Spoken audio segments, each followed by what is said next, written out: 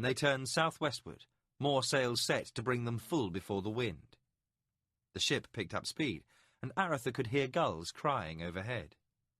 Suddenly he was struck with the knowledge they were now out of Criddy. He felt chilled and gathered his cloak tightly around him. Aretha stood on the quarterdeck, sword held ready. Martin to one side, notching an arrow to his bowstring. Amos Trask and his first mate Vasco also had weapons drawn. 6 angry-looking seamen were assembled upon the deck below, while the rest of the crew watched the confrontation. One sailor shouted from the deck, "You lied to us, Captain. You've not put back north for Criddy, as you said in Tulan. Unless you mean for us to sail on to Kessie and Alariel, there's nothing south save the straits. Do you mean to pass the Straits of Darkness?" Amos roared, "Damn you, man! Do you question my orders?" "Aye, Captain. Tradition holds there's no valid compact between captain and crew to sail the streets in winter, save by agreement. You lied to us, and we are not obliged to sail with you." Aretha heard Amos mutter, "A bloody sea lawyer."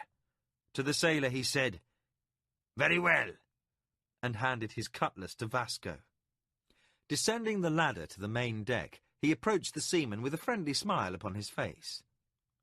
"Look, lads," he began, as he reached the 6 recalcitrant sailors, all holding belaying pins or marlin spikes. "I'll be honest with you. The Prince must reach Crondor, or there'll be hell to pay come spring. The Sirani gather a large force which may come against Criddy." He placed his hand upon the shoulder of the sailor's spokesman and said, "So what it comes down to is this. We must sail to Crondor."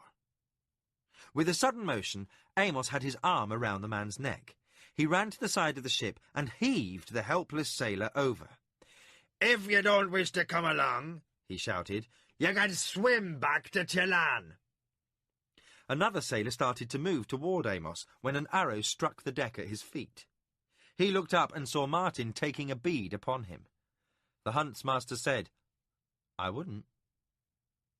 The man dropped his marlin spike and stepped back. Amos turned to face the sailors.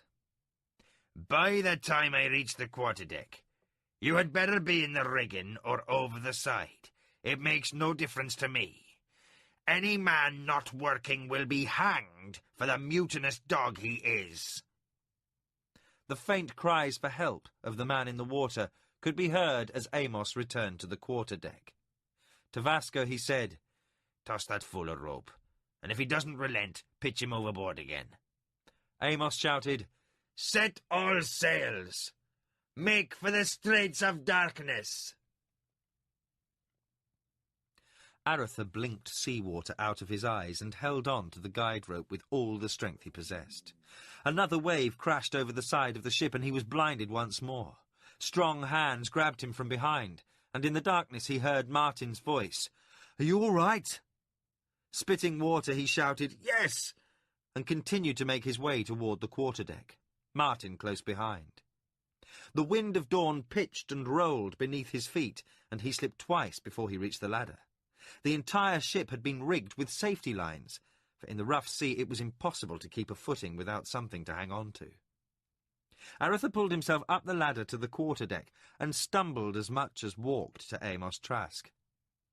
The captain waited beside the helmsman, lending his weight to the large tiller when needed. He stood as if rooted to the wood of the deck, feet wide apart, weight shifting with each move of the ship, his eyes peering into the gloom above. He watched, listened, each sense tuned to the ship's rhythm. Aretha knew he had not slept for 2 days and a night, and most of this night as well. "How much longer?" Aretha shouted. 1, 2 days, who can say?" A snap from above sounded like cracking spring ice upon the River Criddy. "Hard a port!" Amos shouted, leaning heavily into the tiller. When the ship heeled, he shouted to Aretha, "Another day of these gods-cursed winds buffeting this ship, and we'll be lucky if we can turn and run back to Chelan." They were 9 days out of Chelan, the last 3 spent in the storm. The ship had been relentlessly pounded by waves and wind, and Amos had been in the hold 3 times inspecting the repairs to the keelson. Amos judged them due west of the straits, but couldn't be sure until the storm passed. Another wave struck the ship, and it shuddered. "Weather break!" came the shout from above. "Where away?" cried Amos. "Dead starboard!" "Come about!" ordered Amos, and the helmsman leaned against the tiller. Aratha strained his eyes against the stinging salt spray, and saw a faint glow seem to swing about until it stood off the bow. Then it grew larger as they drove for the thinning weather. As if walking out of a dark room, they moved from gloom to light. The heavens seemed to open above them, and they could see grey skies. The waves still ran high, but Aratha sensed the weather had turned at last. He looked over his shoulder and saw the black mass of the storm as it moved away from them. Moment by moment the combers subsided, and after the raging clamour of the storm, the sea seemed suddenly silent. The sky was quickly brightening, and Amos said, "It's morning. I must have lost track of time. I thought it still night." Aratha watched the receding storm and could see it clearly outlined, a churning mass of darkness against the lighter grey of the sky above. The grey quickly turned to slate, then blue-grey, as the morning sun broke through the storm. For the better part of an hour, Aratha watched the spectacle, while Amos ordered his men about their tasks, sending the night watch below and the day watch above. The storm raced eastward, leaving a choppy sea behind. Time seemed frozen as Aratha stood in awe of the scene on the horizon. A portion of the storm seemed to have stopped between distant fingers of land. Great spouts of water spun between the boundaries of the narrow passage in the distance. It looked as if a mass of dark, boiling clouds had been trapped within that area by a supernatural force. "The Straits of Darkness," said Amos Trask at his shoulder. "When do we put through them?" Aratha asked quietly. "Now," answered Amos. The captain turned and shouted, "Day watch aloft! Mid-watch turn to and stand ready. Helmsman, set course due east." Men scrambled into the rigging, while others came from below, still haggard and showing little benefit from the few hours' sleep since they last stood watch. Aratha pulled back the hood of his cloak and felt the cold sting of the wind against his wet scalp. Amos gripped him by the arm and said, "We could wait for weeks and not have the wind favourable again. That storm was a blessing in disguise, for it will give us a bold start through." Aratha watched in fascination as they headed for the straits. Some freak of weather and current had created the conditions that held the straits in water-shrouded gloom all winter. In fair weather, the straits were a difficult passage, for though they appeared wide at most points, dangerous rocks were hidden just below the water in many critical places. In foul weather, they were considered impossible for most captains to negotiate. Sheets of water or flurries of snow blown down from the southernmost peaks of the grey towers tried to fall, only to be caught by blasts of wind and tossed back upward again to try to fall once more. Waterspouts suddenly erupted upward to spin madly for minutes, then dissolve into blinding cascades. Ragged bolts of lightning cracked and were followed by booming thunder as all the fury of colliding weather fronts was unleashed. "The sea's running high," yelled Amos. "That's good. We'll have more room to clear the rocks, and we'll be through or dashed to pieces in short order. If the wind holds, we'll be through before the day is done." "What if the winds change?" "That is not something to dwell on." They raced forward, attacking the edge of the swirling weather inside the straits. The ship shuddered, as if reluctant once again to face foul weather. Aratha gripped the rail tightly as the ship began to buck and lurch. Amos picked his way along, avoiding the sudden wayward gusts, keeping the ship in the westerly trail of the past storm. All light disappeared. The ship was illuminated only by the dancing light of the storm lanterns, casting flickering yellow darts into murk. The distant booming of waves upon rocks reverberated from all quarters, confusing the senses. Amos shouted to Aretha, "We'll keep to the centre of the passage. If we slip to one side or the other or get turned, we'll stave in the hull on the rocks." Aretha nodded as the captain shouted instructions to his crew. Aretha fought his way to the forward rail of the quarter-deck and shouted Martin's name. The huntmaster answered from the main deck below that he was well, though waterlogged.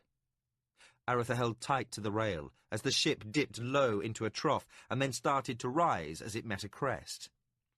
For what seemed minutes, the ship strained upward, climbing and climbing. Then suddenly, water swept over the bow and they were heading downward again. The rail became his only contact with the solid world amid a cold, wet chaos. Aretha's hands ached from the effort of hanging on. Hours passed in cacophonous fury while Amos commanded his crew to answer every challenge of wind and tide. Occasionally, the darkness was punctuated by a blinding flash of lightning, bringing every detail into sharp focus, leaving dazzling after-images in the darkness. In a sudden lurch, the ship seemed to slip sideways, and Aretha felt his feet go out from under him as the ship heeled over. He held to the rail with all his strength, his ears deafened by a monstrous grinding. The ship righted itself, and Aretha pulled himself around to see, in the flickering glow of the storm lanterns, the tiller swinging wildly back and forth, and the helmsman slumped down upon the deck, his face darkened by blood flowing from his open mouth. Amos was desperately scrambling upright, reaching for the lashing tiller. Risking broken ribs as he seized it, he fought desperately to hang on and bring the ship back under control. Aretha half stumbled to the tiller and threw his weight against it. A long, low, grinding sound came from the starboard side, and the ship shuddered. "Turn, you motherless bitch!" cried Amos as he heaved against the tiller, marshalling what strength he had left. Aretha felt his muscles protesting in pain as he strained against the seemingly immobile tiller. Slowly it moved, first an inch, then another. The grinding rose in volume until Aretha's ears rang from the sound of it. Suddenly the tiller swung free once more. Aretha overbalanced and went flying across the deck. He struck the hard wood and slid along the wet surface until he crashed into the bulwark, gasping as wind exploded from his lungs. A wave drenched him, and he spluttered, spitting out a lungful of seawater. Groggily, he pulled himself up and staggered back to the tiller. In the faint light, Amos's face was white from exertion, but it was set in a wide-eyed, manic expression as he laughed. "Thought you'd gone over the side for a moment." Aretha leaned into the tiller, and together they forced it to move once more. Amos's mad laughter rang out, and Aretha said, "What's so damn funny?" "Look!" Panting, Aretha looked where Amos indicated. In the darkness, he saw huge forms rearing up alongside the ship, blacker shapes against the blackness. Amos yelled, "We're clear in the Great South Rocks! Pull, Prince of Criddy! Pull, if you ever wish to see dry land again!" Aretha hauled upon the tiller, forcing the bulky ship away from the terrible stone embrace mere yards away. Again they felt the ship shudder as another low, grinding sound came from below. Amos whooped, "If this barge has a bottom when we're through, I'll be amazed." Aretha felt a gut-wrenching stab of panic, followed immediately by a strange exultation. He found himself seized by a nameless, almost joyless feeling as he struggled to hold the ship on course. He heard a strange sound amid the cacophony and discovered he was laughing with Amos, laughing at the fury erupting around him. There was nothing left to fear. He would endure or he wouldn't. It didn't matter now. All he could do was give himself over to one task, keeping the ship heading past the jagged rocks. Every fibre of his being laughed in terror, in joy at being reduced to this lower level of existence, this primal state of being. Nothing existed save the need to do this one thing upon which all was wagered. Aretha entered a new state of awareness. Seconds, minutes, hours lost all meaning. He struggled, with Amos, to keep the ship under control, but his senses recorded everything around him in minute detail. He could feel the grain of the wood through the wet leather of his gloves. The fabric of his stockings was gathered between his toes in his water-soaked boots. The wind smelled of salt and pitch, wet wool caps and rain-drenched canvas. Every groan of timber, smack of rope against wood, and shout of men above could be clearly heard. Upon his face he felt the wind and cold touch of melting snow and sea-water, and he laughed. Never had he felt so close to death, and never had he felt more alive. Muscles bunched, and he pitted himself against forces primeval and formidable. On and on they plunged, deeper and deeper into the madness of the straits of darkness. Aretha heard Amos as he shouted orders, orchestrating every man's move by the second. He played his ship as a master musician played a lute, sensing each vibration and sound, striving for that harmony of motion that kept the wind of dawn moving safely through perilous seas. The crew answered his every demand instantly, risking death in the treacherous rigging, for they knew their safe passage rested solely upon his skill. Then it was over. One moment they were fighting with mad strength to clear the rocks and pass through the fury of the straits. The next they were running before a stiff breeze with the darkness behind. Ahead the sky was overcast, but the storm that had held them for days was a distant gloom upon the eastern horizon. Aretha looked at his hands, as if at things apart, and willed them to release their hold upon the tiller. Sailors caught him as he collapsed and lowered him to the deck. For a time his senses reeled. Then he saw Amos sitting a short way off as Vasco took the tiller. Amos's face was still mirthful as he said, "We did it, boy. We're in the bitter sea." Aretha looked about. "Why is it still so dark?" Amos laughed. "It's nearly sundown. We were on that tiller for hours." Aretha began to laugh too. Never had he felt such triumph. He laughed until tears of exhaustion ran down his face, until his sides hurt. Amos half crawled to his side. "You know what it is to laugh at death, Aretha. You'll never be the same man again." Aretha caught his breath. "I thought you mad there for a time." Amos took a wineskin a sailor handed him and drew a deep drink. He passed it to Aretha and said, "Aye, as you were. It is something only a few know in their lives. It is a vision of something so clear, so true, it can only be a madness. You see what life is worth, and you know what death means." Aretha looked up at the sailor standing by them, and saw it was the man Amos had pitched over the rail to head off the mutiny. Vasco threw the man a frown as he watched, but the man didn't move. Amos looked up at him, and the seaman said, "Captain, I just wanted to say I was wrong. 13 years a sailor, and I'd have wagered my soul to limbs cragma no master could pilot a ship such as this through the straits." Lowering his eyes, he said, "I'd willingly stand for flogging for what I done, Captain. But after, I'd sail to the 7 lower hells with you, and so would any man here."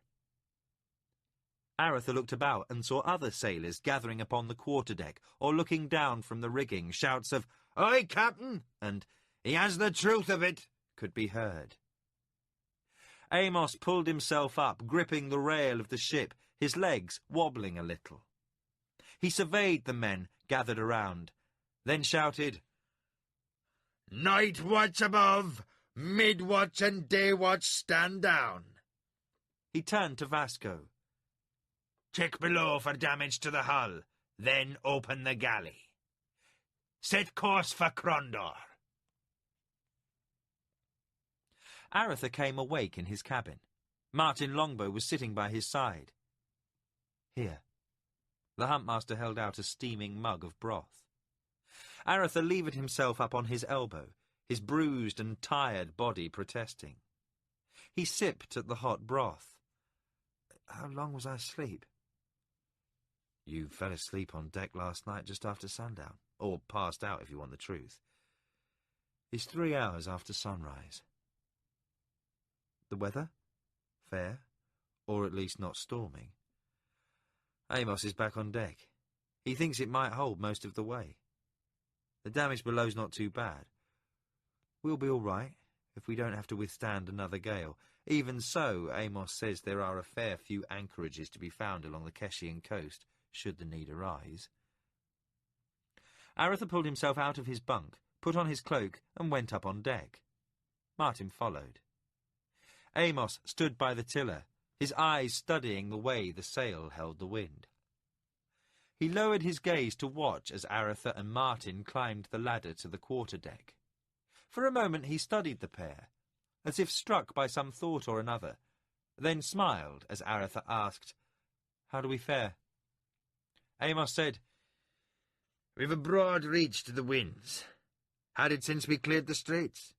If it holds from the northwest, we should reach Crondor quickly enough. But winds rarely do hold, so we may take a bit longer." A lookout shouted, "Sail ho!" "Where away?" shouted Amos. 2 points abaft port." Amos studied the horizon, and soon 3 tiny white specks appeared. To the lookout he shouted, "What ships?" "Galleys, Captain!" Amos mused aloud. "Quegan. This is a bit south for their usual patrols if they're warships, and I don't think it likely they're merchantmen." He ordered more canvas on the yards. "If the wind holds, we'll be past before they can close. They're fat-bottomed tubs under sail, and their rowers can't maintain speed over this distance." Aretha watched in fascination as the ships grew on the horizon. The closest galley turned to cut them off, and after a while he could make out the hulking outline of the galley, its majestic sails above a high fore and aft deck. Aretha could see the sweep of oars 3 banks per side as the captain attempted a short burst of speed. But Amos was right, and soon the galley was falling away behind. As the distance between the wind of dawn and the galleys slowly increased, Aretha said, "They were flying the Royal Quegan Standard. What would Quegan war galleys be doing this far south?" "The gods only know," said Amos. "Could be they're out looking for pirates, or they could be keeping an eye out for Keshian ships straying north. It's hard to guess. Queg treats the whole of the bitter sea as her pond. I'd as soon avoid finding out what they're up to as not." The rest of the day passed uneventfully, and Aretha enjoyed a sense of respite after the dangers of the last few days. The night brought a clear display of stars. He spent several hours on deck studying the bright array in the heavens. Martin came on deck and found him looking upward. Aretha heard the arrival of the huntsmaster and said, "Culgan and Tully say the stars are suns, much like our own, made small by vast distances." Martin said, "An incredible thought, but I think they're right. Have you wondered if one of those is where the Sirani homeworld lies?" Martin leaned upon the rail. "Many times, Highness. In the hills you can see the stars like this, after the campfires are out. Undimmed by lights from town or keep, they blaze across the sky. I also have wondered if one of them might be where our enemies live. Charles has told me their sun is brighter than ours, and their world hotter. It seems impossible. To make war across such a void defies all logic." They stood quietly together, watching the glory of the night, ignoring the bite of the crisp wind that carried them to Crondor. Footfalls behind caused them to turn as one, and Amos Trask appeared. He hesitated a moment, studying the two faces before him, then joined them at the rail. "Stargazing, is it?" The other said nothing, and Trask watched the wake of the ship, then the sky. "There is no place like the sea, gentlemen. Those who live on land all their lives can never truly understand. The sea is basic, sometimes cruel, sometimes gentle, and never predictable. But it is nights like this that make me thankful the gods allowed me to be a sailor." Aretha said, "And something of a philosopher as well." Amos chuckled. "Take any deep-water sailor who has faced death at sea as many times as I have and scratch him lightly. Underneath you'll find a philosopher, Highness. No fancy words, I'll warrant you, but a deep, abiding sense of his place in the world. The oldest known sailor's prayer is to Ishap. Ishap, thy sea is great, and my boat is small. Have mercy on me." That sums it up. Martin spoke quietly, almost to himself. "When I was a boy, among the great trees, I knew such feelings. To stand by a bowl so ancient it's older than the oldest living memory of man gives such a sense of place in the world." Aretha stretched. "It is late. I shall bid you both a good night." As he started to leave, he seemed taken by some thought. "I am not given to your philosophies, but I am pleased to have shared this voyage with you both."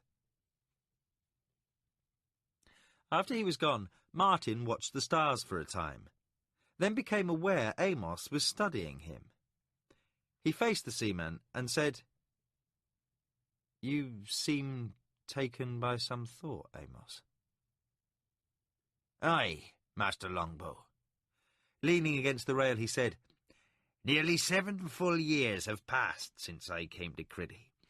Something has tickled my mind since first meeting you." "What is that, Amos?" "You're a man of mysteries, Martin. There are many things in my own life I'd not wish recounted now. But with you, it's something else." Martin appeared indifferent to the course of conversation, but his eyes narrowed slightly. "There's little about me not well known in Criddy." "True, but it is that little which troubles me." "Put your mind at ease, Amos. I am the Duke's huntmaster, nothing more." Quietly, Amos said, "I think more, Martin. In my travels through the town, overseeing the rebuilding, I've met a lot of people, and in 7 years I've heard a lot of gossip about you. Some time back I put the pieces together and came up with an answer. It explains why I see your manner change, only a little, but enough to notice, when you're around Aretha, and especially when you're around the princess." Martin laughed. "You spin an old and tired bard's tale, Amos. You think I am the poor hunter desperate for love of a young princess." "You think me in love with Carline?" Amos said, "No, though I have no doubt you love her, as much as any brother loves his sister." Martin had his belt knife half out when Amos's hand caught his wrist. The thickest seaman held the hunter's wrist in a vice-like grip, and Martin could not move his arm. "Stay your anger, Martin. I'd not like to have to pitch you over the side to cool you off." Martin ceased his struggling against Amos and released his knife, letting it slide back into its sheath. Amos held the hunter's wrist a moment longer, then let go. After a moment, Martin said, "She has no knowledge, nor do her brothers. Until this time I thought only the Duke and 1 or 2 others might know. How did you learn of it?" Amos said, "It was not hard. People most often don't see what is right before 'em." Amos turned and watched the sails above, absently checking each detail of the ship's crew as he spoke. "I've seen the Duke's likeness in the Great Hall. Should you grow a beard like his, the resemblance would shout for the world to see. Everyone in the castle remarks how Arthur grows to resemble his mother less and father more each passing year, and I have been nagged since first we met why no one else noticed he resembles you as well. I expect they don't notice because they choose not to. It explains so much. Why you were granted special favour by the Duke in placing you with the old huntmaster, and why you were chosen huntmaster when a new one was needed. For some time now I have suspected, but tonight I was certain. When I came up from the lower deck and you both turned in the darkness, for a moment I couldn't tell which of you was which." Martin spoke with no emotion, just a statement of fact. It's your life, should you breathe a word of it to anyone. Amos settled himself against the rail. "I'm a bad man to threaten, Martin Longbow." "It is a matter of honour." Amos crossed his arms over his chest. "Lord Borwick is not the first noble to father a bastard, nor will he be the last. Many are even given offices and rank. How is the Duke of Criddy's honour endangered?" Martin gripped the rail, standing like a statue in the night. His words seemed to come from a great distance. "Not his honour, Captain. Mine." He faced Amos, and in the night his eyes seemed alive with inner light as they reflected the lantern hung behind the seaman. "The Duke knows of my birth, and for his own reasons chose to bring me to Criddy when I was still little more than a boy. I am sure Father Tully has been told, for he stands highest in the Duke's trust, and possibly Culgan as well. But none of them suspect I know. They think me ignorant of my heritage." Amos stroked his beard. "A knotty problem, Martin. Secrets within secrets and such. Well, you have my word. From friendship, not from threat, I'll not speak to anyone of this, save by your leave. Still, if I judge Arthur right, he would sooner know as not." "That is for me to decide. No one else. Some day, Amos, perhaps I'll tell him, or I may not." Amos pushed himself from the rail. "I've much to do before I turn in, Martin, but I'll say one more thing. You have plotted a lonely course. I do not envy your journey upon it. Good night." "Good night." After Amos had returned to the quarterdeck, Martin watched the familiar stars in the sky. All the companions of his solitary travels through the hills of Criddy looked down upon him. The constellations shone in the night, the beast hunter and the beast hound, the dragon, the kraken and the 5 jewels. He turned his attention to the sea, staring down into the blackness, lost in thoughts he had once imagined buried forever. "Land ho!" shouted the lookout. "Where away?" answered Amos. "Dead ahead, Captain." Arthur, Martin and Amos left the quarterdeck and quickly made their way to the bow. As they stood waiting for land to heave into sight, Amos said, "You feel that trembling each time we breast a trough. It's that keelson. If I know how a ship's made, and I do, we'll need to put in at a shipyard for refitting in Crondor." Arthur watched as the thin strip of land in the distance grew clearer in the afternoon light. While not bright, the day was relatively fair, only slightly overcast. "We should have time. I want to return to Criddy as soon as Erland's convinced of the risk, but even if he agrees at once, it will take some time to gather the men and ships." Martin said dryly, "And I would not care to pass the Straits of Darkness again until the weather is a bit more agreeable." Amos said, "Man of faint heart, You've already done it the hard way.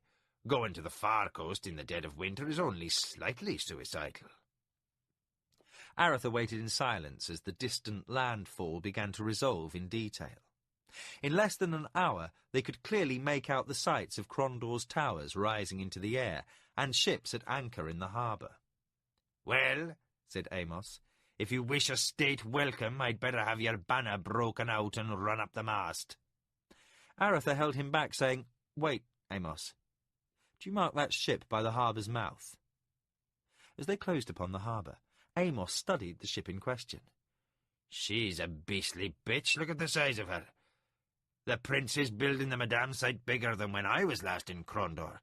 3-masted and rigged for 30, or better sail from flying jib to spanker. From the lines of her hull, she's a greyhound, no doubt. I'd not want to run up against her with less than 3 Quegan galleys. You'd need the rowers, for those oversized crossbows she mounts fore and aft would quickly make a hash of your rigging.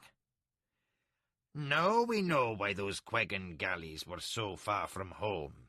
If the kingdom's bringing warships like this to the bitter sea, Quegs—" "Mark the banner at her masthead, Amos," said Aretha. Entering the harbour, they passed near the ship. On her bow was painted her name, Royal Griffin. Amos said, "A kingdom warship, no doubt. But I've never seen one under any banner but Crondor's."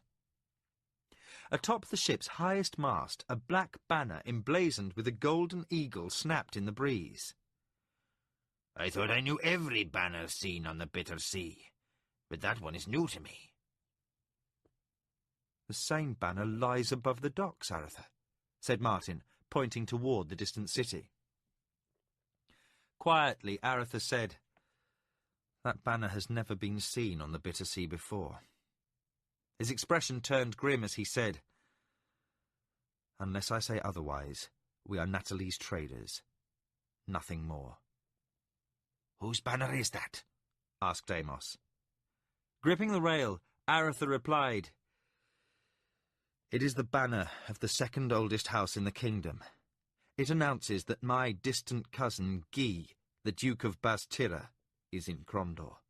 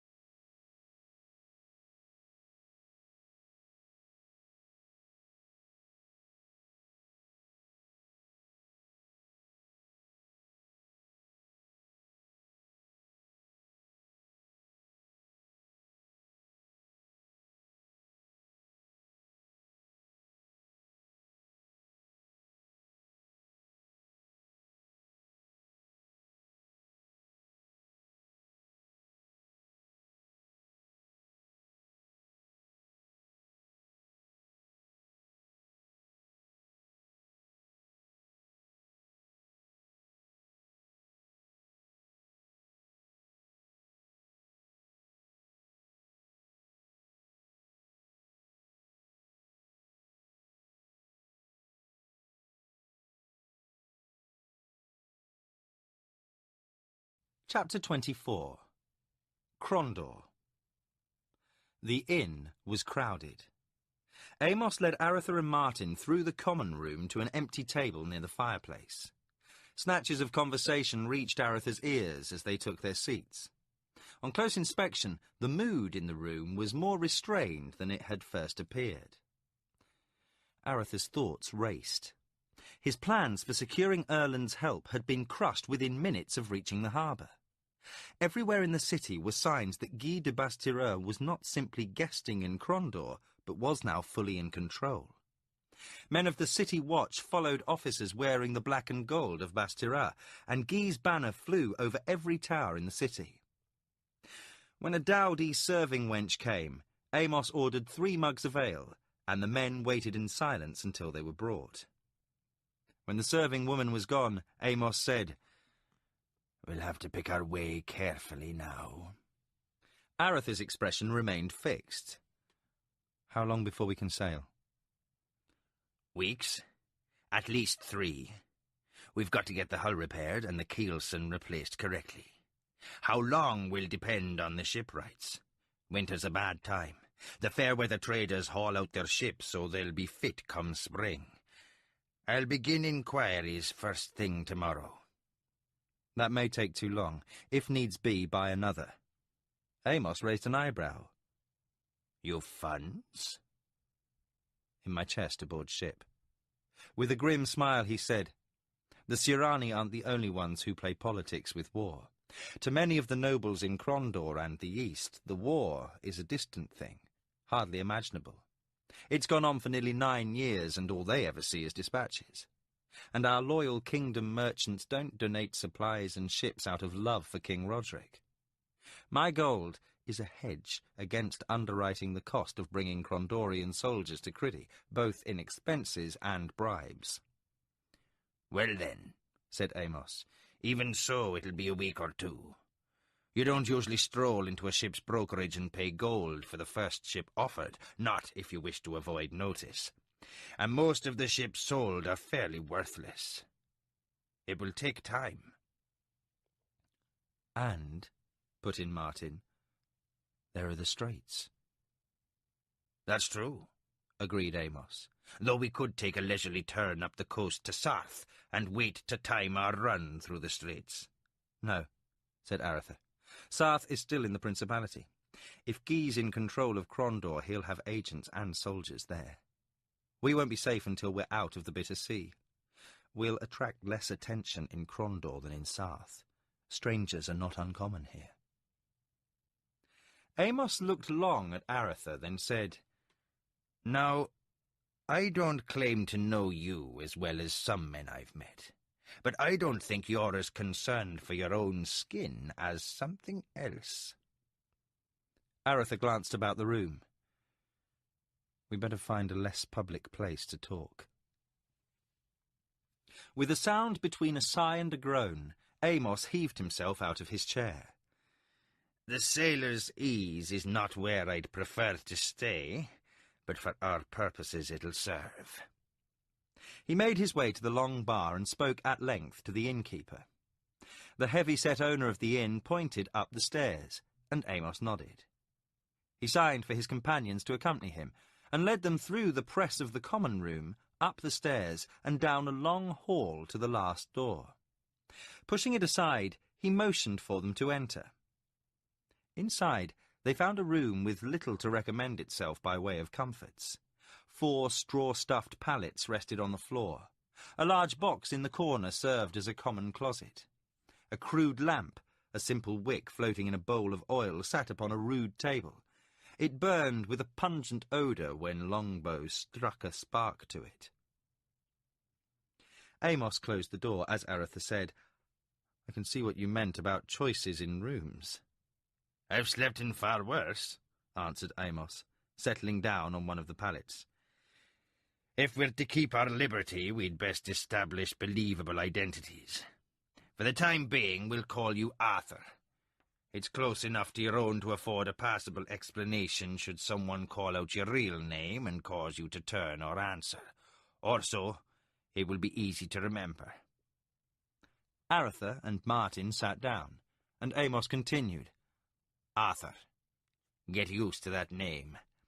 Of navigating cities you know less than a thimbleful, which is twice as much as Martin knows. You'll do well to play the role of some minor noble's son from some out-of-the-way place.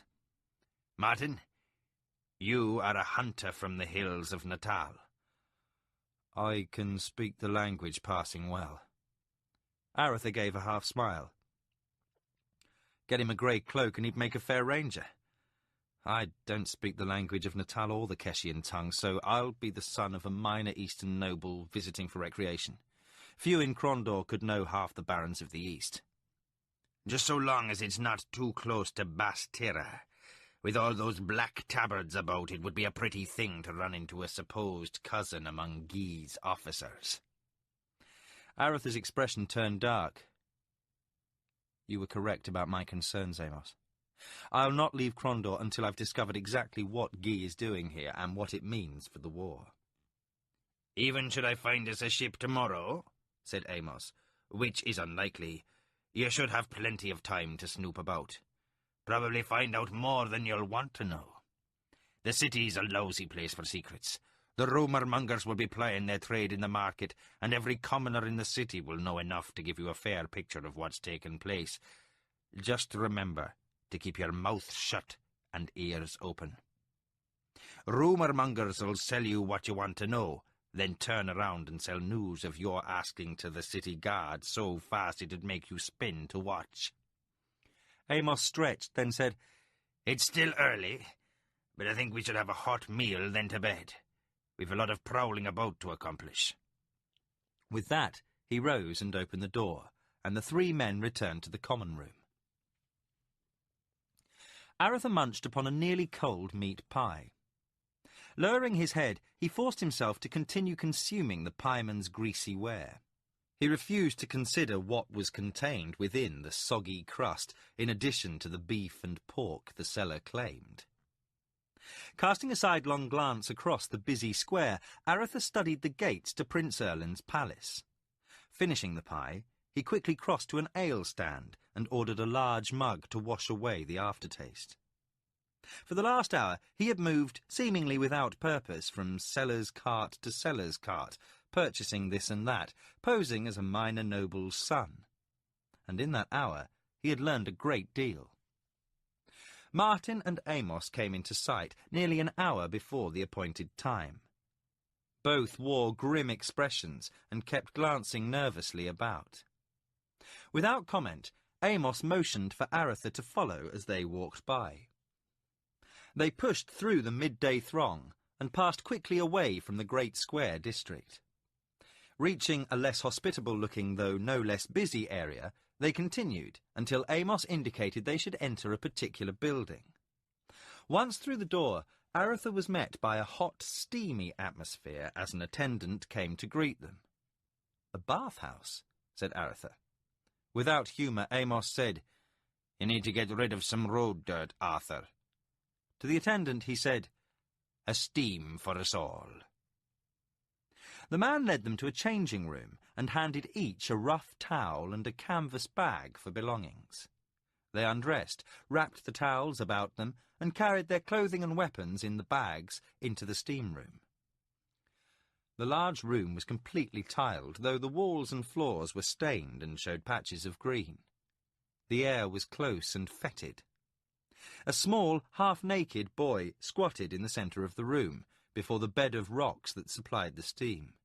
He alternately fed wood to the huge brazier below the stones and poured water upon them, generating giant clouds of steam.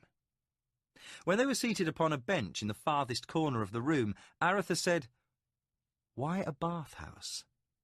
Amos whispered, "Our inn has very thin walls, and a great deal of business is conducted in places such as these, so 3 men whispering in the corner won't draw undue attention." He shouted to the boy, "You lad, run and fetch some chilled wine." Amos tossed a silver coin at the boy, who caught it in mid-air. When he didn't move, Amos tossed him another, and the boy scampered off. With a sigh, Amos said, The price of chilled wine has doubled since I was last here. He'll be gone for a while, but not too long. "What is this?" asked Aretha, not taking pains to hide his ill humour. The towel itched, and the room stank, and he doubted if he'd be any cleaner for the time spent here than if he'd stayed in the square. "Martin and I both have troublesome news." "As do I. I already know Guy is viceroy in Crondor.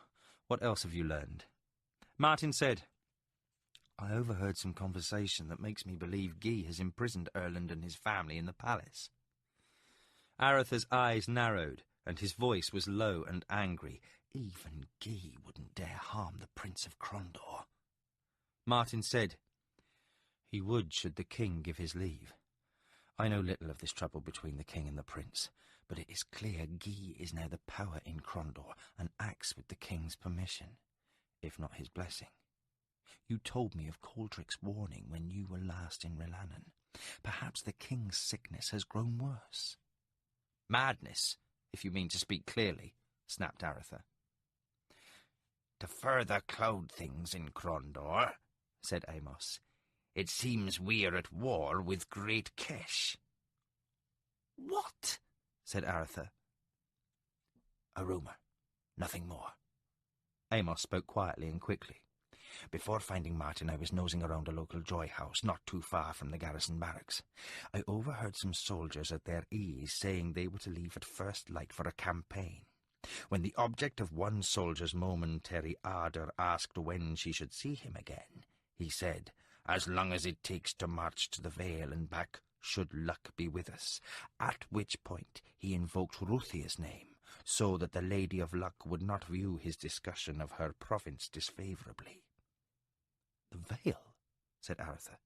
"That can only mean a campaign down into the Vale of Dreams. Kesh must have hit the garrison at Shamata with an expeditionary force of dog soldiers. Guy's no fool. He'll know the only answer's a quick, unhesitating strike from Crondor to show Great Kesh's Empress we can still defend our borders.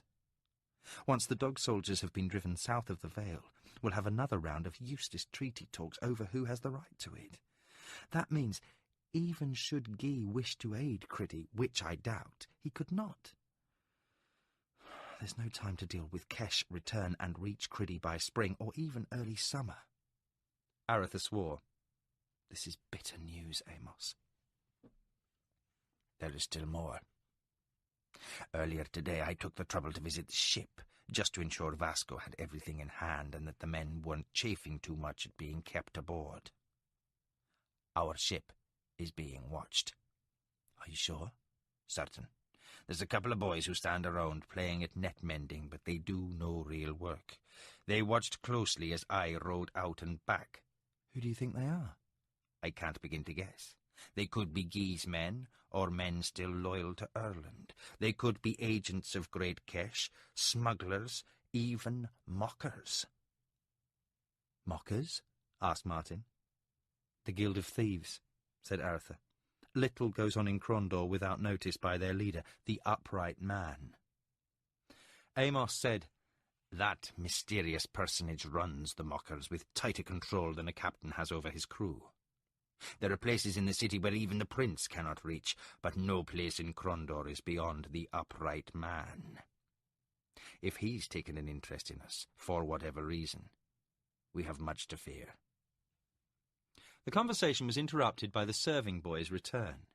He set down a chilled pewter pitcher of wine and 3 cups. Amos said, "Fetch yourself to the nearest incense vendor, boy. This place stinks. Buy something sweet to toss upon the fire." The boy regarded them a little warily, then shrugged as Amos tossed him another coin.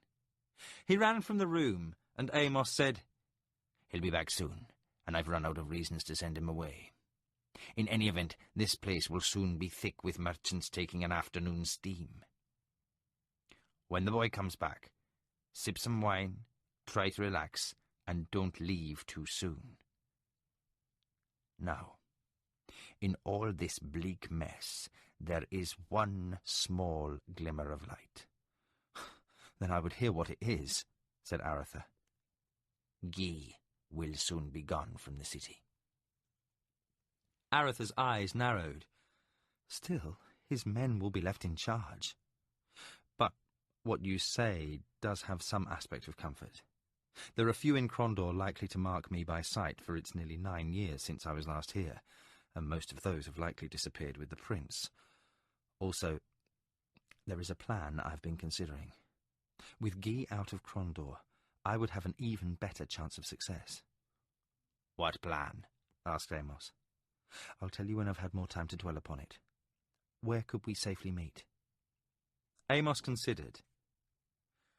Brothels, drug houses, and gambling halls are all as bad as inns.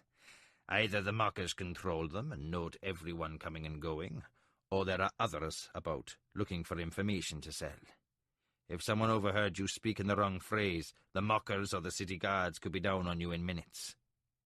He was quiet for a moment. Then he smiled. I have the very place. When the town watch rings the hour bell 2 hours after sunset, meet me at the east end of Temple Square.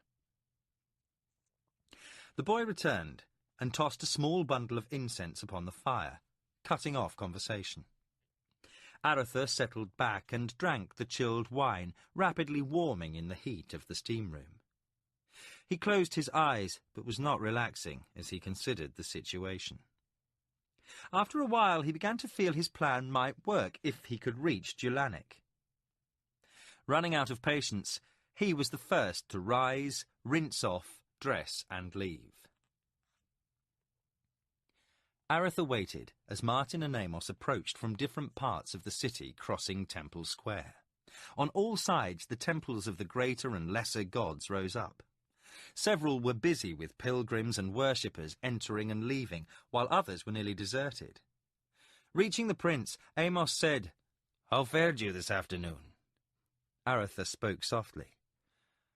I occupied my time in a tavern, keeping to myself. I did overhear some conversation about Erland, but when I tried to get closer, the speakers moved off. Otherwise, I considered the plan I spoke of.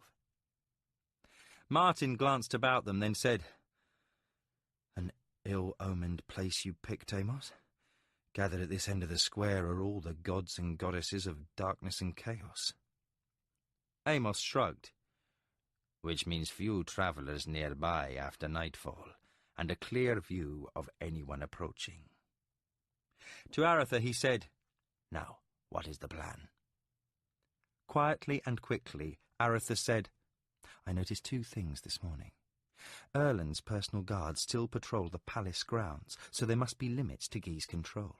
Second, several of Erland's courtiers entered and left freely enough, so some large portion of the daily business of governing the Western realm must remain unchanged. Amos stroked his chin, thinking. That would seem logical. Guy brought his army with him, not his administrators. They're still back running Bastira. Which means Lord Julanik and others not entirely sympathetic to Guy might still be able to aid us. If Julanik will help, I can still succeed with my mission. How? Asked Amos. As Erland's Knight Marshal, Julanik has control of vassal garrisons to Crondor. Upon his signature alone, he could call up the garrisons at Durrani's Vale and Malek's Cross. If he ordered them to march to Sarth, they could join the garrison there and take ship for Criddy. It would be a hard match, but we could still bring them to Criddy by spring. And no hardship to your father either. I was going to tell you. I have heard Guy has sent soldiers from the Crondorian garrison to your father. Aretha said, That seems strange.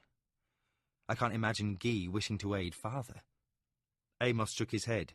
Not so strange. To your father it will seem as if Guy has been sent by the king only to aid Erland, for I suspect the rumours of Erland's being a prisoner in his own palace are not as yet widespread. Also, it's a fine pretext to rid the city of officers and men still loyal to the prince. Still, it is no small boon to your father. From all accounts, nearly 4,000 men have left or are leaving for the north. That might be enough to deal with the Tirani should they come against the Duke. Martin said, "But should they come against Criddy?" "For that, we must seek aid. We must get inside the palace and find Julanik." "How?" Amos asked. "It was my hope you might have a suggestion." Amos looked down, then said, "Is there anyone in the palace you know to be trustworthy?" "Well, before, I could have named a dozen, but this business makes me doubt everyone. Who stands with the Viceroy and who with the Prince, I can't begin to guess." "Then we'll have to nose about some more, and we'll have to listen for news of likely ships for transport. Once we've hired a few, we'll slip them out of Crondor 1 or 2 at a time every few days. We'll need at least a score to carry the men of 3 garrisons. Assuming you get Julanik's support, which brings us back to gaining entrance to the palace." Amos swore softly. "Are you sure you wouldn't care to chuck this business and become a privateer?" Aretha's expression clearly showed he was unamused. Amos sighed. "I thought not." Aretha said, "You seem to know the underside of the city well, Amos. Use your experience to find us a way into the palace, even if through the sewer.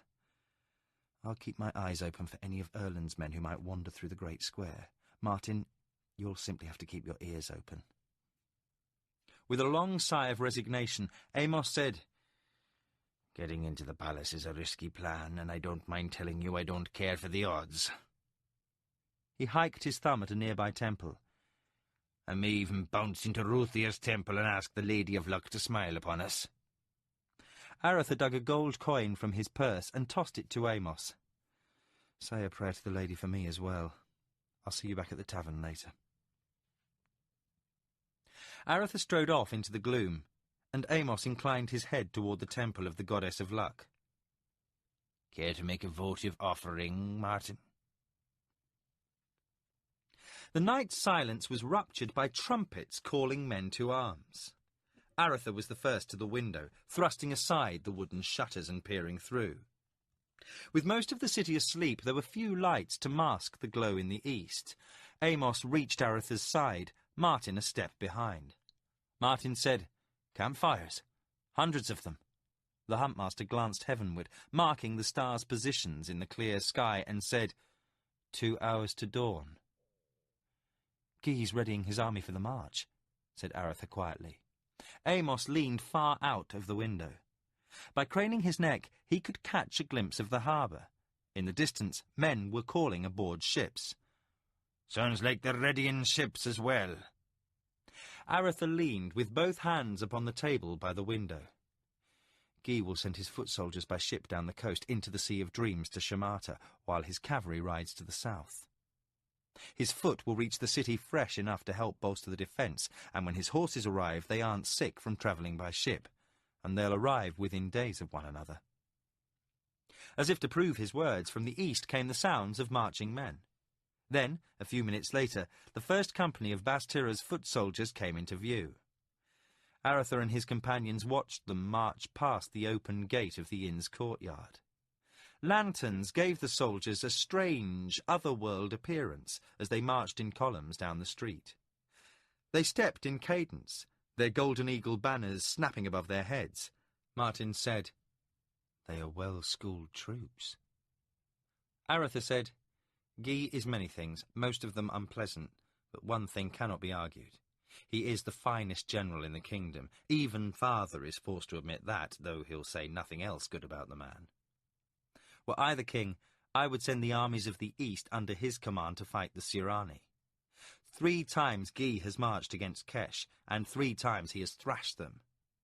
If the Keshians do not know he's come west, the very sight of his banner in the field may drive them to the peace table, for they fear and respect him." Aretha's voice became thoughtful in tone. "There is one thing. When Guy first came to be Duke of Bastira, he suffered some sort of personal dishonour. Father never told what that shame was, and took to wearing only black as a badge of sorts, earning him the name Black Guy. That type of thing takes a strange brand of personal courage. Whatever else can be said of Black Guy du Bastira, None will call him craven. While the soldiers continued to pass below, Aretha and his companions watched in silence. Then, with the sun rising in the east, the last soldiers disappeared along the streets to the harbour. The morning after Guy's army had marched, it was announced the city was sealed, the gates closed to all travellers, and the harbour blockaded. Aretha judged it a normal practice to prevent Keshian agents from leaving the city by fast sloop or fast horse to carry word of Guy's march.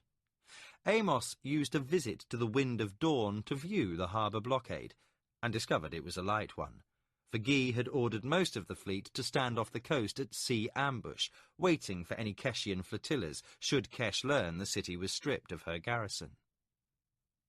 The city was now policed by city guards in Guy's livery, as the last Krondorian soldiers departed for the north. Rumour had it, Guy would also send the garrison at Shamata to the front once the fighting with Kesh had been settled, leaving every garrison in the principality manned by soldiers loyal to Bastira. Aretha spent most of his time in taverns, places of business, and the open markets most likely to be frequented by those from the palace.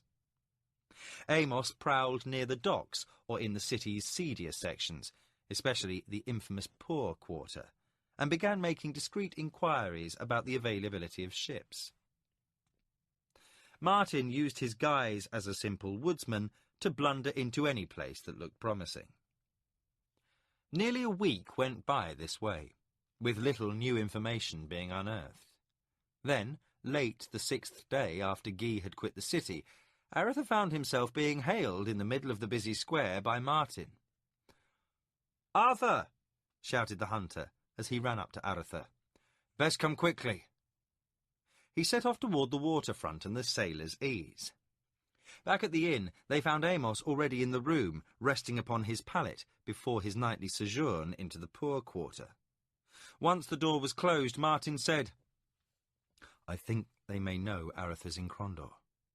Amos bolted upright as Aretha said, "What? How?" "I wandered into a tavern near the barracks just before the midday meal. With the army gone from the city, there was little business. One man did enter, just as I was readying to leave. A scribe with the city's quartermaster. He was fit to burst with a rumour and in need of someone to tell it to. So, with the aid of some wine, I obliged him by playing the simple woodsy and by showing respect for so important a personage. 3 things this man told me. Lord Julanic has disappeared from Krondor, gone the night Guy left. There's some business of his having retired to nameless estates to the north, now that Guy's viceroy, but the scribe thought that unlikely. The second thing was news of Lord Barry's death." Aretha's face showed shock.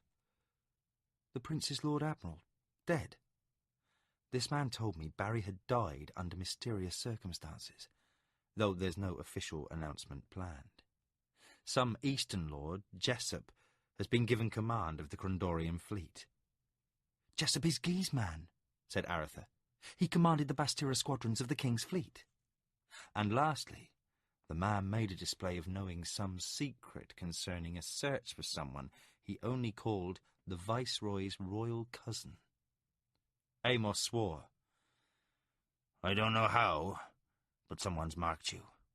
With Erland and his family virtual captives in the palace, there's hardly a chance another royal cousin's come wandering into Krondor in the last few days, unless you've a few out and about you've not told us of." Aretha ignored Amos's feeble humour. In the span of time it took for Longbow to tell his tale, all his plans for aiding Criddy were dashed.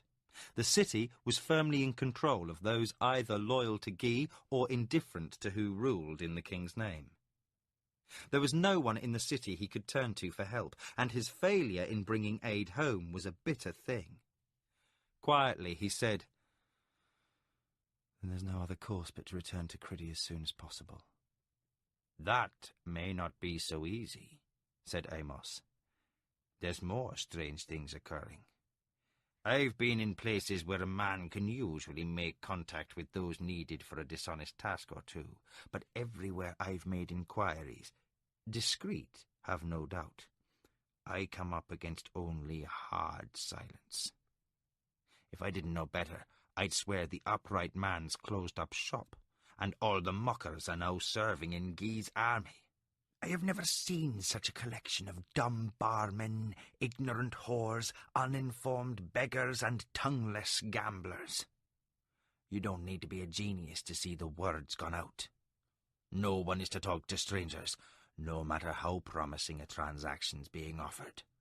So we can look for no aid in getting free of the city, and if Guy's agents know you're in Crondor, there'll be no lifting of the blockade or opening of the gates until you have been found, no matter how loudly the merchants scream. We're deep in the snare, said Martin. But if Guy's men only suspect I'm in Crondor, they may tire of the search. True, agreed Amos, and after a while the mockers may open up as well. Should they agree to help for a significant price, you can be certain we'll have powerful help in leaving the city. Aratha balled his fist and struck the pallet upon which he sat. Damn Bastira! I'd gladly murder him this instant. Not only does he imperil the West, he risks a greater schism between the two realms by taking the principality under his own banner. Should anything happen to Erland and his family, it's almost certainly civil war. Amos slowly shook his head. A bollocksed mission, this, and through no fault of yours, Aratha. He sighed. Still, we can't be startled into panic. Friend Martin may have misunderstood the scribe's last remark, or the man may have been speaking simply to hear himself talk. We'll have to be cautious, but we can't bolt and run. Should you vanish from sight completely, someone might take notice. Best if you stay close to the inn, but act as you have been for the time being. I'll continue to make attempts at reaching someone who may have ways to get us clear of the city. Smugglers, if not the mockers. Aratha rose from the pallet and said, I've no appetite, but we've eaten together in the common room every night. I expect we'd best go down for supper soon. Amos waved him back to his bed. Stay a while longer. I'm going to run down to the docks and visit the ship. If Martin's scribe was not just breaking wind, they'll certainly search the ships in the harbour. I'd best warn Vasco and the crew to be ready to go over the side if necessary and find some place to store your chest. We aren't due to be hauled out for refitting for another week, so we must act with care. I've run blockades before. I wouldn't want to risk it in a hulk as leaky as the wind of dawn. But if I can't find another ship... At the door, he turned back to face Aratha and Martin. It's a black storm, boys. But we've weathered worse. Aratha and Martin sat quietly as Amos entered the common room. The seaman pulled out a chair and called for ale and a meal. Once he was served, he said, Everything's taken care of. Your chest is safe as long as the ship is left moored. Where did you hide it? It's snugly wrapped in oilcloth and tied securely to the anchor. Aratha looked impressed. Underwater? We can buy new clothes, and gold and gems don't rust. Martin said, How are the men? Grumbling over being in port another week and still aboard ship. But they're good lads. The door to the inn opened, and 6 men entered. 5 took chairs near the door, while one stood, surveying the room. Amos hissed, See that rat-faced fellow who just sat down? He's one of the boys who've been watching the docks for the last week. Looks like I've been followed. The man who remained standing spotted Amos and approached the table. He was a plain-looking man of open countenance. His reddish-blonde hair was flyaway around his head, and he wore a common sailor's clothing. He clutched a wool cap in his hand as he smiled at them. Amos nodded, and the man said, If you're the master of the Wind of Dawn, I'd have words with you. Amos raised an eyebrow but said nothing. He indicated the free chair, and the man sat. Name's Radburn. I'm looking for a berth, Captain. Amos looked about, seeing Radburn's companions were pretending not to notice what was transpiring at the table. Why my ship? I've tried others. They're all full up. Just thought I'd ask you. Who was your last master? And why did you leave his service? Radburn laughed, a friendly sound. Well, I last sailed with a company of barge ferrymen taking cargo from ship to shore in the harbour. Been stuck doing that for a year. He fell silent as the serving wench approached. Amos ordered another round of ale, and when one was set before Radburn, he said, "Thank you, Captain." He took a long pull and wiped his mouth with the back of his hand. "Before I came to be beached, I sailed with Captain John Avery aboard the Bantamina. I know the little rooster, and John Avery, though I haven't seen him since I was last in Durban 5 or 6 years back. Well, I got a little drunk, and the captain told me he'd have none who drank aboard his ship. I drink no more than the next man, Captain, but you know Master Avery's reputation being an abstemious follower of Sung the White." Amos looked at Martin and Aretha, but said nothing. Radburn said, "These your officers, Captain?" "No, business partners." When it was clear Amos was going to say nothing more, Radburn let the topic of identities drop. Amos finally said, "We've been in the city little more than a week, and I've been busy with personal matters. What news?" Radburn shrugged. "The war goes on, good for the merchants, bad for the rest. Now with the business with Kesh. Before the troubles was along the far coast, but now Crondor might not prove such a healthy spot if the Viceroy doesn't chase the dogs of Kesh back home. Otherwise, there's the usual gossip." He glanced around, as looking for anyone who might overhear. "And some not so usual." Amos lifted his mug to his lips, saying nothing. "Since the Viceroy's come," said Radburn quietly, "things haven't been the same in Crondor.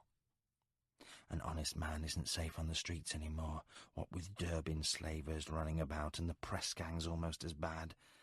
That's why I need a ship, Captain." "Press gangs?" Amos exploded.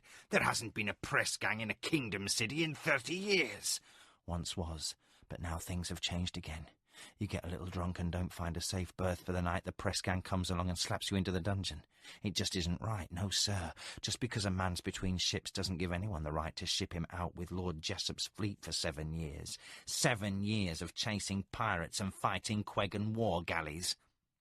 Amos's eyes narrowed. "How is it that Guy rules in Crondor? We've heard stories, but they seem confused."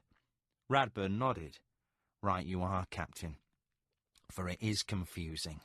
A month ago, Lord Guy rides in with his army behind, flags a-waving, drums beating and the rest. The prince, so they say, welcomes him and treats him real friendly, even though Du Bastira is carrying the king's writ naming him Viceroy. The prince even helps him, they say, until this business of the press gangs and such comes to his ears." Lowering his voice more, he said, "I heard that when he complained, Guy locks him up in his rooms. Nice rooms, I expect, but same as a cell if you can't leave, so I hear." Aretha was so outraged by the story, he was on the verge of speaking. Amos gripped his arm quickly, warning silence, then said, "Well, Radburn, I can always use a good man who sailed with John Avery. I'll tell you what, I've one more trip to the ship to make tonight, and there are some personal belongings in my room I'll want aboard. You come along and carry them." Amos rose and, giving the man no time to object, gripped him by the arm and propelled him toward the stairs. Aretha shot a glance at the group who entered with Radburn. They seemed unaware for the moment of what was transpiring across the crowded common room as Amos took Radburn up the stairs, Aretha and Martin following behind. Amos hustled Radburn down the hall, and once through the door to their room, spun and delivered a staggering blow to Radburn's stomach, doubling him over. A brutal knee to the face, and Radburn lay stunned upon the floor. "What's this all about?" said Aretha. "That man's a liar. John Avery's a marked man in Kesh. He betrayed the Durbin captains to a Quegan raiding fleet 20 years ago. Yet Radburn didn't bat an eye when I said I saw Avery in Durbin 6 years ago. And he's too free in showing disrespect to the Viceroy. His story stinks like a weak dead fish. We go out the door with him, and inside of 2 blocks a dozen men or more will be upon us." "What shall we do?" said Aretha. "We leave. His friends will be up those stairs in a minute." He pointed to the window. Martin stood by the door as Aretha ripped aside a dirty canvas shade and pushed open the wooden shutters. Amos said, "Now you can see why I chose this room."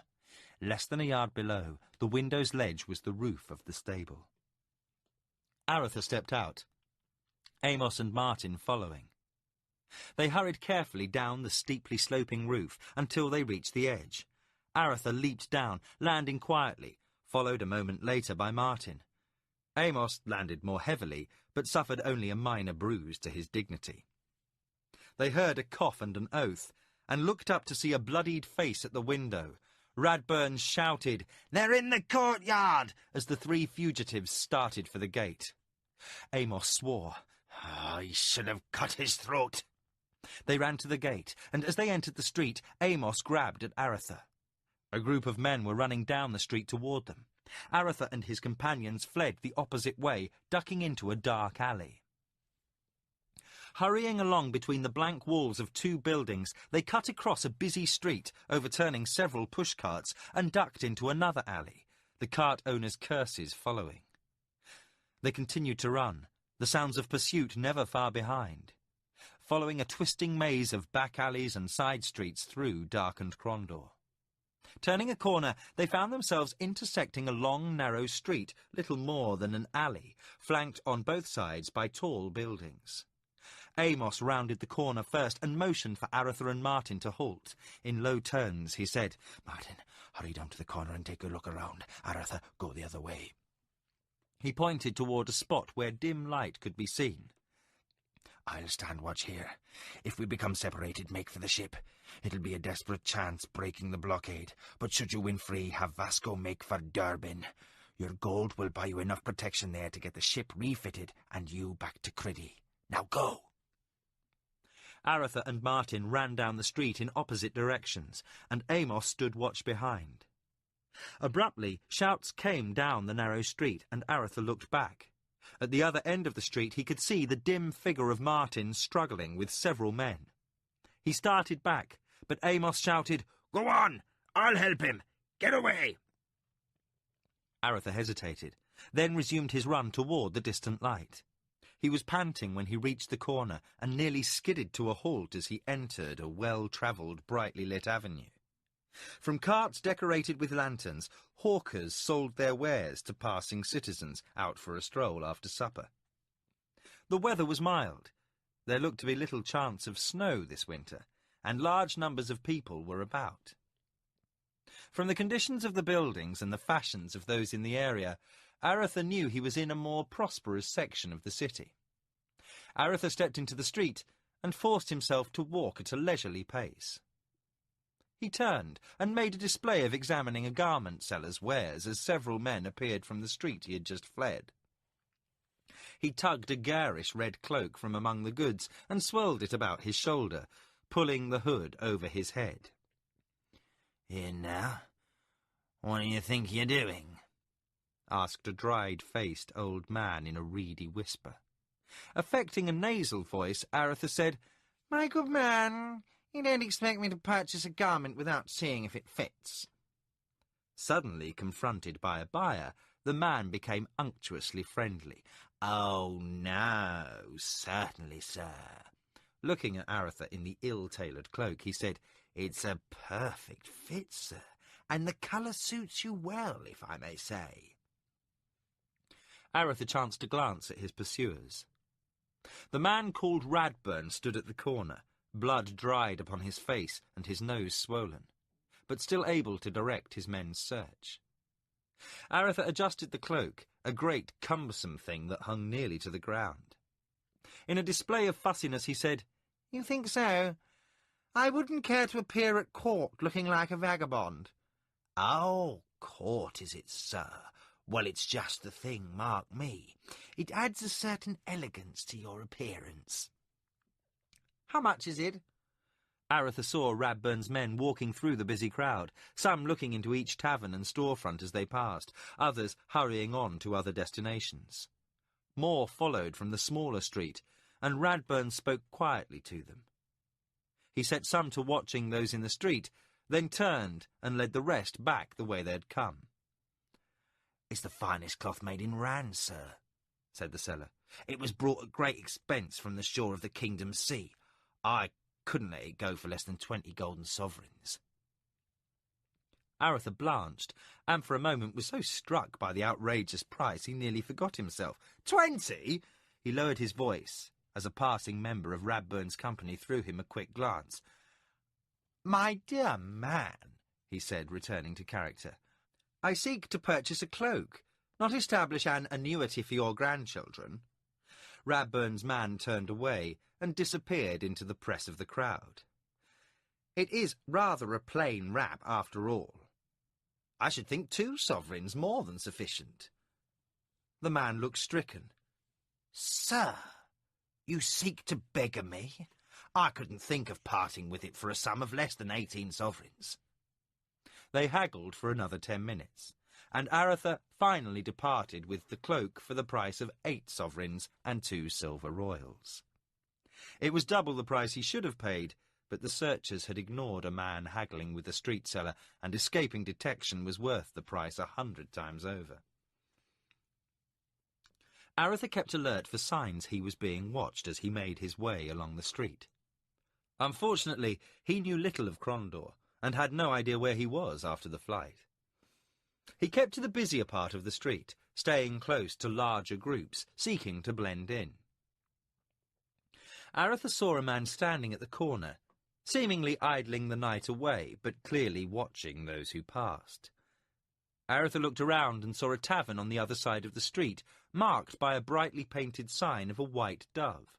He quickly crossed the street, keeping his face turned away from the man at the corner, and approached the doorway of the tavern. As he reached for the door, a hand gripped his cloak, and Aretha spun, his sword halfway out of its scabbard. A boy of about 13 stood there, wearing a simple, oft-patched tunic, and men's trousers cut off at the knees. He had dark hair and eyes, and his smudged face was set in a grin. "Not there, sir," he said, with a merry note in his voice.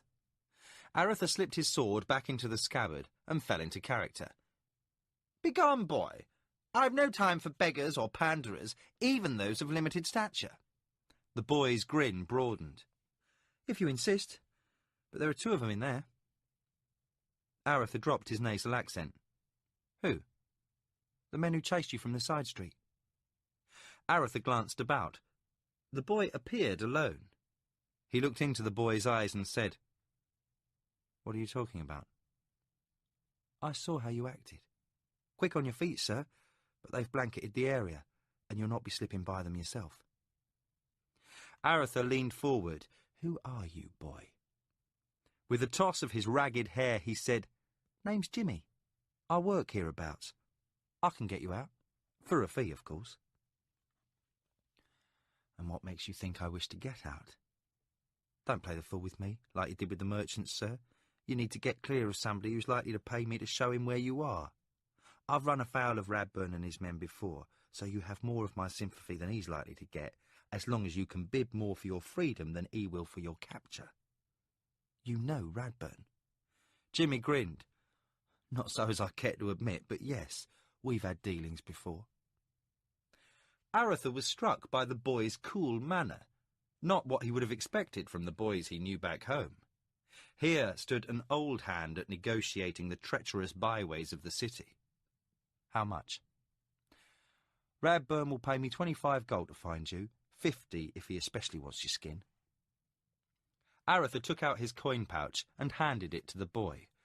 "Over 100 sovereigns in there, boy. Get me out of here and to the docks, and I'll double it. The boy's eyes flickered wide a moment, but he never lost his grin. You must have offended someone with a lot of influence. Come along. He darted away so quickly Aretha almost lost him in the heavy crowd.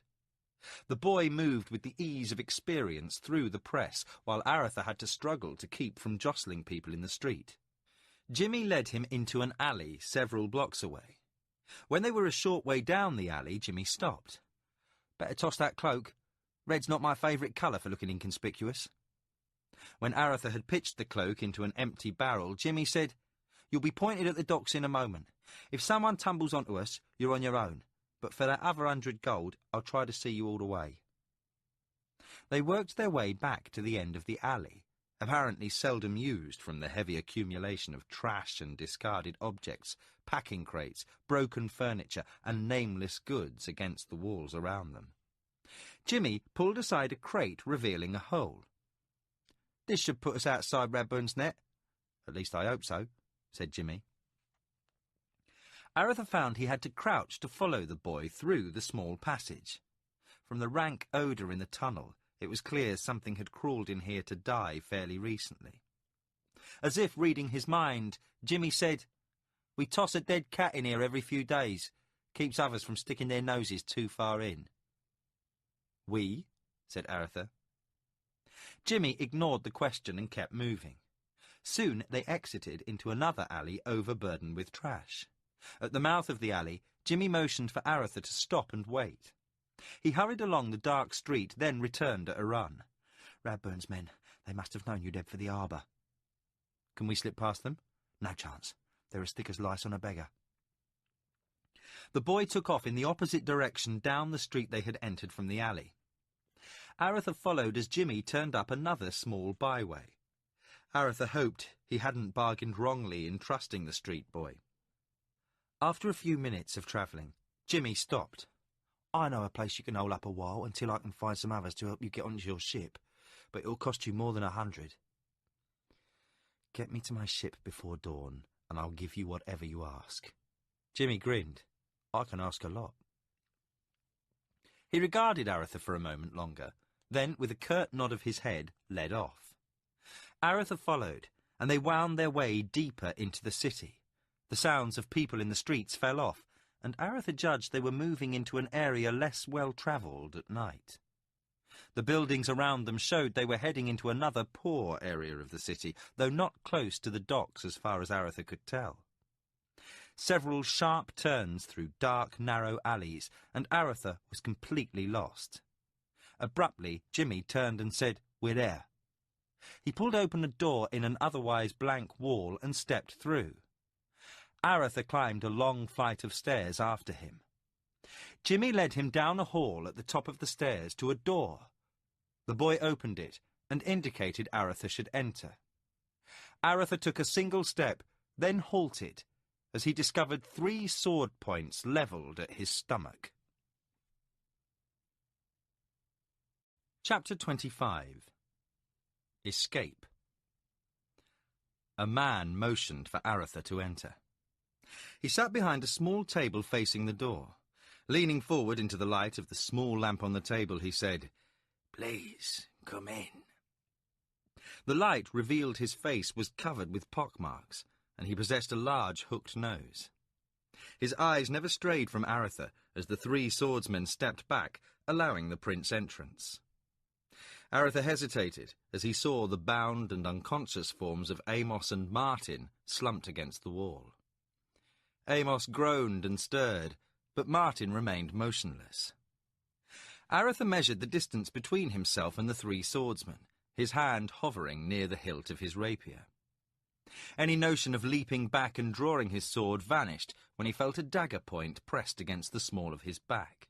A hand snaked round from behind and relieved him of his sword. Jimmy then stepped around the prince, examining the rapier as he carefully hid his dagger in the folds of his loose tunic. He grinned broadly. I've seen a few of these about. It's light enough. I could use it. Dryly, Aretha said, Under the circumstances, it might not be inappropriate to make it my legacy to you. Use it in good health. The pock-faced man said, "You keep your wits about you," as Aretha was ushered farther into the room by a swordsman. Another put away his weapon and tied Aretha's arms behind him. He was then roughly thrust into a chair opposite the man who had spoken, who continued, "My name is Aaron Cook, and you've already met Jimmy the Hand." He indicated the boy. "These others prefer to remain anonymous at present." Aretha looked at the boy. Jimmy the Hand? The boy executed a fair imitation of a courtly bow, and Cook said, "The finest pickpocketing Crondor, and well on his way to becoming the finest thief as well, should you be inclined to believe his self-appraisal. Now, to matters of business. Who are you?" Aretha related the story of being Amos's business partner, calling himself Arthur, and Cook studied him stoically. With a sigh, he nodded, and one of the silent men stepped forward and struck Aretha across the mouth. Aretha's head snapped back from the force of the blow, and his eyes watered. "Friend Arthur," said Aaron Cook, shaking his head, "we can go about this interview two ways. I'd advise you not to make the choice of the difficult way.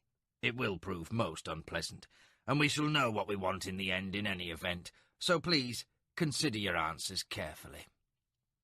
He stood and came around the table. "Who are you?" Aretha began to repeat his story, and the man who struck him stepped forward again, ending his answer with another ringing blow. The man called Cook leaned down so his face was level with Aretha's.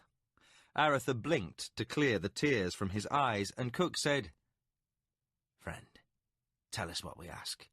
Now, so as not to waste time," he pointed at Amos, "that he is the captain of your ship we concede, but you his business partner, I think not.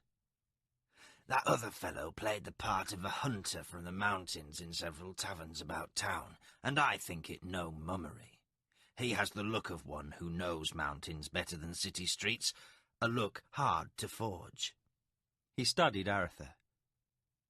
"But you are a soldier at least, and your rich boots and fine sword mark you a gentleman, but I think there is more." Looking into Aretha's eyes, he said, "Now, why is Jocko Radburn so intent upon finding you?" Aretha looked Aaron Cook squarely in the eyes. "I don't know." The man who had struck Aretha began to step forward again, but Cook held up his hand. "That may be true. You've been something of a fool the way you've been popping up here and there, hanging around the gates of the palace, playing the innocent. You're either poor spies or poor fools. But there is no doubt you've aroused the interest of the Viceroy's men, and, therefore, ours." "Who are you?" Cook ignored the question. "Jocko Radburn's the senior officer in the Viceroy's secret police. Despite that open, honest face on him, Radburn is one of the most steel-nerved, unmovable bastards the gods ever graced this world with. He'd happily cut his grandmother's heart out if he thought the old girl was making free with state secrets. The fact he put in a personal appearance shows he, at the very least, judges you potentially important. We first learned 3 men were nosing about town a day or 2 after you arrived, and when our people heard some of Radburn's men were keeping an eye upon you, we decided to do likewise. When they began offering small bribes for information about you 3, we became especially interested. We were content to simply keep watching you, waiting until you showed your hand. But when Jocko and his men showed at the Sailor's Ease, we were forced to act. We snatched those 2 from under Jocko's nose, but Jocko and his bully boys came down the alley between you and us, so we hurried them away. Jimmy's finding you was a bit of luck, for he didn't know we were ready to bring you in." He nodded approval to the boy. "You did right bringing him here." Jimmy laughed. "I was on the rooftops, watching the whole thing. I knew you wanted him in as soon as you grabbed the other 2. One of the men swore. "You better not have been trying for a boost without writ from the Nightmaster, boy." Cook raised his hand, and the man fell silent. It will not hurt for you to know that some here are mockers, others are not. But we are all united in an undertaking of great importance. Mark me well, Arthur. Your only hope of leaving here alive rests upon our being satisfied you do not endanger that undertaking I spoke of. It may be Radburn's interest in you is only coincidental to his interest in other matters. Or there may be a weaving of threads here, some pattern as yet unseen. In any event, we shall have the truth, and when we are satisfied with what you have told us, we shall set you free, perhaps even aid you and your companions, or we shall kill you. Now start at the beginning. Why did you come to Crondor? Arthur considered. There was little but pain to be gained by lying, yet he was not willing to tell the entire truth. That these men were not working with Guy's men wasn't proved. This could be a ploy, with Radburn in the next room listening to every word. He decided what part of the truth to tell. I'm an agent for Criddy. I came to speak to Prince Erland and Lord Dulanek in person, to ask for aid against a coming Tirani offensive. When we learned Guy de Bastira was in possession of the city, we decided to gauge the temper of things before committing ourselves to a course of action. Cook listened closely, then said, Why should an emissary of Criddy slip into the city? Why not come in with banners flying and receive a state welcome? Because Black Guy had just as soon toss him into a cell as not, you stupid bastard. Cook's head snapped around. Amos was sitting up against the wall, groggily shaking his head. I think you busted my skull, Cook. Aaron Cook looked hard at Amos. You know me? Aye, you wooden-headed sea rat, I know you. I know you well enough to know we're not speaking another word until you go fetch Trevor Hull.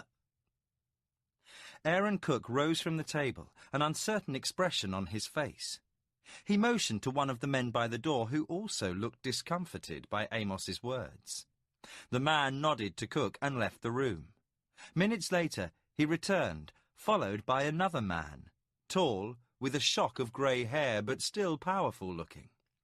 A ragged scar ran from his forehead through his right eye, which was milky white, and down his cheek. He took a long look at Amos, then laughed aloud and pointed at the captives. Untie them. Amos was lifted by two men, then untied. As his ropes were loosened, he said, I thought they'd hung you years ago, Trevor. The man clapped Amos on the back. And I you, Amos.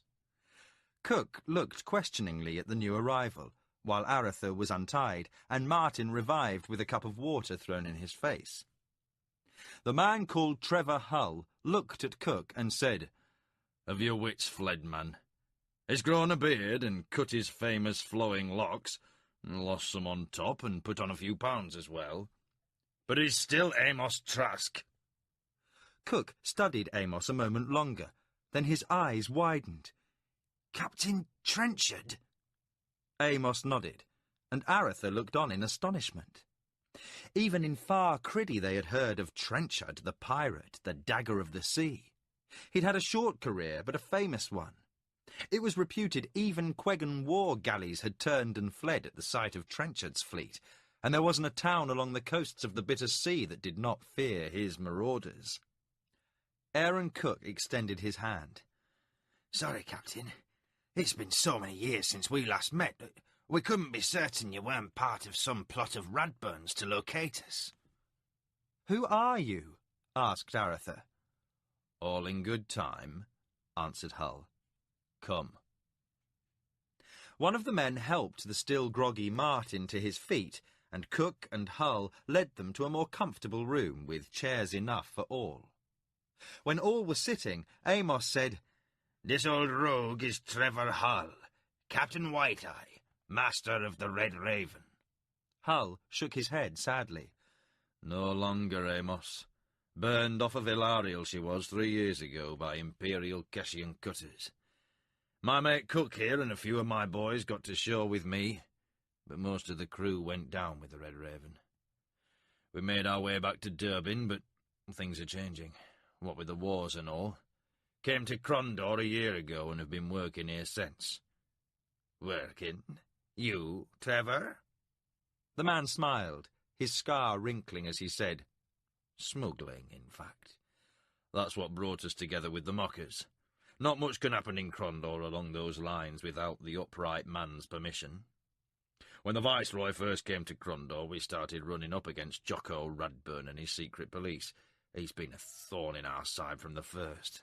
This business of guards sneaking about dressed as common folk, there's just no honour in it. Amos muttered. I knew I should have cut his throat when I had the chance. Next time I won't be so damned civilised. Slowing down a bit, Amos. Well, a week ago we got word from the upright man he had a precious cargo to leave the city. We've had to bide our time until the right ship was ready. Radburn's very anxious to find that cargo before it leaves Crondor, so you see it's a most delicate situation. We can't ship it until the blockade's lifted, or we find a blockade captain we can bribe. When we first caught wind you three were asking questions, we thought it might be some grand plot of Jocko's to find that cargo. Now we've cleared the air, I'd like to hear the answer to Cook's question explained. Why should an emissary from Criddy fear discovery by the Viceroy's men? Listening in, were you? Amos turned to Aretha, who nodded. This is no simple emissary, Trevor. Our young friend is Prince Arthur, son of Duke Boric. Aaron Cook's eyes went wide, and the man who struck Aretha paled. Trevor Hull nodded understanding. The Viceroy would pay handsomely to get his hands upon the son of his old enemy, especially when it came time to press his claim in the Congress of Lords. What claim? Said Aretha. Hull leaned forward, resting his elbows on his knees. You'd not know, of course. We only heard the news a few days ago ourselves, and it's not common knowledge. Still, I'm not free to speak plainly without permission. He rose and left the room. Aretha and Amos exchanged questioning glances, then Aretha looked toward Martin. Are you all right? Martin carefully touched his head. I'll recover, though they must have hit me with a tree. One of the men grinned in a friendly, almost apologetic way, patting a wooden billy in his belt sash. He said, It's a hard one to bring down, that's for certain. Hull returned to the room, followed by another. The men in the room rose, and Aretha, Amos and Martin slowly followed suit. Behind Hull came a young girl no more than 16 years of age. Aretha was instantly struck by the promise of beauty in her features. Large sea-green eyes, straight and delicate nose, a slightly full mouth. A faint hint of freckles dusted her otherwise fair skin. She was tall and slender and walked with poise. She came across the room to Aretha, rose up on tiptoes, and kissed him lightly upon the cheek. Aretha looked surprised at this gesture, and watched as she stepped back with a smile upon her lips. She wore a simple dress of dark blue, and her red-brown hair hung loosely to her shoulders. After a second she said, Of course. How silly I am, you'd not know me. I saw you when you were last in Crondor, but we never met. I'm your cousin, Anita, Erland's daughter.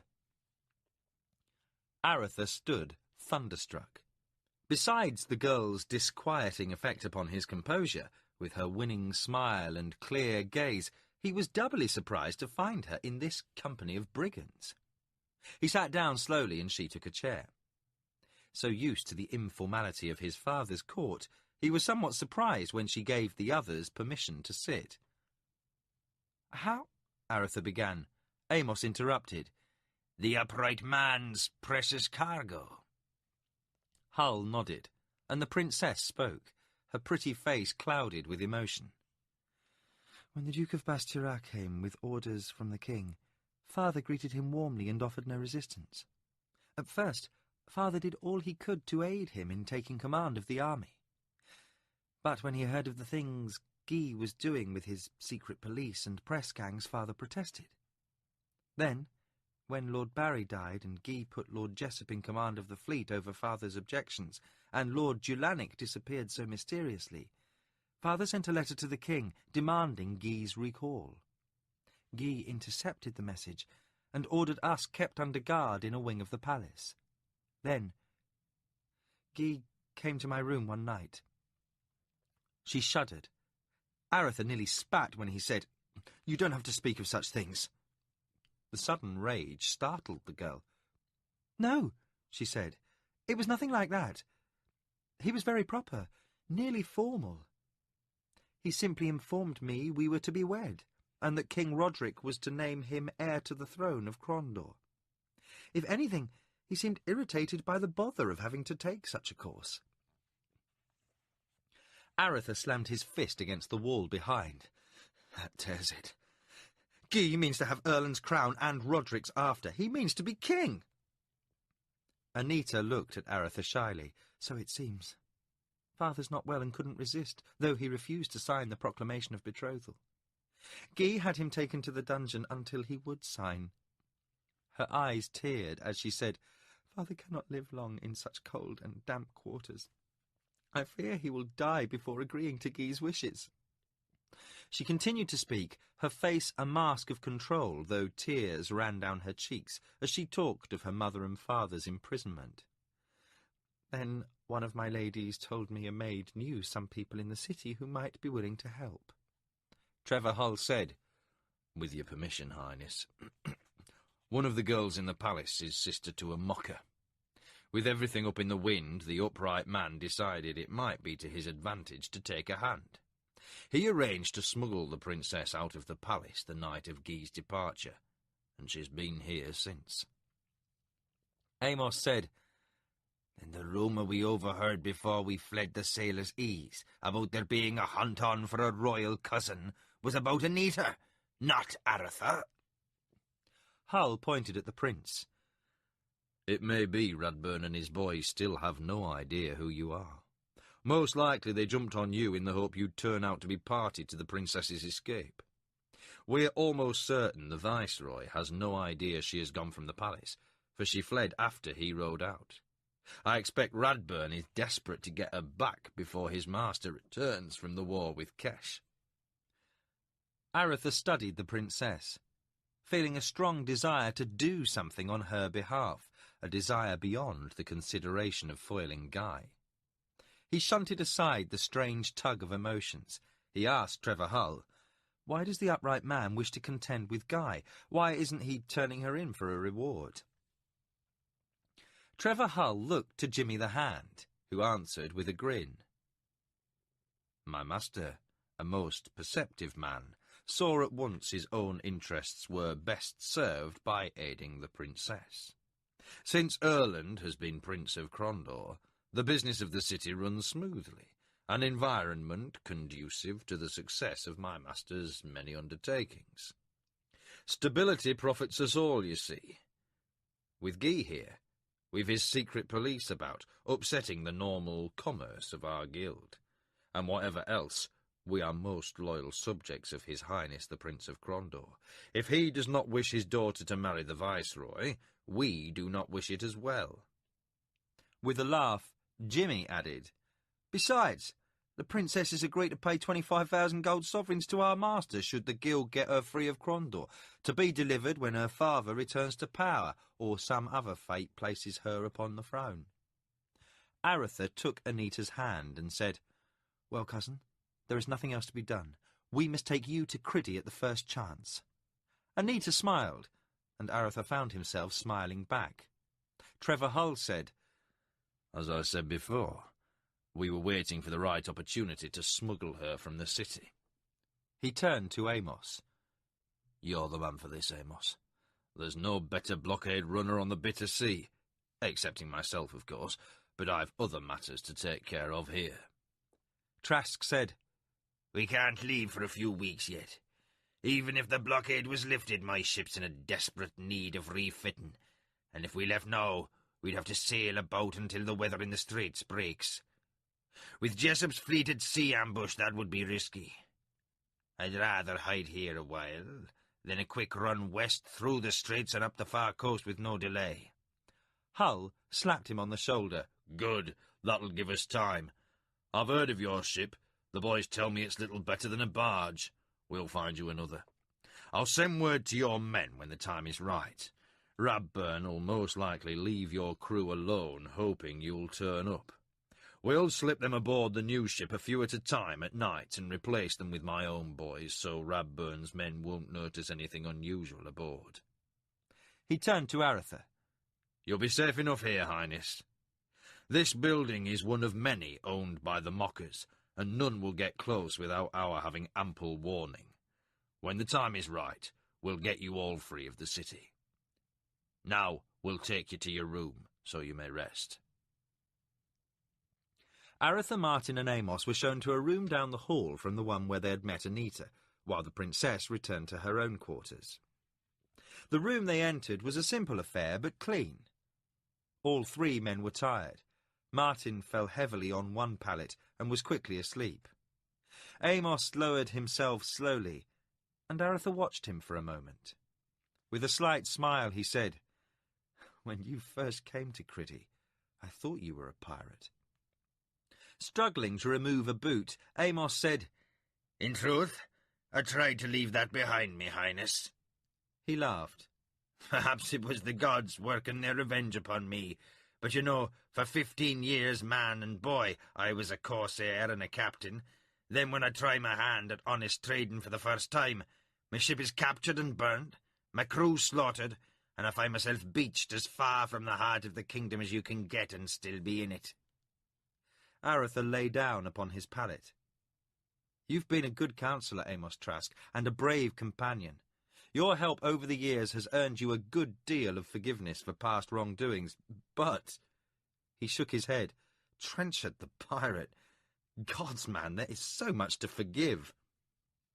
Amos yawned and stretched.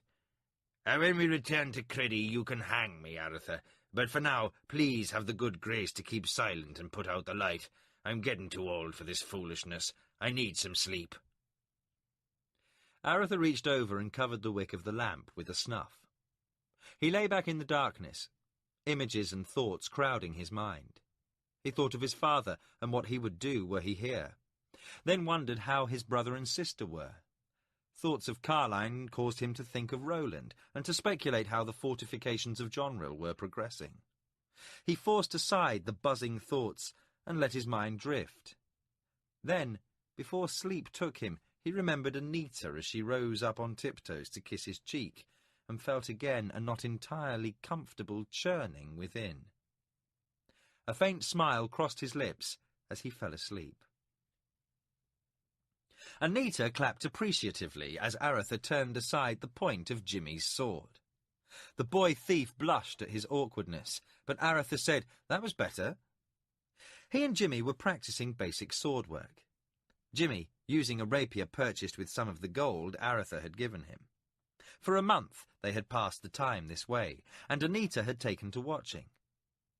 Whenever the princess was around, the usually brash Jimmy the Hand became subdued, and he blushed furiously whenever she spoke to him. Aretha was now certain the boy thief was afflicted by the worst sort of infatuation for the princess, only 3 years older than himself. Aretha appreciated Jimmy's distress, for he also found the girl's presence a distraction. Still in the first years of womanhood, she nevertheless carried herself with court-bred grace, had wit and education, and showed the promise of mature beauty. Aretha found it easier to turn his thoughts to other topics than the princess. The basement where they worked on their swordplay was damp and poorly ventilated, so it soon became close and humid. Aretha said, "That's enough for today, Jimmy. You're still impatient to close, and that can be fatal. You've plenty of speed, and it's good to learn young. But you lack arm strength to bash about as many older men do. With the rapier, that can also prove fatal. Remember, the edge is for cutting, and the point is for killing," finished Jimmy, with a self-conscious grin. "I can see how you'd have to be cautious against a man with a broadsword. He could break your blade if you tried to block instead of parry. But what'd you do if one of those alien warriors comes at you with that great sword you described?" Aretha laughed. You find out who can run faster. Anita's laughter joined with Aretha's and Jimmy's. Aretha said, seriously, you must stay to the offhand side. With the big swords, your opponent gets one swing, then you've got an opening. The door opened, and Amos walked in with Martin and Trevor Hull. Amos said, "The worst damn luck," begging the princess's pardon. "Aretha, the worst has occurred." Aretha wiped the perspiration off his brow with a towel and said, "Well, don't stand there waiting for me to guess. What?" "News came this morning," said Hull. "Guy is returning to Crondor." "Why?" asked Anita. Amos said, "It seems our Lord of Bastira rode into Shemata and ran his banner up above the walls. The Keshian commander had the good grace to mount one more attack for the sake of form, then nearly gave himself a ruptured gut racing back home. He left a handful of minor nobles haggling with Guy's lieutenants over the conditions of armistice until a formal treaty can be drawn up between the king and the Keshian empress. There's only one reason Guy can be hurrying back here."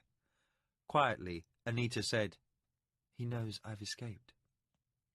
Trevor Hull said, "Yes, Highness. This Black Guy's a wily one. He must have a spy in Rabboon's company. It appears he doesn't even trust his own secret police overmuch. Luckily, we still have people inside the palace loyal to your father, or we would never have learned of this turn." Aretha sat down near the princess. "Well, then we must soon be gone. It's either sail for home or toward Illith to reach father." Amos said, "Looking at the choices, it seems there is little to recommend one course over the other. Both have dangers and advantages." Martin looked at the girl, then said, "Though I don't think the Duke's war camp any place for a young woman." Amos sat down by Aretha. "Your presence in Criddy is not vital, at least not for now. Fannon and Garden are able men, and should the need arise, I think your sister would prove no mean commander. They should be able to keep things under control as well as you." Martin said, "But you must ask yourself this. What will your father do when he learns Guy does not simply rule in Crondor as Erland's aide, but holds the city completely in his power, that he's sending no aid to the far coast, and that he means to have the throne?" Aretha nodded vigorously. "You're right, Martin. You know father well. It will mean civil war." There was sorrow on his face. "He'll withdraw half the armies of the west and march down the coast to Crondor, and not stop until Guy's head is on a pole before the city gates. Then the course will be set. He'll have to turn east and march against Roderick. He'd never wish the crown for himself, but once begun, he cannot stop short of total victory or defeat. But we'd lose the west to the Surani in time. Bruchel couldn't hold them long with only half an army." Jimmy said, "This civil war sounds a nasty sort of business." Aretha sat forward, wiping his forehead. He looked up from under damp locks. "We've not had one in 250 years, since the first Boric slew his half-brother John the Pretender. Compared to what this would be, with all the East marshalled against the West, that was only a skirmish." Amos looked at Aretha with concern upon his face. "History's not my strong suit, but it seems to me you'd do best by your father keeping him in ignorance of this turn of events until the Surani spring offensive is finished." Aretha exhaled a long, low breath. "There's nothing else for it. We know no aid will be forthcoming for Criddy. I can best decide what to do when I return. Perhaps in council with Fannon and the others we can work out some defence for when the Surani come." His tone was one of near resignation. "Father will learn of Guy's plotting in due time. This sort of news is hard to keep. The best we can hope for is he'll not hear of it until after the Surani offensive. Perhaps by then the situation will have changed." It was obvious from his tone he didn't think that likely. Martin said, "It may be the Surani will choose to march against Elvendar, or carry the battle to your father. Who can say?" Aretha leaned back and became aware of Anita's hand resting gently upon his arm. "What a choice we have," he said quietly.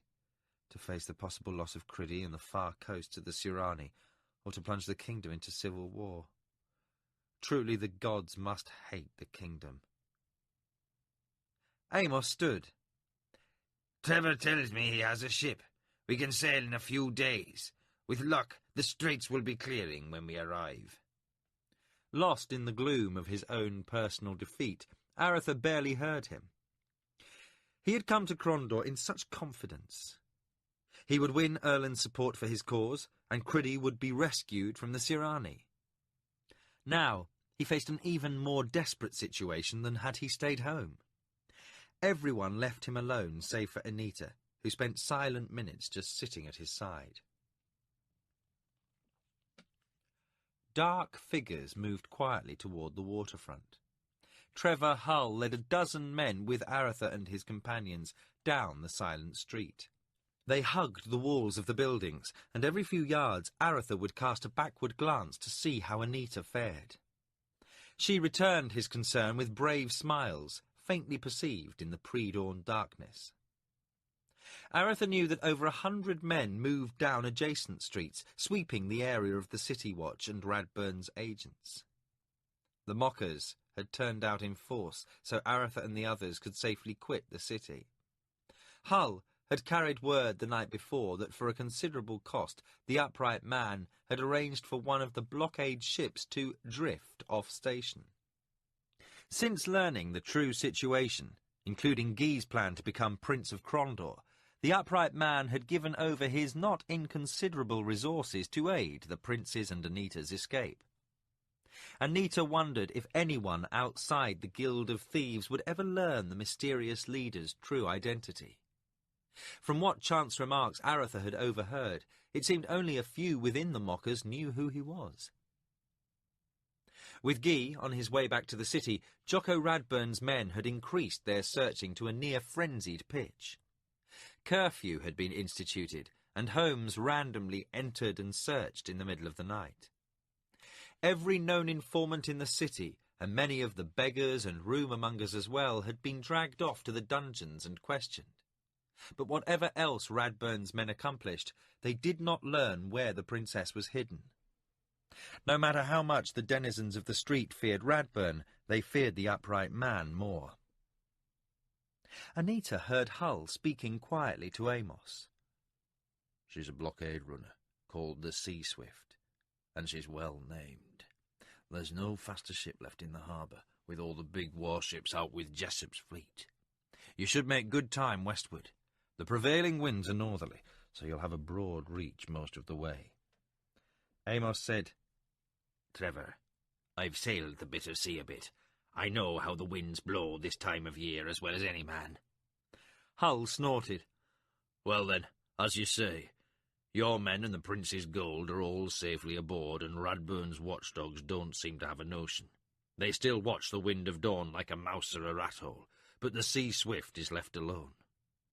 We've arranged for false papers to be posted with a broker, announcing she's for sale, so even if there was no blockade, they'd not imagine she'd be leaving harbour for some time." They reached the docks and hurried along to a waiting longboat. There were muffled noises, and Aretha knew the mockers and Trevor's smugglers were disposing of Radburn's watchmen. Then, to the rear, shouts erupted. The clamour of steel broke the still of the morning, and Aretha heard Hull shout, "To the boat!"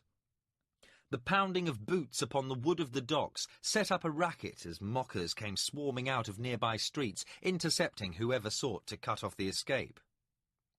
They reached the end of the dock and hurried down the ladder to the longboat. Aretha waited at the top of the ladder until Anita was safely down, then turned. As he stepped upon the top rung, he heard the sound of hoofbeats approaching and saw horses crashing through the press of mockers, who fell before the onslaught. Riders in the black and gold of Bastira hacked down with swords to break free of those seeking to slow them. Martin shouted from the boat, and Aretha hurried down the ladder. As he reached the boat, a voice from above shouted, "Farewell!" Anita looked up and saw Jimmy the Hand hanging over the edge of the dock, a nervous grin on his face. How the boy had managed to join them When everyone thought him safely back at the hiding place, Aretha couldn't guess. Seeing the unarmed boy gave the prince a momentary start. He unbuckled his rapier and tossed it high. "Here! Use it in good health!" As quick as a striking serpent, Jimmy caught the scabbard, then vanished.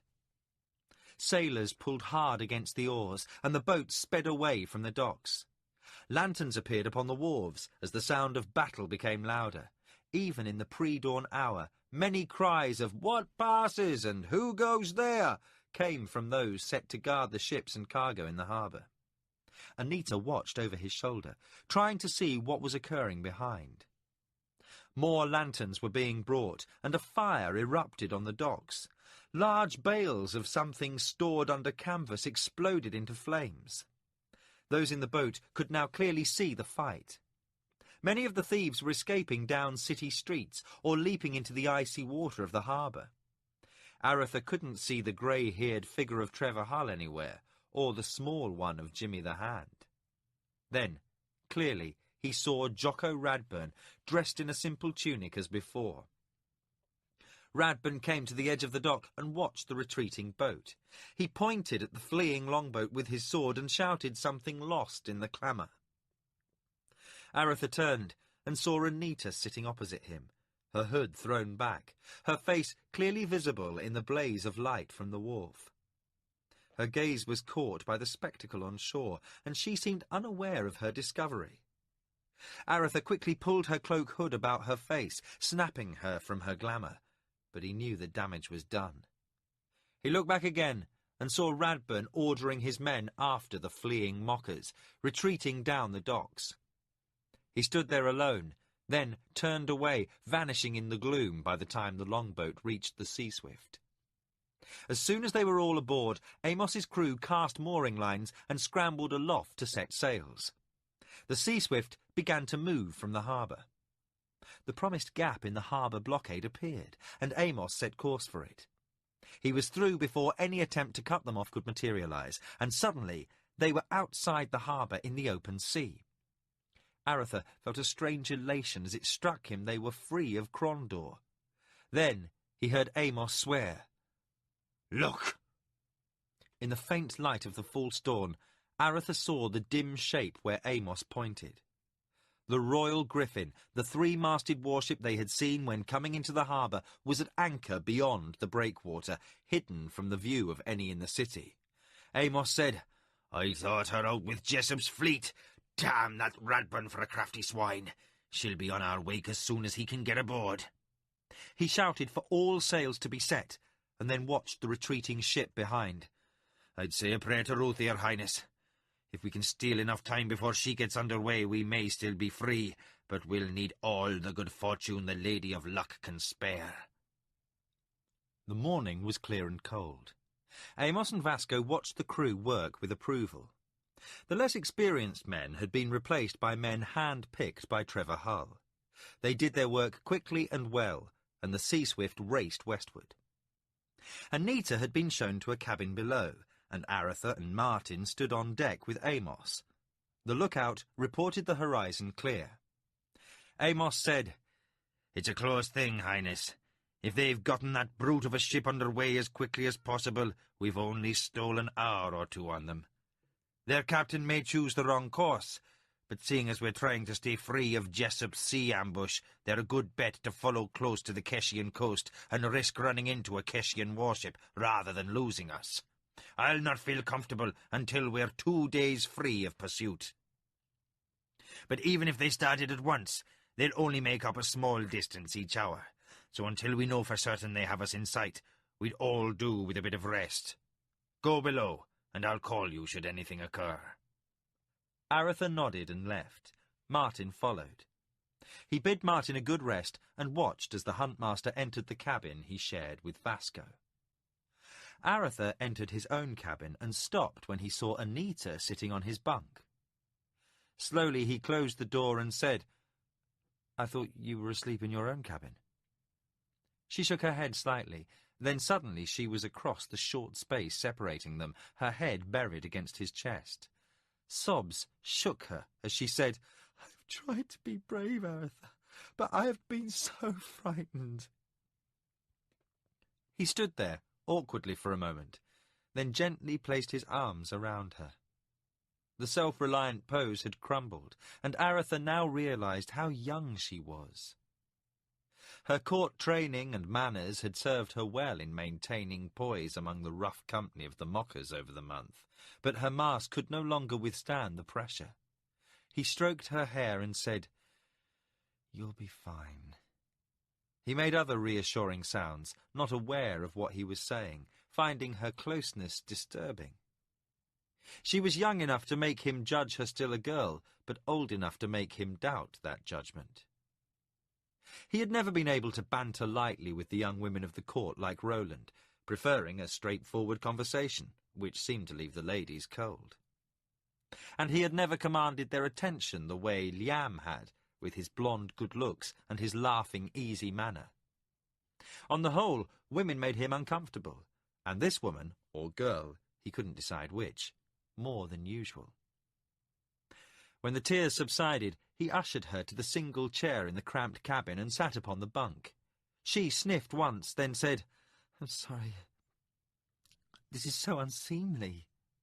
Suddenly, Aretha laughed. "What a girl you are," he said with genuine affection.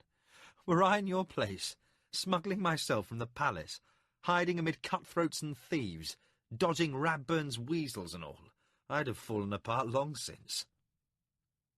She drew a small handkerchief from her sleeve and delicately wiped her nose. Then she smiled at him. "Thank you for saying that, but I think you'd have done better.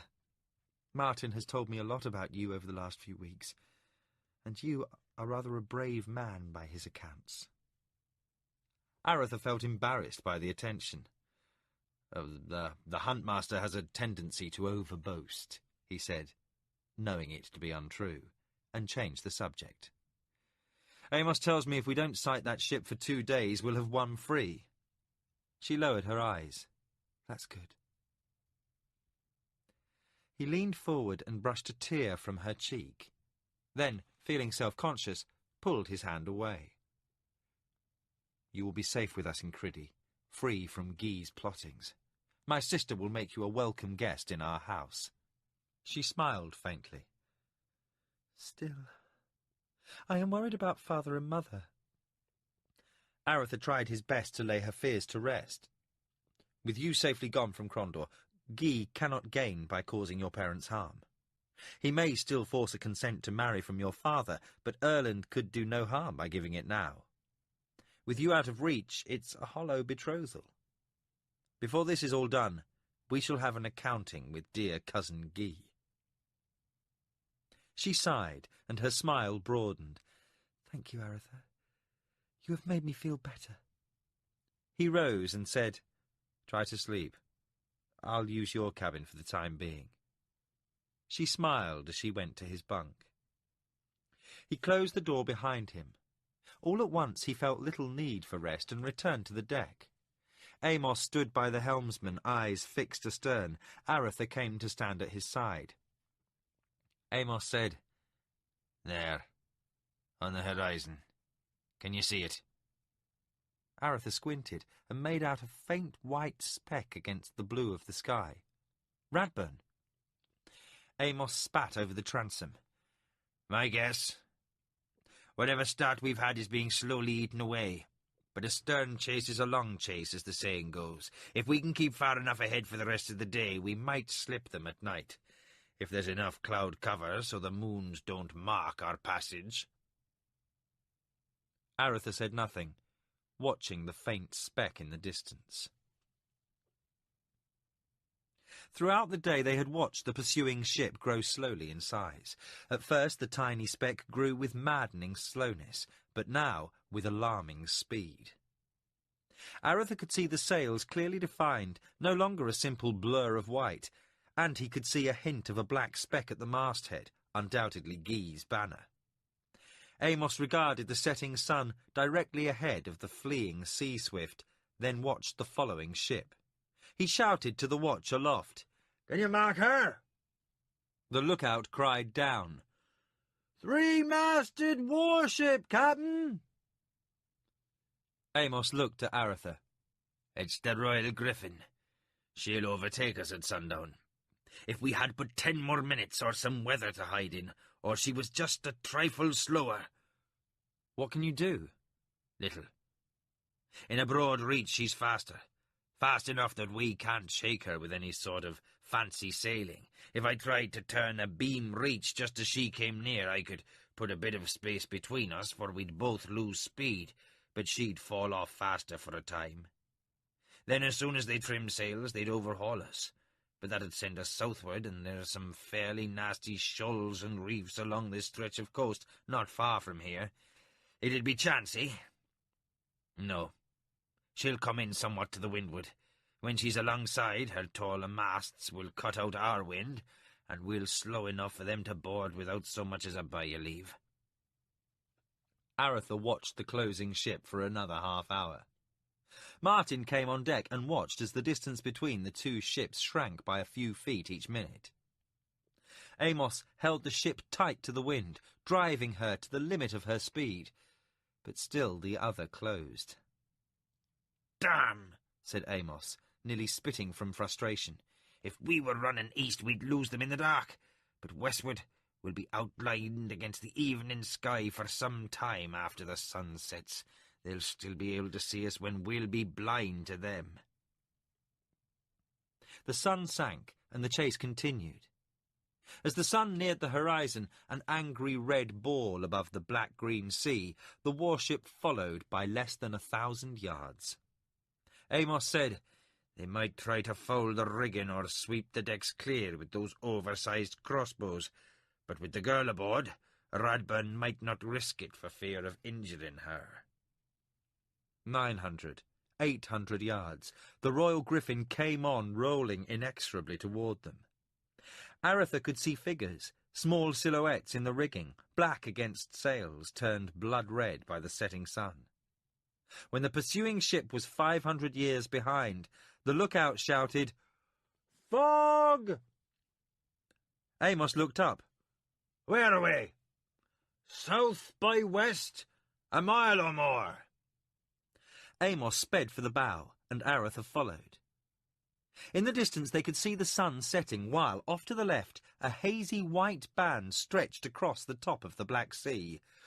"Gods!" shouted Amos. "We have a chance!" Amos shouted for the helmsman to come to a southwest heading, then sprinted for the stern, Aretha behind him by a step. When they reached the stern, they saw the turn had halved the distance between the ships. Amos said, "Martin, can you mark their helmsman?" Martin squinted, then said, "It's a bit gloomy, but he's not a difficult mark." Amos said, "See if you can take his mind off holding course." Martin uncovered his ever-present bow and strung it. He drew out a cloth-yard shaft and sighted on the pursuing ship. He waited, shifting weight to compensate for the rolling of the ship, then let fly. Like an angry bird, the arrow arched over the water, clearing the stern of the following ship. Martin watched the shaft's flight, then quickly hummed an "ah" to himself. In a single fluid motion he drew out another arrow, fitted it to the bowstring, pulled and released. It followed the path of the first, but instead of clearing the rear of the other ship, struck in the transom, quivering mere inches from the helmsman's head. From the Sea Swift, they could see the Royal Griffin's helmsman dive for the deck, releasing the tiller. The warship swung over and began to fall away. Martin said, "A little gusty for fine shooting," and sent another arrow to strike within inches of the first, keeping the tiller unmanned. Slowly, the distance between the ships began to widen, and Amos turned to his crew. "Pass the word. When I give the order for silence, any man who drops so much as a whisper is fish bait." The warship wobbled behind a minute, then swung back on course. Martin said, "Looks like they'll keep a little less broad to us, Amos. I can't shoot through sails." "No, but if you'd oblige me by keeping those lads in the bow away from their ballista, I'd be thankful. I think you irritated Radburn." Martin and Aretha saw the ballista crew readying their weapons. The huntmaster sent a flurry of arrows at the pursuing ship's bow, one arrow following the last before it was halfway to the target.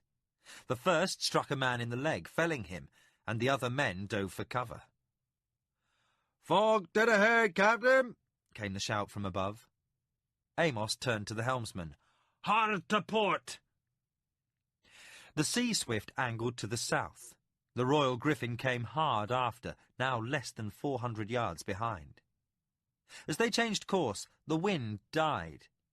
Approaching the fog bank, Amos said to Aretha, "The winds fall off to less than a bilious fart in there.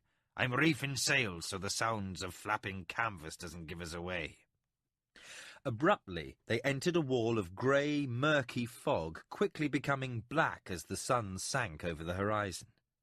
As soon as the warship vanished from sight, Amos said, "Reef sails!" The crew hauled in sails, quickly slowing the ship. Then Amos said, "Hard to starboard, and pass the word for silence." Suddenly, the ship became graveyard quiet. Amos turned to Aretha and whispered, "There's currents here running to the west. We'll let them carry us away from here and hope Rudburn's captain is a kingdom seaman." "Tiller to midships," he whispered to the helmsman. To Vasco he said, "Pass the word to lash down the yards, and those aloft are to remain motionless." Suddenly, Aretha became aware of the quiet. After the clamour of the chase, with the fresh north wind blowing, the ropes and sheets singing in the yards, the canvas snapping constantly, this muffled fog bank was unnaturally silent. An occasional groan of a yard moving or the snap of a rope were the only sounds in the murk. Fear dragged the minutes out in the seemingly endless vigil. Then, like an alarm ringing out, they heard voices and the sounds of a ship. Creaking yards and the snap of canvas as it moved in the faint wind echoed from all quarters. Aretha couldn't see anything for minutes, until a faint glow pierced through the murk to the rear, passing from northeast to southwest, lanterns from the pursuing Royal Griffin. Every man aboard the Sea Swift, on deck and above, stayed at his station, afraid to move for the noise that would carry over the water like a clarion. In the distance they could hear a shout from the other ship. "Quiet, damn it! We can't hear them for our own noise!" Then it was suddenly still, save for the rippling of canvas and ropes from the Royal Griffin. Time passed without measure as they waited in the blackness. Then came a hideous grinding sound, ringing like a thunder peal, a tearing, cracking shriek of wood being crushed. Instantly the cries of men could be heard, shouts of panic. Amos turned to the others, half seen in the darkness. "They've shoaled out.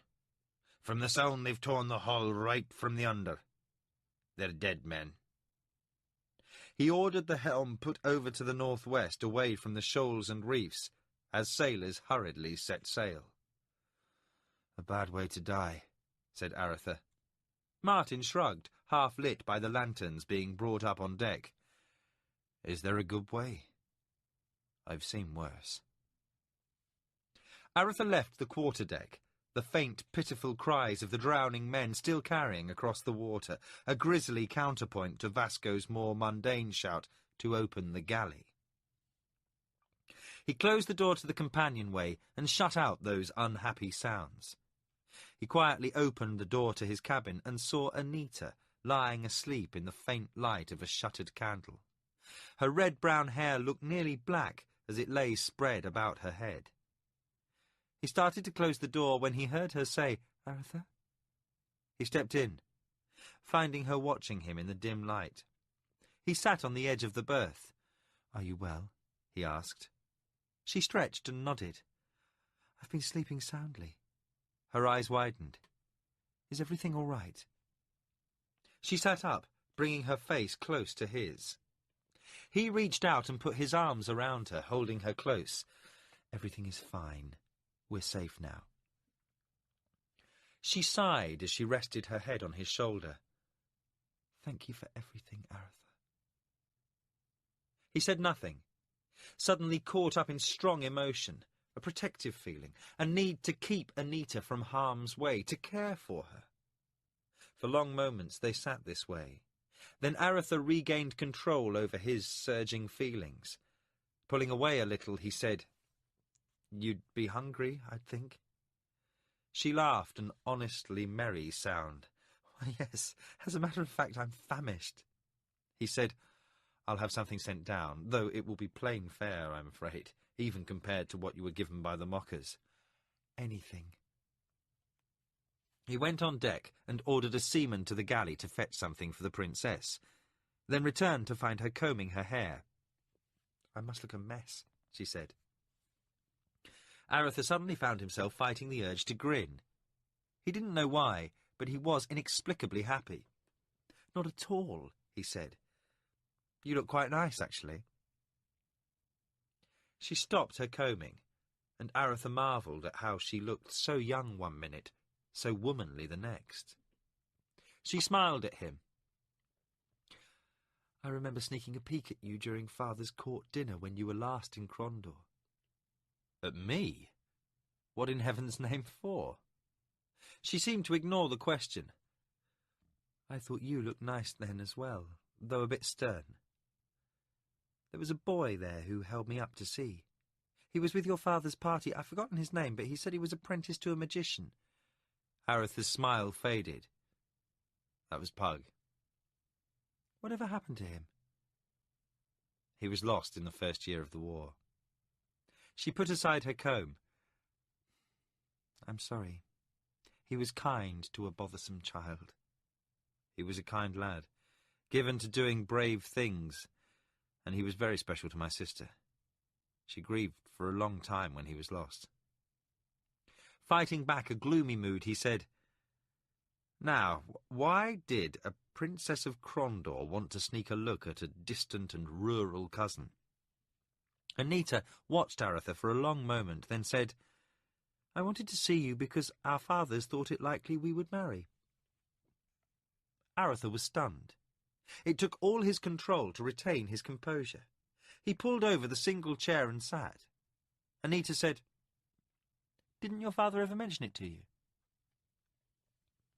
For want of anything clever to say, Aretha merely shook his head. Anita nodded. "I know, the war and all. Things did get quite frantic soon after you left for Rhiannon." Aretha swallowed hard, finding his mouth suddenly dry. "Now, what is this about our father's plans for our marriage?" Aretha looked at Anita, her green eyes flickering with reflected candlelight and something else. "Matters of state, I'm afraid. Father wanted my claim to the throne bolstered, and Liam's too dangerous a match, being the older. You'd be ideal, for the king would not likely object. Or wouldn't have then, I guess. Now, with Guy set upon having me, I suppose the king is in agreement." Aretha became suddenly irritated, though he wasn't certain why. "And I suppose we're not being consulted in the matter?" His voice rose. "Please, it's not my doing. I'm sorry, I didn't mean to offend you. It's only I'd never given much thought to marriage, and certainly not for reasons of state." The wry grin reappeared. "That is usually the province of eldest sons. We second-born, as a rule, are left to get by as best we can. An old widowed countess or a rich merchant's daughter." He tried to make light of it. "A rich merchant's beautiful daughter, if we're lucky, which we usually are not." He couldn't manage a light tone, and sat back. Finally he said, "Anita, you will stay at Criddy as long as need be. It may prove dangerous because of the Sirani for a time, but we'll see that through somehow. Send you down to Cast, perhaps. When this war is over, you'll go home in safety. I promise you. And never, never shall anyone force you to do anything against your will." The conversation was interrupted by a knock on the door, and a seaman entered with a steaming bowl of chowder, hard bread, and salted pork on a platter. As the seaman placed the food on the table and poured a cup of wine, Aretha watched Anita. When the sailor was gone, Anita began to eat. Aretha spoke of little things with Anita, finding himself once more captivated by the girl's open, appealing manner. When he finally bade her good night and closed the door, he was abruptly aware the idea of a state marriage was causing him only a little discomfort. He went up on deck. The fog had lifted, and once more they were running before a light breeze. He watched the stars above and, for the first time in years, whistled a happy air.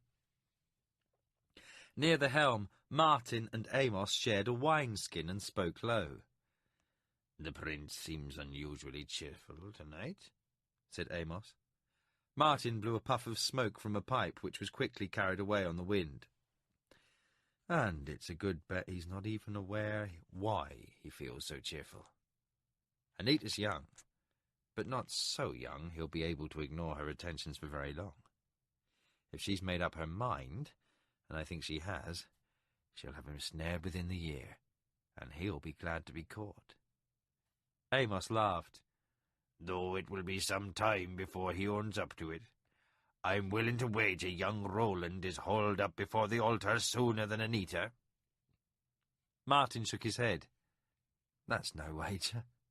Roland's been caught for years. Anita has some work to do yet." "You've never been in love, then, Martin?" Martin said, "No, Amos. Foresters, like sailors, make poor husbands. Never at home long, and spending days, even weeks, alone, tends to make them a brooding, solitary lot. You?" "Not so as you'd notice." Amos sighed. "The older I get, the more I wonder what I've missed." "But would you change anything?" With a chuckle, Amos said, "Probably not, Martin. Probably not." As the ship put in at the quayside, Fannin and Garden dismounted. Aretha led Anita down the gangway and introduced her to the swordmaster of Criddy. "We've no carriages in Criddy, Highness," Fannin said to her, "but I'll have a cart sent for at once. It's a long walk to the castle." Anita smiled. "I can ride, Master Fannin. Any horse that's not too spirited will do." Fannin ordered 2 of his men to ride to the stable and bring one of Carline's palfreys with a proper side saddle. Aretha asked, "What news?" Fannin led the prince off a short distance and said, "A late thaw in the mountains, Highness, so there has been no major Sirani movement as yet. A few of the smaller garrisons have been raided, but there is nothing to indicate a spring offensive here. Perhaps they'll move against your father." "I hope you're right, for father has received most of the Crondorian garrison." He quickly outlined what had occurred in Crondor, and Fannin listened closely. "You did well not sailing for your father's camp. I think you judged things correctly. Nothing could prove more disastrous than a major Sirani offensive against Duke Boric's position as he was marshalling to march against Guy. Let us keep this to ourselves for a time. Your father will learn what has occurred soon enough, but the more time it takes for him to discover Guy's treachery, the more chance we have of keeping the Sirani at bay another year." Aretha looked troubled. "This cannot continue much longer, Fannin. We must soon see an end to this war." He turned for a moment, and saw townspeople begin to gawk at the princess. "Still, we at least have a little time to come up with something to counter the Sirani, if we can but think of it." Fannin thought for a moment, started to speak, then stopped. His expression became grim, almost painful. Aretha said, "What is it, Swordmaster?" "I have grave and sorry news to greet you with, Highness. Squire Roland is dead." Aretha was rocked by the news. For a brief moment he wondered if Fannin had made some tasteless joke, for his mind would not accept what he had heard. Finally he said, "What? How?" "News came 3 days ago from Baron Talbot, who is most sorely grieved. The squire was killed in a Sirani raid." Aretha looked at the castle upon the hill. "Carline?" "As you would expect. She weeps, but she also bears up well." Aretha fought back a choking sensation. His face was a grim mask as he moved back to Anita, Amos and Martin. Word had spread that the Princess of Krondor was upon the wharf. The soldiers who had ridden with Fanon and Gardan formed a quiet ring around her, keeping the townsfolk at a respectful distance, while Aretha shared the sad news with Amos and Martin. Soon the horses arrived, and they were in the saddle, riding toward the castle. Aretha spurred his horse on and was dismounted before the others had entered the courtyard. Most of the household staff awaited him, and with little ceremony he shouted to Housecarl Samuel, "The Princess of Krondor is guesting with us.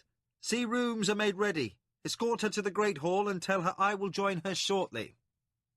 He hurried through the entrance of the keep, past guards who snapped to attention as their prince strode by.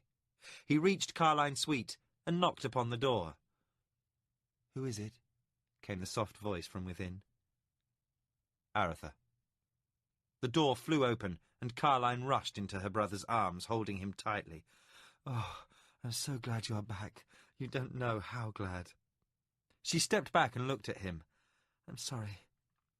I was going to ride down to meet you, but I just couldn't seem to gather myself together. Fanon just told me. I am so very sorry." She regarded him calmly, her face set in an expression of acceptance. She took him by the hand and led him to her chambers. Sitting upon a divan, she said, "I always knew it might happen. It was the silliest thing, you know. Baron Tolbert wrote a very long letter, the poor man. He saw so little of his son and was stricken."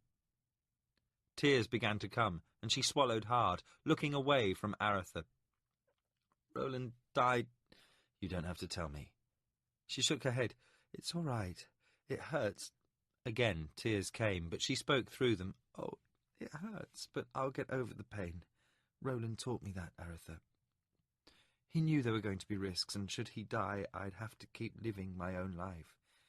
He taught me well, I think, because I finally learned how much I loved him and told him so. I gained the strength to cope with his loss.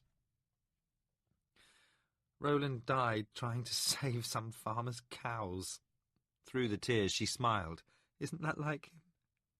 He spent the entire winter building up the fort, and then the first time there's trouble, it's some hungry Sirani trying to steal some skinny cows. Roland went riding out with his men to chase them away, but got shot by an arrow. He was the only one hurt, and he died before they could get him back to the fort." She sighed long. "He was such a jester at times, I almost think he did it on purpose." She began to weep, and Aretha watched in silence. Quickly she regained control over herself and said, "No good comes from this, you know." She rose and looked out a window and said quietly, "Damn this stupid war." Aretha came over to her, holding her tightly for a moment. "Damn all wars," he said. For a few more minutes they were quiet. Then she said, "Now tell me, what news from Krondor?" Aretha gave her a brief account of his experiences in Krondor, half his attention on her. She seemed much more accepting of Roland's loss than she had been when grieving for Pug. Aretha shared her pain, but also felt certain she would be all right. He was pleased to discover just how much Carline had matured over the last few years. When he finished telling of Anita's rescue, Carline interrupted. "Anita, the Princess of Krondor is here?" Aretha nodded, and Carline said, "I must look a fright, and you bring the Princess of Krondor here. Aretha, you are a monster." She rushed to a polished metal mirror and fussed with her face, daubing it with a damp cloth. Aretha smiled. Under the mantle of mourning, his sister still showed a spark of her natural spirit. Combing her hair out, Carline turned to face her brother. "Is she pretty, Aretha?" Aretha's wry smile was replaced by a grin. "Yes, I'd say she's pretty." Carline studied Aretha's face. "I can see I'll have to get to know her well." She put down her comb and straightened her gown. Extending her hand to him, she said, "Come, we can't keep your young lady waiting." Hand in hand, they left the room and walked down the stairs to the main hallway to welcome Anita to Criddy. Chapter 26. Great One. An abandoned house overlooked the city. The site upon which the house had been constructed had once seen the lights of a great family manse. On top of the highest of many rolling hills surrounding the city of Onterset, it was considered the choicest view of the city and the sea beyond. The family had come to low estate, the result of being on the losing side in one of the Empire's many subtle but lethal political struggles. The house had fallen into disrepair, and the property been ignored, for, while it was as fine a building site as any found in the area, the association of ill fortune with the property was too real for the superstitious Tsirani. One day news reached the city that some cooler herders had awakened to the sight of a single black-robed figure walking up the hill toward the old house. They all acted with haste to avoid him, in the socially correct fashion for their station. They stayed within the area, tending their animals, the source of their meagre income, cooler wool, when, near midday, they heard a great noise, as if the heavens above them had erupted with the grandfather of all thunder peals. The herd scattered in terror, some running up the hill. The herders were no less terrified, but, true to their trade, they put aside their fears and chased after the animals. One herder, a man named Xanathis, came to the top of the once famous hill to be greeted by the sight of the black-robed magician he had seen earlier, standing upon the crest. Where the run-down great house had stood moments before, a large patch of smoking land was laid bare several feet below the level of the grass that surrounded it.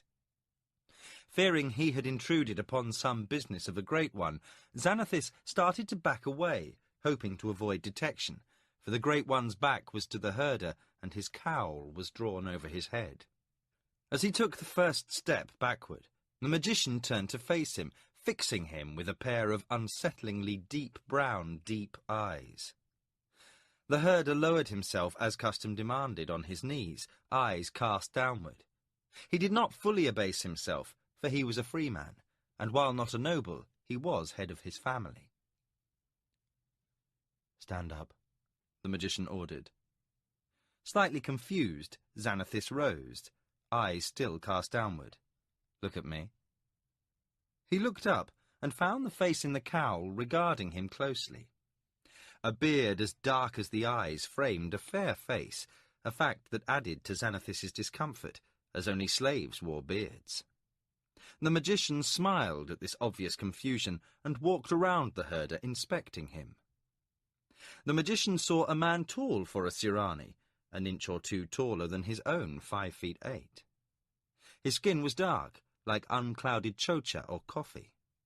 His eyes were black, and his hair was black as well, save where it was shot with white. The herder's short green robe revealed the powerful build of a former soldier, a fact the magician gleaned from the man's erect posture and several scars. Past 50, he looked, but still capable of the strenuous life of a herder. Though shorter, this man resembled Gardan of Criddy slightly. "Your name?" asked the magician, as he came round to stand before the herder. Xanathis answered, his voice betraying his unease. The magician then startled him by asking, "Would you agree that this is a good place for a home, herdsman?"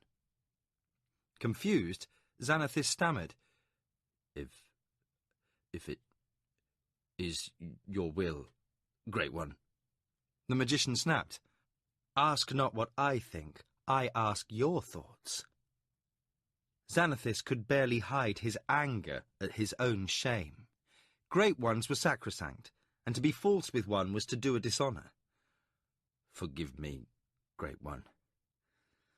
It is said this spot is ill-favoured by the gods." "And who is it that says so?"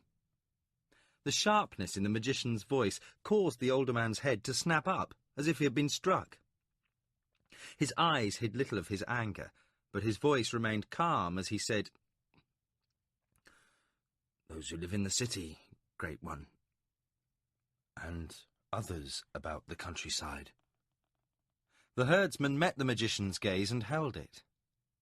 The corners of the magician's eyes wrinkled in mirth, and his mouth turned up a little, but his voice still rang out. "But not you, herder." "I was 15 years a soldier, Great One. I have found it often the case that the gods favour those who take care of their own welfare." The magician smiled at this, though it was not an entirely warm expression. A man of self-reliance. Good. I am glad we are of a like mind, for I plan to build my estate here as I have a taste for the view of the sea. A certain stiffness of posture in the herder's stance at this remark caught the magician's notice, and he said, "Have I your approval, Xanathis of Ontoset?" Xanathis shifted his weight from one foot to the other, then said, "The Great One jests with me. My approval or disapproval is of no consequence, I am certain." "True. But you still avoid my question. Have I your approval?" Xanathis's shoulders sagged a little as he said, "I will have to move my herds, Great One.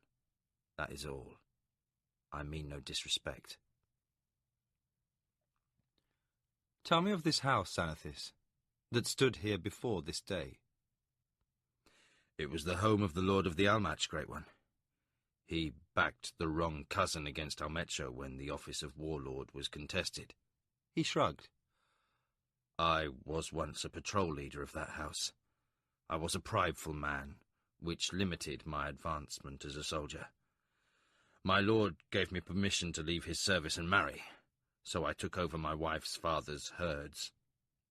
Had I stayed a soldier, I would now be a slave, dead, or a grey warrior." He glanced out toward the sea. "What more would you know, Great One?" The magician said, "You may keep your herds upon this hill, Xanathis. The grazers keep the grass neat, and I have no liking for unkempt grounds. Just keep them away from the main house where I will be working, else I cook one for my supper now and again." Without another word, the magician pulled a device from within his robe and activated it. A strange hum was emitted for a moment. Then the black-robed figure disappeared with a small popping sound. Xanathis stood quietly for a few minutes, then resumed his search of his lost animals. Later that night around a campfire, he told his family and the other herders of his meeting with the Great One. None doubted his word, for whatever his other faults might be, Xanathis was not one to expand upon the truth, but they were amazed. And they never quite got used to one other thing. Over the following months, while a new great house was being built, one or another of the herdsmen would occasionally catch sight of Xanathis engaged in conversation with a Great One atop the hill, while Kula grazed below them. Now, a new and strange house stood atop the hill. It was the source of both some speculation and a little envy. The speculation was about its owner, the strange Great One. The envy was over its design and construction, something of a revolution in Sirani architecture. Gone was the traditional three-story open-centre building. In its place was a long single-story building, with several smaller ones attached to it by covered walkways. It was a rambling affair, with many small gardens and waterways winding between the structures. Its construction was as much a sensation as its design, for it consisted mainly of stone, with fired brick tiles upon the roof. Some speculated that it offered cool protection during the heat of summer. Two other facts added to the fascination evidenced over the house and its owner. First was the manner in which the project had been commissioned. The magician had first appeared in Ontoset one day at the home of Tumakel, the richest moneylender in the city. He appropriated over 30,000 imperials in funds and left the moneylender stricken over his loss of liquidity. This was Milamba's method of dealing with the Sirani passion for bureaucracy. Any merchant or tradesman commanded to render service to a Great One was forced to petition the imperial treasury for repayment. This resulted in slow delivery of ordered materials, less than enthusiastic service, and resentment. Millenber simply paid in advance and left it to the moneylender, who was better able to account for his losses than most other merchants by nature of his bookkeeping, to recover from the treasury. The second fact was the style of decoration. Instead of the garishly bold wall paintings, the building was left mostly unpainted, except for an occasional landscape in muted, natural colours. Many fine young artists were employed on this project, and when it was done, the demand for their services was phenomenal. Within a month, a new wave in Sirani art was in progress. 50 slaves now worked the outlying fields, all free to come and go as they wished, dressed in the garb of their homeworld, Midkemia. All had been taken from the slave market one day without payment by the Great One. Many travellers to Onteset would make an afternoon of climbing the hills nearby to see the house. From a respectable distance, of course. The herder, Xanathis, was questioned many times about the strange Great One who lived in that house. But the former soldier said nothing, only smiling a great deal. The belief that the current great rift to Midkemia is controllable is only partially correct. Millenber paused, allowing his scribe to finish copying the dictation. It can be stated that rifts may be established without the release of destructive energies associated with their accidental creation, either through poorly effected magic spells or by the proximity of too many unstable magic devices. Millenber's research into the special aspects of rift energies would be added to the Assembly's archives when completed. Like other projects he had read of in the archives, research into rifts had shown what Millenber took to be a grievous flaw in most of his brother magicians' work. In general, projects were not carried through to completion, showing a lack of thoroughness. Once the procedure to establish rifts safely had been developed, further research into their nature had been halted. Continuing, he dictated, "What is lacking in the concept of control is the ability to select the terminus of contact, the ability to target the rift. It has been shown by the appearance of the ship carrying Fanatha on the shores of Cridi, on the world of Midkemia, that a certain affinity between a newly forming rift and an existing one is probable. However, as shown by further testing, this affinity is limited, such limits being as yet not fully understood. While there is increased probability of a second rift appearing within a regional proximity to the first, it is by no means a certainty." When the scribe had caught up, Millenber added, "Also, there is a question of why rifts show certain inconsistencies. Size appears relative to the energy employed in their formation, but other characteristics seem without pattern. Some rifts are single direction." Millenber had lost several valuable devices discovering this fact, while others allow movement in 2 directions. And then there are bonded pairs, 2 single-direction rifts that appear simultaneously, both allowing one-way travel between origin and terminus. Though they may appear miles apart, they are related. Millenber's narration was interrupted by the sound of the chimes, announcing the arrival of someone from the assembly. He dismissed his scribe and made his way to the pattern room. As he walked, he mused on the real reason for his submersion in research over the last 2 months. He was avoiding the decision he must soon make, whether or not to return to the Shinzawai estate for Katala. Millenber knew there was a chance she had become the wife of another, for their separation had been nearly 5 years, and she would have no reason to think he'd ever be returning. But time and training had done nothing to dull his feelings toward her. As he reached the transporting room with its tiled pattern, he made his decision. Tomorrow he would go to see her. As he entered the room, he saw Hotchapepper step off the pattern in the tile floor. "Ah," said the plump magician, "there you are. Since it has been 2 weeks since I last saw you, I decided to pay a visit." "I'm glad to see you. I have been deeply involved in study and could do with a short respite." They walked from the room into one of the several gardens nearby. Hotchapepper said, "I've been meaning to ask you, what is the significance of the pattern you chose? I don't recognize it." Milimber said, "It's a stylized recreation of a pattern I once saw in a fountain. 3 dolphins." "Dolphins?" Milimber explained about the Midkemian sea mammals, while they seated themselves upon cushions between a pair of dwarf fruit trees. "Why the dolphins from that fountain?" "I don't know. A compulsion, perhaps. Also, when I underwent my final testing on the tower, I saw something that didn't register for a month or 2 after." "What does one have to do with the other?" "In the representation of the final challenge to the stranger, do you remember a single brown-robed magician who bent the rift to keep Kellowan from entering the enemy's universe?" Hotchapepper looked thoughtful. "I can't say as I do, Milimber. But then the spell used to create that image affects each of us differently. If you compare visions with others, you'll discover a great deal of variation. But at the time of the stranger, we were all black robes. Who could this odd, brown-robed magician be?"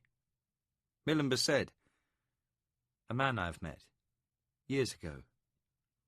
"Impossible. That scene took place centuries ago." Milimber smiled and said, "Nevertheless, I have met him. I made my pattern of 3 dolphins as something of a commemorative to our meeting." "How very strange.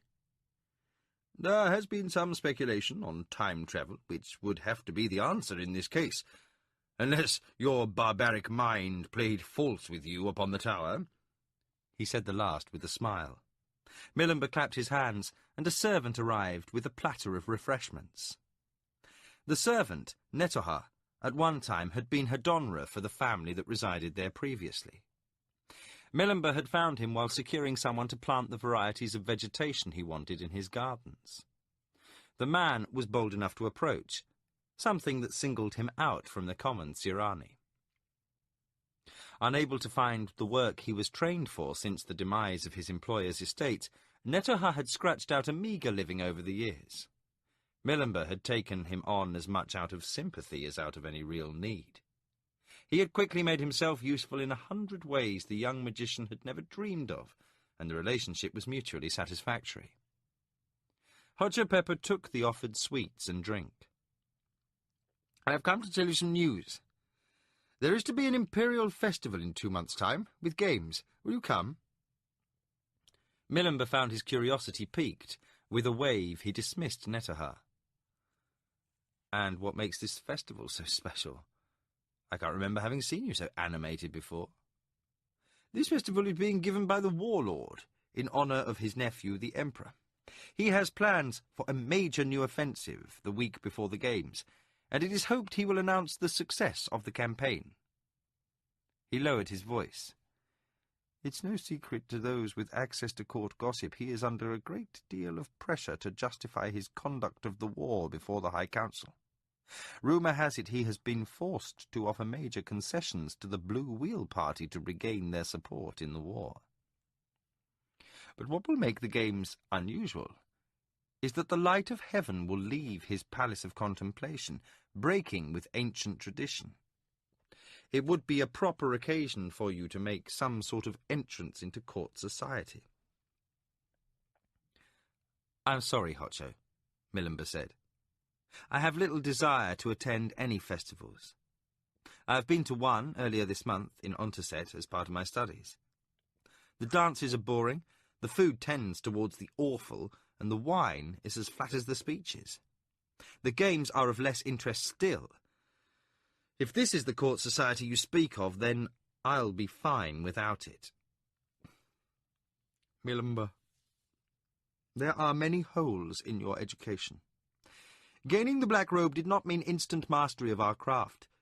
There is quite a bit more involved in protecting the Empire than sitting about dreaming up new ways of tossing energy around or creating economic chaos with the local moneylenders. He took another sweet and returned to his chiding. There are several reasons you must come with me to the festivities, Millimber. First, you are something of a celebrity to the nobles of the realm, for news of your wondrous house has spread from one corner of the Empire to the other, mostly by the aid of those young bandits you paid so well to execute the delicate paintings you love so much. It is now considered the mark of some distinction to have the same sort of work done. And this place, his hand inscribed an arc before them, mock wonder upon his face. Anyone who could be so clever to design such an edifice must surely be worthy of attention. His mocking tone vanished as he added, "By the way, this entire bit of nonsense has not been diminished one whit by your mysterious isolation here in the hinterlands. If anything, it has added to your reputation. Now to more important reasons than social ones. As you no doubt know, there is growing concern that the news from the war is somehow being downplayed. In all these years there has been little gain, and some talk is going about that the Emperor may take a stand against the warlord's policies. If so—" He let the thought go unfinished. Millimber was silent for a time.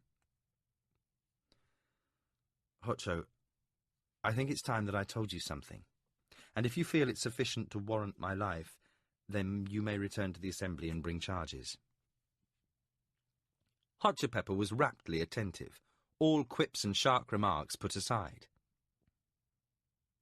"You who trained me did your work well, for I am filled with a need to do what is best for the Empire. I hold only a little feeling for the land of my birth any more, and you will never know what that signifies.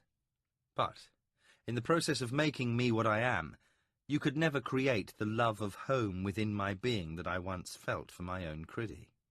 What you have created is a man with a strong sense of duty, untempered by any love of that thing he feels duty toward." Hotchapepper remained silent as the impact of what Millimber had said penetrated. Then he nodded as Millimber continued. "I may be the greatest threat to the Empire since the stranger invaded your skies. For if I become involved with its politics, I will be justice without mercy. I have known of the factions within the parties, the crossover of families from one party to another, and the consequences of those acts. Do you think because I sit atop my hill in the Eastlands, I am unaware of the shifts and stirrings of the political animals in the capital? Of course not. If the Blue Wheel Party collapses, and its members realign with the War Party or the Imperials, every street merchant in Onterset is speculating on the news the next day in the marketplace. I know what is taking place as well as any other who is not directly involved. And in the month since I came to live here, I have come to one conclusion. The Empire is slowly killing itself." The older magician said nothing for a moment, then asked, "Have you wondered at all why our system is such that we are killing ourselves?" Millimber stood and paced a little. "Of course. I am studying it and have chosen to wait before I act. I need more time to understand the history you taught me so well. But I do have some speculations of sorts on what's wrong, and they will give me a starting point." He inclined his head, asking if he should go on. Hotchapepper nodded that he should. "It seems to me there are several major problems here, problems I can only guess at in terms of impact upon the Empire. First," he held up his index finger, "those in power are more concerned with their own grandeur than with the well-being of the Empire. And as they are those who appear to the casual eye to be the Empire, it's an easy thing not to notice." "What do you mean?" the older magician asked. "When you think of the Empire, what comes to mind? A history of armies warring across the lands? Or the rise of the Assembly? Perhaps you think of a chronicle of rulers. Whatever it is, Most likely the single most obvious truth is overlooked. The Empire is all those who live within its borders, from the nobles to the lowest servant, even the slaves who work the fields. It must be seen as a whole, not as being embodied by some small but visible part, such as the warlord or the High Council. Do you understand that? Hot Pepper looked troubled. I'm not sure, but I think... Go on. If that is true, then consider the rest. Second, there must never be a time when the need for stability overrules the need for growth. But we have always grown, objected Hot Pepper. Not true, countered Millimber. You have always expanded, and that seems like growth if you don't investigate closely. But while your armies have been bringing new lands into your borders, what has happened to your art, your music, your literature, your research? Even the vaunted assembly does little more than refine that which is already known.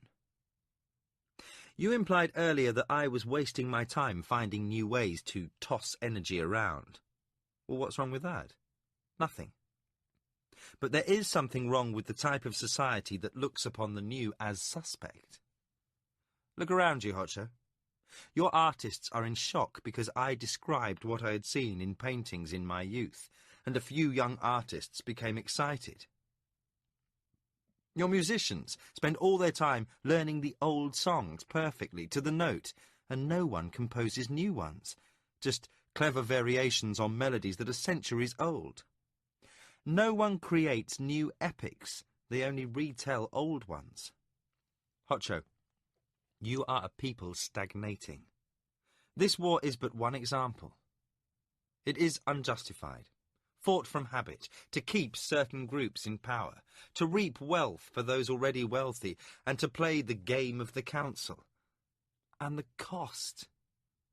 Thousands of lives are wasted each year, the lives of those who are the Empire, its own citizens. The Empire is a cannibal, devouring its own people. The older magician was disturbed by what he heard. In total contradiction with what he believed he saw, a vibrant, energetic, alive culture.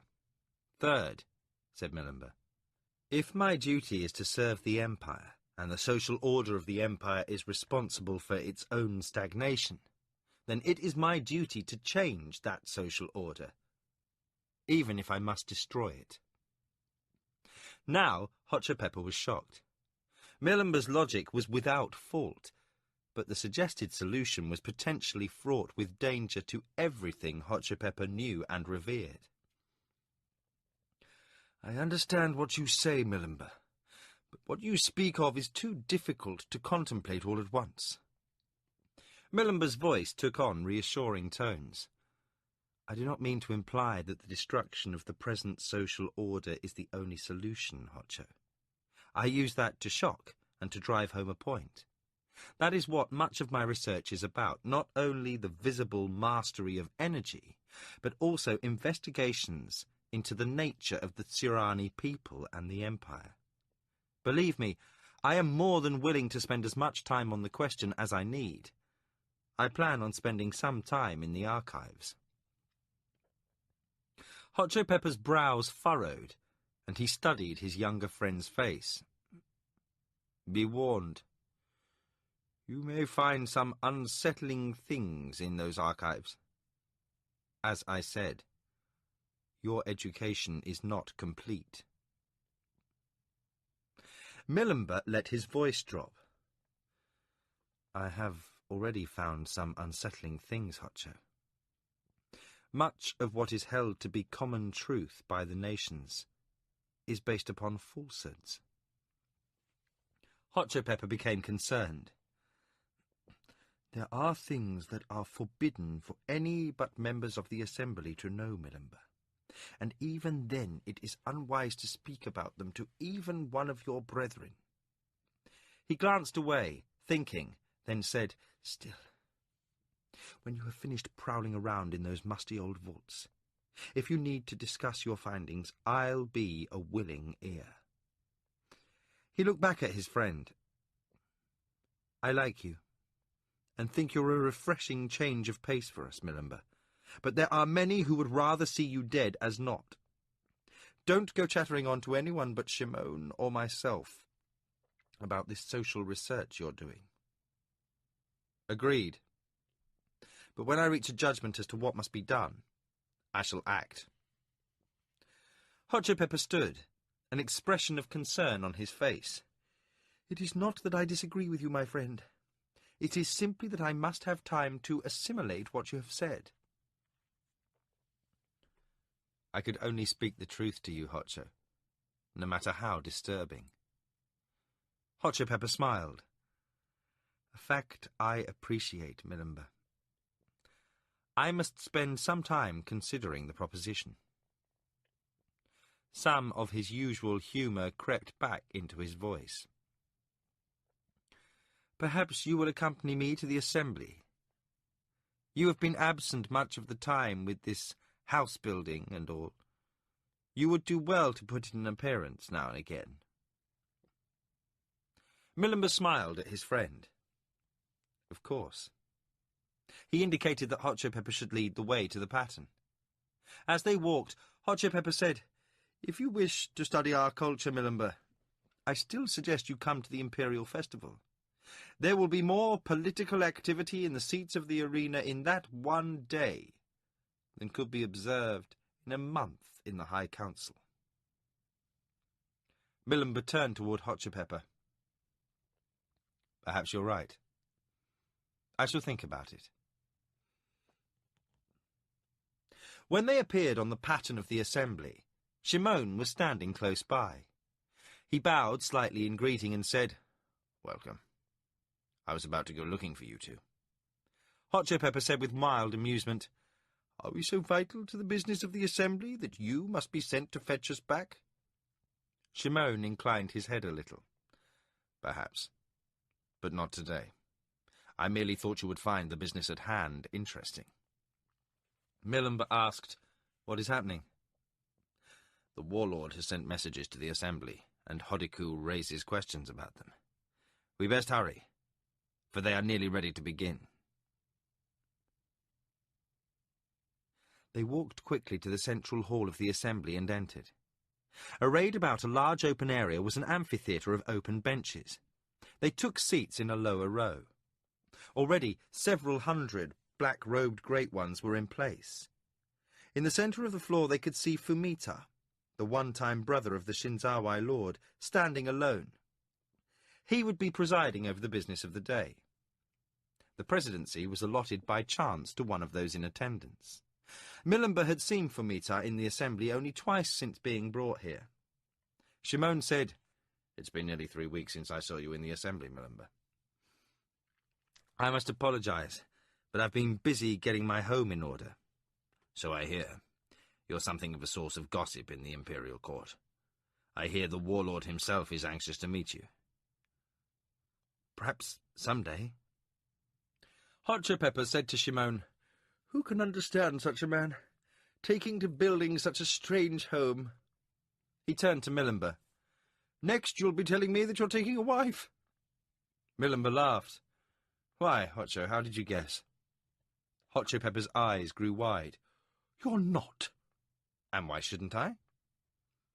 Milimber, it is not a wise course, believe me. To this day, I have regretted my own marriage. Hotcho, I didn't know you were a married man. I choose not to speak of it much. My wife is a fine woman, though given to an overly sharp tongue and scathing wit. In my own home, I'm not much more than another servant to be ordered about. That is why I see her only on prescribed holidays. It would be bad for my nerves to see her more often. Shimon said, Who is your intended, Milimber? A noble daughter? No. She was a slave with me at the Shinzawai estate. Hot Chip Pepper mused. A slave girl? That might work out. Milimber laughed and Shimon chuckled. Several other magicians regarded them with curiosity, for the assembly was not a regular forum for mirth. Fumita held up his hand, and the assembly became quiet. Today, there is a matter being brought before the assembly by Hodiku. A thin, great one with shaved head and hook-nosed walked from his seat in front of Milimber and Hotchopepper to the centre of the floor. He surveyed the magicians in the hall, then spoke. I come today, so that I may speak about the Empire. It was the formal opening of any business brought before the assembly. I speak for the good of the Empire, he added, completing the ritual. I am concerned about the demand made today by the warlord for aid, so he may broaden the war against the Midkemia world. A chorus of jeers and cries of politics and sit down erupted from around the room. Soon Shimon and Hotchopepper were on their feet with others crying, "Let him speak!" Fumita held up a hand for silence, and soon the room quieted. Hodiku continued. We are precedented. 15 years ago, the Assembly sent an order to the warlord to end the war against the Thuril Confederation. Another magician jumped to his feet. If the Thuril conquest had continued, there would have been too few in the north to repulse the Thun migration that year. It was a clear case of the salvation of the Setak province and the Holy City. Now, our borders in the north are secure. The situation is not the same. Arguments erupted over the entire hall, and it took several minutes for Fumita to restore order. Hotchopepper rose and said, I would like to hear Hodiku's reasons for considering this request vital to the security of the Empire. Any magician who is willing is free to work on behalf of the conquest. That is the point, responded Hodiku. There is no reason for any magician who feels this war into another space-time is right and proper for the Empire not to work in support of the conquest. Without the Black Robes who already served the warlord, the Rift would never have been prepared for such an undertaking. It is that he now makes demands of the Assembly itself I find objectionable. If 5 or 6 magicians choose to serve in the field, even to travelling to this other world to risk their lives in the battle, then it is their own concern. But if one magician responds to this demand, without considering the issues, it will appear the Assembly is now subject to the will of the warlord. Several magicians applauded this sentiment, and others seemed to weigh its merits. Only a few booed and jeered. Hotchopepper stood again. I would like to offer a proposal. I will undertake, on behalf of the Assembly, to send a message to the warlord expressing our regret that the Assembly as a body may not order any magician to perform as requested, but that he is free to seek the services of any magician willing to work on his behalf. A general murmur of approval ran through the room, and Fumita asked, Hotchopepper offers a proposition to send a statement of policy to the warlord on behalf of the Assembly. Does anyone find this objectionable? When no objections were forthcoming, he said, The Assembly thanks Hotchopepper for his wisdom. He paused for a moment, then said, Another matter needs our attention. The novice Shiro has been found lacking in the moral qualities necessary for the greater art. The mind probes reveal that he harbours anti-imperial feelings learned as a youth from his maternal grandmother, a Thuril woman. Is the Assembly agreed?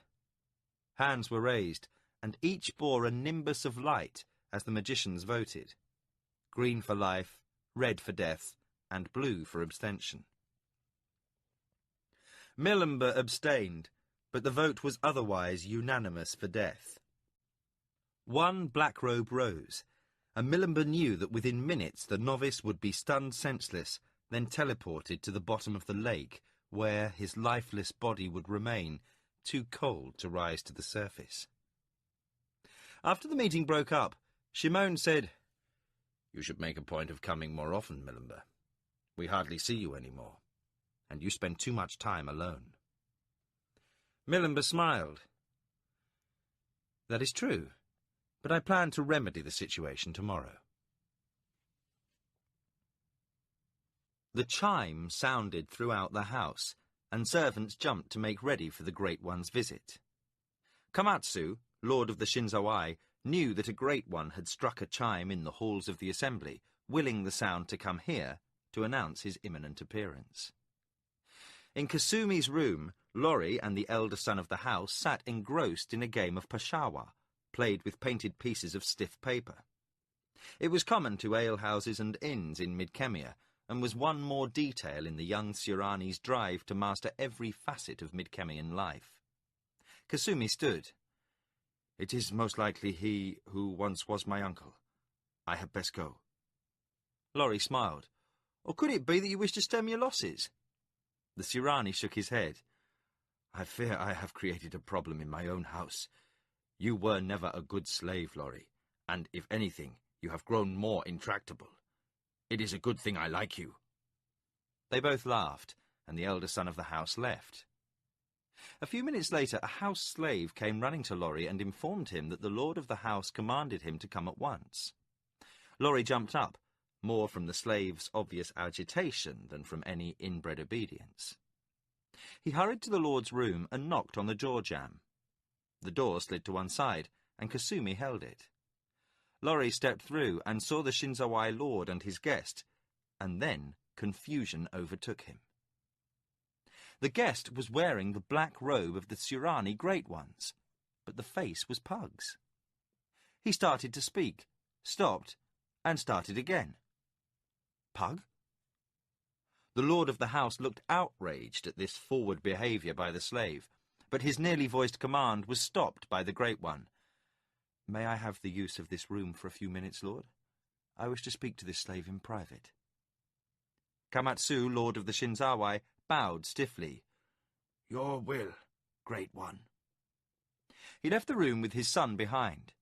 He was still in shock over the appearance of the former slave and confused at the conflicts within himself.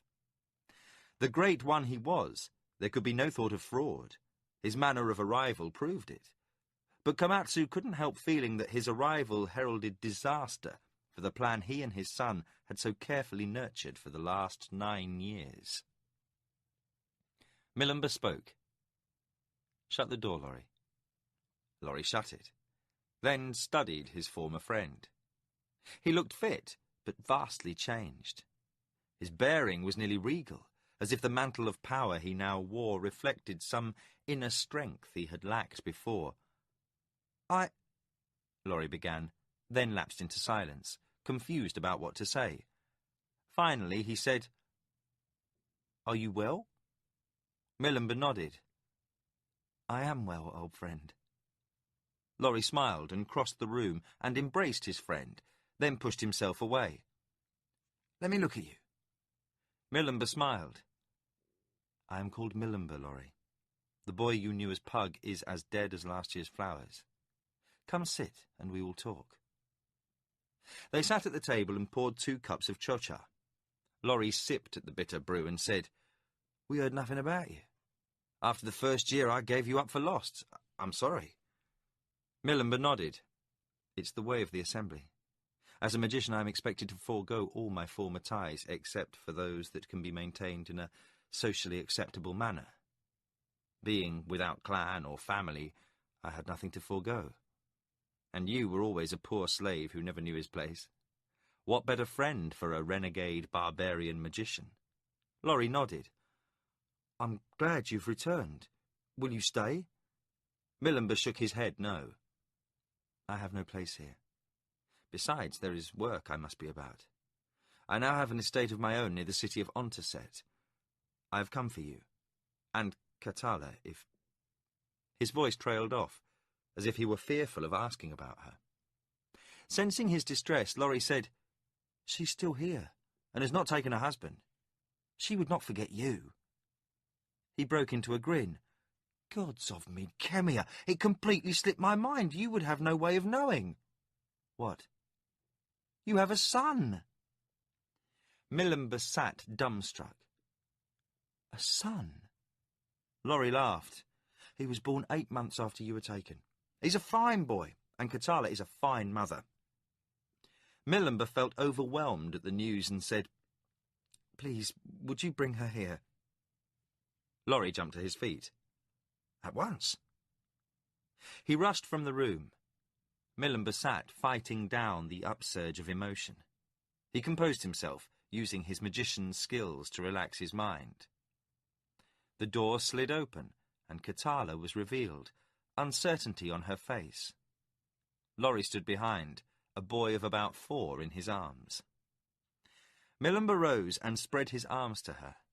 Katala rushed to him, and he nearly cried in his joy. They clung quietly for a moment, then she murmured, I thought you'd gone. I hoped, but I thought you'd gone. They stood for several minutes, each lost in the pure pleasure of the other's presence, until she pushed herself away. You must meet your son, Pug. Laurie brought the boy forward. He regarded Millamber with large brown eyes. He was a well-formed boy, with a stronger likeness to his mother, but something in the way he tilted his head made him resemble the boy from Criddy Keep. Katala took him from Laurie and passed him to Millamber. William, this is your father. The boy seemed to take this in with some scepticism. He ventured a shy smile, but leaned back, keeping his distance. I want down, he said abruptly. Millamber laughed and put the boy down. He looked at his father, then immediately lost interest in the stranger in black. Ooh, he cried, and rushed over to play with the Lord of the Shinzawai's Shah pieces. Millamber watched him for a moment, then said, William? Katala stood next to him with her arm around his waist, hugging him, as if afraid he would disappear again. Laurie said, She wanted a Midkemia name for him. Millamber. Katala started. Millamber? It is my new name, love. You must get used to calling me that. She frowned, not entirely pleased with the thought. Millamber, she repeated, testing the sound. She then shrugged. It is a good name. How did he become William? Laurie went over to the boy, who was trying to stand the pieces one atop the other, and gently took them away. The boy threw him a black look. I want to play, he said indignantly. Laurie picked him up and said, I gave her a bunch of names, and she picked that one. I liked its sound, she said. William. At the sound of his name, the boy looked at his mother. I'm hungry.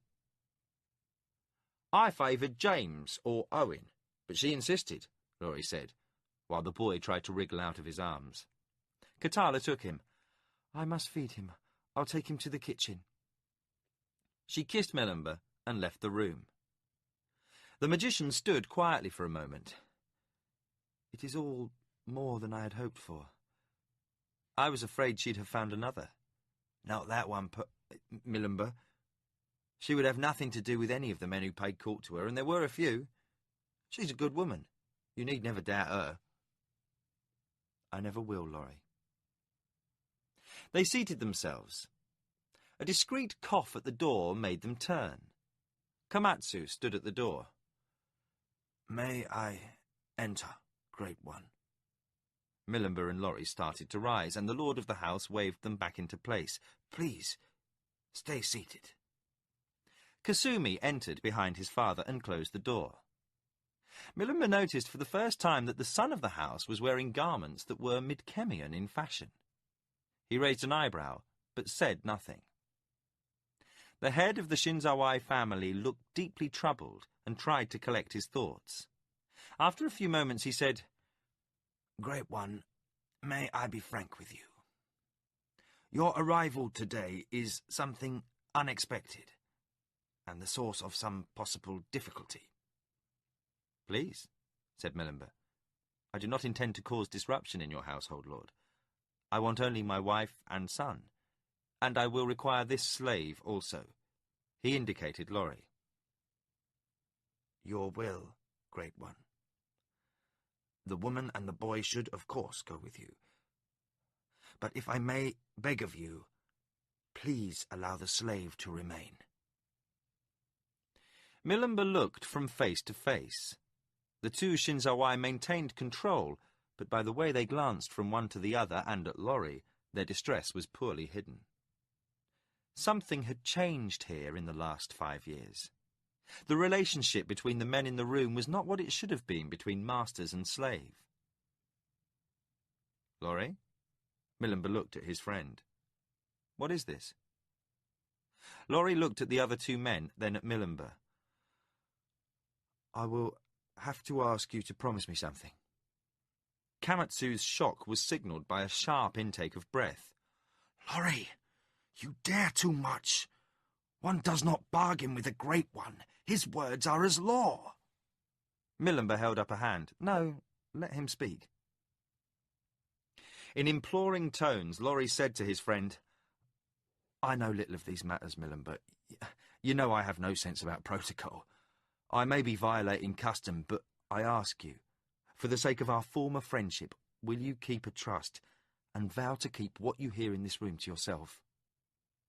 The magician pondered the matter. He could command the Shinzawai lord to tell all, and the man would, as automatically as a soldier following orders. But his friendship with the troubadour was important to him.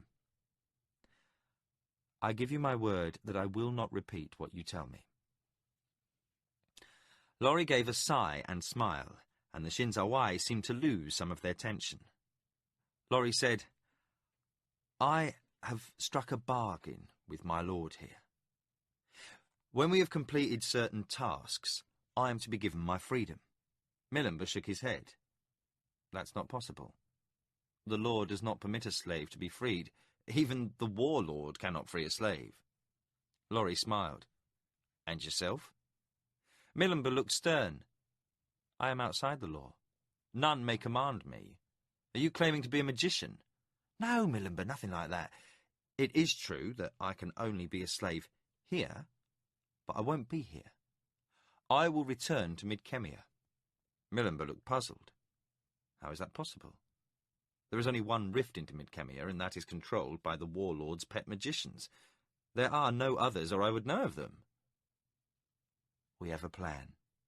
It is involved, and will take much explaining, but simply put, it is this. I will accompany Kasumi, disguised as a priest of Turakamu, the Red. He will be leading soldiers replacing troops at the front. No one's likely to notice my height, for the Red One's priests are given wide berth. The troops are all loyal to the Shinzawai. Once in Midkemia, we will slip through the lines and find our way to the kingdom forces. Milimber nodded. Now I understand the language lessons and the clothes. But tell me, Lorry, are you willing to spy for the Surani in exchange for your freedom? There was no disapproval in his voice. It was a simple question. Lorry flushed. I'm not going as a spy. I'm going as a guide. I am to take Kasumi to Rilanan for an audience with the king. Why? Milimber was surprised. Kasumi interrupted. I go to meet the king and bring him an offer of peace. Milimber raised an argument. How can you possibly expect to end the war with the war party still in control of the High Council? There is one thing in our favour, responded Kamatsu. This war has lasted for 9 years, and the end is nowhere in sight. Great One, I don't presume to instruct you, but if I may explain some things. Milimber nodded that he should continue. Kamatsu sipped his drink and went on.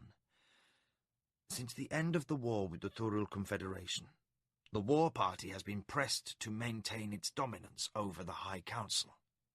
Each border clash with Thurul brought the call for a renewal of the conflict. Between the fighting on the border and the constant attempts by the Thun to break through the passes in the north and regain their former southern range, the war party managed barely to maintain a majority. A coalition, led by the Blue Wheel Party, was on the verge of dislodging them 10 years ago, when the Assembly discovered the rift into your former homeland. The call for war rang out in the council as soon as the rich metals of your homeland were known to exist. All the progress we had made over the years was lost in that instance. So we began at once to counter this madness. The metals being mined on your former world are, from what Lorry has told us, the leavings of abandoned mines, not considered worth the bother by those you call dwarves. There is nothing in this for Surawani but an excuse to raise the war banner again and shed blood. You know our history. You know how difficult it is for us to settle our differences in a peaceful manner. I have been a soldier and know the glories of war. I also know its waste. Lorry has convinced me that my suspicions about those who live in the kingdom were correct. You are not a very warlike people, in spite of your nobles and their armies. You would have been willing to trade. Millenber interrupted. Well, this is all true, but I'm not sure that it has any bearing on things as they stand now. My former nation had not fought a major war in nearly 50 years, except for skirmishes with the goblins of the north and along the Keshian border. But now the battle drums sound in the west. The armies of the kingdom have been blooded. The nation has been invaded without cause. They would not, I think, be willing simply to stop and forgive. There would be demands for retribution, or at least reparation. Would the High Council be willing to surrender the honor of Surawani and make restitution for the wrong done at the hands of its soldiers? The Shinzawai lord looked troubled. The council would not, I am sure. But the emperor would. The emperor? Millenber was surprised. What has he to do with this? Ichindar, may heaven bless him, feels the war is bleeding the empire of its resources. When we campaigned against the Turil, we learned that some frontiers are simply too vast and far from the empire to control, save at costs far greater than the victories are worth. The light of heaven understands that nowhere could there be a frontier as vast or as far as that we have found on Midkemia. He is taking a hand in the game of the council. It is perhaps the greatest game ever played in the history of Suranwani. The light of heaven is willing to command the warlord to peace, to have him removed from office if need be. But he will not take the risk of so great a break with tradition unless he is guaranteed the willingness of King Roderick to come to terms. He must go before the High Council with peace a fait accompli. Otherwise, he risks too much. Regicide has been committed only once in the history of the Empire, Great One. The High Council hailed the killer and named him Emperor. He was the son of the man he slew. His father had tried to order taxes imposed upon the temples, the last time an emperor played in the game of the council. We can be a hard people, Great One, even with ourselves, and never has an emperor sought to do what Ichindar seeks, what others, many others, will see as laying down the honor of the empire, an unthinkable act. But if he can deliver peace to the council, then it will clearly show the gods give their blessing to such an undertaking, and none will dare challenge him. You risk much, Lord of the Shinzawai. I love my nation, and the Empire, Great One. I would willingly die in the field for her, and I risked that often when I was younger during the Turil campaigns. I would also risk my life, my sons, the honor of my house, family, and clan to bring the Empire to sanity, as would the Emperor. We are a patient people. This plan is years in preparation. The Blue Wheel Party has long been secretly allied with the Party for Peace. We withdrew in the third year of the war to embarrass the warlord and set the stage for Kasumi's training for the coming journey. Over a year was spent in traveling to various lords within the Blue Wheel and Peace parties, ensuring cooperation, that every member would play his part in the game of the council before you and Lorry were brought here to be his tutors. We are Surani, and the light of heaven would not allow an overture to be made until he had a ready messenger. We have made Kasumi that messenger. seeking to give him the best possible chance of reaching your former king safely. It must be this way, for should any outside our faction learn of the attempt, if it fails, many heads, including my own, would fall. The price of losing the game. If you take Lori away, Kasumi has little chance of reaching your former king, and the peace effort will be postponed until we can find another trustworthy guide, a delay almost certain to last 1 or 2 more years. The situation is now critical. The Blue Wheel Party is again part of the Alliance for War after years of negotiation with the War Party, and thousands of men are being sent to fight so that Kasumi may slip through kingdom lines into your former homeland. The time will soon be ripe. You must consider what even another year of war would mean. With the conquest of your former homeland, the warlord could become invulnerable to any move we make. Milimba considered, then to Kasumi said, "How soon?" Kasumi said, "Soon, Great One. A matter of weeks. The warlord has spies everywhere and has some hint of our plans. He has little trust of the Blue Wheel's sudden shift in the council, but he cannot refuse the aid. He feels the need to strike a great victory. He plans the major spring offensive against the forces of Lords Boric and Brukel, the kingdom's main strength. It will be timed to occur just before the Imperial Festival, orchestrated so he can announce the victory at the Imperial Games, for his own personal glory." Kamatsu said, "It is much like an endgame gambit in Shah, Great One. A smashing victory will gain the warlord all he needs to take control of the High Council. But we risk this to play for our final move. The front line will be in confusion as preparations are being made for the offensive. Kasumi and Lori will have their best opportunity to slip through the lines. Should King Roderick agree, then the light of heaven can appear in the High Council with an announcement of peace, and all that the warlord's power and influence is based upon will crumble. In terms of Shah, we expose our last piece to capture so that our emperor may checkmate a warlord." Milimba was thoughtful for a time. "I think you have embarked on a bold plan, Lord of the Shinzawai. I will honor my pledge to say nothing.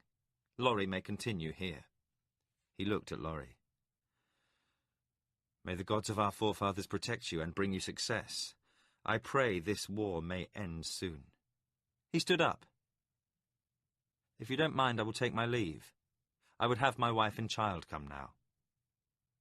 Kasumi rose and bowed. "I should like to say one thing more, Great One." Milimba indicated he should proceed.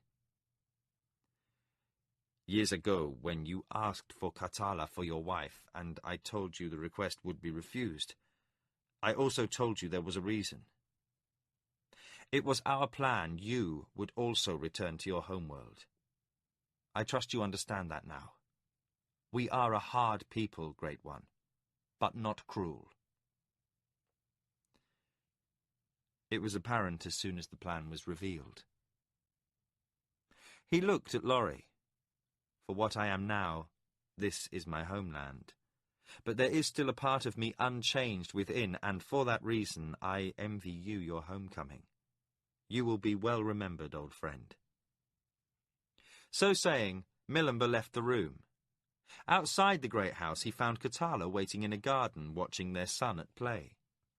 She came to him, and they embraced, savouring sweet reunion. After a long moment he said, "Come, beloved, let us take our son home." Chapter 27. Fusion. Longbow wept in silence. Alone in a glade near the edge of the elven forests, the huntmaster of Criddy stood over 3 fallen elves. Their lifeless bodies lay sprawled upon the ground, with arms and legs bent at impossible angles, their fair faces covered in blood. Martin knew what death meant to the elves, where 1 or 2 children to a family in a century was the norm. One face he knew well, Algavins, Galain's companion since boyhood, less than 30 years of age, still a child by the elven folk's measure. Footsteps from behind caused Martin to wipe away the tears and resume his usually impassive expression. From behind he heard Garrett say, "There's another bunch down the trail, Huntmaster. The Sirani went through this part of the forest like a bad wind." Martin nodded, then set out without comment. Garrett followed. For all his youth, Garrett was Longbow's best tracker, and they both moved lightly along the trail towards Elvendar. After travelling for hours, they crossed the river west to a Sirani enclave, and when they were safely into the elven forests, a voice hailed them from the trees. "Well met, Martin Longbow."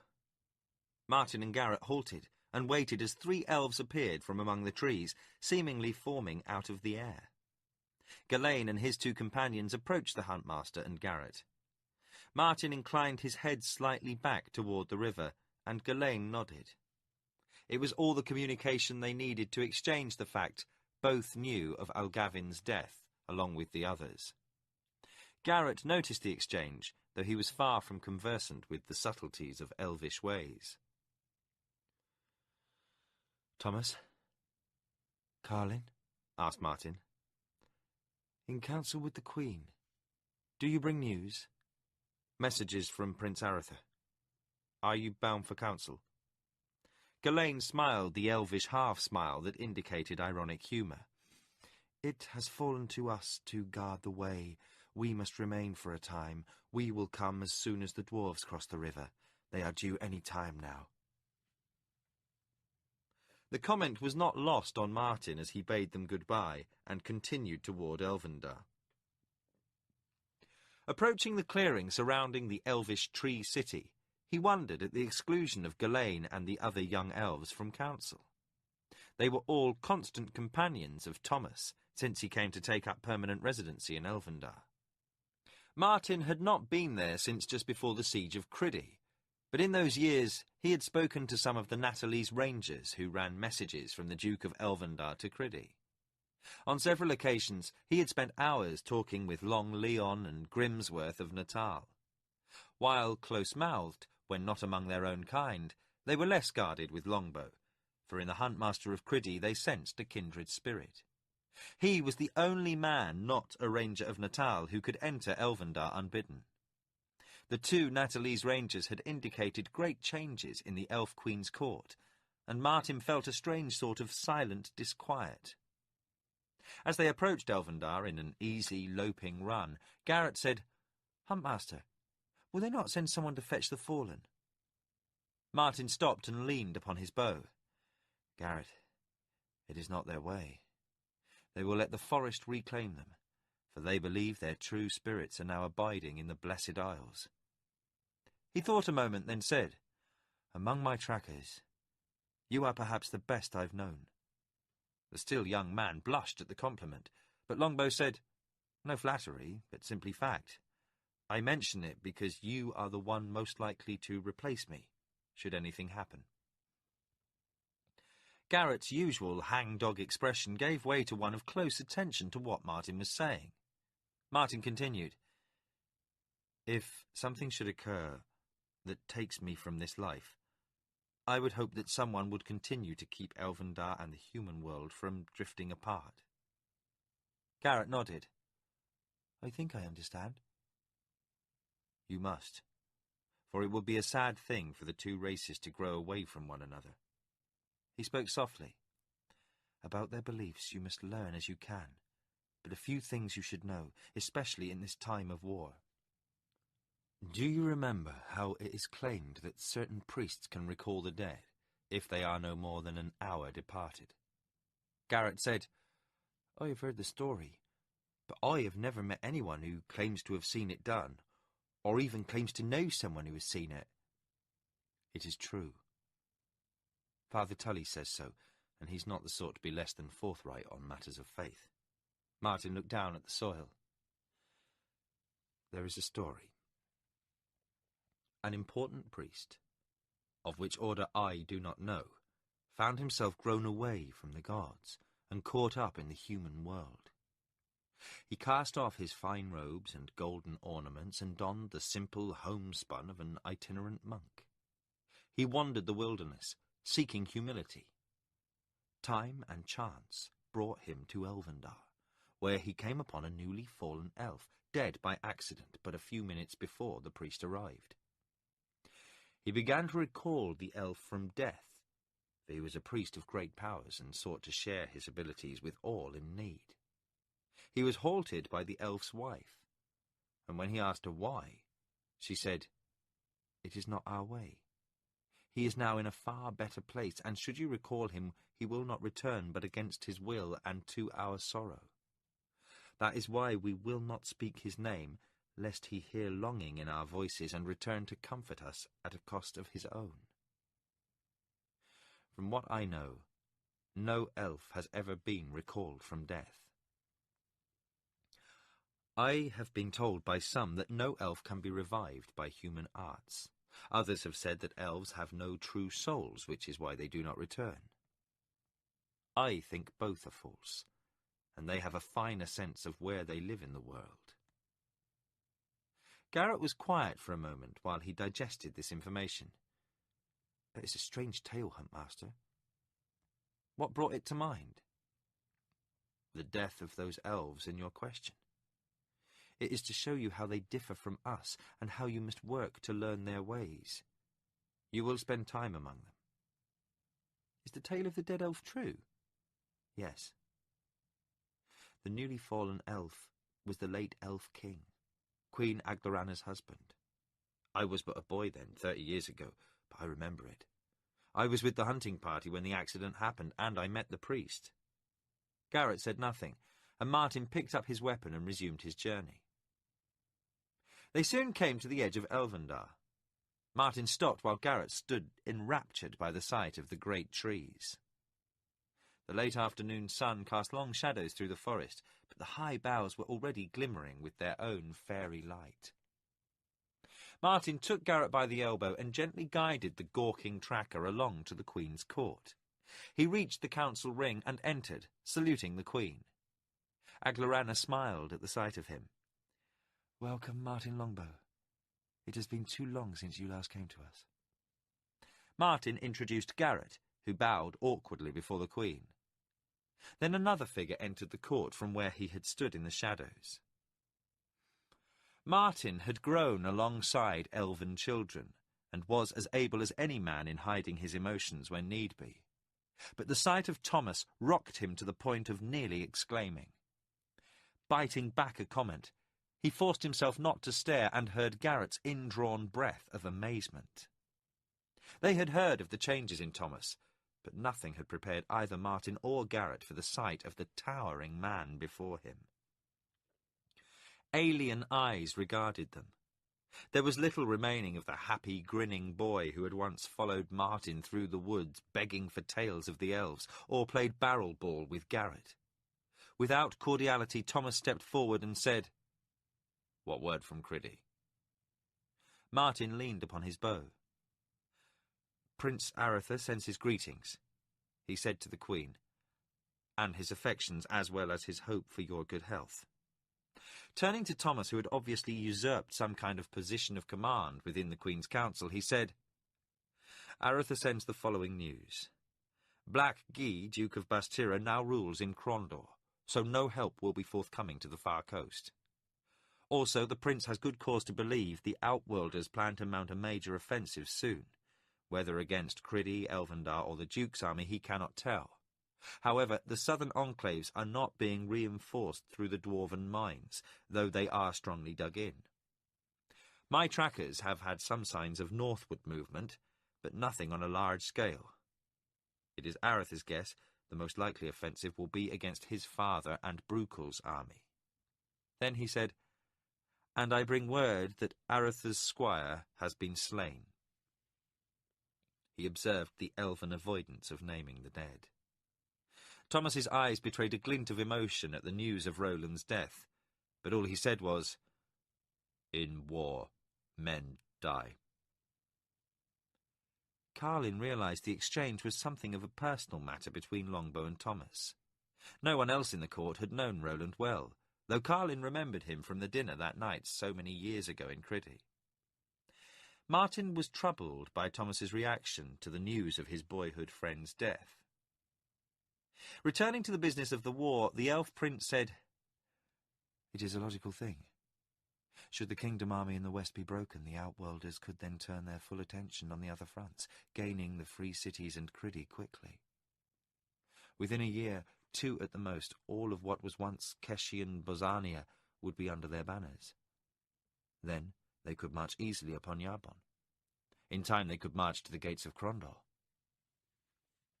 Thomas faced Carlin, as if to speak, his eyes narrow. A flash of communication passed between the Queen and Thomas, and he stepped back into his place in the council circle. Carlin continued, "If the outworlders are not staging to the west of the mountains, then we should be joined by the dwarves soon. We've had sorties across the river from the outworlders, but no sign of major attacks to come. I think Aretha is correct in his surmise, and should the dukes call, we should try to aid them." Thomas turned upon the elf prince. "Leave Elvendar unprotected?" His face showed outrage. Martin was startled by the ferocity of Thomas's barely checked anger. "Without stripping the elven forests of defenders, we could not mount enough numbers to matter in such a battle." Carlin's face remained impassive, but his eyes mirrored Thomas's anger. His words came forth quietly. "I am war leader of Elvendar. I would not leave our forests unprotected. But should the outworlders mount a major offensive against the dukes, they will not leave sufficient soldiers along the river to menace our forests.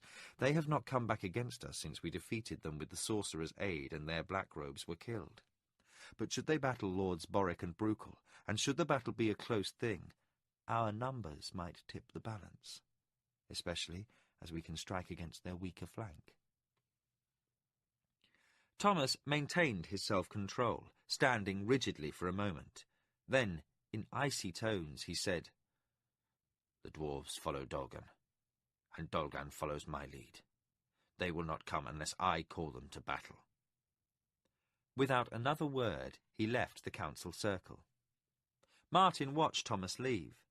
His skin crawled as he felt for the first time the power contained within this strange blend of man and whatever else lived inside the boy from Criddy. He had caught only a glimpse of what was within Thomas, but it had been enough. Thomas was a being to be feared. Martin then saw a flicker of expression on Aglorana's face.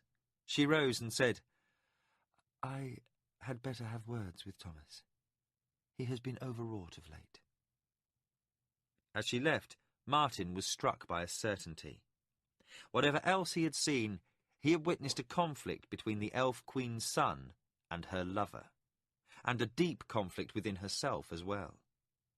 Aglorana had worn the expression of one caught in a hopeless fate. When the Queen had left, Carlin said, "You have come at a propitious time, Martin. We have need of your wisdom."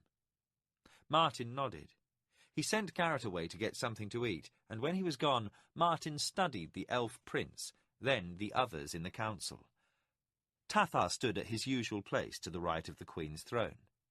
Others he knew, all old and trusted advisers of the Queen. Many were ancient spellweavers.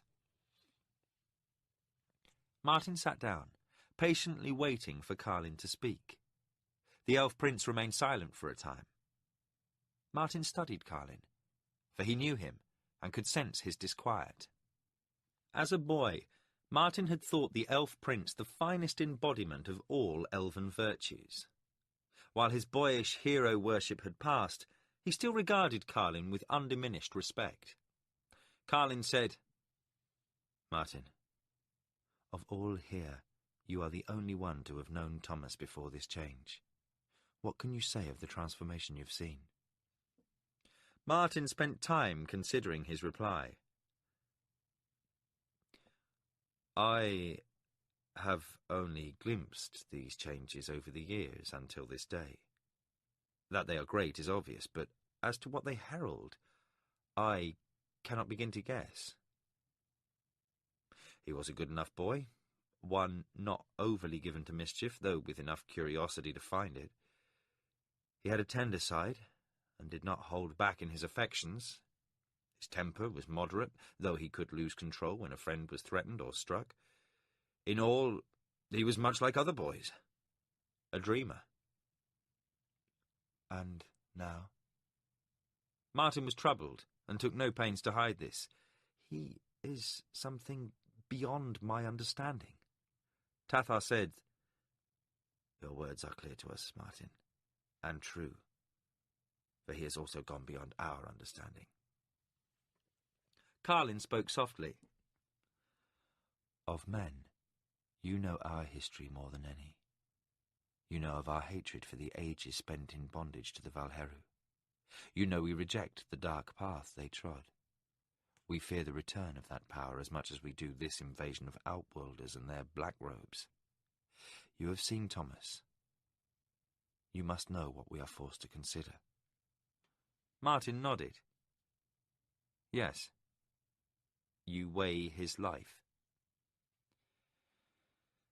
Many of the younger elves follow him blindly, said Tathar. They lack the maturity and wisdom to withstand the subtle influence of the Valheru magic with him. And while the dwarves do not follow blindly, still they follow, for they have none of our heritage of fear, and they put great faith in his leadership. He has proved the means of their survival for 8 years now, saving many of them from death repeatedly. But while Thomas has been a boon to us in this struggle against the invaders, we may have to put aside all other considerations save one. Will this half-man, half-Valheru attempt to become our master? Tathar frowned. If so, he must be destroyed.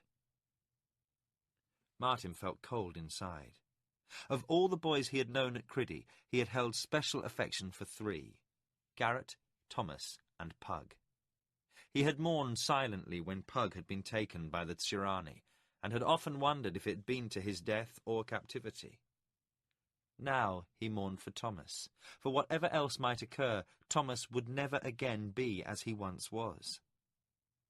Martin said to Carlin, Can nothing be done? Carlin indicated Tathar should answer the question. The old spellweaver looked around the circle, gaining silent agreement from the other spellweavers. To Martin he said, We do what we can to bring this to a good ending. But should the Valheru come forth in his might, he would not withstand, so we are fearful. We harbour no hatred for Thomas, but even as you pity a rabid wolf, you must kill it. Martin looked grimly out at the lights of Elvendar as darkness deepened. As long as he remembered, it had been a comforting sight. Now he felt only cold bitterness. When shall you decide?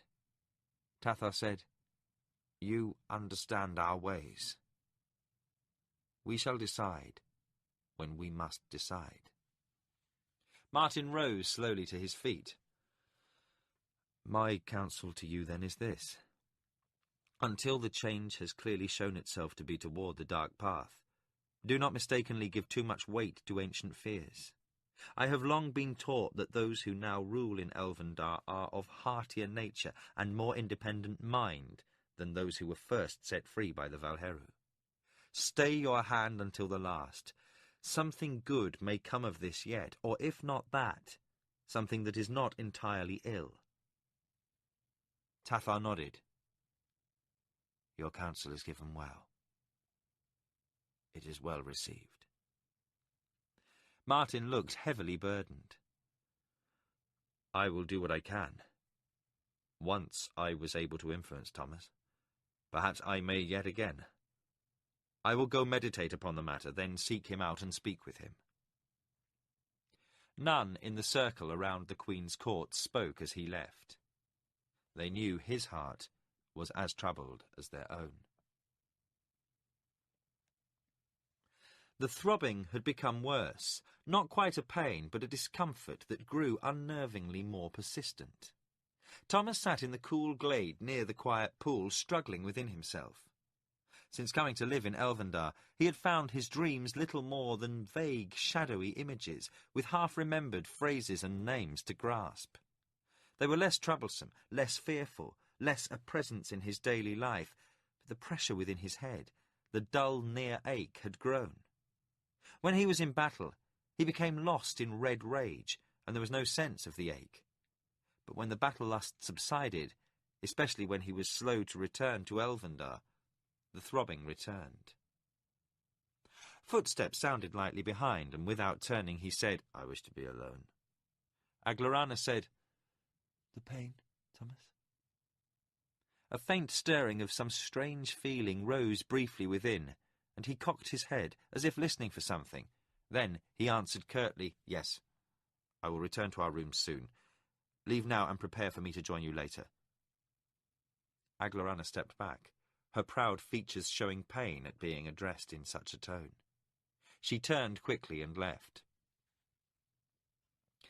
As she walked through the woods, her emotions churned within. Since surrendering to Thomas's desire and her own, she had lost the ability to command him or to resist his commands.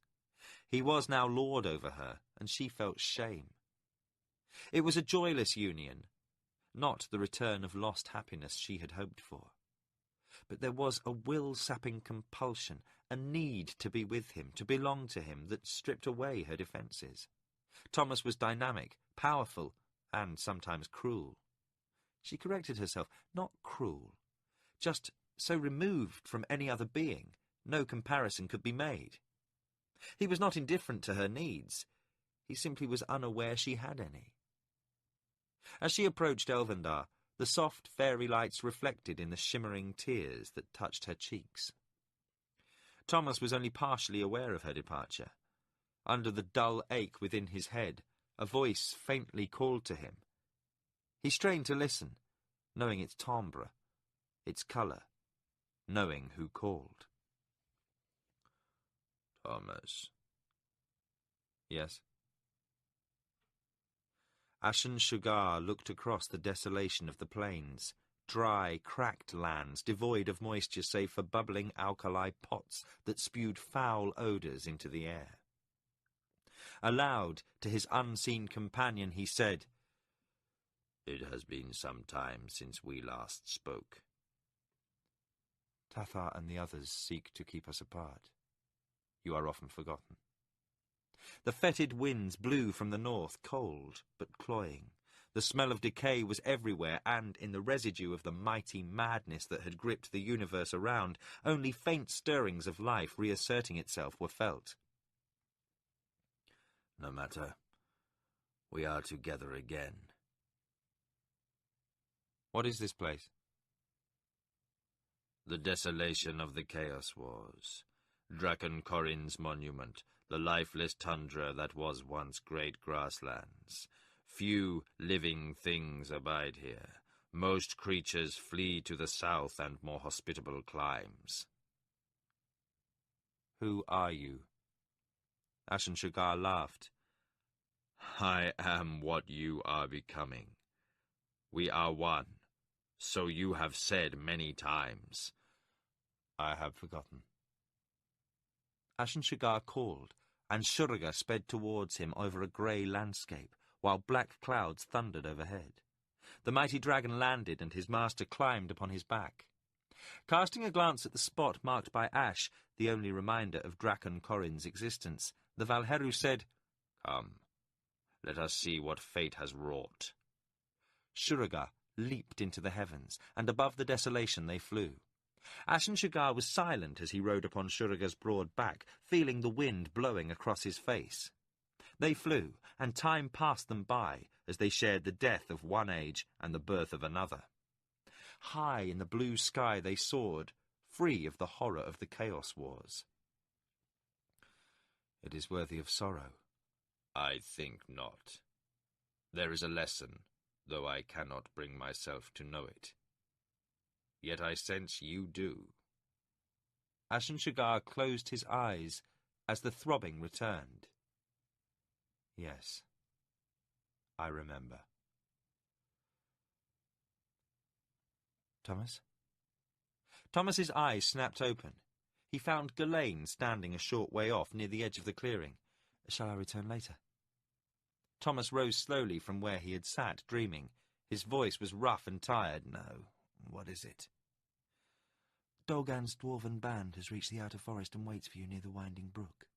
The dwarves struck an outward enclave as they crossed the river. There was a merry smile upon the young elf's face. They have finally captured prisoners. A strange look of mixed delight and fury passed over Thomas's face.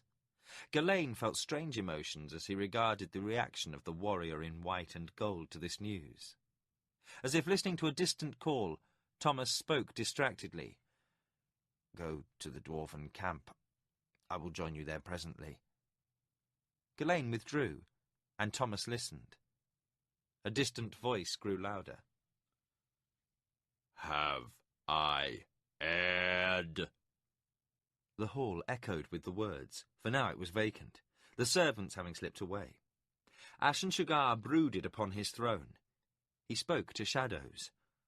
Have I erred? Now you no doubt, answered the ever-present voice. This strange quietness within, what is it? It is death approaching. Ashen Shugar closed his eyes. I thought as much. So few of my kind lived beyond battle. It was a rare thing. I am the last. Still, I would like to fly Shurugar once more. He is gone. Dead. Ages past.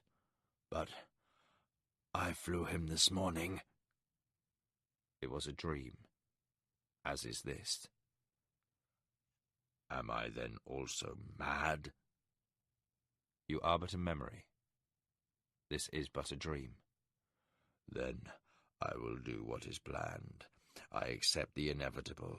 Another will come to take my place. So it has happened already, for I am the one who came, and I have taken up your sword and put upon your mantle. Your cause is now mine. I stand against those who would plunder this world. Then I am content to die. Opening his eyes, he took one last look at his hall, now cloaked in ancient dust. Closing them for the last time, the ruler of the Eagle's Reaches cast his final spell. His waning powers, still unmatched upon this world by any save the new gods, flowed from his tired body, infusing his armour. Smoky wisps wafted upward from where his body had rested, and soon only the golden armour, white tabard, shield, and sword of white and gold remained. I am Ashen Shugar. I am Thomas. Thomas's eyes opened, and for a moment he was confused to find himself in the glade. A strange passion grew within as he felt a new strength flowing throughout his being. In his mind rang a clarion call. I am Ashen Shugar, the Valheru. I will destroy all who seek to plunder my world. With a terrible resolve he left the glade to find the place the dwarves had brought his enemies. It is good to see you again, friend Longbow, said Dolgan, puffing away on his pipe. They had not seen each other since a chance meeting several years before when the dwarves passed through the forest east of Criddy on their way to Elvendar. Martin, Carlin, and a few elves had come to see the dwarves' prisoners who were still bound. They waited in a group in a corner of the clearing, glaring at their captors. Ghislaine entered the clearing and said, Thomas is coming soon. Martin said, How is it, Dolgan? After all these years, you managed to capture prisoners and an entire enclave at that. Behind the 8 bound warriors stood a fearful group of Shirani slaves, unbound but huddled together, uncertain of their fate. Dolgan gave an off-handed wave. Usually we're raiding across the river and prisoners tend to slow things down during a withdrawal, being either unconscious or uncooperative. This time we had little choice in the matter, as we needed to cross the River Criddy. In past years we'd wait to sneak across in darkness, but this year they're as close as nettles in a thicket everywhere along the river. We found this band in a relatively isolated spot with only these 8 to guard the slaves. They were repairing an earthwork, one that I judge was overrun a short while ago during an elven sortie. We slipped around them, then a few of the lads climbed into the trees, though they liked it little. We dropped down upon the 3 outer guards, silencing them before they could shout the alert, and the other 5 were napping, the lazy louts. We slipped into camp, and after a few well-placed strokes with our hammers, we bound them. These others, he indicated the slaves, were too timid to make a sound. When it was clear we had not alarmed the nearby enclaves, we thought to bring them along. Seemed a waste to leave them behind. Thought we might learn something useful. Dogan tried to keep an impassive expression, but pride over his company's work shone through like a beacon in the night. Martin smiled his approval and said to Carlin, "I hope we may learn what is coming, if the feared offensive is really to be mounted and where. I've learned a few phrases of their tongue, but not enough to make any sense of what they might tell us. Only Father Tully and Charles, my Sirani tracker, can speak to them fluently. Perhaps we should attempt to move them to Criddy." Carlin said, "We have the means to learn their tongue, given time. I doubt they would lend much cooperation in their transport. Most likely they would try to raise the alarm every step of the way." Martin conceded the point. Then a disturbance caused him to turn. Thomas came striding into the clearing. Dogan began to greet him, but something in the young warrior's manner and expression silenced him. There was madness in Thomas's eyes, something the dwarf had glimpsed before as a glimmer, but which now shone forth brightly. Thomas regarded the bound prisoners, then pulled his sword slowly and pointed at them. The words he spoke were alien to both Martin and the dwarves, but the elves were rocked by what they heard. Several of the older elves dropped to their knees in supplication, and the younger ones drew away in reflexive fear. Only Carlin stood his ground, though he appeared shaken. Then, slowly, the elf prince turned to Martin, his face drained of colour. In terrified tones he said, "At last, the Valhero is truly among us." Ignoring all others in the clearing, Thomas walked up to the first Sirani prisoner. The bound soldier looked up with a mixture of fear and defiance. Suddenly, the golden sword was raised high and arced down, severing the man's head from his shoulders. Blood splattered the white tabard, then flowed off, leaving it spotless. A low moan of fear came from the huddled slaves, and the remaining soldier's eyes were wide in terror. Slowly, Thomas turned to face the next prisoner, and again his sword took a life. Martin freed himself from shocked paralysis, forcing his eyes away from the butchery. He felt terrible dread, but it appeared as nothing to what the elves revealed in their abasement before Thomas. Carlin's face showed a struggle within as he tried to overcome a nearly instinctive obedience to the words spoken in the ancient language of the Valheru, masters of all ages past. The younger elves, less studied in the old wisdom, simply had no understanding of the overwhelming need to obey this man in white and gold. The language of the Valheru was still the language of power. Thomas turned away from his slaughter, and Martin felt struck by the strength of his gaze. Gone was any vestige of the boy from Criddy. Now an alien presence suffused his being. Thomas's arm drew back, and Martin tensed to dodge the blow. Any human was a potential victim, and even the dwarves drew back at the awesome menace Thomas projected. Then a faint spark of recognition entered Thomas's eyes, and he said in a distant voice, "Martin, by the love I once bore you, be gone, or your life is forfeit." Mustering courage against the most consuming fear he had ever felt, Martin shouted, "I'll not stand and watch you slaughter helpless men." Again, a distant voice answered, steeped in ancient majesty and lost grandeur regained. "These come into my world, Martin. None may seek that which is my domain, my preserve, mine alone. Shall you too come into my world, Martin?" With inhuman speed, Thomas wheeled, and 2 Sirani died. Martin charged, crossing the gap between them in a bound, and knocked Thomas away from the prisoners. They went down in a heap, and Martin grabbed at the wrist that held the golden sword. A strong man, capable of carrying a freshly killed buck for miles, Martin was no match for Thomas. As easily as picking up a bothersome infant, Thomas pushed Martin aside and came lightly to his feet. Martin sprang at Thomas again, but this time Thomas stood ready. He simply seized Martin by the tunic and said, "None may interfere with my will." He tossed Martin across the clearing, as if he weighed less than a tenth his weight. Martin's arms flailed the air as he arced high over the ground, striving to control his fall. He landed hard, and all around could hear the breath explode from his lungs as he struck. Dolgan rushed to his side, for the elves were still held in thrall by what they had witnessed. The dwarven chief poured water from a skin at his side upon Martin's face and shook him awake. The strangled cries of terror from the Sirani slaves watching soldiers being butchered greeted Martin as he regained his wits.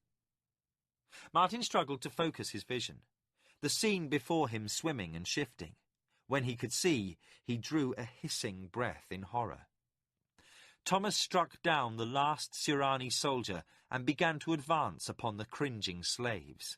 They appeared unable to move, watching with wide eyes the bringer of their destruction, looking like nothing so much to Martin as a band of deer startled by a sudden light in the night. A ragged cry came from Martin's lips as Thomas killed the first Sirani slave, a pitiful-looking willow of a man. Longbow struggled to rise, senses reeling, and Dolgan helped him to his feet. Thomas raised his sword, and another died. Again, the golden blade was raised, and he looked into the face of his victim. Eyes round with fear, a young boy no more than 12 years old stood waiting for the blow that would end his life. Suddenly, time expanded for Thomas, the moment frozen in his mind. He studied the shock of dark hair and the large brown eyes of the boy. The child crouched, awaiting the death he saw over him, his head shaking no, as his lips formed a single phrase over and over. In the faint light of the clearing, Thomas saw an old ghost, the spectre of a friend long forgotten. A remembered bond from his earliest memories as a child reassociated itself within his consciousness. Images blurred, past and present confused, and he said, "Pug?" Within his mind, pain exploded, and another will sought to overwhelm him. "Pug!" it shrieked. "Kill him," came a raging answer, and within him 2 wills battled. "No!" screamed the other. To everyone in the glade, Thomas stood frozen, shaking with some inner struggle, his sword still held high, waiting for release. "These are the enemy. Slay them." "He is a boy, only a boy." "He is the enemy." "A boy!" Thomas's face became a mask of pain. His teeth clenched, and every muscle drew taut, stretching skin tightly over skull. His eyes grew round, and perspiration began to flow from under his helm, down his brows and cheeks. Martin stumbled to his feet. He moved slowly, every gesture bringing pain from the battering he had taken. Thomas's hand slowly moved downward, each inch a shaking, trembling passage as he warred within. The boy was transfixed, unable to move, his eyes following the movement of the blade. "I am Asen-Sugar. I am Valheru," sang a voice within him, in a torrent of anger, battle madness, and bloodlust. Against this sea of rage stood a single rock, a calm, small voice within that said, simply, "I am Thomas." Again and again the sea of hate crashed over the rock of calm, each time engulfing it, then sliding back to come again. But each time the tide diminished, and the rock stood clear, rising above the mad surf. A shattering of something, the thundering of ages lost and passing, rocked Thomas's mind. He reeled, then swam within an alien landscape, seeking a pinpoint of light he knew was his way to freedom. Tides swept him along, and he battled, struggling to keep his head above the strangling Black Sea. A shrieking, evil wind blew overhead, and to his ears it sang a song of woeful metre. He struck out, and again he saw a pinpoint of light, Again the tide engulfed him, forcing him away from his goal, but this time it was weaker. Once more he struggled toward the light. Then came a surge, a last terrifying assault, culminating in a total attack upon him. I am Asun Sugar! There came a breaking of the will, something snapping like the dead branch of a tree under the weight of newly fallen snow, like the sound of old winter ice breaking at spring's touch, as if the last assault took too great a toll. The black sea lost its fury and subsided, and he was again standing upon firm ground, a single rock. I am Thomas. In the distance, the pinpoint of light began to expand before his eyes, racing forward to engulf him. I am Thomas. Thomas! He blinked, and saw he was again in the glade. Before him crouched the boy, waiting to die. He turned his head and saw Martin sighting along a cloth-yard arrow drawn hard against his cheek. The huntmaster of Criddy said, "Put down your sword, or by the gods I'll kill you where you stand." Thomas's gaze wandered about the glade, and he saw the dwarves with weapons drawn, as had some of the older elves. Carlin, still shaking, had his sword out and was slowly advancing upon him. Martin watched Thomas closely, not fearing him, but respectful of his awesome strength and speed. He waited and saw the flicker of madness still in Thomas's eyes. Then, as if a veil were lifted, saw them clear. Abruptly, the golden sword fell from his hand, and the pale, nearly colourless eyes filled with tears. Thomas dropped to his knees, and a moan of terrible anguish was torn from his lips, and Thomas cried out, "Oh, Martin, what have I become?" Martin lowered his bow, watching as Thomas gathered his arms about himself. Into the glade came Tathar and the other spellweavers. They approached Thomas, and then surveyed the others in the glade. So terrible were Thomas's sobs of anguish, so filled with sorrow and remorse, that many of the elves discovered they also wept. Tathar said to Martin Longbow, "We felt the fabric of our spells torn asunder a short while ago and came at once. We feared the Valheru had come. Rightly, it seems."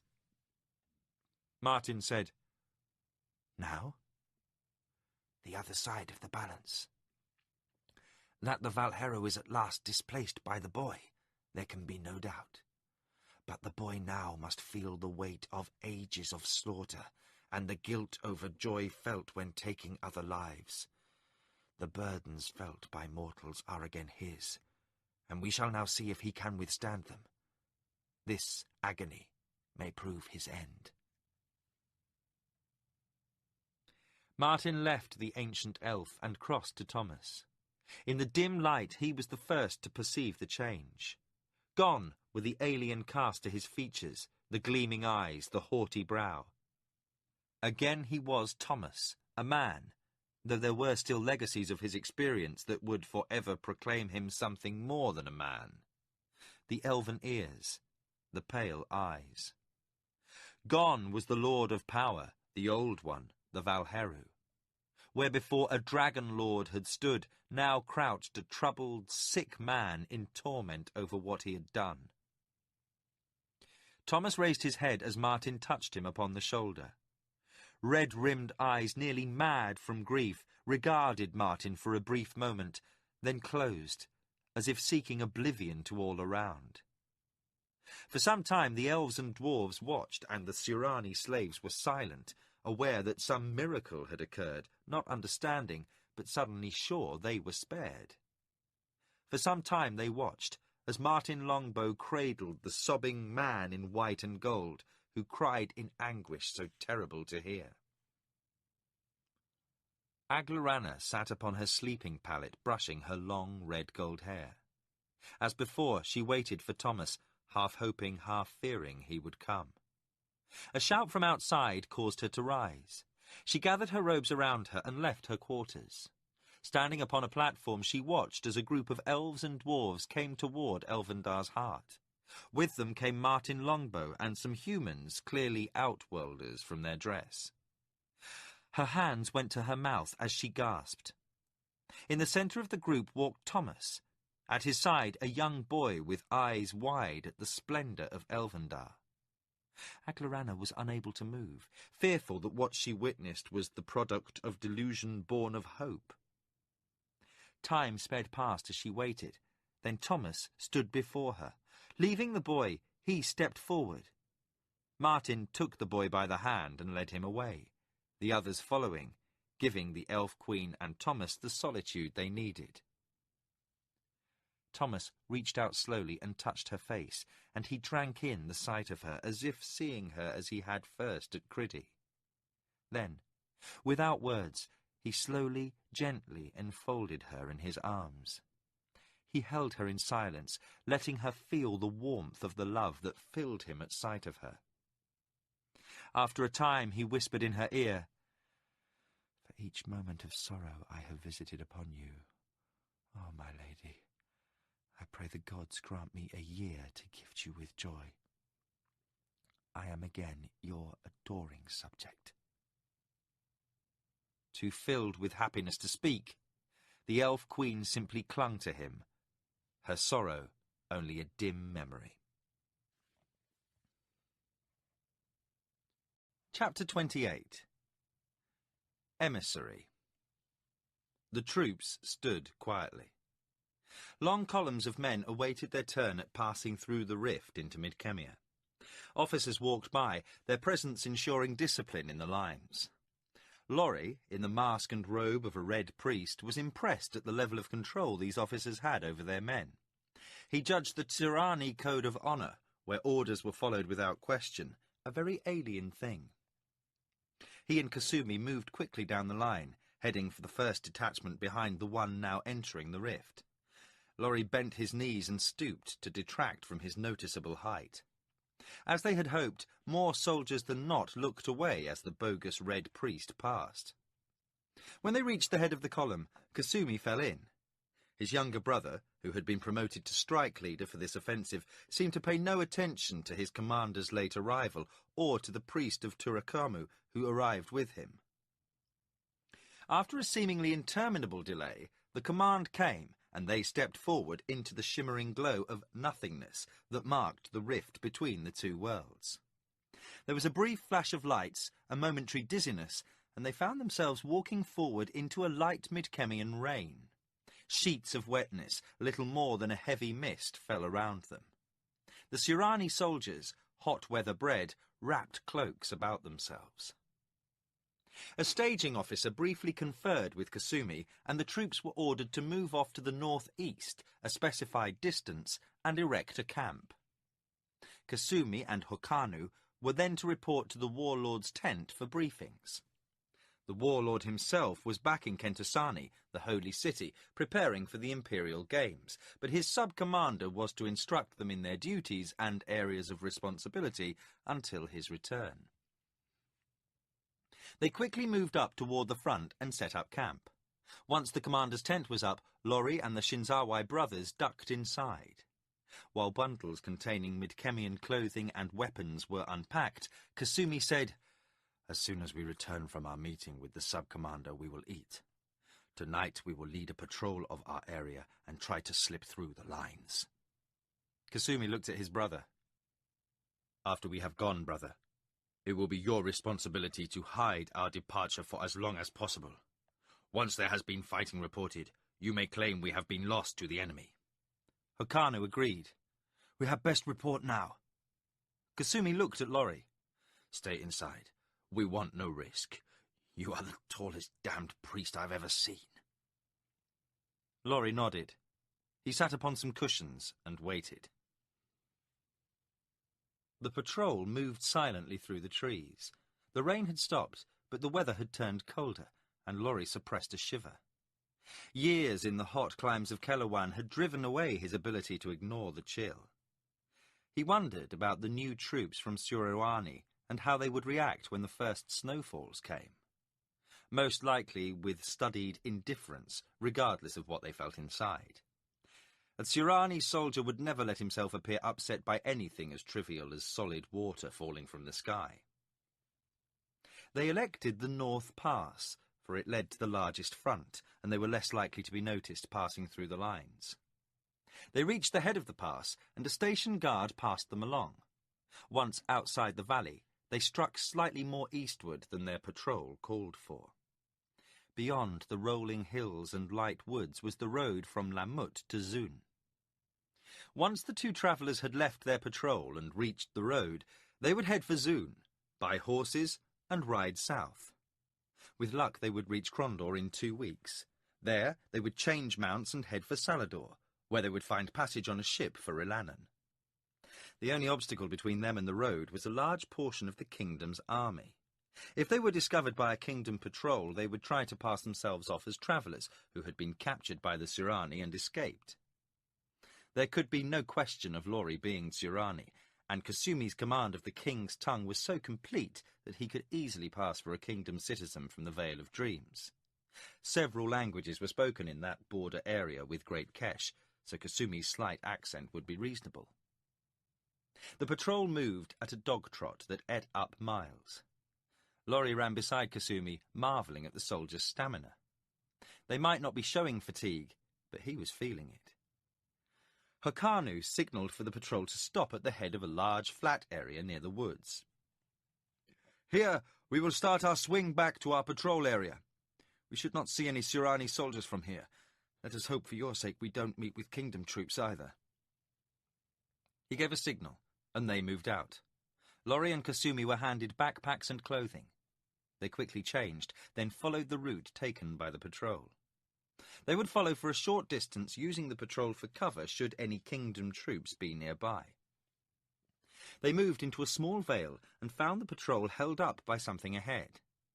The last man in line motioned them for quiet. They moved to the head of the line, and Lori looked around for a quick exit route should there be any trouble.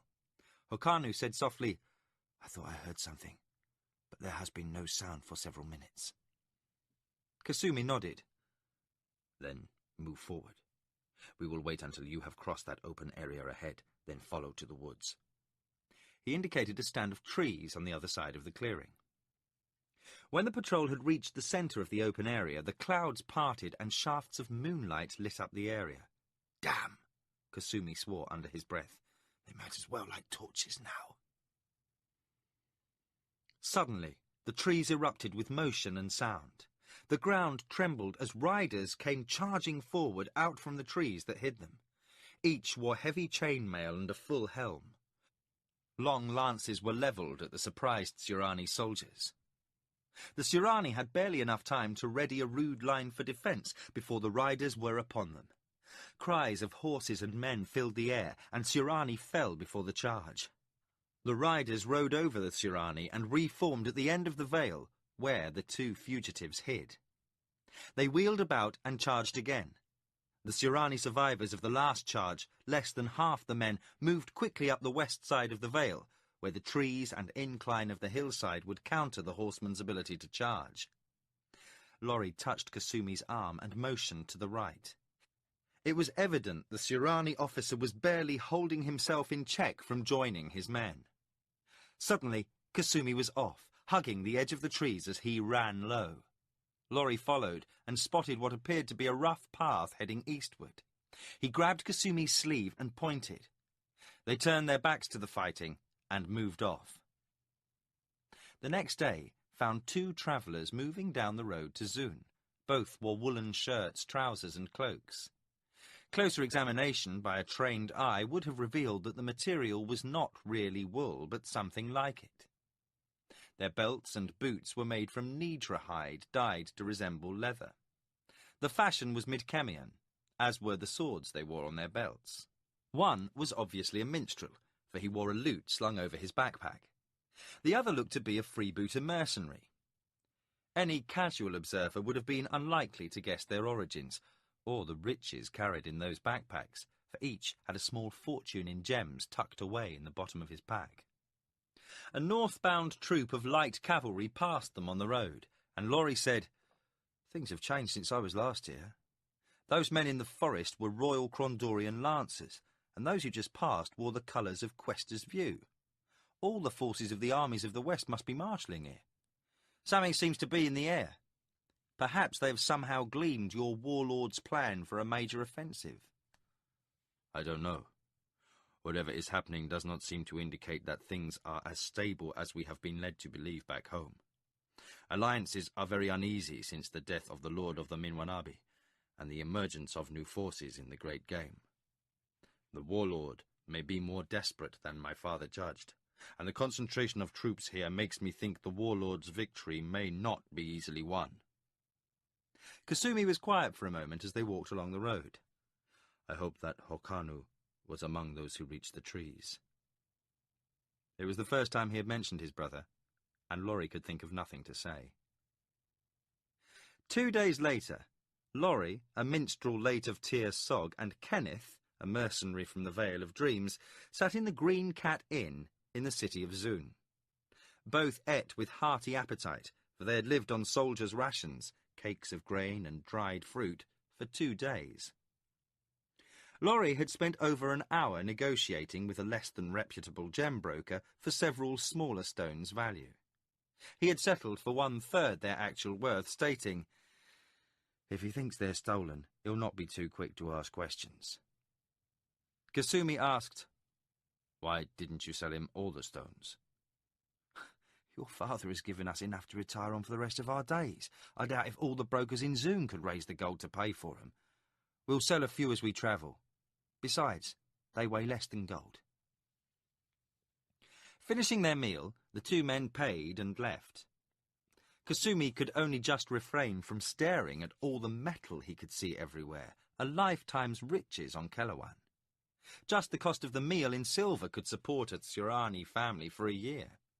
They hurried along one of the city's business streets, heading to the south gate. Near there, they had been informed, a reputable trader in horses would sell them mounts and tack for a fair price. They found the man, a thin, hawk-beaked fellow by the name of Bryn. Laurie spent the better part of an hour haggling with the horse trader for 2 of his better mounts.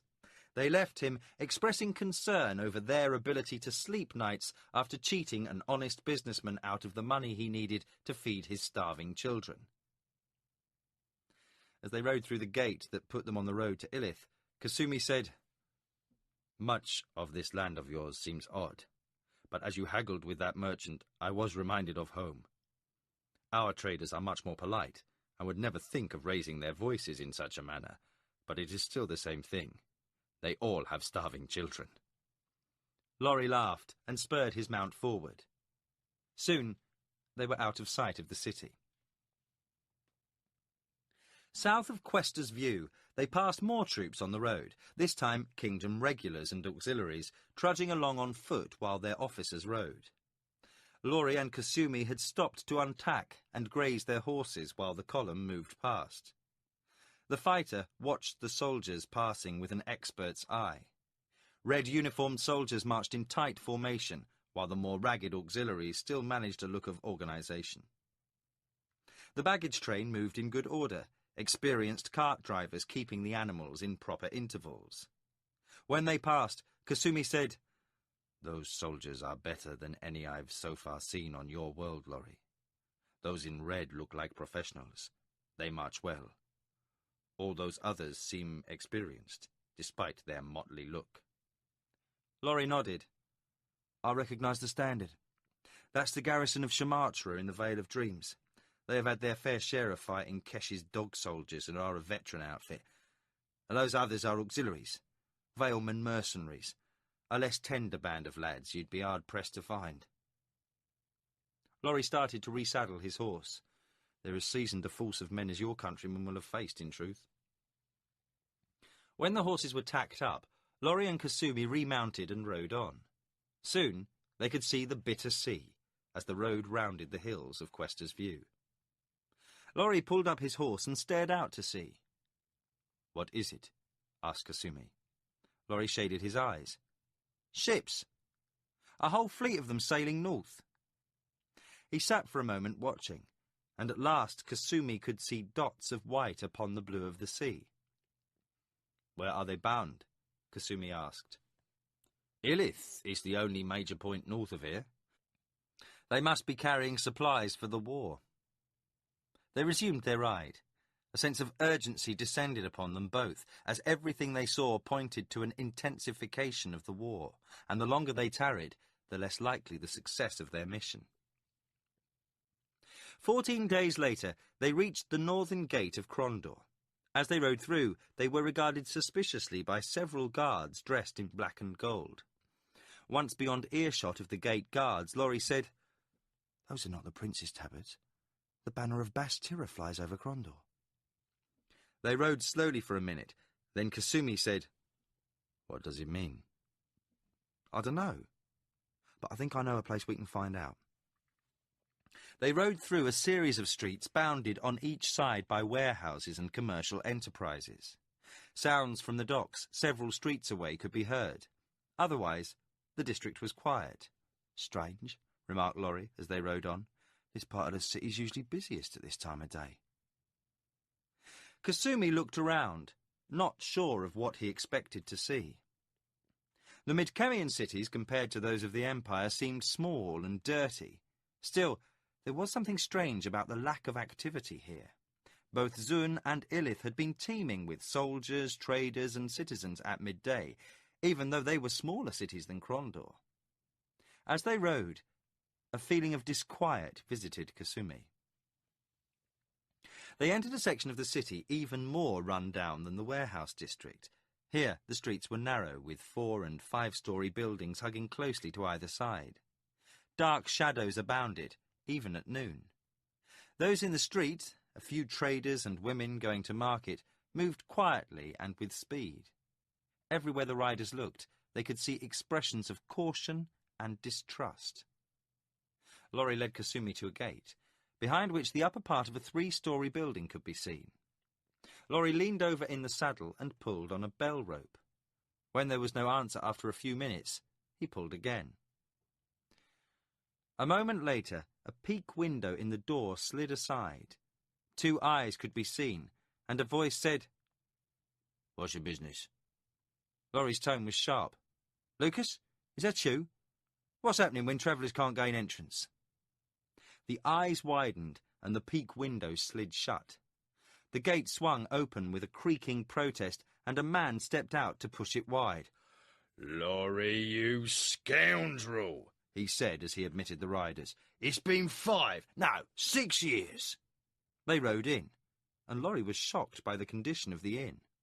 Off to one side was a dilapidated stable. Opposite the gate, a sign hung over the main entrance, depicting in faded hues a parrot of many colours with wings spread. They could hear the gate close behind them. The man called Lucas, tall and gaunt with grey hair, said, "You'll have to stable the animals yourself.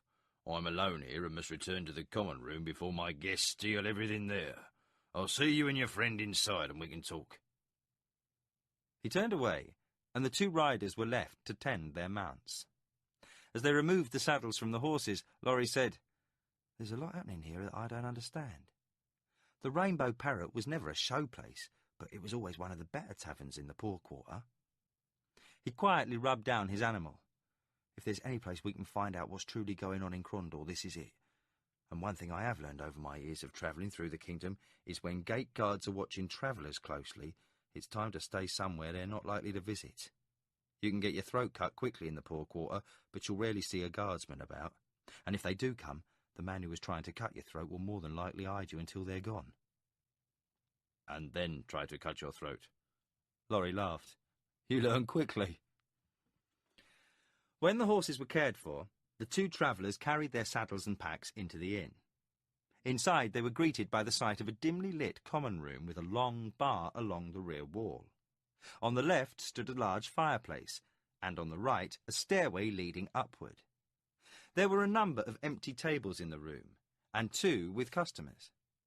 The newcomers were given a quick look by the guests, who then returned to their drinks and quiet conversation. Laurie and Kasumi crossed over to the bar, where Lucas stood cleaning some wine cups with a less-than-clean rag. They dropped their packs at their feet, and Laurie said, "Any Keshian wine?" Lucas said, "A little, but it's expensive. There's been little trade with Kesh since the trouble started. Laurie looked at Lucas, as if weighing the cost. Then 2 ales. Lucas drew 2 large tankards of ale and said, It's good to see you, Laurie. I've missed that tender voice of yours. Laurie said, That's not what you said the last time. As I recall, you likened it to the screeching of a cat looking for a fight. They chuckled over that, and Lucas said, With things so bleak, I have mellowed toward those who were true friends. There are a few of us left. He threw a pointed look at Kasumi. Laurie said, This is Kenneth, a true friend of mine, Lucas. Lucas continued to regard the Sirani for a moment, then smiled. Laurie's recommendation counts heavily. Welcome. He extended his hand, and Kasumi shook with him, kingdom fashion. I am pleased at your welcome. Lucas frowned at the sound of his accent. An outlander? From the Vale of Dreams, said Kasumi. The kingdom side, added Laurie. Lucas studied the fighter. After a moment he shrugged. Whatever. It matters not a whit to me, but be wary. These are suspicious times, and there's little love wasted on strangers. Take care who you speak with, for there are rumours that Kesh's dog soldiers are ready to move north again, and you're not far from being Keshian. Before Kasumi could say anything, Laurie said, Is there to be trouble with Kesh, then? Lucas shook his head. I can't say. The market has more rumours than a beggar has boils. His voice lowered.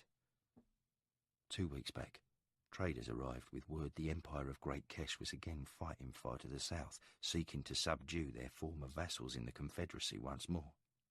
So things should stay quiet for a while. They learned the folly of a 2-front war over 100 years back when they managed to lose all of Bazania and still not beat the Confederacy. Laurie said, We've been travelling for a very long time and have heard little news. Why is Baztira's banner over Krondor?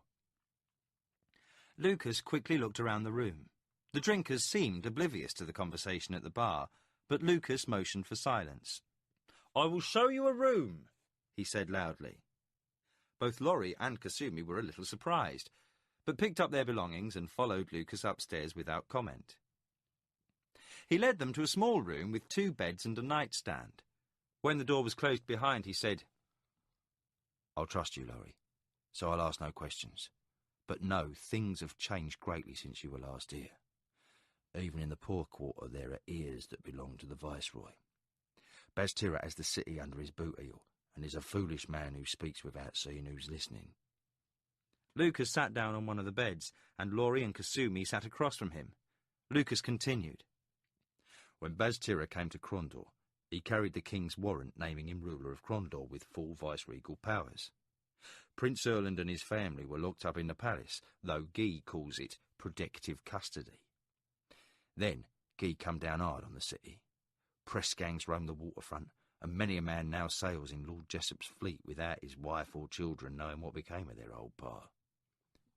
Since then, any who speak against the Viceroy or King simply vanish, because Guy's got a secret police listening at every door in the city. Taxes increase each year to pay for the war, and trade's drying up, except for those selling to the army for the war, and they're getting paid in worthless vouchers. These are hard times, and the Viceroy's doing nothing to make them easier. Food is scarce, and there's little money to pay for what there is. Many farmers have lost their farms for taxes, and now the land lies fallow for want of someone to till it. So the farmers wander into the city, swelling the population. Most of the young men have been drafted into the army or the fleet. Hey, be careful you ain't picked up by the guards for whatever reason, and be wary of the press gangs. Still, Lucas said with a chuckle, things got lively around here for a time when Prince Harifa came to Krondor. Boric's son? He's in the city? Asked Laurie. A twinkle of pleasure showed in Lucas's eyes. No longer, he chuckled again. Last winter, as bold as bright brass, the prince come sailing into Krondor. He must have taken the Straits of Darkness during the winter, or he never would have reached the city when he did. He quickly told them of Aratha and Anita's escape. Laurie said, Did they return to Criddy? Lucas nodded. A trader in from Kars a week ago was full of news of this and that. One thing he heard was Tsirani were acting up around Johnrill, and the Prince of Criddy was ready to come down to help if needed, so Aretha must have got back. Laurie said, He must have been fit to burst at the news. Lucas's smile vanished. Well, he was, Laurie. He had tossed Prince Erland into the dungeon to get his permission to marry Anita. He kept him there after he heard of Anita's escape. I guess he thought the girl would come back rather than let her father stay in a damp cell, but he was wrong. Now, the word's on the street, the prince is near death from the chill. That's why the city's in such a state. No one knows what'll happen if Erland dies. He's well liked, but there might be trouble.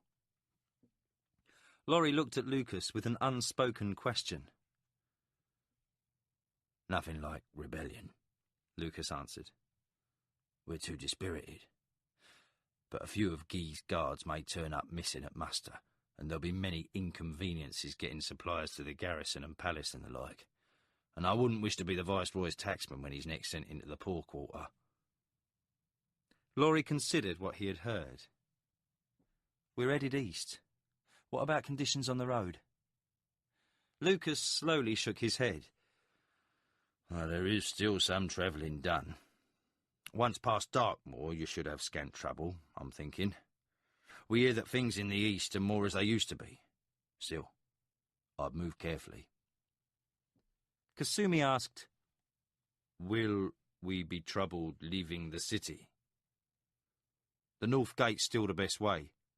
It's undermanned as usual. For a small fee, the mockers can see you safely through. Mockers? Asked the fighter. Lucas raised his brows in surprise. You are from a long way off. The Guild of Thieves. They remain in control of the poor quarter, and the upright man still has influence with the merchants and traders, especially along the docks. The warehouse district is their second home after the poor quarter. They can get you out if you have any trouble at the gate. Laurie said, We'll keep that in mind, Lucas. What of your family? I ain't seen them around.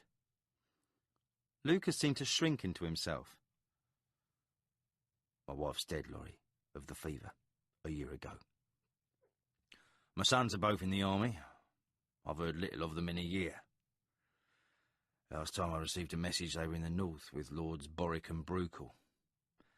The city's full of veterans of the war. You see them everywhere. They're the ones with missing limbs or blind eyes, but they always wear their old tabards, and a pathetic sight they are too. He got a faraway look in his eyes. I just hope my boys don't end up like that. Laurie and Kasumi said nothing. Lucas came out of his reverie. I must return downstairs. Supper will be ready in 4 hours, though nothing like I used to serve. As the innkeeper turned to go, he said, If you need to contact the mockers, let me know. After he had left, Kasumi said, It is a hard thing to know your country, Laurie, and still look upon the war as glorious. Laurie nodded. The warehouse was dark and musty. Except for Laurie and Kasumi and 2 fresh horses, it was empty. They had stayed at the Rainbow Parrot the night before and had purchased new mounts at great expense, then had tried to leave the city. When they had reached the city gates, they had been stopped by a detachment of Bastira's guards. When it was obvious that the guards were not likely to let them leave without trouble, Laurie and Kasumi had broken away from them, and a mad dash through the city had followed. They had lost their pursuers in the poor quarter and had returned to the Rainbow Parrot. Lucas had sent word to the upright man, and now they waited for a thief to guide them out of the city. A whistle broke the silence, and Laurie and Kasumi had their swords in hand in an instant. A high-pitched chuckle greeted them, and a small figure dropped from above. In the dark it was difficult to see where the figure sprang from, but Laurie suspected their visitor had been hiding in the rafters for some time. The figure stepped forward, and in the dim light they could see it was a boy, no older than 13. "There's a party at Mother's," the newcomer said. "And a good time will be had by all," Laurie answered. "You're the travellers, then?" "You're the guide?" asked Kasumi, taking no effort to hide the surprise in his voice. The boy's voice was filled with bravado. "Aye, Jimmy the Hand is your guide, and a better one in all Crondor you'll not find." Laurie said, "What's to be done?" "First, there's the matter of payment. It's 100 sovereigns each." Without comment, Laurie dug out several small gems and handed them over. "What these do?" The boy turned to the warehouse door and cracked it slightly, admitting a shaft of moonlight. He inspected the gems with an expert's eye and returned to stand before the two fugitives. "These'll do. For another 100 you can have this." He offered a piece of parchment. Laurie took it but couldn't make out what was written on it in the dim light. "What is it?" Jimmy chuckled. "A royal warrant allowing the bearer to travel the King's Highway." "Is it genuine?" asked the minstrel. "My word. I nicked it myself from a trader from Ludland this morning. It's valid for another month." "Done," said Laurie, and the minstrel gave the boy another gem. When the gems were safely in the thief's pouch, he said, "Soon we'll be hearing a brouhaha at the gate. A few of the boys will put on some mummery for the guards. When everything's up in the wind, we'll slip through." He returned to the door and looked out without further comment. While they waited, Kasumi whispered, "Can he be trusted?" "No, but we have no choice. If the upright man could show a larger profit by turning us in, he might. But the mockers have little love for the guards, and now less than usual, according to Lucas. So it's unlikely. Still, keep your wits about you." Time stretched on interminably. Then, suddenly, shouts could be heard. Jimmy signalled with a sharp whistle, which was answered by another from outside. "It's time," he said, and was out of the door. Laurie and Kasumi led their horses out after him. "Follow closely and quickly," their small guide said as he set off. They rounded the corner of a building and could see the north gate. A group of men were involved in a brawl, many appearing to be sailors from the docks. The guards were doing their best to restore order, but each time one pushed a combatant out of the fray, another would appear from the shadows around the gate and join in. In a few minutes, every guard was involved in breaking up the fight, and Jimmy said, "Now!"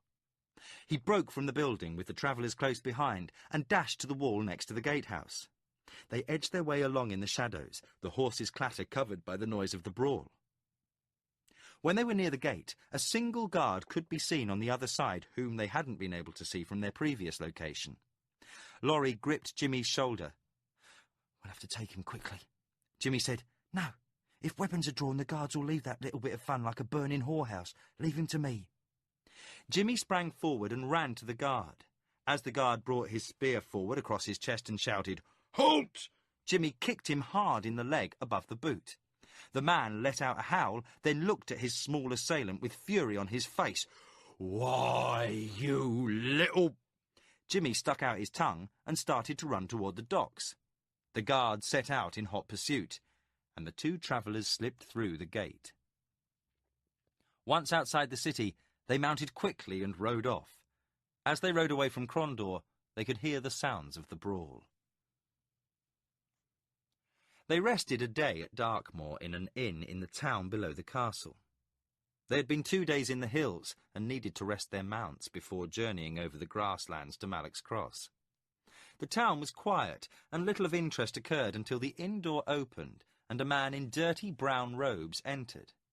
The man was old and bent with years, and thin to the point of gauntness. The innkeeper looked up from cleaning ale cups and said, "What do you wish?" Softly the old man said, "Please, sir, a little food." "Can you pay?" "I can fashion spells to rid your inn of vermin, should you be plagued by rats, sir. Perhaps—" "Begone! I have no food for beggars or magicians. Get out, and if I find my milk clabbered, I'll set my dogs upon you." The magician looked around. Laurie reached across the table and touched Kasumi upon the arm. His Tsurani heritage was betraying him, as he was showing open astonishment at what he saw. Before him stood a magician, being treated as shabbily as his clothes. Laurie's touch caused him to regain his composure. The magician slowly turned and left the inn. Laurie sprang up and crossed to the innkeeper. Slapping some coins on the table, he said, "Quick, a joint of cold meat, a loaf of bread, and a skin of wine." The innkeeper looked surprised, but the coins on the bar convinced him to do as ordered. When the items ordered were upon the bar, Laurie scooped them up, He paused a moment to grab a wedge of cheese off a platter and rushed out the door. Kasumi was as amazed as the innkeeper appeared to be. Laurie looked down the road and saw the old man, his posture erect as he moved along with a staff in one hand, using it as a walking stick. He ran after the man and, when he had overtaken him, said, "Excuse me, but I was in the tavern a moment ago, and, He held out the food and wineskin. He saw pride diminish in the old man's eyes. "Why are you doing this, minstrel?" Laurie said, "I have a friend who is a magician, a special friend. He did me a great kindness once, and it's something of a repayment." The magician accepted this explanation and took the food. While he struggled with the burden, Laurie slipped a pair of gems into the magician's empty belt pouch. There would be enough to ensure the magician never had to go hungry again, if he lived modestly. "What is this magician's name?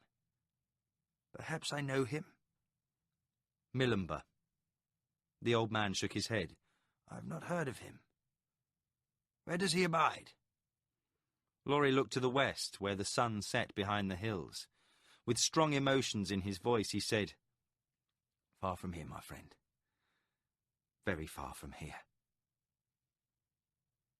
The ship beat against the waves while the crew reefed the sails. Laurie and Kasumi stood on deck, watching the spires and towers of Rilannon as the ship put into harbour. "A fabulous city," said the former Surani officer. "Not as large as the cities of home, but so different. All those tiny fingers of stone and the colours of the banners make it look like a city of legend." "Strange," said Laurie. "Pug and I felt the same when we first saw Jamar. I suppose it's simply that they're so different from each other." They stood on the open deck, cool in the breezes, but still able to feel the warmth of the sun. Both were dressed in the finest clothing they could buy in Salador, for they wished to be presentable at court, and knew they had little chance of being admitted to see the king should they look like simple vagabonds. The ship's captain ordered the last sails taken in, and the ship slid into place alongside the docks a few moments later. Ropes were thrown to men waiting on the quay, and the vessel was quickly made fast. As soon as they were able, the two travellers were down the gangway and making their way through the city. Rilannon, the fabled and ancient capital of the Kingdom of the Isles, stood bedecked in colours, flashing brightly in the sunlight, but there was an undercurrent of tension in the atmosphere of the streets and markets. Everywhere they passed, people spoke in hushed tones, as if they feared someone might overhear them, and even the hawkers in the street stalls seemed to offer their wares half-heartedly. It was nearly the noon hour, and without seeking rooms they headed straight for the palace. When they reached the main gate, an officer in the purple and gold of the Royal Household Guard inquired their business. Laurie said, "We bring messages of the greatest importance to the king regarding the war." The officer considered.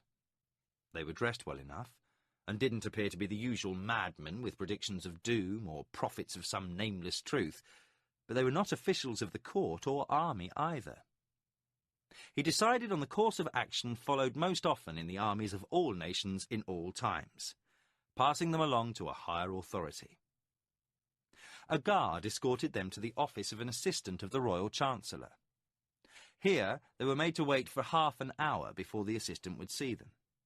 They entered the man's office and were confronted by the steward of the royal household, a self-important little man with a pot belly and a chronic wheeze when he spoke. "What business do you gentlemen have?" he inquired, making it clear that his estimation of them was provisional. "We carry word to the king regarding the war," Laurie answered. "Oh," he sniffed. "And why aren't these documents or messages or whatever they are being delivered by the proper military pouch?" Kasumi, obviously frustrated with the wait now that they were in the palace, said, "Let us speak with someone who can take us to the king." The steward of the royal household looked outraged. "I am Baron Grey. I am the one to whom you will speak, man, and I have a good mind to have the guards tossed you into the street. His Majesty cannot be bothered with every charlatan who tries to seek an audience. I am the one you must satisfy, and you have not." Kasumi stepped forward and gripped the man by the front of his tunic. "And I am Kasumi of the Shinzawai. My father is Kamatsu, lord of the Shinzawai and war chief of the Kanazawai clan. I will see your king." Lord Grey paled visibly. He frantically pulled at Kasumi's hand and tried to speak. His shock at what he had just heard and what he felt at being handled this way raced within him. It all proved to be too much for him to speak. He nodded frantically until Kasumi released him. Brushing at his tunic front, the man said, "The Royal Chancellor will be informed. At once." He walked to a door, and Laurie watched him in case he called for guards, thinking them madmen. Whatever else the man thought, Kasumi's manner convinced him he was something quite different from anything heretofore seen. A messenger was sent, and, in a few minutes, an elderly man entered the room. He simply said, "What is it?" "Your Grace," said the steward, "I think you had best talk to these men and consider if His Majesty should see them." The man turned to study the two other men in the office. "I am Duke Coldrick, the Royal Chancellor. What reason do you have to see His Majesty?" Kasumi said, "I bring a message from the Emperor of Suranwani." The king sat in a pavilion on a balcony overlooking the harbour. Below, a mountain river passed directly before the palace, part of the original defence design, though no longer needed as a moat. Graceful bridges could be seen arching above it, carrying people from one side of the river to the other. King Roderick sat, seemingly attentive to what Kasumi was saying. He toyed absently with a golden ball in his right hand, while Kasumi outlined in detail the Emperor's message of peace. Roderick was silent for a while after Kasumi finished, as if weighing what he had heard. Kasumi handed a sheaf of documents to Duke Coldrick, then waited for the king's answer. After another moment of silence, Kasumi added, "The Emperor's proposals are outlined in these parchments in detail, Your Majesty, should you wish to study them at your leisure. I will wait upon your convenience to carry your reply." Still, Roderick was silent, and the courtiers gathered nearby looked at one another nervously. Kasumi was about to speak again when the king said, "I'm always amused when watching my little subjects hurrying about the city like so many ants. I often wonder what they think, living out their simple little lives." He turned to look at the two emissaries. "You know, I could order any one of them put to death. Just pick one out. From this very balcony, should I choose, I could just say to my guards, 'See that fellow in the blue cap? Go hack his head off.' And they would, you know. That's because I'm king." Laurie felt a chill run up his back. This was worse than anything he had imagined. The king seemed not to have heard a single word spoken. Kasumi said very quietly in the Surani language, "If we should fail, one of us must carry word back to my father." At this, the king's head snapped up. His eyes grew wide, and he spoke with a tremble in his voice. "What is this?" His voice rose in pitch. "I will have no one whispering." His face took on a feral appearance. "You know, they are always whispering about me, the disloyal ones, but I know who they are, and I will see them on their knees before me. Yes, I will. That traitor Keras was on his knees before I had him hanged. I would have hanged his family had they not fled to Kesh." He then studied Kasumi. "You think to trick me with your strange story and these so-called documents. Any fool could see through your guise. You're spies!" Duke Coldrick looked pained and tried to calm the king. Several guards stood nearby, shifting their weight from foot to foot, uncomfortable at what they were hearing. The king pushed the solicitous duke away. His voice took on a near hysterical tone. "You are agents of that traitor Boric. He and my uncle were plotting to take my throne, but I stopped that. My uncle Erland is dead." He paused for a moment, as if confused. "No, I mean he is ill. That is why my loyal Duke Guy was sent from Bastira to rule Krondor until my beloved uncle was well." His eyes seemed to clear for a moment. Then he said, "I'm not feeling well. Please excuse me. I will speak to you again tomorrow. He rose from his chair. After he had taken a step, he turned back to look at Laurie and Kasumi. What was it you wanted to see me about? Oh, yes, peace. Yes, that's good. This war's a terrible thing. We must end it so that I can go back to my building. We must begin the building again. A page took the king's arm and led him away. The royal chancellor said, "Follow me, and say nothing." He hurried them through the palace and led them to a room with 2 guards before the door. One guard opened the door for them, and they entered. Inside, they found a bedroom with 2 large beds and a table with chairs in the corner. The chancellor said, "Your arrival is poorly timed. Our king is, as you can no doubt see, a sick man, and I fear he will not recover. I hope he will be able to understand your message tomorrow. Please stay here until you are sent for. A meal will be brought to you." He crossed over to the door, and before he left said, "Until tomorrow." A shout awoke them in the night. Laurie rose quickly and went to the window. Peering through the curtains, he could see a figure on the balcony below. In his nightshirt, King Roderick stood, sword in hand, poking into the bushes. Laurie opened the window as Kasumi joined him. From below, they could hear the king's cries. "Assassins! They've come!" Guards ran out and searched the bushes, while court pages led the shrieking monarch back to his room. Kasumi said, "In truth, the gods have touched him. They must surely hate your nation." Laurie said, "I'm afraid, friend Kasumi, that the gods have little to do with this. Right now, I think we had best see to finding a way out of here.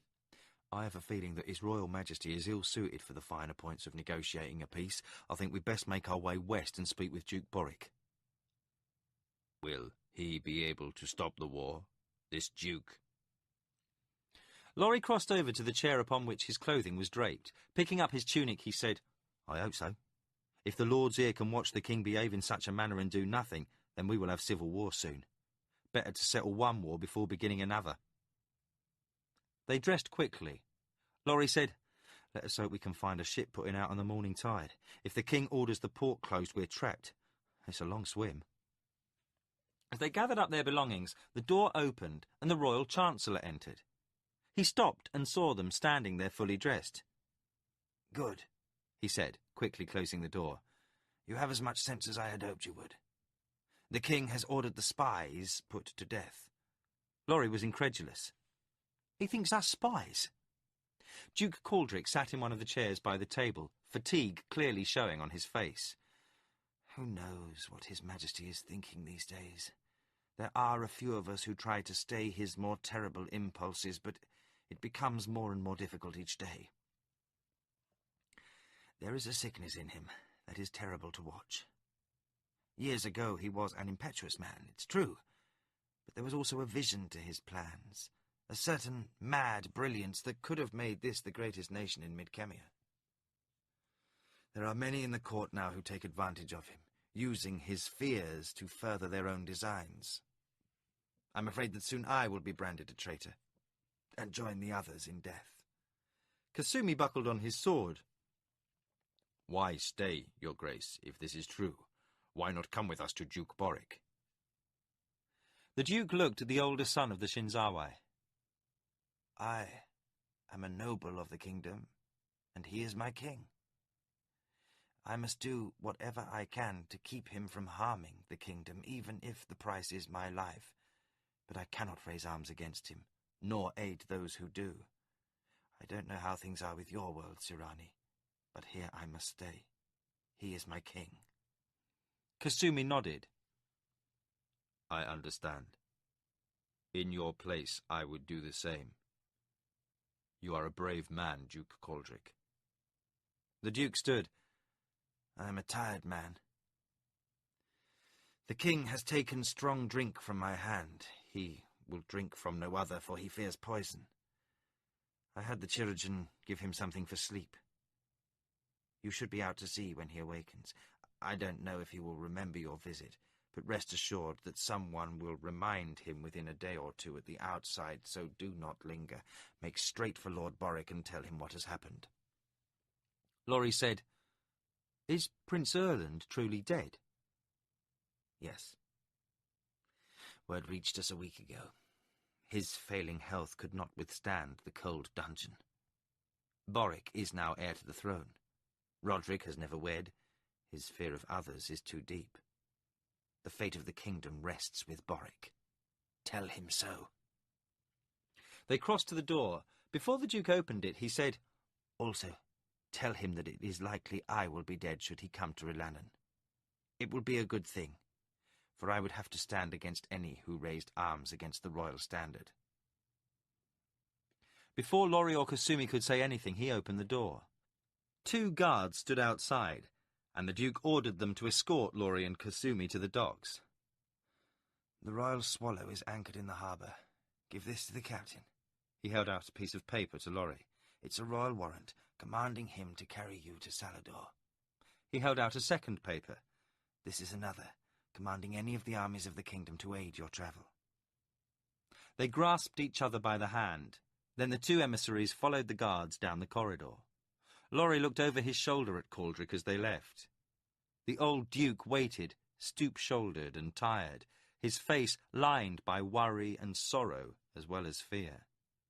As they turned a corner, losing sight of the Duke, Laurie thought no price in the world would make him exchange places with that old man. The horses were lathered. The riders whipped them up the hill. They were on the last leg of their journey to Lord Borwick, begun over a month before, and the end was in sight. The Royal Swallow had sped them to Salador, where they had left at once for the west. They had slept little along the way, trading for fresh mounts or commandeering them whenever possible, from horse patrols with the royal warrant given them by Caldric. Laurie wasn't sure, but he suspected they had covered the distance faster than it had ever been travelled before. Several times, since leaving Zun, they had been challenged by soldiers. Each time they had presented the Chancellor's warrant and were passed through. Now they approached the Duke's camp. The Sirani warlord had unleashed his major offensive. The kingdom forces had held for a week, then collapsed, when 10,000 fresh Sirani soldiers had come pouring through their lines, tipping the balance. The fighting had been bitter then, a raging, running battle lasting 3 days before the kingdom army was finally routed. When it was over, a large portion of the front had fallen, and the Sirani had thrown up a salient out of the North Pass. Now, the elves and dwarves, as well as the castles of the far coast, were cut off from the main force of the kingdom army. There was no communication of any sort, for the pigeons used to carry messages had been destroyed when the old camp had been overrun. The fate of the other fronts was unknown. The armies of the west were regrouping, and it took Laurie and Kasumi some time to find the headquarters camp. As they rode up to the command pavilion, they saw signs of bitter defeat on every side. It was the worst setback of the war for the kingdom. Everywhere they looked, they saw wounded or sick men, and those who showed no wounds had the look of despair. A guard sergeant inspected their warrant and sent a guard with them to show them where the Duke's tent stood. They reached the large command tent, and a lackey took their mounts from them as the guard went inside. A moment later, a tall young man, blonde-bearded and wearing the tabard of Criddy, came out. Behind him another, a stout man, with a grey beard, a magician by his garb, and another man, large, with a ragged scar down his face. Laurie wondered if they might be old friends Pug had spoken of, but quickly focused his attention on the young officer, who stopped before him. "I bring a message to Lord Borwick." The young man smiled a bitter smile, then said, "You may give me the message, sir. I am Liam, his son." Laurie said, "I mean no disrespect, Highness, but I must speak with the Duke in person. So I was instructed by Duke Caldric." At mention of the Royal Chancellor's name, Liam exchanged glances with his companions, then held aside the tent flap. Laurie and Kasumi entered, the others following. Inside there was a small brazier burning and a large table with maps upon it. Liam led them to another section of the huge tent, curtained off from the rest. He pulled back the hanging, and they saw a man lying upon a sleeping pallet. He was a tall man, with dark hair streaked with grey. His face was drawn, drained of blood, his lips nearly blue. His breathing was ragged, each breath rattling loudly as he slept. He wore clean bedclothing, but heavy bandages could be seen beneath his loose collar. Liam put back the hanging as another man entered the tent, old, with a near-white mane of hair. He was still erect and broad-shouldered. Softly he said, "What is this?" Liam answered, "These men bring messages for Father from Coldrick." The old warrior stuck out his hand. "Give them to me." When Laurie hesitated, the man nearly barked. "Damn it, fellow, I'm Brukel. With Boric wounded, I'm commander of the armies of the West." Laurie said, "I've no written message, Your Grace. Duke Coldrick says to introduce my companion. This is Kasumi of the Shinzo-ai, emissary of the Emperor of Suruani, who carries an offering of peace to the king." Liam said, "Is there to be peace at last?" Laurie shook his head. "Sadly, no. The Duke also said to say this. The king is mad, and the Duke of Bastira has slain Prince Erland. He fears only Lord Boric can save the kingdom." Brukel was visibly shaken by the news. To Liam he said quietly, "Now we know the rumours to be true. Erland was Guy's prisoner. Erland dead. I can scarcely believe it." Shaking off his shock, he said, "Liam, I know your mind is upon your father now, but you must bend your thoughts to this. Your father is near death. You will soon be Duke of Criddy, and with Erland dead, you will also be heir to the throne by right of birth." Brukel sat heavily upon a stool near the map table. "This is a heavy burden thrust upon you, Liam, but others in the West will look to you for leadership, as they once looked to your father.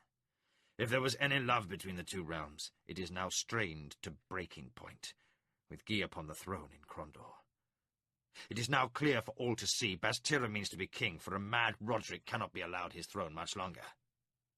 He fixed Liam with a steady gaze. "You will soon have to decide what we in the West shall do. Upon your word, we have civil war." Chapter 29. Decision. The holy city was festive. Banners flew from every tall building. People lined the streets, throwing flowers before the nobles who were carried on their litters to the stadium. It was a day of high celebration, and who could feel troubled on such a day? One who did feel troubled arrived in the pattern room of the stadium, the final reverberations of a chime signalling the appearance of a great one of the Suruani.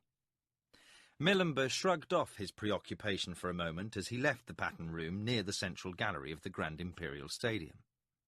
The crowd of Surani nobles, idling away the time before the games began, parted to allow Milimber to pass through the archway leading to the magicians' seats. Glancing around the small sea of black robes, he noticed Shimon and Hotchopepper, who were keeping a place for him. They signalled greetings as he left the aisle between the magicians' section and the imperial parties and joined them. Below, on the arena floor, some of the dwarf-like folk from Tsubar, the so-called Lost Land across the Sea of Blood, were fighting large insect creatures like Chojar, but without intelligence. Soft wooden swords and essentially harmless bites from mandibles provided a conflict more comic than dangerous. The commoners and lesser nobles already in their seats laughed in appreciation. These contests kept them amused while the great and near-great were waiting to enter the stadium. Tardiness in Suruani became a virtue when one reached a certain social level. Shimon said, "It's a shame you took so long getting here, Milimber. There was a singularly fine match a short while ago." "I was under the impression the killing wasn't to begin just yet." Hotchopepper, munching nuts cooked in sweet oil, said, "True, but our friend Shimon is something of an aficionado of the games." Shimon said, "Earlier, young officers of noble family fought with training weapons to first blood to better display their skills and win honours for their clans." "Not to mention the fruits of some rather heavy wagering," interjected Hotchpepper. Ignoring the remark, Shimon continued, "There was a spirited match between sons of the Oranalmar and the Kedar. I have not seen a better display in years." While Shimon described the match, Milimber let his gaze wander. He could see the small standards of the Kedar, Minwanabi, Oxatukan, Zacatecas, Anasati, and other great families of the empire. He noticed that the banner of the Shinzawai was absent, and wondered at it. Hotchpepper said, "You seem much preoccupied, Milimber." Milimber nodded agreement. "Before leaving for today's festival, I received word that a motion to reform land taxes and abolish debt slavery had been introduced in the High Council yesterday. The message came from the Lord of the Tuklamekla, and I couldn't for the life of me understand why he sent it until, near the end, he thanked me for providing the concepts of social reform the motion was intended to enact. I was appalled at such an action." Shimon laughed. "Had you been so thick-witted a student, you'd still be wearing the white robe."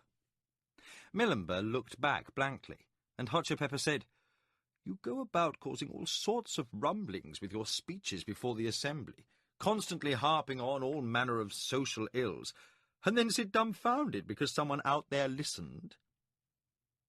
"What I said to our brother magicians was not intended for discussion outside the assembly halls." "How unreasonable," said Hotchpepper. "Someone in the assembly spoke to a friend who wasn't a magician." "What I'd like to know," said Shimon, "is how this potful of reforms placed before the High Council by the Hunzan clan has your name appended to it." Milimber looked uncomfortable. To the delight of his friends, one of the young artists who worked on the murals at my estate is a son of the Tuklamekla. We did discuss differences between Sirani and kingdom cultures and social values, but only as an outgrowth of our discussions of the differences in styles of art. Hotchpepper looked skyward, as if seeking divine guidance.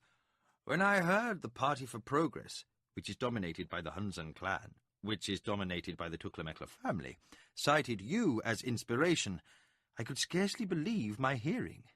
But now I can see your hand is in every problem plaguing the empire." He looked at his friend with a mock-serious expression. "Tell me, is it true the Party for Progress is going to change its name to the Party of Milimber?" Shimon laughed, while Milimber fixed Hotchpepper with a baleful look.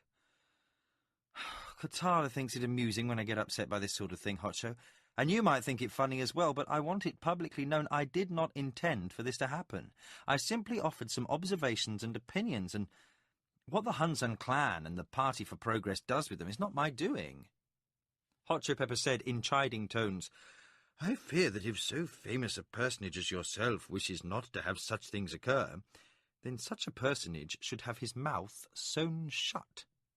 Shimon laughed, and Milimber felt his own mirth rise. "Very well, Hotcho," answered Milimber. "I will take the blame. Still, I don't know if the Empire is yet ready for the changes I think needed."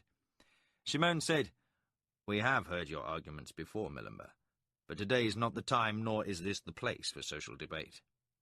Let us attend to the matters at hand. Remember, many of the Assembly are offended by your concerns over matters they judge political, and while I tend to support your notions as refreshing and progressive, keep in mind you are making enemies." Trumpets and drums sounded, signalling the approach of the Imperial Party and cutting off further conversation. The Tsubar folk and the insectoids were chased from the arena, handlers herding them away. When the field was cleared, groundskeepers hurried out with rakes and drags to smooth the sand. The sound of the trumpets could be heard again, and the first members of the Imperial procession, heralds in the Imperial white, entered. They carried long, curved trumpets, fashioned from the horns of some large beast, which curled around their shoulders to end above their heads. They were followed by drummers, who beat a steady tattoo. When they were in position in front of the Imperial box, the warlord's honour guard entered. Each wore armour and helm, finished in nidra hide, bleached free of all colour. Around the breastplate and helm of each, precious gold trim gleamed in the sun. Milimber heard Hotchpepper mutter at the waste of this rare metal. When they were stationed, a senior herald announced, "Almecho!" "Warlord!" And the crowd rose, cheering. He was accompanied by his retinue, including several in black robes, the warlord's pet magicians, as the others of the assembly referred to them. Chief among these were the two brothers, Elgahar and Ergaran. Then the herald cried, "Ichindar! 91 times Emperor!" The crowd roared its approval as the young light of heaven made his entrance. He was attended by priests of each of the 20 orders. The crowd stood, thundering. On and on it went, and Milimber wondered if the love of the Sirani people would sustain the light of heaven should a confrontation between warlord and emperor take place. In spite of the Sirani reverence for tradition, he did not think the warlord a man to step down meekly from his office, a thing unheard of in history, should the emperor so order. As the noise died down, Shimon said, "It seems, friend Milimber, that the contemplative life doesn't suit the light of heaven. Can't say that I blame him. Sitting around all day with no one for company but a lot of priests and silly girls chosen for their beauty instead of conversational ability. Must become frightfully boring." Milimber laughed. "I doubt most men would agree." Shimon shrugged. "I constantly forget you were quite old when you were trained. And you have a wife also." At mention of wives, Hotchopepper looked pained. He interrupted. "The warlord is going to make an announcement." Almecho rose and held his hands aloft for silence. When the stadium fell quiet, his voice rang out. "The gods smile upon Suranwani. I bring news of a great victory over the otherworld barbarians. We have crushed their greatest army, and our warriors celebrate. Soon, all the lands called the kingdom will be laid at the light of heaven's feet." He turned and bowed deferentially to the emperor. Milimber felt a stab at the news. Without being aware, he began to stand, only to have Hotchopepper grip his arm and hiss, "You are Surani." Milimber shook himself free of the unexpected shock and composed himself. "Thank you, Hotcho. I nearly forgot myself." "Hush!" said Hotchopepper. They returned their attention to the warlord. "And, as a sign of our devotion to the light of heaven, we dedicate these games to his honor." A cheer rang through the arena, and the warlord sat down. Milimber spoke quietly to his friends. "It seems the emperor is less than ecstatic at the news." Hotchopepper and Shimon turned to watch the emperor, who was sitting with a stoic expression upon his face. Hotchopepper said, "He hides it well, but I think you're right, Milimber. Something in all this disturbs him." Milimber said nothing, knowing well enough the cause. This victory would blunt the Blue Wheel Peace Initiative and would gain the warlord more power at the emperor's expense. Shimon tapped Milimber upon the shoulder. "The games begin." As the doors on the arena floor opened to admit the combatants, Milimber studied the emperor. He was young, in his early 20s, and possessed a look of intelligence. His brow was high, and his reddish-brown hair was allowed to grow to his shoulders. He turned in Milimber's direction to speak with a priest at his side, and Milimber could see his clear green eyes glint in the sun. Their eyes made contact for a moment, and there was a brief flicker of recognition, and Milimber thought, "So you have been told of my part in your plan." The emperor continued his conversation without missing a beat, and no one else saw the exchange. Hotchopepper said, "This is a clemency spectacle. They will all fight until only one stands. He will be pardoned for his crimes." "What are their crimes?" Milimber asked. Shimon answered, "The usual. Petty theft, begging without temple authority, bearing false witness, avoiding taxes, disobeying lawful orders and the like." "What about capital crimes?" "Murder, treason, blasphemy, striking one's master. All are unpardonable crimes." His voice rose to carry over the crowd noises. "They are put in with war prisoners who will not serve as slaves. They are sentenced to fight over and over until they are killed." A guard of soldiers left the floor, abandoning the sand to the prisoners. Hotchopepper said, "Common criminals. There will be little sport. There seemed to be accuracy in the remark, for the prisoners were a sad-looking lot. Naked but for loincloths, they stood with weapons and shields that were foreign to them. Many were old and sick, seemingly lost and confused, holding their axes, swords, and spears loosely at their sides. The trumpet sounded the start of combat, and the old and sick ones were quickly killed. Several had never even raised their weapons in defence, being too confused to try to stay alive. Within minutes, nearly half the prisoners lay dead or dying on the sand. Shortly, the action slackened, as combatants came face to face with opponents of more equal skill and cunning. Slowly, the numbers diminished, and the free-flowing, riotous nature of the contest changed. Occasionally, when an opponent fell, a combatant was left standing next to another fighting pair. Often this resulted in three-way combat, which the mob approved with loud cheering, as the awkward combat would result in an excess of bloodshed and pain. At the end, 3 fighters remained. 2 of them had not managed to resolve their conflict. Both were on the verge of exhaustion. The third man approached cautiously, keeping equal distance between himself and both men, looking for an advantage. He had it a few seconds later. Using knife and sword, he jumped forward and dealt one of the combatants a blow to the side of the head that felled him. Shimon said, "The idiot! Couldn't he see the other man is the stronger fighter? He should have waited until one man was clearly at an advantage, then struck at him, leaving the weaker opponent to fight." Milimber felt shaky. Shimon, his former teacher, was his closest friend after Hotchopepper. Yet for all his education, all his wisdom, he was howling after the blood of others, as if he were the most ignorant commoner in the least expensive seat. No matter how he tried, Milimber could not master the Tsirani enthusiasm for the death of others. He turned to Shimon and said, "I'm sure he was a little too busy to trouble himself over the finer points of tactics."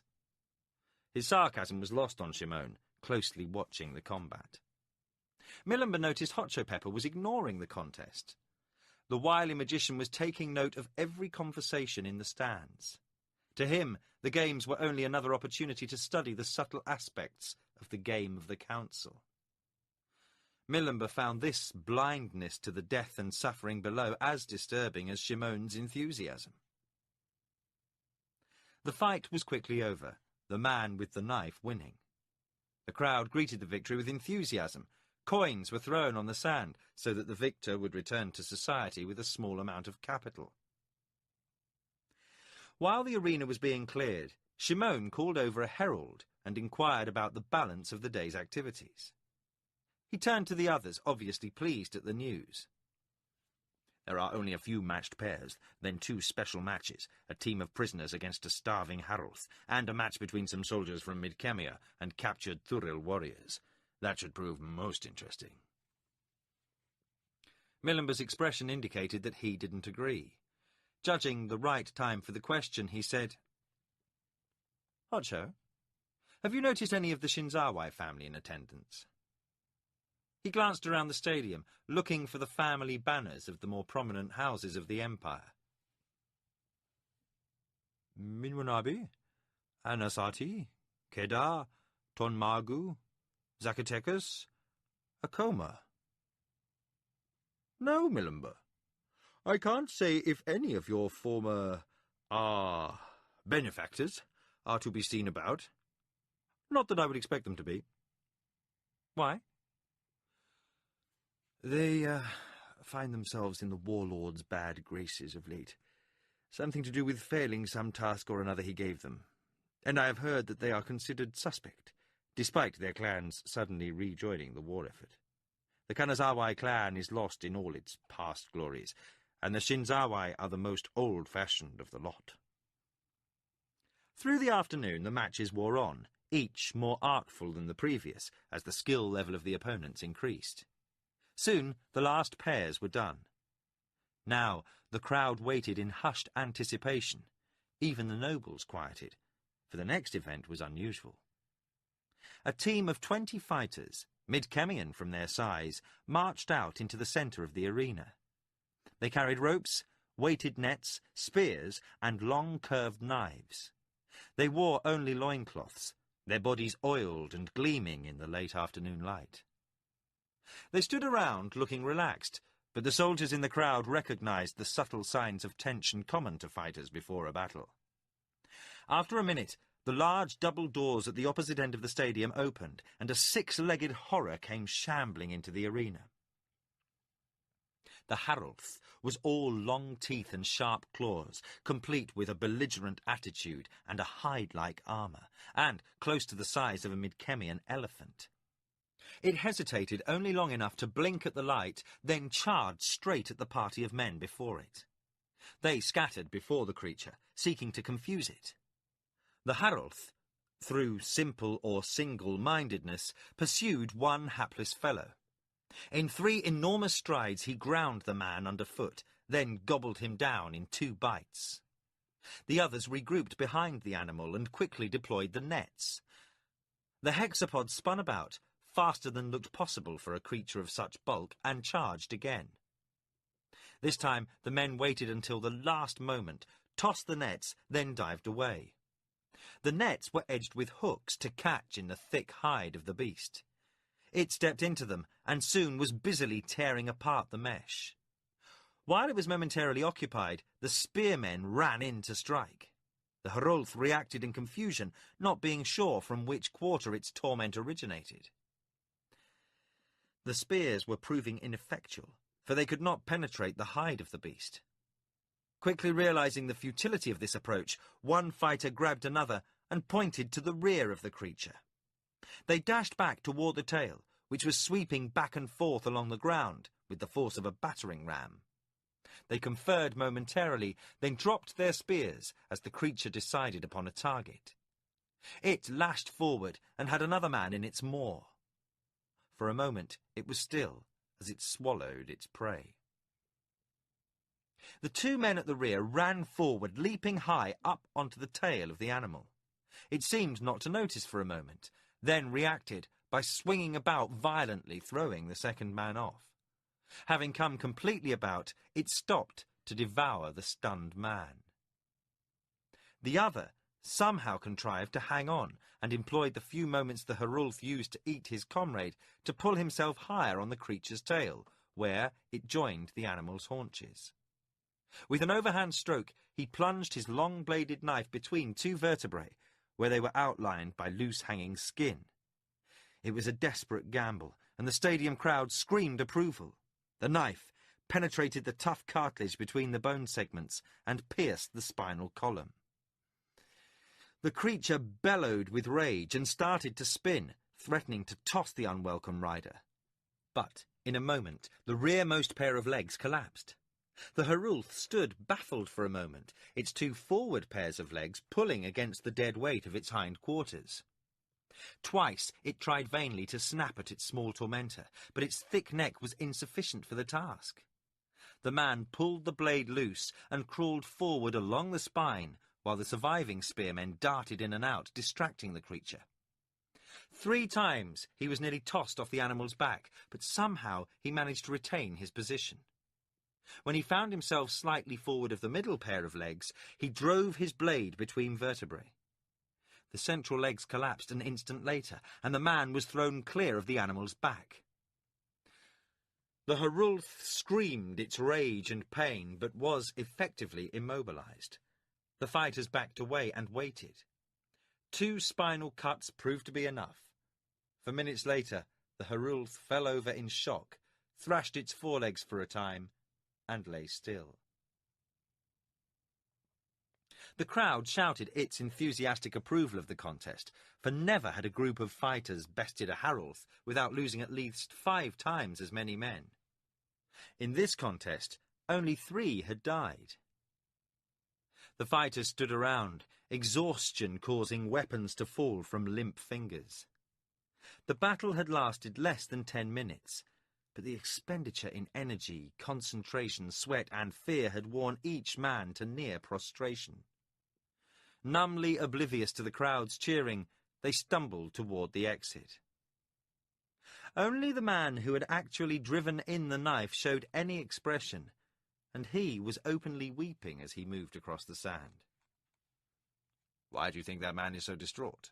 asked Shimon. It was a grand triumph. Milimber said in a voice forced to calmness, "Because he is exhausted and afraid and sick from it." He then added softly, "And he is very far from home." He swallowed hard, struggling against outrage, then said, "He knows it is for nothing. Again and again he will march into this arena to fight other creatures, other men, even friends from his homeland, and sooner or later he will die." Hot Pepper stared at Milimber, and Shimon looked confused. "But for chance, I might have been with those below," added Milimber. "Those who fought are men. They had families and homes. They loved and laughed. Now they wait to die." Hot Pepper waved a hand absently. "Milimber, you have a disturbing habit of taking things personally." Milimber felt sickened and angered by the bloody spectacle, but forced those emotions down within himself. He was determined to stay. He would be Tsurani. The sand was cleared, and trumpets blew again, signalling the final match of the afternoon. A dozen proud-looking warriors dressed in leather battle harnesses, wristbands set with studs, and headdresses plumed in many colours, came striding out of one end of the arena. Milimber had never seen their like in person, but recognised their dress from his vision on the tower. These were the descendants of the proud serpent riders, the Thuril. Each wore a hard-eyed expression of grim determination. From the other end, 12 warriors in colour-splashed imitations of Midkemian armour marched out. Their own metal armour had been deemed both too valuable and too dull for the contest, and Tsurani artisans had provided stylized imitations. The Thuril stood watching the newcomers with implacable contempt. Of all the races of humanity, only the Thuril had been able to withstand the Empire. The Thuril were uncontestedly the finest mountain fighters in Kelawan, and their mountain holds and high farm pastures were impossible to conquer. They had held the Empire at bay for years, until peace had been declared. They were a tall people, the result of their lack of interbreeding with the shorter races of Kelawan, whom they considered inferior. The trumpets blew again, and a hush fell over the crowd. A herald shouted in a clear voice, "As these soldiers of the Thuril Confederacy have violated the treaty between their own nations and the Empire by making war upon the soldiers of the Emperor, they have been cast out by their own people, who have named them outlaws and bound them over for punishment. They will fight the captives from the world of Midkemia. All will strive until one is left standing." The crowd cheered. The trumpet sounded, and the fighters squared off.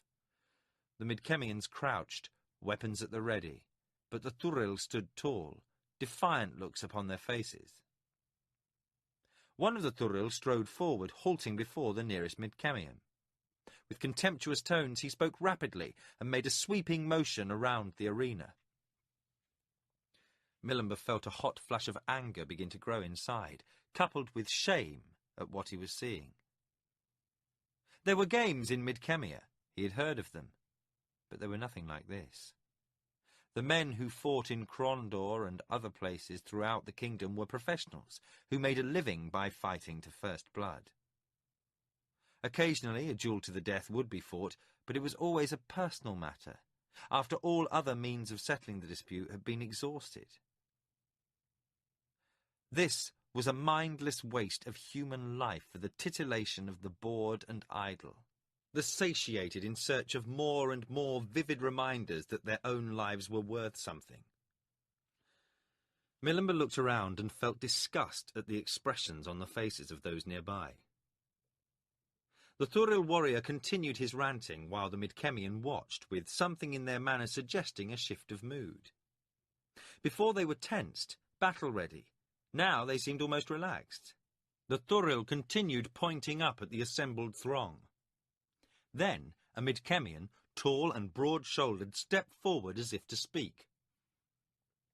The Thuril came on guard, his sword high, ready to strike. A voice rang out from behind as another warrior said something that carried a note of reassurance. The first Thuril visibly relaxed. The Midkemian slowly removed his helm, revealing a tired, haggard face framed by damp, stringy black hair. He looked about the arena while the crowd began to whisper and grumble at the unexpected behaviour of the warriors, and then gave a curt nod. He dropped his sword and shield and said something to his companions. Quickly, the other fighters in the arena followed suit, and soon all weapons were lying upon the ground. Milimber wondered at this strange behaviour, and Shimon said, "This will end a shambles. The Thuril will not fight their own kind, and it seems they won't fight the barbarians either. I once saw 6 Thuril kill everyone sent against them, then refuse to fight one another. When the guards came to kill them, they fought, driving them back. Finally, bowmen on the wall had to shoot them down. It was a disgrace. The crowd rioted and the game's director was torn to bits. Over 100 citizens died." Milimber felt relief. At least he would be spared the spectacle of Katala's people and his own killing one another. Then the crowd began to shout their disapproval, jeering the reluctant combatants. Hotchopepper nudged Milimber and said, "The warlord appears less than amused by this." Milimber saw the warlord's livid expression as he watched his presentation to the Emperor turned into a farce. Almecho slowly rose from his place near the light of heaven and bellowed, "Let the fighting begin!" Burly handlers, guards who worked on behalf of the game's director, ran into the arena wielding whips. They circled the motionless fighters and began lashing out at them. Milimber felt his gorge rise as the handlers laid about, tearing the exposed skin from the arms and legs of the Thuril and Midkemian soldiers. No stranger to the whip when in the swamp, he knew its terrible touch. He felt each stroke as it fell upon those on the sand below. The crowd began to grow restive, for watching motionless men being whipped was not what they had come to see. Jeers and catcalls rang down upon those in the imperial box, and a few bolder souls threw litter and small coins into the arena, showing what they thought of such sport. Finally, one of the handlers grew impatient, stepped up to a Thuril warrior, and struck him across the face with a whip handle. Before the handler could react, the Thuril sprang forward and tore the whip from the startled man's hands. In an instant, he had it firmly wrapped about the man's throat, choking him. The other handlers turned their attention to the warrior attacking their companion and began to flail wildly at him. After a dozen or so blows, the Thuril began to wobble and fell to his knees. But he held tightly to the whip, strangling the gasping handler. Again and again blows rained down upon the Thuril, until all his armour ran red with blood from the lashing. Still, he held on to his victim. When the handler died, eyes protruding from a blue face, whatever strength left to the Thuril seemed to die as well. As the handler's limp body came to rest on the sand, the Thuril warrior fell beside him. It was a Midkemian soldier who reacted first. With cold detachment, he simply picked up a sword and ran one of the handlers through. Then, as one, the Thuril and Midkemian soldiers had weapons in hands, and within a minute all the handlers were dead. Then, again as one, the prisoners threw their weapons to the ground. Milimber battled to stay calm in the face of such display. He felt nothing but admiration for those men. They accepted death rather than slay one another. Possibly, some of those men had ridden through the valley with him on the raid to discover the rift machine so many years before. Outwardly, he appeared calm, a Tsurani, but inwardly he seethed. Hotchopepper whispered, "I have a bad feeling here. Whatever gain Almecho sought from this day to bolster his position with the Emperor is badly shaken. I fear he is not taking well your former countryman's reluctance to die for the entertainment of the light of heaven." Milimber nearly spit when he said, "Damn such entertainment." He looked at Hotchopepper with a burning expression, one never seen by the fat magician before. Milimber half stood as he added, "And damn all those who find pleasure in such bloody sport." Hot Pepper seized him by the arm and tried to pull him firmly into his seat, saying, "Millimber, remember yourself." Millimber pulled himself free, ignoring the command. Millimber and his companions looked to the Imperial box, where a guard captain conferred with the warlord. Millimber felt a strange hot flush inside, and for a moment battled a sudden impulse to use his powers to put the warlord amid those below, to see how he fared against those who refused to die gracefully at his command. Then Almecho's voice rang out, silencing all those nearby. "No, no bowmen. Those animals will not die a warrior's death." He turned to one of his pet magicians and issued instructions. The black-robed man nodded and began to incant. Millimber felt his neck hairs rise as the presence of magic made itself known. A hushed sound of awe swept about the stadium as those on the sand below fell senseless to roll about in a daze. The warlord shouted, "Now go bind them, build a platform and hang them for all to see." Stunned silence greeted his words. Then shouts of, "No, they are warriors," and "This is without honour," rang throughout the crowd. Hot Pepper closed his eyes and sighed audibly. He spoke to himself as much as his companions. "The warlord lets his famous temper get the best of him once more, and now we have a debacle before us. This will not help his position in the High Council or the stability of the Emperor." Like an enraged beast at bay, the warlord turned, and all nearby fell silent. But those at greater distances picked up the cries. By Tsurani standards, this was too much of an indignity to be visited on any save those without honour. While balking the mob's sport, the prisoners had shown they were still fighting men, and as such, deserved an honourable death. Hot Pepper turned to speak to Millimber, then stopped himself as he saw the expression on his friend's face. Millimber's anger was now fully revealed, his rage a match for the warlord's. Sensing something terrible was about to occur, Hot Pepper sought Shimon's attention, only to find he was also silently watching Millimber's fearsome countenance. All Hot Pepper could manage to say was a quiet, "Millimber, no!" Then the slave-become magician was moving. He swept past the shocked Hot Pepper, saying only, "See to the Emperor's safety." Millimber was reeling with the impact of sudden emotion bottled up for years, now surging free. A strange and powerful certainty struck him. "I am not Tsurani," he acknowledged to himself. "I could not be a party to this." For the first time since donning the black robe, his two natures were in harmony. This was a dishonour by the standards of both cultures, something that filled him with a dread purpose free of any doubt.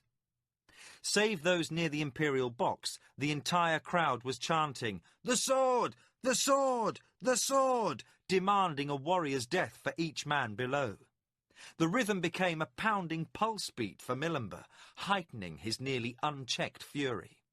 Reaching a point between the magicians and the Imperial box, Millimber regarded the soldiers and carpenters rushing onto the arena floor. The stunned Midkemians and Thuril were being bound like animals for slaughter, and the crowd's anger was reaching a dangerous level. Some of the younger officers of noble families in the lower levels of the stadium seemed ready to take swords and jump onto the sand to contest personally for the prisoners' right to die as warriors.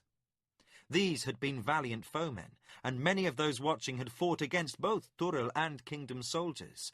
They would willingly kill these men on the field of battle, but would not watch this humiliation visited on brave enemies.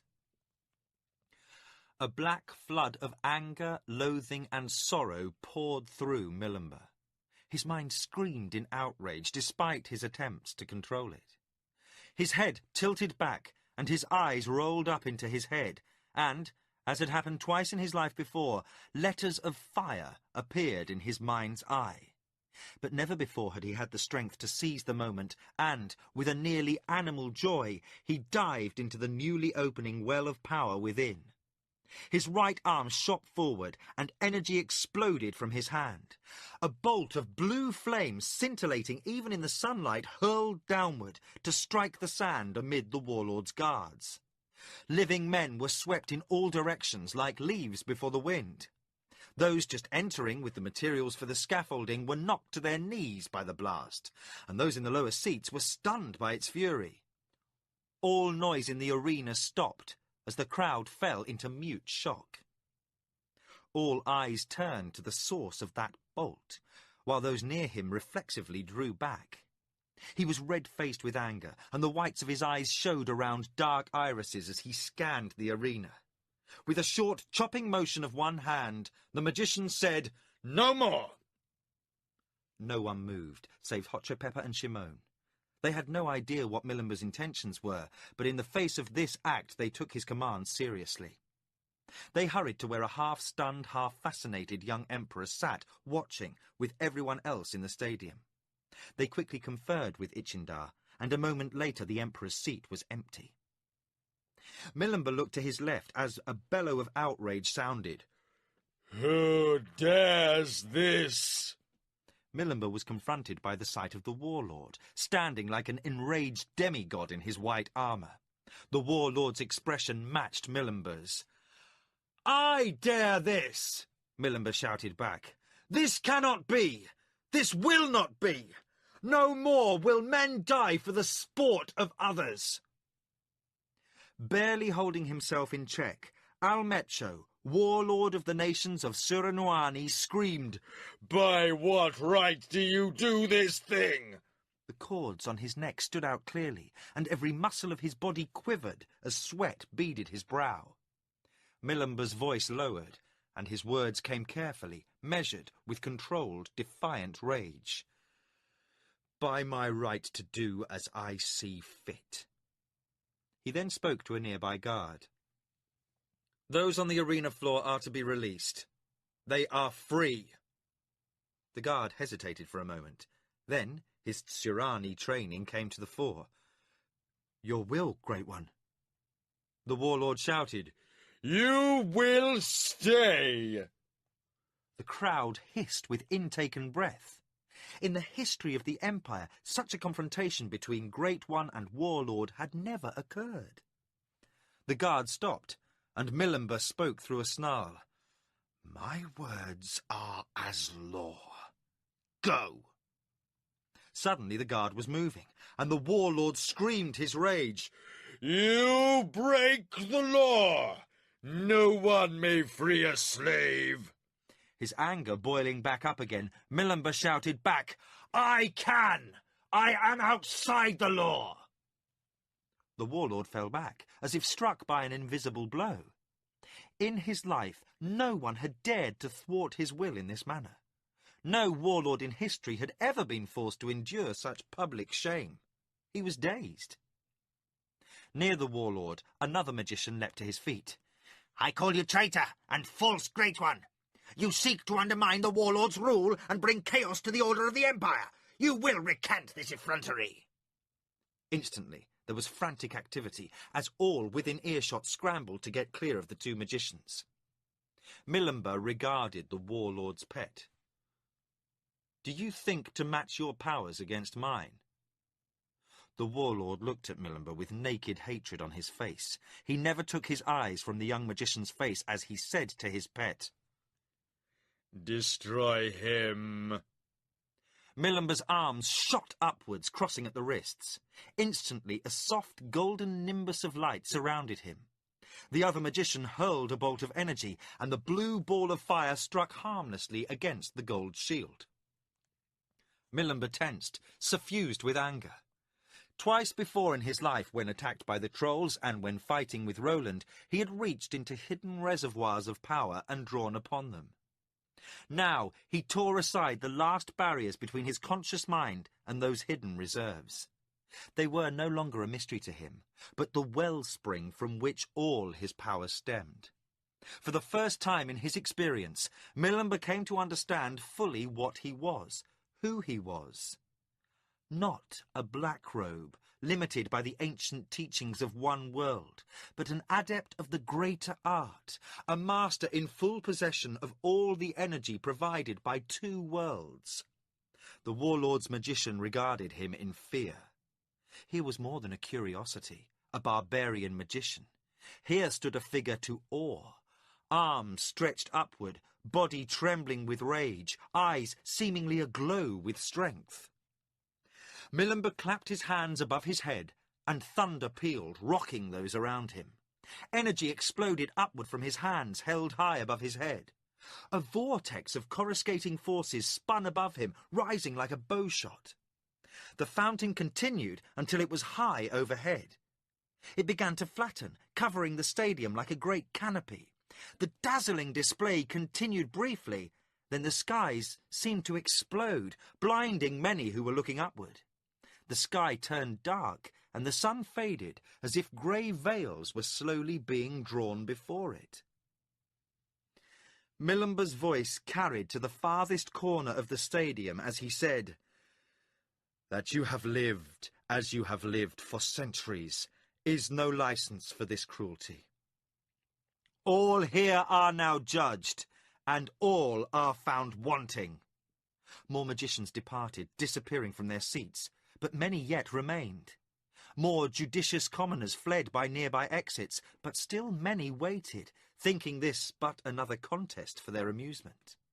Many were too drunk or excited by the spectacle for the magician's warning to reach them. Milimber's arm swept an arc around him. "You who would take pleasure from the death and dishonour of others, see then how well you face destruction." A gasp from the crowd answered his pronouncement. Milimber raised one hand high overhead, and all became silent. Even the light summer breeze ceased. Then, with a terrible strength, he spoke. They paled at his words, for it was as if death had become incarnate and had spoken. Echoing throughout the stadium were the words of Milimber, "Tremble and despair, for I am power." A shrill, keening sound began, with Milimber at its source. The very air shuddered as mighty magic was forged. "Wind!" Milimber cried. A bitter breeze reeking of carrion, foul and loathsome in its touch, blew through the stadium. A low moan of sorrow and fear was carried away by the wind.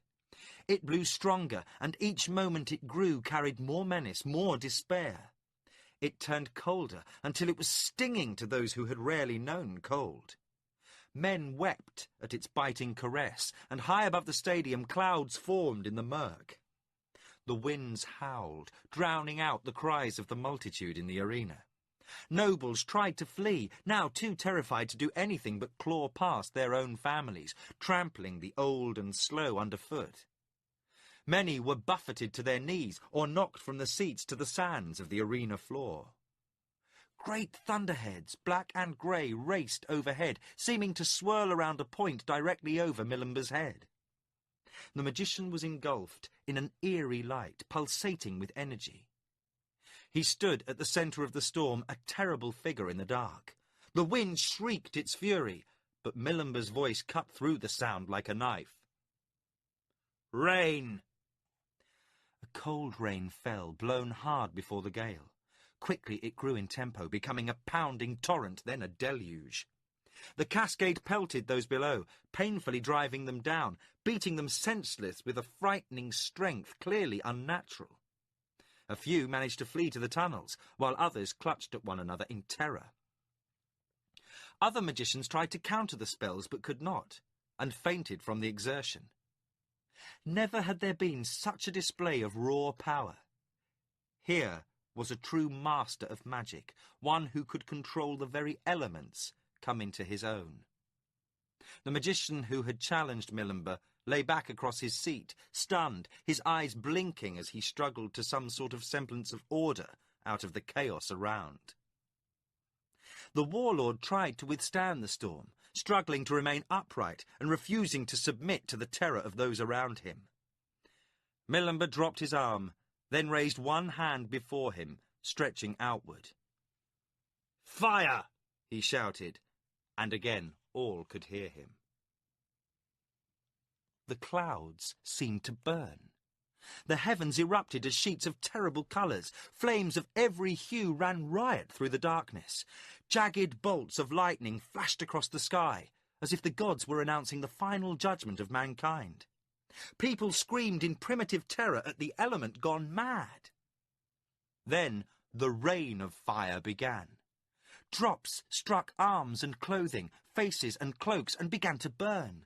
Shrieks of pain came from all sides, and people tried vainly to swat out the fires that burned their flesh. More magicians disappeared from the arena, taking their unconscious comrades. Melimba stood alone in the magician's section. The stink of burned flesh filled the air, mixed with the acrid odour of fear. Melimba crossed his arms before him. He turned his gaze downward. Earth! From below, a deep rumbling commenced. The ground under the stadium began to tremble slightly. The vibrations grew in intensity, and the air was filled with an angry buzzing, as if a swarm of giant insects had surrounded the area. Then a low rumbling added its harmony to the buzzing, and the ground began to move. The vibrations became a shaking, then a violent rolling, surging motion. Melimba stood calmly, as if on an island. It was as if the soil, the earth, had become fluid. People were thrown down onto the arena floor. The huge stadium throbbed from forces primeval. Statues tumbled from their pedestals, and the huge gates were ripped from their hinges in a cracking, splintering of ancient wood. They moved from before the tunnels in a staggering, drunken walk, then fell to the sand, crushing those who lay before them. Many of the beasts below the arena were driven mad by the earthquake and thrashed in their cages, smashing locks and opening doors. They fled the tunnels and raced over the fallen gates. They bellowed, howled, and roared at the fire rain. Enraged by terror, they fell upon the stunned spectators lying on the sand, killing at random. A man would sit dazed, absently slapping at the burning drops from the skies, while another a few feet away was being gutted by some horror from the distant forests. Now the arena itself began to wail as the ancient stones moved, slipping across one another. Mortar, a millennium old, turned to dust in an instant as the very stadium crumbled. Cries for mercy were swept away by the winds or drowned in the cacophony of destruction. The fury mounted, and the world seemed ready to be torn asunder. Melimba raised his hands above his head again. He brought his palms together, and the mightiest thunder peal of all sounded. Then, abruptly, the chaos ceased. Above, the sky was clear and sunny, a light breeze once more blowing from the east. The ground stood as it should, motionless and solid, and the rain of fire was a memory. The silence that followed was deafening. Then the groans of the injured and the sobs of the terrified could be heard. The warlord remained standing, his face drained of all colour, small burns scarring his features and arms. In place of the mighty leader of the empire stood a man bereft of any emotion save terror. His eyes were wide enough to show whites. His mouth moved as if he were trying to speak, but no words were forthcoming. Melimba raised his hands overhead again, and the warlord fell back with a sob of fear. The magician clapped his hands and was gone. The afternoon breeze carried the scent of summer flowers. In the garden, Katala was playing a word game with William. She had insisted they should both learn the language of her husband's homeland. It was almost evening, for they were farther east than the Holy City. The sun was low in the west, and the shadows in the garden were long. Without the chime announcing Melimba's arrival, Katala was startled when her husband appeared in the doorway of their home. She rose slowly from her seat, for she sensed at once something was wrong. "Husband, what is it?" William ran up to his father, while Melimba said, "I will tell you everything later. We must take William and flee." William tugged on his father's black robe. "Papa?" he cried, demanding attention. Milimber picked up his son and hugged him tightly, then said, "William, we are going on a journey to my homeland. You must be a brave boy and not cry." William stuck out his lower lip, for if his father was asking him not to cry, then there must be a very good reason to do so. But he nodded and held back the tears. "Natoha! Almarella!" Milimber called, and in a moment the two servants entered the garden. Natoha bowed, but Almarella rushed to Katala's side. Katala had insisted she accompany them to Milimber's new home when he brought his family from the Shinzawai estate. She was more sister to Katala and aunt to William than a slave. She could see at once that something was wrong, and tears came unbidden to her eyes. "You're leaving," she said, a statement more than a question. Natoha looked at his master. "Your will, Great One?" Milimber said, "We are leaving. We must, I'm sorry." Natoha took the news stoically, in the proper Sirani fashion, but Almarella embraced Katala openly weeping. Milimber said, "I wish to ensure that you are both provided for. I have prepared documents against this day. When we have gone, you will find all my work catalogued in my study. Above my study table on the top shelf you will find a parchment with a black seal upon it. I am giving the estate to you, Natoha." He said to Almarella, "I know you two care for each other. The document giving Natoha the estate also contains a provision granting you your freedom, Almarella. He will make you a good husband.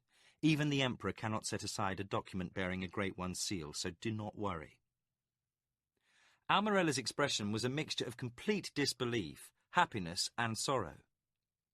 She nodded slowly that she understood, thanks clearly showing in her eyes. Milimber returned his attention to Natoha. "I am deeding the lower pasture land to Xanathis, the herdsman. Provide well for the others of this household, Natoha.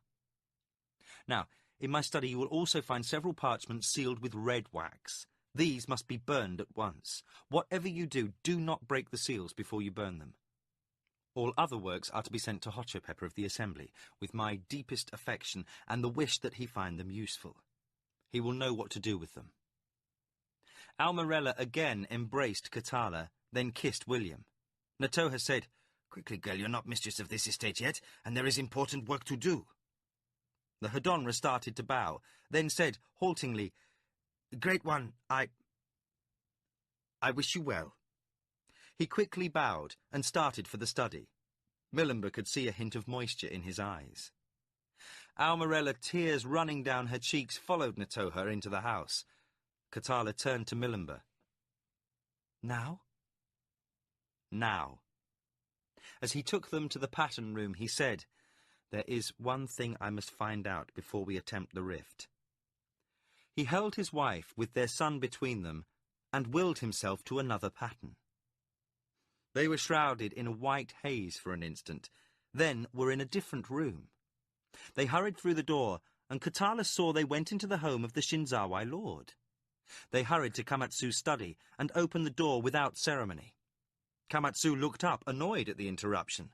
His expression changed immediately when he saw who was at the door. "Great One, what is it?" he asked as he arose. Milimber quickly conveyed the events of the day, and Katala paled at the recounting. The lord of the Shinzawai shook his head.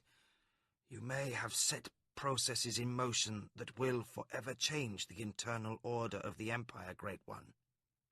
I hope it is not a death blow.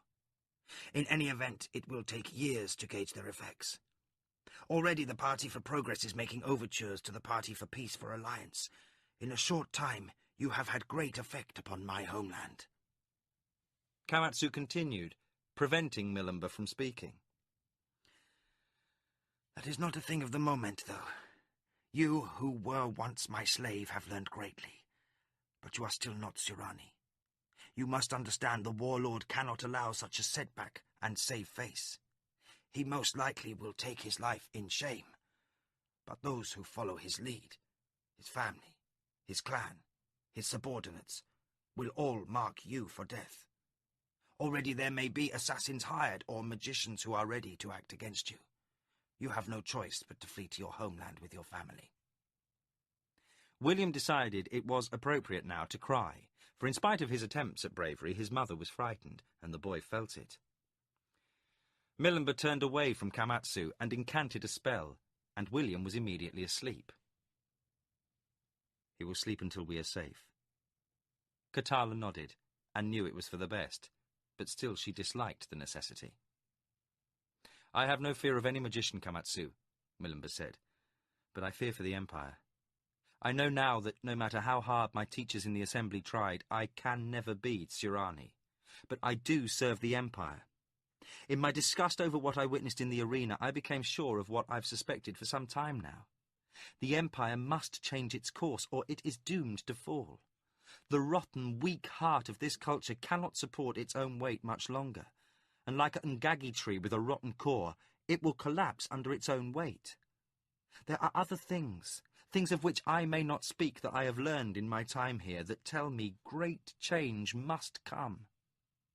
I must leave, for should I stay, the Assembly, the High Council, all the Empire will be divided. I would have difficulty leaving the Empire, were it not in the best interest of Suranyuani for me to depart. That is my training. But before I leave, I must know, has there been word from Lori and your son of the Emperor's overture of peace? No. We know they disappeared during a skirmish the first night. Okanu's men searched the area after the fight and found no signs of them, so it is assumed they were safely away. My younger son is certain they reached a road behind Kingdom lines. Since then we have had no further word. Other members of our faction wait with as much trepidation as I. Milimber considered. Then the Emperor is still not ready to act. I had hoped it might be soon, so we could safely leave under the truce before opposition to me becomes organized. Now, with the warlord's announcement of victory over Duke Boric's army, we may never see peace. Kamatsu said, It is clear you are not Tsurani, Great One. With the warlord in disgrace from your destruction of games, he dedicated to the light of heaven, the war party will be in disorder. Now, the Kanazawa clan will once more remove itself from the Alliance for War. Our allies in the Blue Wheel will work doubly hard to press for a truce in the High Council. The war party is without an effective leader. Even should the warlord prove shameless and not kill himself, he will be quickly removed, for the war party needs a strong leader, and the Minwanabi are ambitious. For 3 generations they have sought the white and gold. But others in the High Council will press the claims as well. The war party will be in disarray, and we shall gain time to strengthen our position as the game of the Council continues. Kamatsu looked long at Milimber. As I have said, there are those who are already plotting to take your life. Make for your homeworld now. Do not delay, and you should likely win safely through. It might not occur to any but a few that you will strike for the rift at once. Any other Great One would take a week putting his house in order. He smiled at Milimber. Great One, you were a fresh breeze in a stale room while you were with us. I am sorry to see you leave our land, but you must go at once. I hope the day will come when we may meet again as friends, Lord of the Shinazawai, for there is much that our 2 people could learn from one another. The Shinzawai Lord placed his hand upon Milimber's shoulder. I hope also for that day, Great One. I will send prayers with you. One thing more. If you should perchance see Kasumi in your homeworld, tell him his father thinks of him. Now go, and goodbye. Goodbye, said Milimber. He took his wife by the arm and hurried back toward the pattern room. When they reached it, a chime sounded, and Milimber pushed his wife and son behind him. A brief haze of white appeared over the pattern in the floor, and Fumita stood there, startled. Milimber, he said, stepping forward. Stop, Fumita. The older magician stood still. I mean you no harm. Word of what occurred has reached those of the Assembly not attending the games. The Assembly is in turmoil. Tapek and other warlords' pets demand your life. Hotsopepa and Shimon argue on your behalf. Never has such discord been seen. In the High Council, the war party demands an end to the independence of the Assembly during times of war, and the Party for Progress and the Party of Peace are in open alliance with the Blue Wheel Party, The Empire is upside down. The older magician seemed to droop visibly as he related this. He looked years older than Millenber had ever remembered seeing him.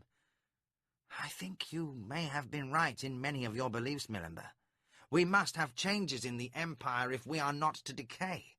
But so many changes so quickly? I don't know. There was a moment of silence between them. Millenber said, "What I did was for the Empire, Fumita. You must believe that." The older magician nodded slowly. I believe you, Millenber. Or at least I wish to. He seemed to stand more erect. Whatever the outcome, there will be much for the Assembly to do when things have settled. Perhaps we can steer the Empire to a healthier course. But you must go quickly. No soldier will try to stop you, for only a few outside the Holy City know of your actions. But the warlord's pets may already be seeking you out. You caught our brothers by surprise at the games, and none singly could stand against you. But if they coordinate against you, even your vaunted powers will avail you little. You would have to kill another magician or be killed in turn. Yes, Fumita, I know. I must go. I have no desire to kill another magician, but I shall if I must. Fumita looked pained at hearing this. How are you to reach the rift? You haven't been to the staging area, have you? No, but I go to the City of the Plains, and from there I can command litter. It is too slow. The litter will take over an hour to reach the staging area. He reached into his robe and pulled out a transfer device. He held it out to Millenber. The third setting will take you directly to the rift machine. Millenber took it. Fumita, I mean to try to close the rift. Fumita shook his head. Millenber, even with your powers, I don't think you can. Scores of magicians worked to create the Great Rift, and the controlling spells were established only on the Kellowan side. The Midkemian machine is only to stabilize the rift's location. I know, Fumita. You'll soon know, for I've sent my works to Hotcho. My mysterious research has been an intensive study of rift energies. I may know more about them than any other magician in the Assembly. I know it would be a desperate, possibly destructive action from the Midkemian side, but this war must end. Then get free to your homeworld and wait. The Emperor will act soon, I'm sure. The warlord could not have been handed a bigger blow by losing the war than the one you handed him in the arena. If the light of heaven orders peace, then perhaps we can deal with the question of the rift. Stay your hand until you have learned what the king's reaction to the peace offer is. Then you also play the great game. Fumita smiled. I'm not the only magician to descend into playing politics, Millenber. Hotcho Pepper and I have been part of this from the onset. Go now, and may the gods be with you. I wish you a safe journey and a long, prosperous life on your homeworld. He then walked past Millenber and his family. Once he was out of sight, Millenber activated the device. The soldier jumped. One moment he had been sitting under a tree shaded from the setting sun's heat. Then the next moment, a magician with a woman and child suddenly appeared before him. By the time he was on his feet, they were moving toward the rift machine several hundred yards away. When they reached the machine, a platform with tall poles rising up on either side of it, between which a glimmering nothingness could be seen, an officer who was in charge of the troops moving through snapped to attention. "Get these men back from the platform." "Your will, Great One." He barked orders, and the men fell back. Millenber took Katala by the hand and led her through the rift. One step, a moment of disorientation, and they were standing in the middle of the Sirani camp in the valley in the grey towers. It was night, and campfires burned brightly. Several officers were startled at the unusual arrival, but stepped out of their way. Millenber said, "Have you captured horses?" One of the officers nodded dumbly. "Bring 2 at once, saddled." "Your will, Great One," said the man, and rushed off. Soon a soldier brought 2 horses toward him. When the soldier came close, Millenber could see it was Hakanu. The younger Shinzawai's son looked quickly about as he handed the reins to Millenber. "Great One, We have just received word something terrible has occurred at the Imperial Games, though the reports are vague. I suspect your sudden appearance here has something to do with those reports. You must be away quickly, for these are the warlord's men in camp, and should they arrive at the same conclusion, there is no telling what they might risk. Milimber held William, while Katala mounted with Hokanu's aid.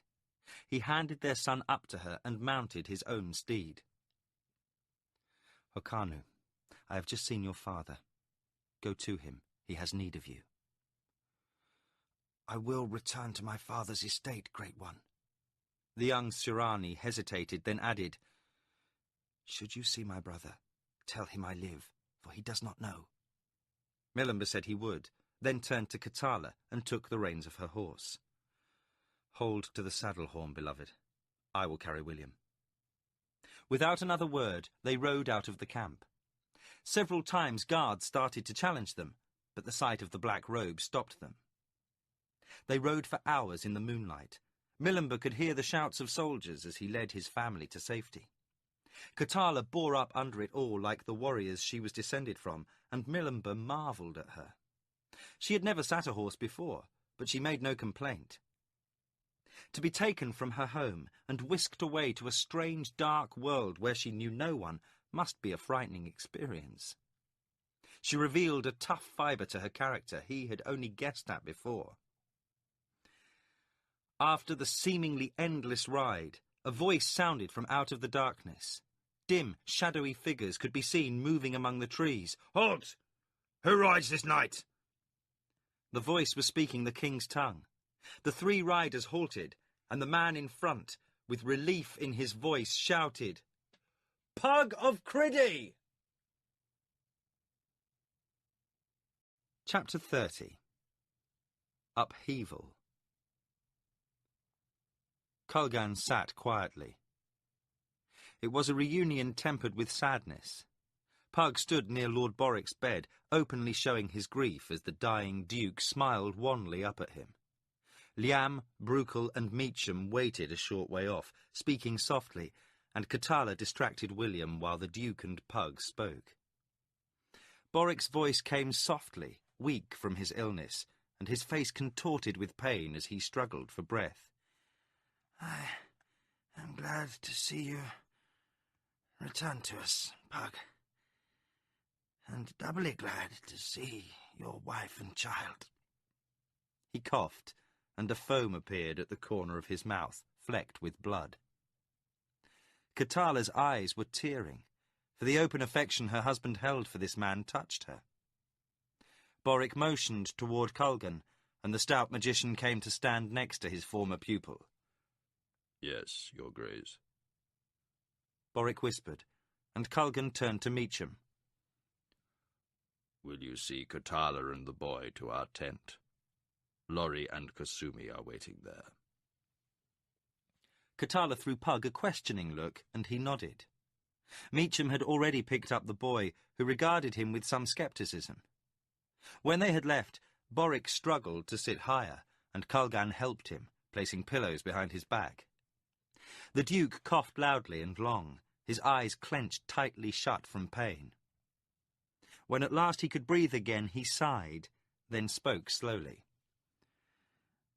Pug, do you remember when I rewarded you for saving Carline from the trolls? Pug nodded, afraid to speak for the emotions he felt. Borwick continued. Do you remember my promise of another gift? Again Pug nodded. Would that Tully were here to give it to you now, but I will tell you in brief. I have long thought the kingdom wastes one of its greatest resources by regarding magicians as outcasts and beggars. Kulgan's faithful service over the years has shown me I was right. Now you return, and though I understand only a little of what you have told, I can see you have become a master of your arts. It was my hope you would, for I have had a vision. I had left a sum of gold in trust for you, against the day you became a master magician. With it, I would like you and Colgan and other magicians to establish a center for learning, where all may come and share. Tully will give you the documents with my instructions, explaining in detail my design. But for now, I can only ask, will you accept this charge? Will you build an academy for the study of magic and other knowledge? Pug nodded, tears in his eyes. Colgan stood agape, not trusting what he had heard. His fondest wish, his life's ambition, shared with the Duke in the idle hours of speaking of dreams over cups of wine, was now granted. Boric began to cough again. Then, when the fit passed, said, I hold title to an island in the heart of the Great Star Lake near Shamata.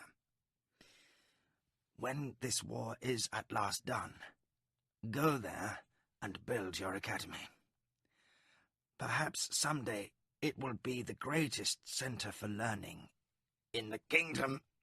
Again, the Duke was racked by coughing, the sound more terrible than before. He gasped after the attack, barely able to talk.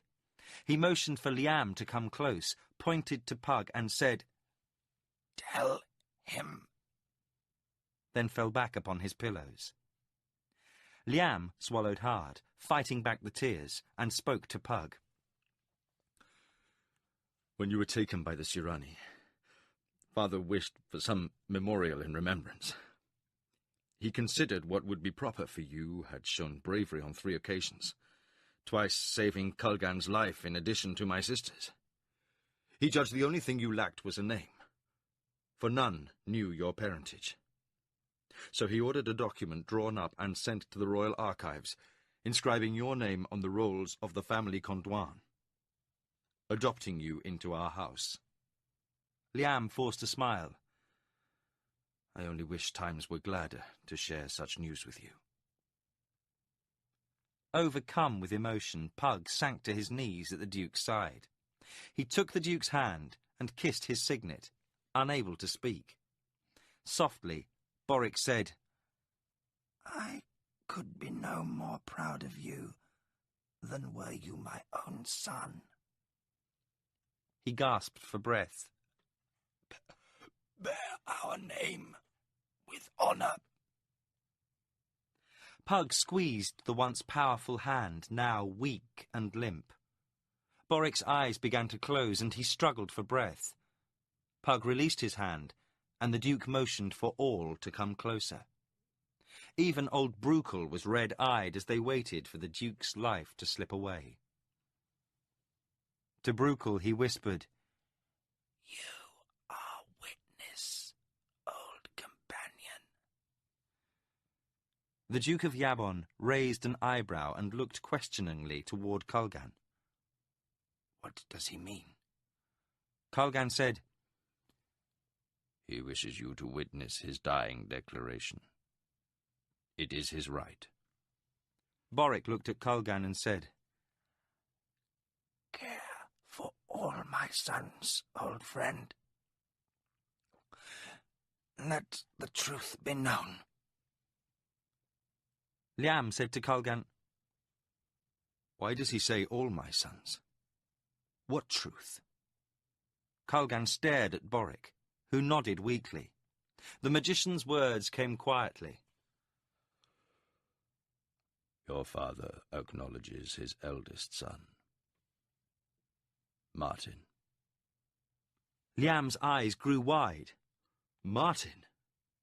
Boric's arm shot out in a sudden surge of strength, catching at Liam's sleeve. He pulled Liam to him and whispered, Martin is your brother. I have wronged him, Liam. He is a good man, and well do I love him. To Brukel he croaked a single word. Witness. Brukel nodded. With tears streaming down his white moustache, he swore, So do I, Brukel, Duke of Yabon, bear witness.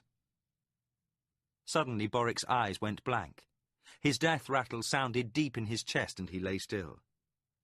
Liam fell to his knees and wept, and the others also let their grief come unrestrained. Never to Pug had a moment been so bittersweet. That night it was a quiet group in the tent that Meacham had commandeered for Pug and his family. The news of Borrick's death had cast a pall over the camp, and much of Culgan's joy at seeing his apprentice return safely had been blunted. The day slowly passed, with everyone becoming reacquainted, though they spoke softly and felt little joy. Occasionally one would leave the tent, wandering off to be alone with his thoughts for a while. 9 years of history had been exchanged slowly, and now Pug spoke of his flight from the Empire. Katala kept one eye on William, who lay curled up on a bed with one arm thrown over Phantus. The Firedrake and the boy had taken one look at each other and decided they were friends. Meacham sat by the cook fire, watching the others carefully. Laurie and Kasumi sat on the floor, Sirani fashion, while Pug finished his narrative. Kasumi was the first to speak. "Great One, how is it that you could leave the Empire now and not before?" Culgan raised one eyebrow. He was still absorbing the changes in his former apprentice. This talk of greater path and lesser path was still difficult to understand, and he couldn't believe the Sirani attitude toward the boy. He amended that, the young man. After my confrontation with the warlord, it became clear to me that I would serve the Empire by leaving, for my continued presence could only bring divisiveness at a time the Empire needs to heal itself. The war must be ended and peace established, for the Empire is being drained. "Aye," added Meacham, "as is the kingdom. 9 years of war are bleeding us dry." Kasumi was equally discomforted by the casual tone these people took toward Pug. "Great One, what if the Emperor cannot stop the new warlord? The council will surely be quick to elect one." "I don't know, Kasumi. I will then have to try to close the rift." Culgan pulled long on his pipe, then blew a thick cloud. "I am still not clear on everything you have said, Pug. From what you have said, I can see nothing that will prevent them from opening another rift." "There is nothing, except that rifts are unstable things. There is no way to control where a rift will go. It was mere chance that caused the one between this world and Keliwan. Once that one was established, others could follow, as if the path between the two worlds acted to other rifts like a lodestone to metal. The Sirani could attempt to re-establish the rift, but each attempt would probably take them to other new worlds. If they returned here, it would be by the merest chance, 1 in thousands. If the rift is closed, it would be years before they returned, if ever. "From what you have said about the warlord's taking his own life," said Culgan, "can we expect a respite in the fighting?" It was Kasumi who answered. "I fear not, friend Culgan, for I know this warlord's sub-commander. He is Minwanabi, a proud family from a powerful clan, and it would serve his cause well when the High Council meets for his clan to bring word of a great victory. Most likely he will attack in force within days." Culgan shook his head. "Meacham, you had best ask Lord Liam to join us. He must hear this." The tall Franklin rose and left the tent. Kasumi frowned. "I have come to know this world a little, and I agree with the Great One. Peace would surely profit us both, but I do not see it coming." The young Duke followed Meacham into the tent a few minutes later, and Kasumi repeated his warning. "We had best be ready then for the attack," said Liam. Kasumi looked uncomfortable. "Lord, I must beg your pardon, but should fighting come, I cannot stand against my own people. May I have your permission to return to my own lines?" The Duke considered this, and Pug noticed that his face was becoming lined with the strain of command. Gone were the laughing eyes and ever-present smile. Now he resembled his father more than ever. "I understand. I will order you pass through the lines. If I have your parole that you will repeat nothing you have heard here." Kasumi agreed and rose to leave. Pug stood also and said, "I will issue one last order to you, Kasumi, as a magician of Chisoruani. Return to your father, for he has need of you. One more soldier dying will aid your nation little." Kasumi bowed his head. "Your will, Great One." Kasumi embraced Lorry and left with Liam. Kulgan said, "You have told me so much that is difficult to absorb.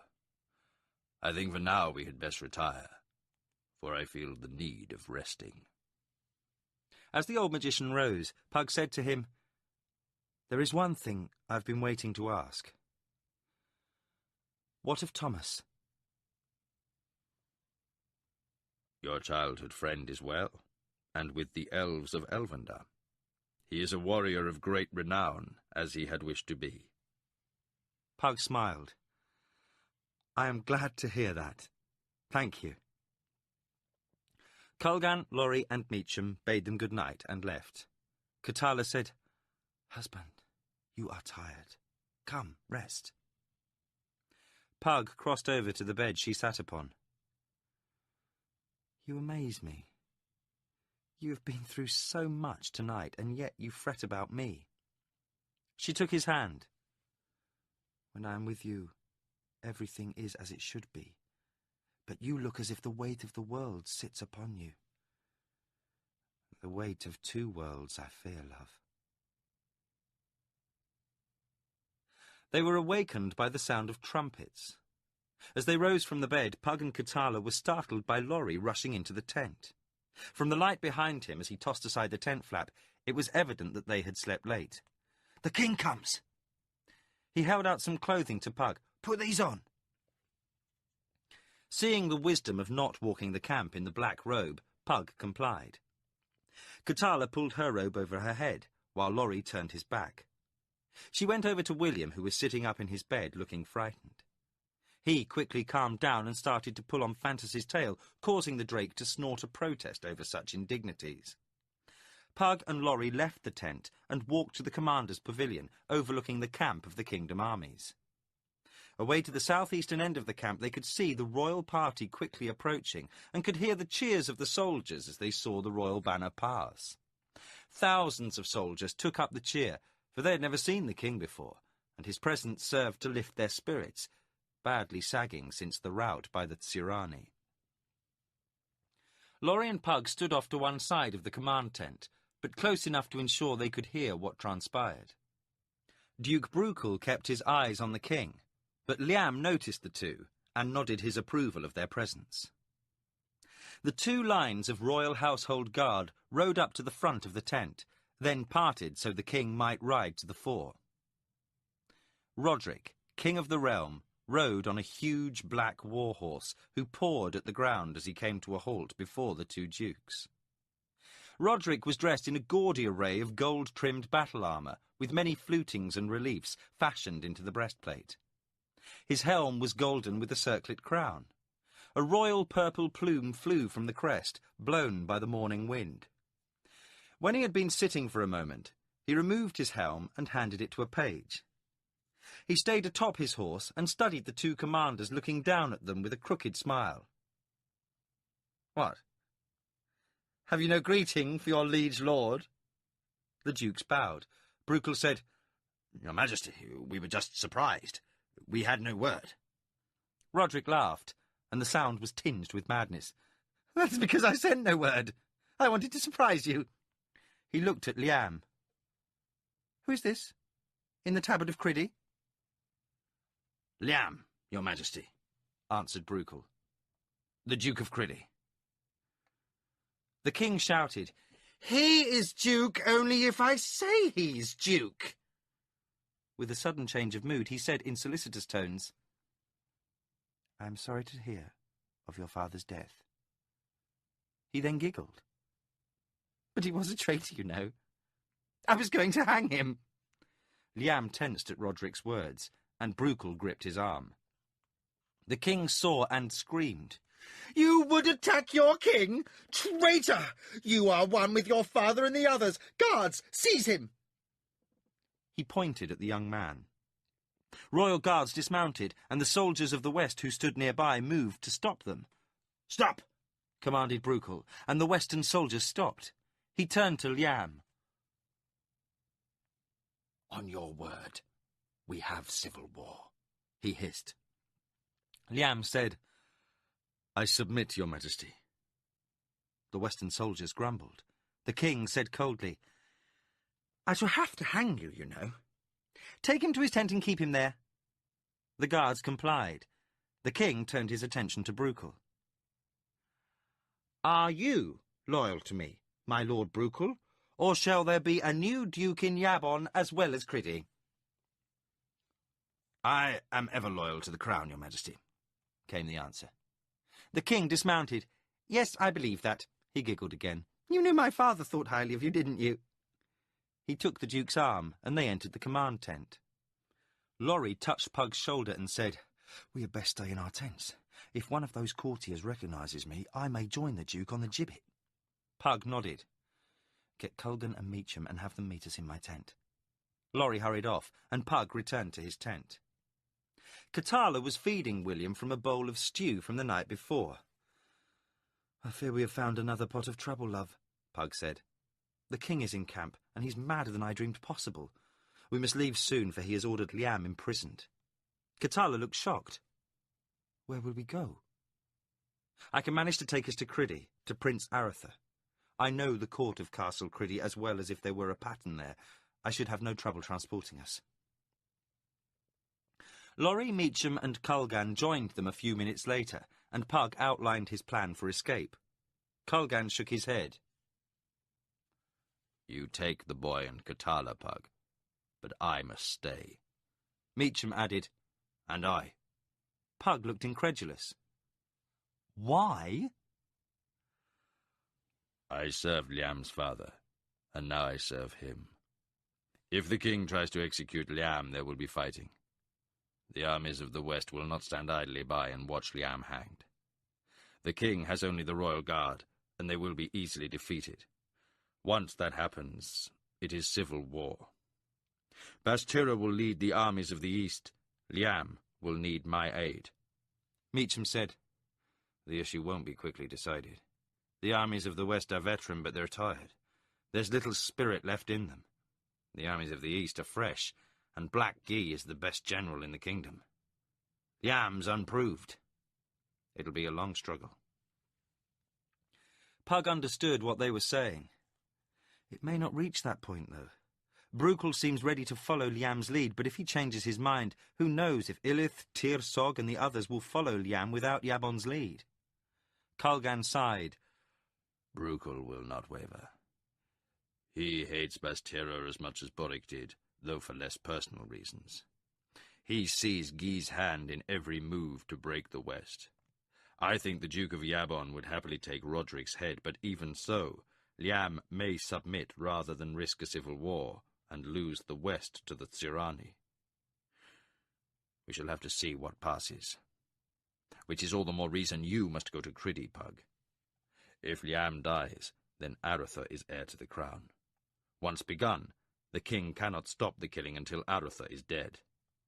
Even Martin, whose claim would be blemished by his illegitimacy, and Carline would be hunted down and killed. Perhaps Anita as well.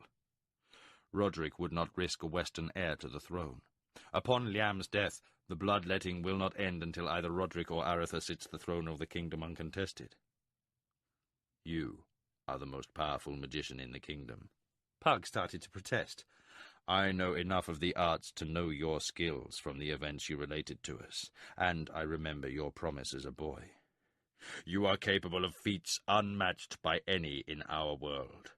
Aretha will have grave need of your aid, for he would not let his brother's death go unpunished. Criddy, Kars, and Tulan will march once the Tsirani have been dealt with. Others, especially Bruchel, would join them. Then we would have civil war. Meacham spat out of the tent. He froze, holding aside the tent flap for a moment, then said, I think the argument is over.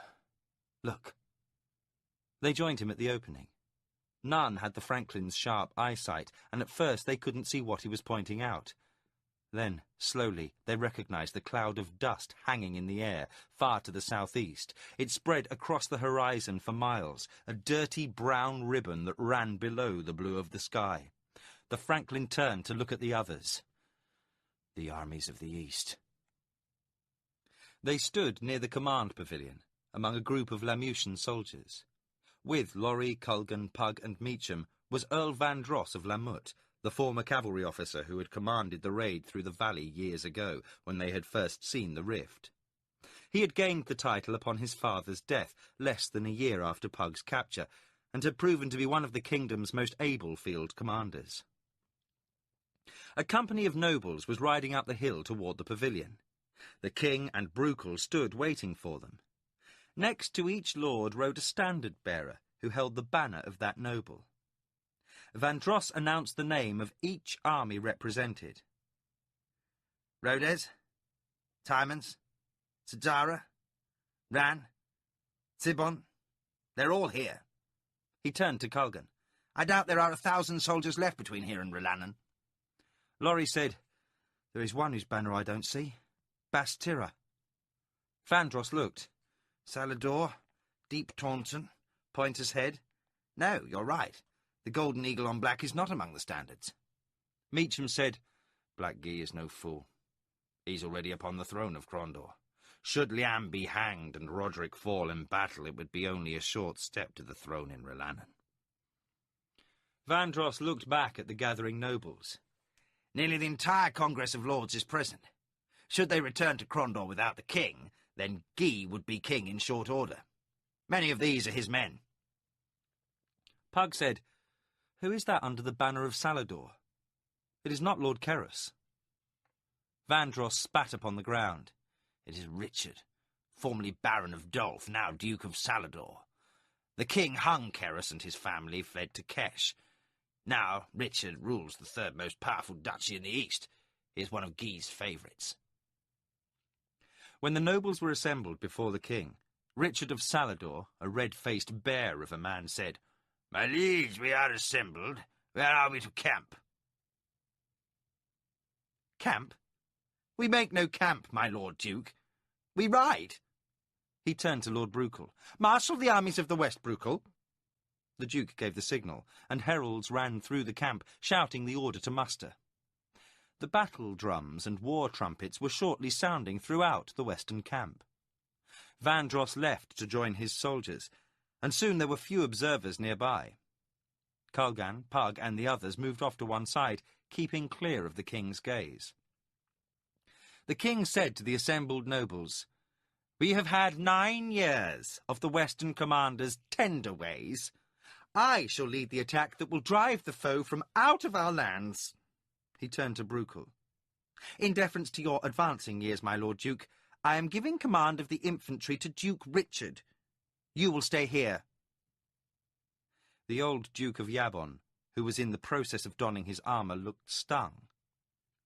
He said nothing save, Your Majesty. His tone cold and strained. He stiffly turned and entered the command tent. The king's horse was brought, and Roderick mounted. A page handed up his crowned helm, and the king placed it upon his head. The infantry shall follow as quickly as possible. Now we ride. The king spurred his horse down the hill, followed by the royal guard and the assembled nobles. When he was out of sight, Culgan turned to the others and said, Now we wait. The day grew long. Every hour that passed was like a slowly unfolding day. They sat in Pug's tent wondering what was occurring to the west. The army had marched forward under the king's banner with drums and trumpets sounding. Over 10,000 horsemen and 20,000 foot soldiers had advanced upon the Tsirani. There were only a few soldiers left in camp, the wounded and an orderly company. The quiet outside was unnerving after the almost constant camp noise of the previous day. William had grown restless, and Katala had taken him outside to play. Fantas welcomed the opportunity to rest untroubled by his tireless playmate. Culgan sat quietly, puffing on his pipe. He and Pug passed the time by occasionally speaking of matters magical, but mostly was silent. Laurie was the first to break the tension. He stood and said, "I can't take this waiting any more. I think we should go to Lord Liam and help decide what is to be done once the king returns." Colgan waved him back into his seat. Liam will do nothing, for he is his father's son, and would not start a civil war not here. Pug sat absently toying with a dagger. With the armies of the east in camp, Liam knows that an outbreak of fighting would hand the west to the Tsurani and the crown to Bastira. He'll walk to the gibbet and put the rope round his own neck rather than see that. "It's the worst kind of foolishness," countered Laurie.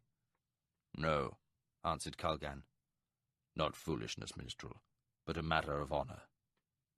Liam, like his father before him, believes that the nobility have a responsibility to give their lives work, and their lives, if need be, for the kingdom. With Boric and Erland dead, Liam is next in line for the throne, but the succession is unclear, for Roderick has not named an heir.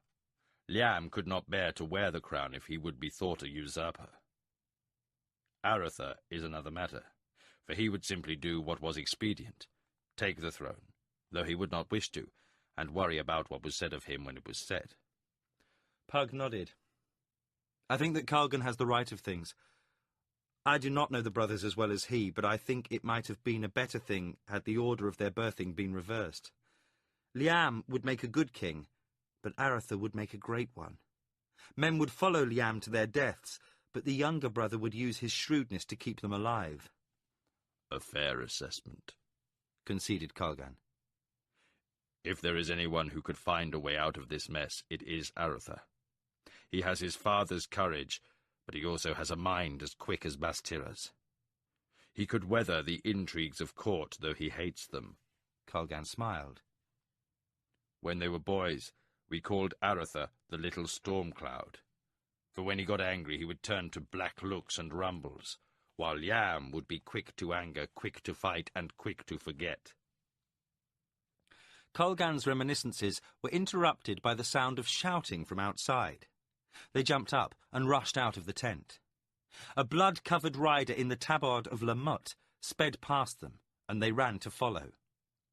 They reached the command tent as Lord Bruchel came out. The old Duke of Yabon said, "What news?" "The old Vandross sends word. Victory!"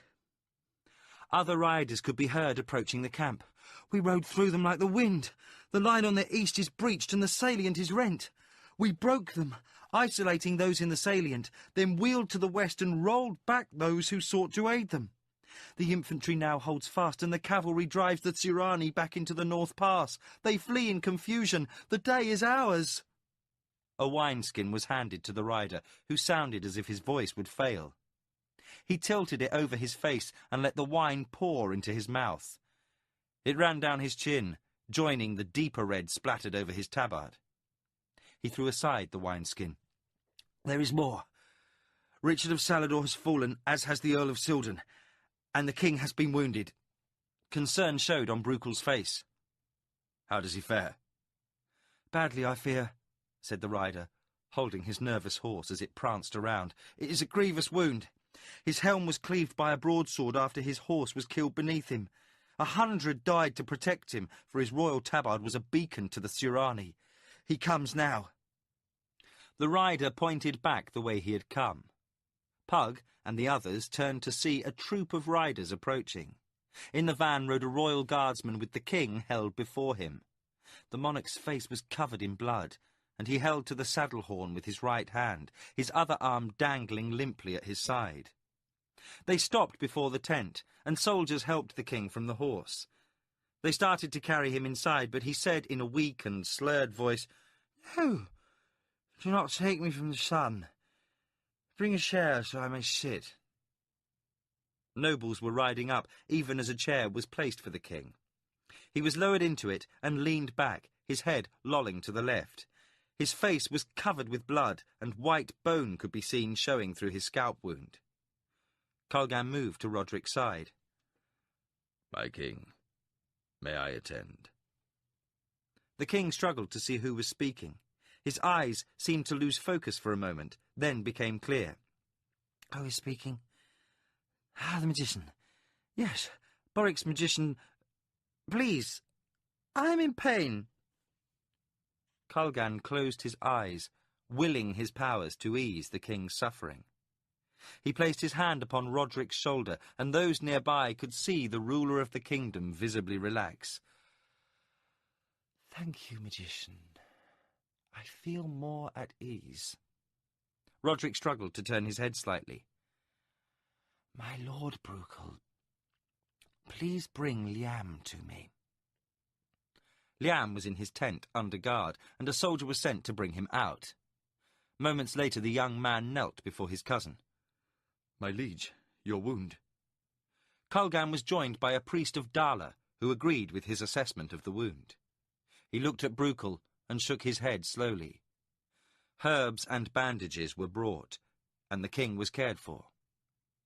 Kulgan left the priest to his ministrations and returned to stand where the others looked on.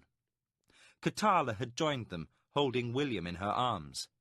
Kulgan said, I fear it is a mortal wound. The skull is broken, and fluids seep through the crack. In silence they watched. The priest stood to one side and began praying for Roderick. All the nobles, save those commanding the infantry, were now arrayed before the king. More horsemen could be heard riding into camp. They joined the others who stood watching and were told what had happened. A hush fell over the assembly as the king spoke. Liam, he said in a faint voice. I have been ill, haven't I? Liam said nothing, his face betraying conflicting emotions. He had little love for his cousin, but he was still the king. Roderick ventured a weak smile.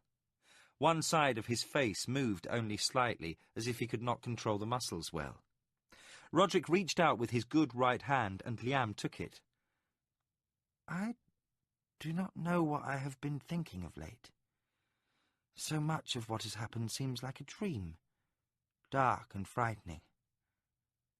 I have been trapped within that dream, but now I am free of it. Sweat appeared upon his brow, and his face was nearly white.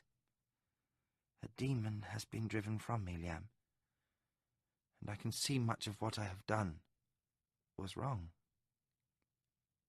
Even evil. Liam knelt before his king. No, my king, not evil. The king coughed violently, then gasped as the attack subsided. Liam, my time grows short. His voice rose a little, and he said, Bruchel, bear witness. The old duke looked on, his face an implacable mask. He stepped over next to Liam and said, I am here, your majesty. The king gripped Liam's hand, pulling himself a little more upright. His voice rose as he said, We, Roderick, fourth of that name, hereditary ruler of the Kingdom of the Isles, do hereby proclaim that Liam Conduan, our blood cousin, is of the royal blood. As oldest Conduan male, he is named heir to the throne of our kingdom. Liam shot Bruchel an alarmed look, but the old duke gave him a curt shake of his head, commanding silence. Liam bowed his head, and his sorrow was heartfelt. He tightly gripped the king's hand. Bruchel said, So do I, Bruchel, Duke of Yabon, bear witness. Roderick's voice sounded faint. Liam, one boon do I ask. Your cousin Guy has done what he has done at my command. I grieve for the madness that drove me to have Erland deposed. I knew his going to the dungeon was his death warrant, and I did nothing to halt it. Have mercy on Guy. He is an ambitious man, but not an evil one. The king then spoke of his plans for the kingdom, asking that they be continued, though with more regard for the populace. He spoke of many other things, of his boyhood, and his sorrow that he had never married. After a time his speech became too slurred to understand, and his head fell forward upon his chest. Bruchel ordered guards to attend the king. They gently raised him and carried him inside. Brukel and Liam entered the tent while the other nobles waited outside.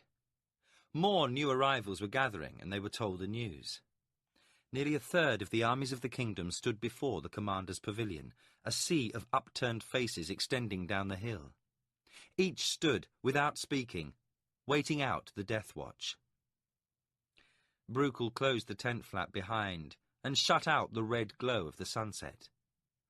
The priest of Dala examined the king, then looked at the two dukes. "He will not regain consciousness, my lords. It is only a matter of time." Brukel took Liam by the arm and led him to one side.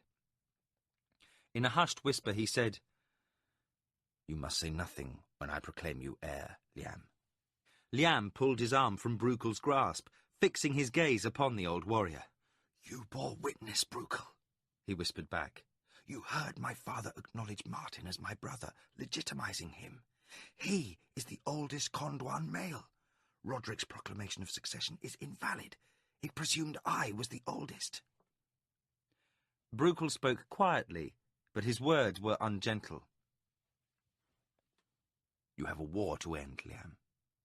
Then, if you should accomplish that small feat, you have to take your father and Roderick back to Rilannon to bury them in the tomb of your ancestors. From the day Roderick is interred, there will be 12 days of mourning. Then, on noon of the 13th, all the claimants for the crown will present themselves before the priests of Ishap and the entire bloody damn Congress of Lords. Between now and then, you'll have plenty of time to decide what to do. But, for now, you needs must be heir. There is no other way. Have you forgotten Bastira? Should you dither, he'll be in Rilannon with his army a month before you. Then you'll have bitter civil war, boy. As soon as you agree to keep your mouth shut, I'm ordering my own trusted troops to Krondor under royal seal to arrest Black Guy. They'll toss Bastira into the dungeon before his own men can stop them. There'll be enough loyal Krondorians around to ensure that. You can have him held until you reach Krondor, then cart him off to Rilannon for the coronation, either your own or Martin's. But you must act, or by the gods we'll have Guy's lackeys brewing civil war within a day of your naming Martin the true heir. Do you understand?" Liam nodded silently. With a sigh he said, "But will Guy's men let him be taken? Even the captain of his own guard will not stand against a royal warrant, especially countersigned by the representatives of the Congress of Lords. I shall guarantee signatures on the warrant," he said, clenching his gloved fist before his face. Liam was quiet for some time, then said, "You are right. I have no wish to visit trouble upon the kingdom. I will do as you say." The two men returned to the king's side and waited. Nearly another 2 hours passed before the priest listened at the king's chest and said, "The king is dead." Brukel and Liam joined the priest in a silent prayer for Roderick. Then the Duke of Yabon took a ring from Roderick's hand and turned to Liam. "Come. It is time." He held aside the tent flap, and Liam looked out. The sun had set, and the night sky glittered with stars. Fires had been lit and torches brought, so that now the multitude appeared to be an ocean of firelight. Not one man in 20 had left, though they were all tired and hungry after the victory.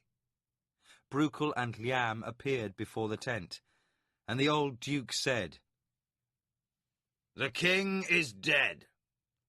His face was stony, but his eyes were red-rimmed. Liam looked pale but stood erect, his head high. Brukel held something above his head. A glint of deep fire reflected off the small object as it caught the torchlight. The nobles who stood close nodded in understanding, for it was the royal signet, worn by all the Condwan kings, since DeLong the Great had crossed the water from Rilannon to plant the banner of the Kingdom of the Isles upon the mainland shore. Brukel took Liam's hand and placed the ring upon his finger. Liam studied the old and worn ring with its device cut into the ruby, still undimmed by age. As he raised his eyes to behold the crowd, a noble stepped forward. It was the Duke of Rodez, and he knelt before Liam. Your Highness, he said. One by one the others before the tent, nobles of both east and west, knelt in homage, and like a wave rippling, all those assembled knelt, until Liam alone was standing. Liam looked at those before him, overcome with emotion and unable to speak. He placed his hand upon Bruchel's shoulder and motioned for them all to stand.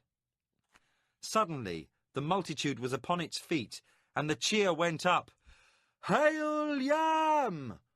Long live the heir!" The soldiers of the kingdom roared their approval, doubly so, for many knew that hours ago the threat of civil war had hung over their heads. Men of both east and west embraced and celebrated, for a terrible future had been avoided. Liam raised his hands, and soon all was silent. His voice rang out over their heads, and all could hear him say, "Let no man rejoice this night. Let the drums be muffled and the trumpets blown low. For tonight we mourn a king." Bruchel pointed at the map. The salient is surrounded, and each attempt to break through to the main body has been turned back. We've isolated nearly 4,000 of their soldiers there. It was late night. Roderick had been buried with what honour could be afforded in the camp. There had been none of the trappings common to a royal funeral, but the business of war made it necessary. He had been quickly embalmed and buried in his armour next to Borwick on a hillside overlooking the camp. When the war was over, they would be returned to the tombs of their ancestors in Rilannan. Now, the young heir looked over the map, gauging the situation in light of the latest communique from the front. The Sirani held in the North Pass at the entrance to the valley. The infantry had dug in before them, bottling up those in the valley and isolating both the forces along the River Criddy and what was left of the salient. "We have broken their offensive," said Liam, "but it is a two-edged sword. We cannot attempt to fight on two fronts. We must also be ready should the Sirani try to move against us from the south. I see no quick ending yet, in spite of our gains." Bruchel said, But surely those in the salient will surrender soon. They are cut off, with little food or water, and cannot expect to be resupplied. In a matter of days they will be starving. Pug interrupted. "Forgive me, Lord Bruchel, but they will not." What can they gain by resisting? Their position is hopeless. "They tie up your forces that would otherwise be attacking the main camp. Soon the situation in Suruani will be resolved enough for magicians to return from the assembly. Then food and water can be transported in without interference, and each day they hold strengthens the Sirani as reinforcements arrive from Kelawan. They are Sirani, and will gladly die rather than be taken captive." Liam asked, "Are they so honour-bound to die, then?" "Yes. On Kelawan they know only that captives become slaves. The idea of a prisoner exchange is unknown to them." Then we must bring all our weight to bear upon the salient at once, said Bruchel. We must crush them and free our soldiers to deal with other threats. "It will prove costly," Liam observed. "This time there will be no element of surprise, and they are dug in like moles. We could lose 2 men for each of theirs." Kulgan had been sitting off to one side with Laurie and Meacham. "It is a tragedy that we have gained only a broadening of the fighting, and so soon after the Emperor's offer of peace."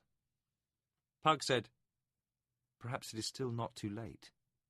Liam looked at Pug. "What do you mean? Kasumi must have already sent word that the peace was refused." "Yes, but there may still be time to send word that there will be a new king who is willing to talk peace."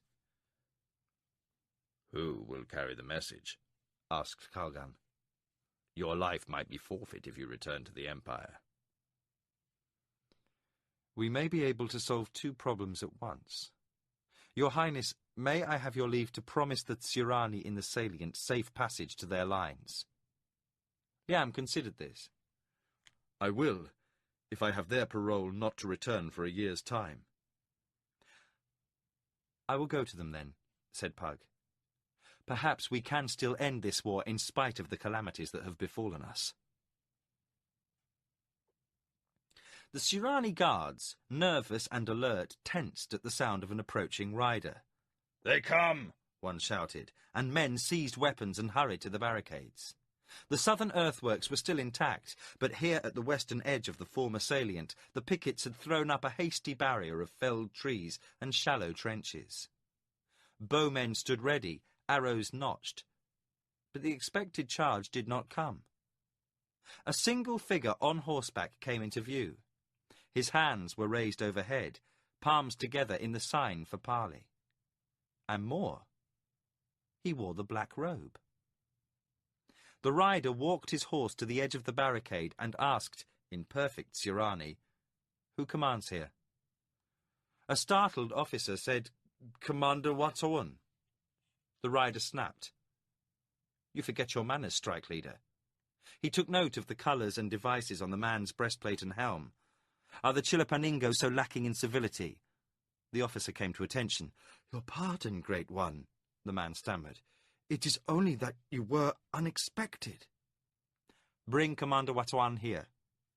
"Your will, great one." The commander of the Surani salient came a short time later. He was a bandy-legged, barrel-chested old fighter, and, great one or not, his first concern was for the welfare of his troops. He looked at the magician suspiciously. "I am here, great one." "I have come to order you and your soldiers back to the valley." Commander Watson smiled ruefully and shook his head. "I regret, great one, that I may not.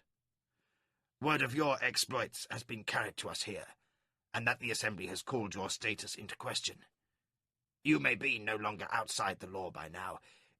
If you had not come under a sign of parley, I would have you taken, though it would cost us dearly." Pug felt a hot flush come to his cheeks. He had known it was likely the Assembly would cast him out, but to hear this still caused him pain. Ruefully, he knew that because of the training he had undergone, he would still feel a sense of loyalty to that alien place, and would never fully feel at home in his native land. With a sigh, Pug said, "What then will you do?" The force commander shrugged. "Hold our position? Die if we must." "Then I will make you an offer, Commander. You must decide if it is a trick or not." Kasumi of the Shinzawai carried an offer from the light of heaven to the Midkemian king. It was an offer of peace. The king rejected it.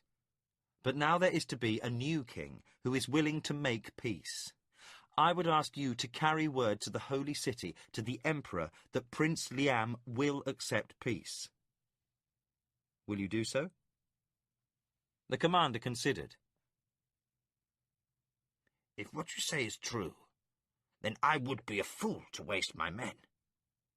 What guarantees are you willing to make?" "I give you my word as a great one, if that means anything still, that what I say is true. I also promise that your men will be given safe conduct back to the valley on promise they return to the Empire for a year's time. And I will ride to the valley entrance to your lines as hostage. Is that enough?" The commander thought it over for a moment as he surveyed his tired, thirsty troops. "I will agree, great one. If it is the light of heaven's will that the war end, who am I to prolong it? The Oxatukan have long been known for their bravery. Let it be said they are also worthy of honor for their wisdom." The commander bowed, then turned to his soldiers. "Pass the word. We march. Home." Word that the emperor would agree to peace reached the camp 4 days later. Pug had given a message to Watwan to be carried through the rift. It bore the black seal of the Assembly, and no one would impede its swift delivery. It had been addressed to Fumita, asking him to carry word to the holy city that the new king of the realm would not require retribution, but would accept peace. Liam had shown visible emotion when Pug had read the message.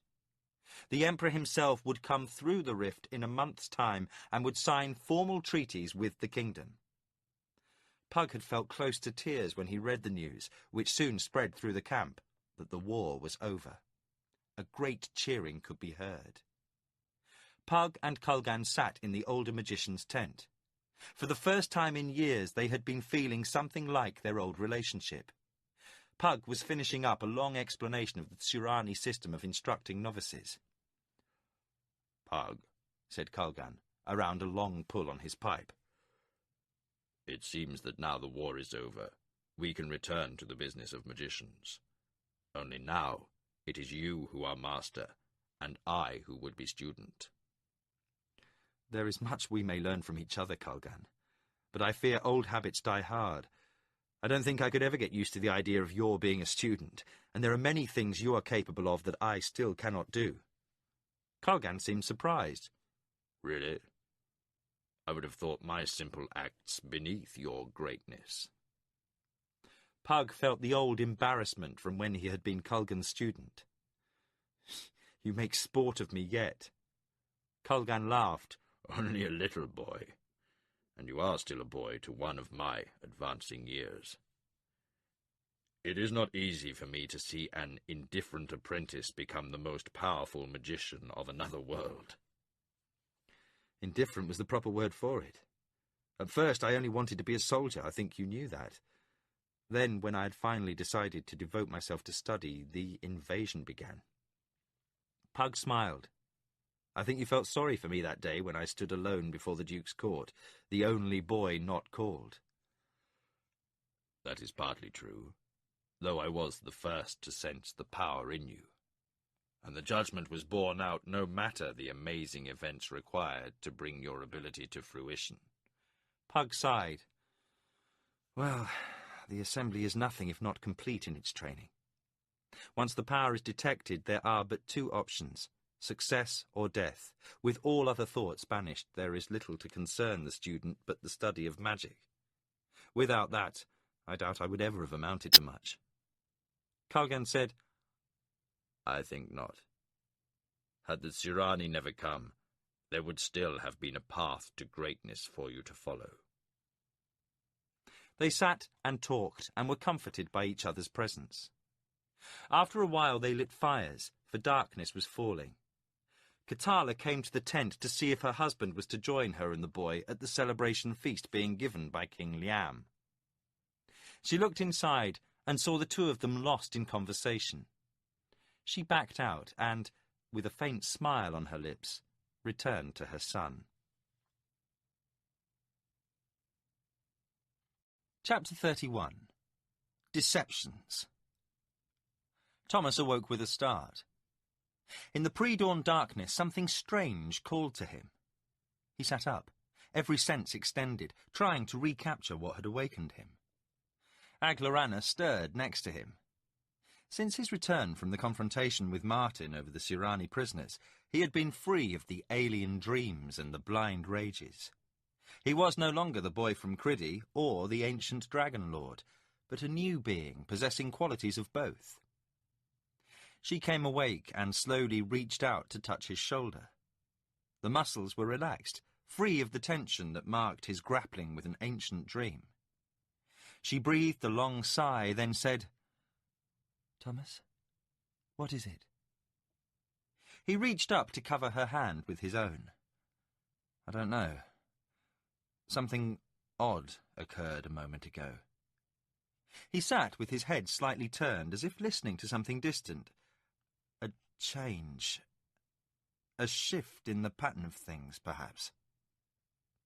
The Elf Queen said nothing. Since becoming his lover, she had grown used to his uncanny ability to sense events elsewhere, an ability unmatched by even the most gifted of the ancient spellweavers. A remnant of his Valheru heritage, this awareness had come fully into bloom since he recovered his humanity. She thought it strange, yet reassuring, that his Valheru powers had become more pronounced and acute only since regaining his humanity. It was as if some force had conspired to keep them blunted until he possessed the wisdom to use them. Thomas stopped listening. It is something to the east, a mixture of rejoicing and a great sadness. His voice sounded thick with emotion. An age is dying. He rolled off the sleeping pallet and stood, powerful muscles revealed to Aglarana's elven eyes in the dim light. He stood at the door of their sleeping chamber, looking out over Elvender, listening to the sounds of the night. Everything appeared calm. The scent of the forest, thick, sweet, and heady, was overlaid with the faint hints of aromas from last night's supper and the smell of bread fresh from the oven for this morning's meal. Nightbirds sang, while daybirds began their pre-dawn warbling, and the sun prepared to rise in the east. The touch of cool air upon his naked skin was a caress to Thomas, and he felt more complete and at peace than he had ever been in his young life. Aglarana's arms went around his waist, and he felt her press tight against him. He could feel the beat of her heart as she held him close. "My lord, my love," she said, "return to our bed." He turned within the circle of her arms and felt the warmth of her body against his. "There is something." He gripped her close, but gently. "There is a feeling of hope." She could feel his heat as his desire answered hers. "Hope. Would that it is true." He looked down at her face, his senses as acute in the gloom as hers, drinking in the sight of her. "Never lose hope, my queen." He kissed her deeply, and whatever awakened him was quickly forgotten. Liam sat quietly in his tent. He was composing the message he would send to Criddy when a guard entered and announced the arrival of Pug and Culgan. Liam rose and greeted them, and when the guards left, indicated they should sit. "I am sorely in need of your wisdom." He sat back and waved at the parchments before him. "If Aretha is to reach us in time for the peace conference, these must leave today. But I've never been much for letters, and I also confess to great difficulty in sharing the events of the last week." Culgan said, "May I?" pointing to the letter. Liam waved consent, and the magician picked up the parchment and began to read. "To my beloved brother and sister, it is with the deepest sorrow I must tell you of our father's death. He was injured mortally in the great Sirani offensive, leading a counterattack to rescue surrounded soldiers, mainly Hadati hillmen, auxiliaries to the garrison of Yabon. The Hadati sing his name and make sagas in his honor. Such was his bravery. He passed thinking of his children, and his love for us all was undiminished. The king has also passed, and it has fallen to me to lead our armies. Aretha, I would have you here, for we now are at the war's end. The Emperor is willing to make peace. We shall meet in the north valley of the Grey Towers in 29 days' time at noon. Carline, I would have you take ship to Krondor with Anita, for there is much to be done there. And Princess Alicia will have need of her daughter. I will join you with Aretha once peace has been made. With love, and sharing in your sorrow, I am your most loving brother, Liam." Culgan was quiet for a moment, and Liam said, "I thought you might be able to add something or other, to lend elegance to it." Culgan said, "I think you announced your father's passing with simplicity and gentleness. It is a fine message." Liam shifted uncomfortably in his chair. "There is so much yet to write. I've said nothing about Martin." Culgan took up a quill. "I will copy this again, for your pen is a bit strangled, Liam." With a warm smile, he added, "You were always one to prefer the sword to the quill. I'll add some instructions to the end, asking that Martin go to Krondor with your sister. Gardan and Fannin should also make the journey, and an honor company of the castle garrison. It will make it seem you mean to honor those who served so well in Criddy.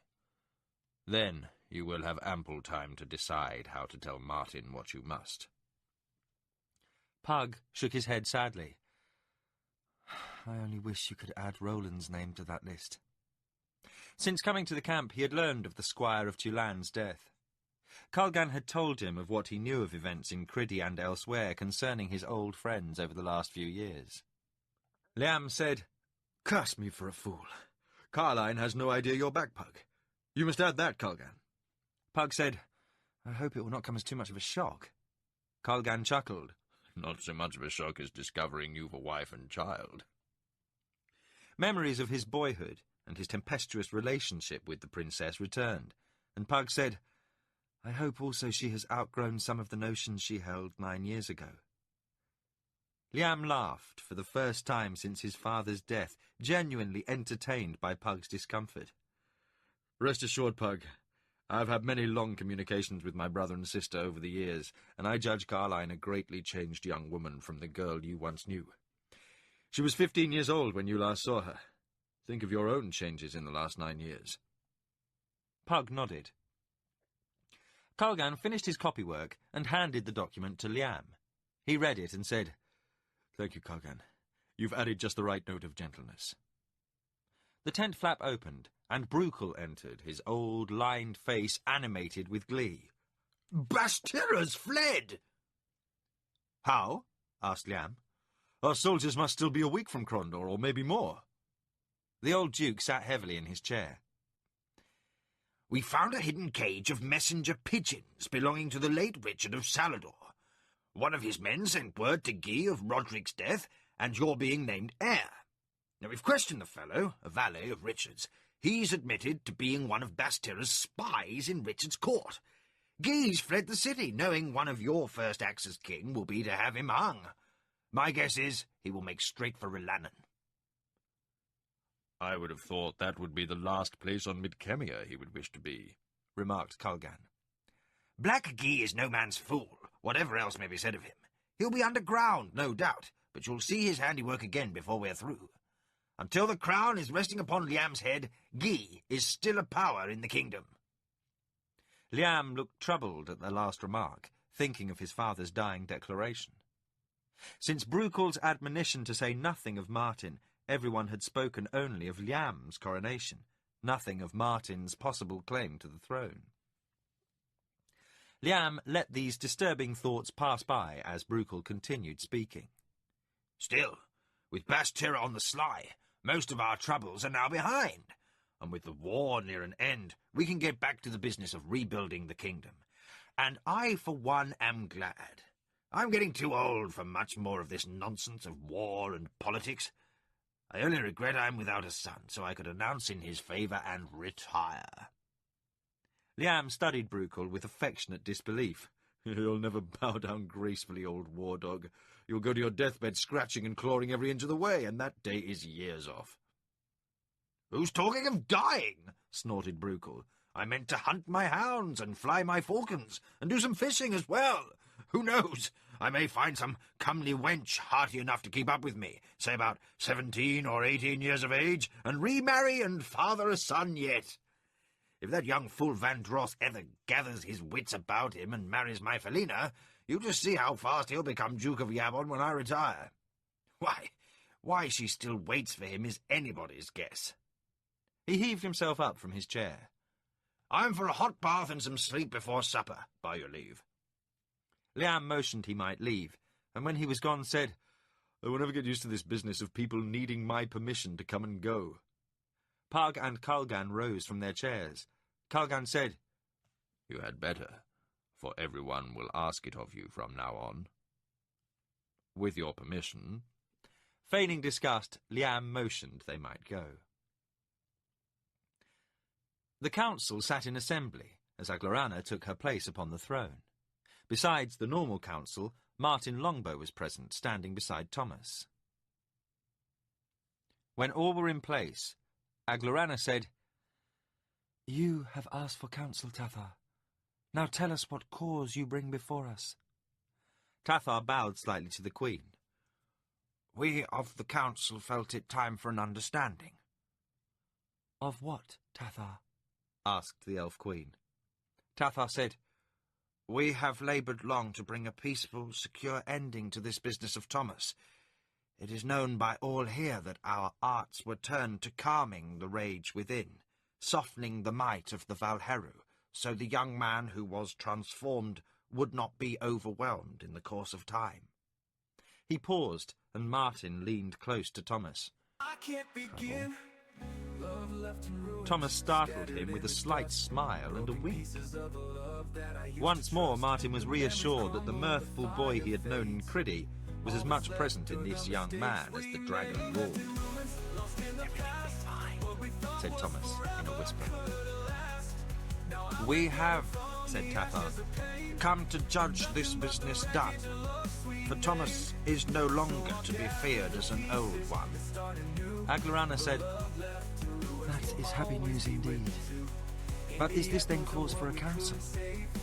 No, lady, something else must also be laid to rest. For while we no longer fear Thomas, still we will not place ourselves under his rule. Aglarana stood, outrage clear upon her face. Protest presumes. Has there been a single word from any to suggest that Thomas seeks to rule?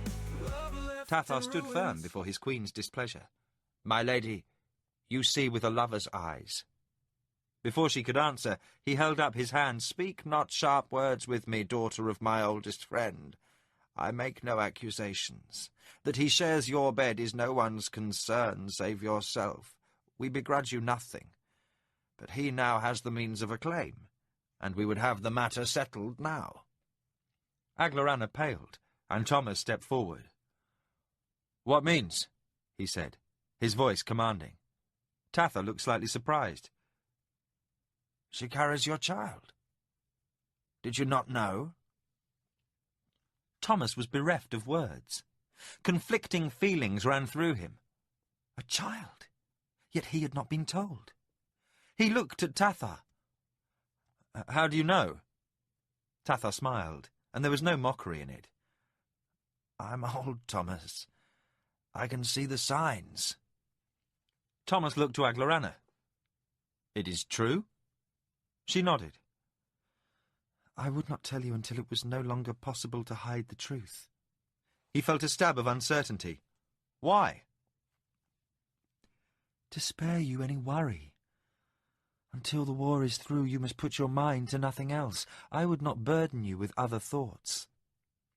Thomas stood quietly for a moment, then threw back his head and laughed, a clear, joyous sound. A child! Praise the gods! Tathar looked thoughtfully at Thomas. Do you claim the throne? Aye, I do, Tathar, Thomas said, a smile upon his face. Carlin spoke for the first time. It is my inheritance, Thomas. You will have to contest with me for it. Thomas smiled at Carlin. I will not cross swords with you, son of my beloved. If you seek to be king among us, then you must. Thomas walked over to Carlin. There had never been any affection between them. For more than the others, Carlin had feared Thomas's potential threat to his people, and now stood ready to fight if need be. Thomas placed his hand upon Carlin's shoulder and looked deeply into his eyes. You are heir. I speak not of being your king. He stepped away and addressed the council. I am what you see before you, a being of two heritages. I possess the power of the Valheru, though I was not born to it, and my mind remembers ages long gone to dust. But I can remember a boy's memories, and can again feel the joy in laughter and a lover's touch. He looked at the Elf Queen. I claim only the right to sit beside my queen, with your blessings, as her consort. I will take only what rules she and you give, nothing more. Should you give none, still I will remain at her side. Then, with firmness, he added, But I will not stand down from this. Our child shall have a heritage unblemished by a sinister birth. There was a general murmur of approval, and Thomas faced Aglarana. If you will take me as husband, he said in the ancient elven language. Aglarana sat with eyes gleaming. She looked to Tathar. I will. Is there any who denies me the right? Tathar looked around at the other councillors. Seeing no dissension, Tathar said, It is permitted, my lady. Abruptly there was a shout of approval from the gathered elves, and soon others were coming to investigate the unusual display of activity in the council. They, in turn, joined in the celebration, for all knew of the Queen's love for the warrior in white and gold, and they judged him a fit consort. Carlin said, You are wise in our ways, Thomas. Had you done otherwise, there would have been strife or lingering doubt. I thank you for your prudence. Thomas took his hand in a firm grip. It is only just, Carlin. Your claim is without question. When your queen and I have journeyed to the Blessed Isles, then our child will be your loyal subject. Aglorana came to Thomas's side, and Martin joined them to say, "Joy in all things." Thomas embraced his friend, as did the queen. Carlin shouted for silence. When the noise had died, he said, "It is time for clear speaking. Let all know that what has been fact for years is now openly acknowledged. Thomas is war leader of Elvendar and prince consort to the Queen. His words are to be obeyed by all save the Queen. I, Carlin, have spoken." "And I, too, say this is true," echoed Tathar. Then the council bowed before the Queen and her husband-to-be. Martin said, "It is well I shall leave Elvendar as happiness returns." Aglorana said, You are leaving? "I fear I must. There is still a war, and I am still Huntmaster of Criddy. Besides," he said with a grin, "I fear young Garrett is growing overly content to rest and partake of your largesse. I must harry him along the trail before he gets fat." "You'll stay for the wedding?" asked Thomas. As Martin began to apologize, Aglorana said, "The ceremony can be tomorrow." Martin conceded, "One more day? I will be pleased." Another shout went up, and Thomas could see Dolgan pushing through the crowd. When the dwarf chief stood before them, he said, "We were not invited to the council, but when we heard the shouts we came." Behind him, Thomas and Aglorana could see the other dwarves approaching. Thomas placed his hand upon Dolgan's shoulder. "Old companion, you are welcome. You have come to a celebration. There is to be a wedding." Dolgan fixed them both with a knowing smile. "Aye, and high time." The rider spurred his horse past the lines of Surani soldiers. He was still discomforted by the sight of so many of them passing to the east, and the recent enemy watched him ride by with guarded expressions as he headed toward Elvendar. Laurie pulled in his horse near a large outcropping of rock where a Surani officer in black and orange armour supervised the passing soldiers. From his officer's plume and insignia, he was a force leader, surrounded by his cadre of strike leaders and patrol leaders. To the force leader he said, "Where lies the closest ford across the river?" The other officers regarded Laurie with suspicion. If the force leader felt any surprise at the barbarian's nearly perfect Surani, he did not show it. He inclined his head back the way his men marched from and said, "A short way from here, less than an hour's march, faster on your beast, I'm sure. It is marked by 2 large trees on either side of a clearing, above a place where the river falls a short way." Laurie had no difficulty identifying the house colours the man wore, as it was one of the 5 great families, and said, "Thank you, force leader. Honour to your house, son of the Minwanabe." The force leader stood erect. He did not know who this rider was, but he was courteous, and that courtesy must be returned. "Honour to your house, stranger." Laurie rode forward, past the dispirited Surani soldiers plodding along the banks of the river. He found the clearing above the small falls and rode into the water. The river ran swiftly here, but the horse managed to cross without incident. Laurie could feel the spray from the falls as the wind blew it back in his direction. It felt cool and refreshing after the hot ride. He had been in the saddle since before daybreak and would not finish his ride until after night had fallen.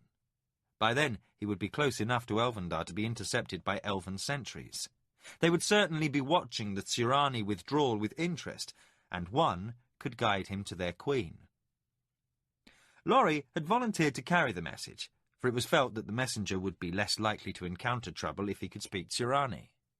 He had been challenged 3 times during his ride, and each time he had explained his way past suspicious Surani officers.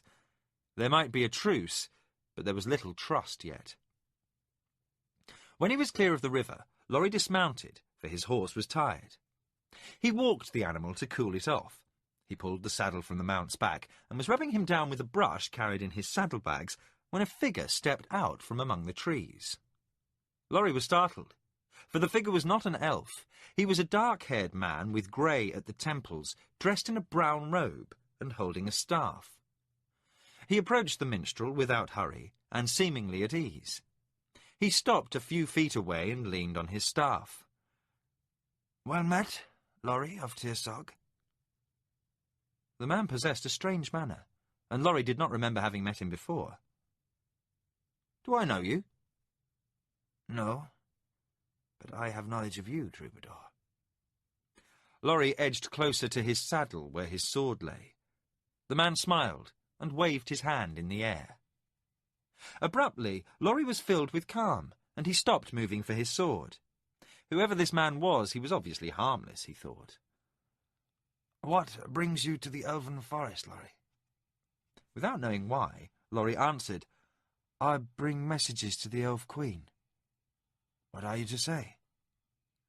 "That Liam is now heir, and peace has been restored. He invites the elves and the dwarves to the valley in 3 weeks' time, for there will they seal the peace." The man nodded. "I see. I am on my way to see the Elf Queen. I will carry word. You must have better things you can do with your time." Laurie started to protest, but stopped. Why should he travel to Elvendar when this man was bound there anyway? It was a waste of time. Laurie nodded. The man chuckled. "Why don't you rest here for the night? The sound of water is soothing, and there's little chance of rain. Tomorrow return to the prince and tell him that you carried the message to Elvendar. You spoke with the Queen and Thomas, and they were agreed to the prince's wishes. The dwarves of Stone Mountain will hear also. Then tell Liam that the elves and the dwarves will come. He may rest assured they will come." Laurie nodded. What the man was saying made a great deal of sense. The stranger turned to leave and then said, "By the way, I think you'd best not mention our meeting." Laurie said nothing, but accepted what the stranger said without question. After the man was gone, he felt a great sense of relief that he was on his way back from Elvendar, and that his message had been received. The ceremony took place in a quiet glade, with Aglarana and Thomas exchanging vows before Tathar. No one else was there, as was the Elven Way, while they pledged their love. Tathar invoked the blessings of the gods, and instructed them on their duty, one to the other. When the ceremony was complete, Tathar said, "Now return to Elvendar, for it is time for feasting and celebration. You have brought joy to your people, my queen and my prince." They rose from their kneeling positions and embraced. Thomas stepped back and said, "I would have this day remembered, beloved." He turned and cupped his hands around his mouth. In the ancient language of the elves, he cried, "Belegros! Belegros! Attend us!" The sound of hooves pounding the earth could be heard. Then a small band of white horses raced into the glade, ran toward them, and reared in salute to the elf queen and her consort. Thomas leaped upon the back of one. The elf steed stood quietly, and Tathar said, "By no other way could you have shown so well that you are now one with us." Aglarana and Tathar mounted, and they rode back to Elvendar. When they came into sight of the tree city, a great shout went up from the assembled elves. The sight of the queen and her prince consort riding the elf steeds was, as Tathar said, a confirmation of Thomas's place in Elvendar. The feasting went on for hours, and Thomas observed that the joy he felt was shared by everyone. Aglarana sat next to him, for a second throne had been placed in the council hall, acknowledging Thomas's rank. Every elf who was not keeping watch over the Outworlders came to stand before them, pledging loyalty and offering blessings on the union. The dwarves also offered their congratulations and joined in the festivities wholeheartedly, filling the glades of Elvendar with their boisterous singing. Long into the night the celebration wore on. Suddenly, Thomas stiffened. A chilled wind seemed to pass through him. Aglarana gripped his arm, sensing something amiss. "Husband, what is it?" Thomas stared into space. Something strange. Like the other night. Hopeful, but sad. Abruptly, there was a shout from the edge of the clearing below Elvendar. It cut through the sound of the celebration, but what was being said was unclear. Thomas rose, with Aglarana at his side, and crossed to the edge of the huge platform. Looking down, he could see an elven scout below, clearly out of breath. "What is afoot?" Thomas shouted. "My lord," came the reply, "the Outworlders, they withdraw."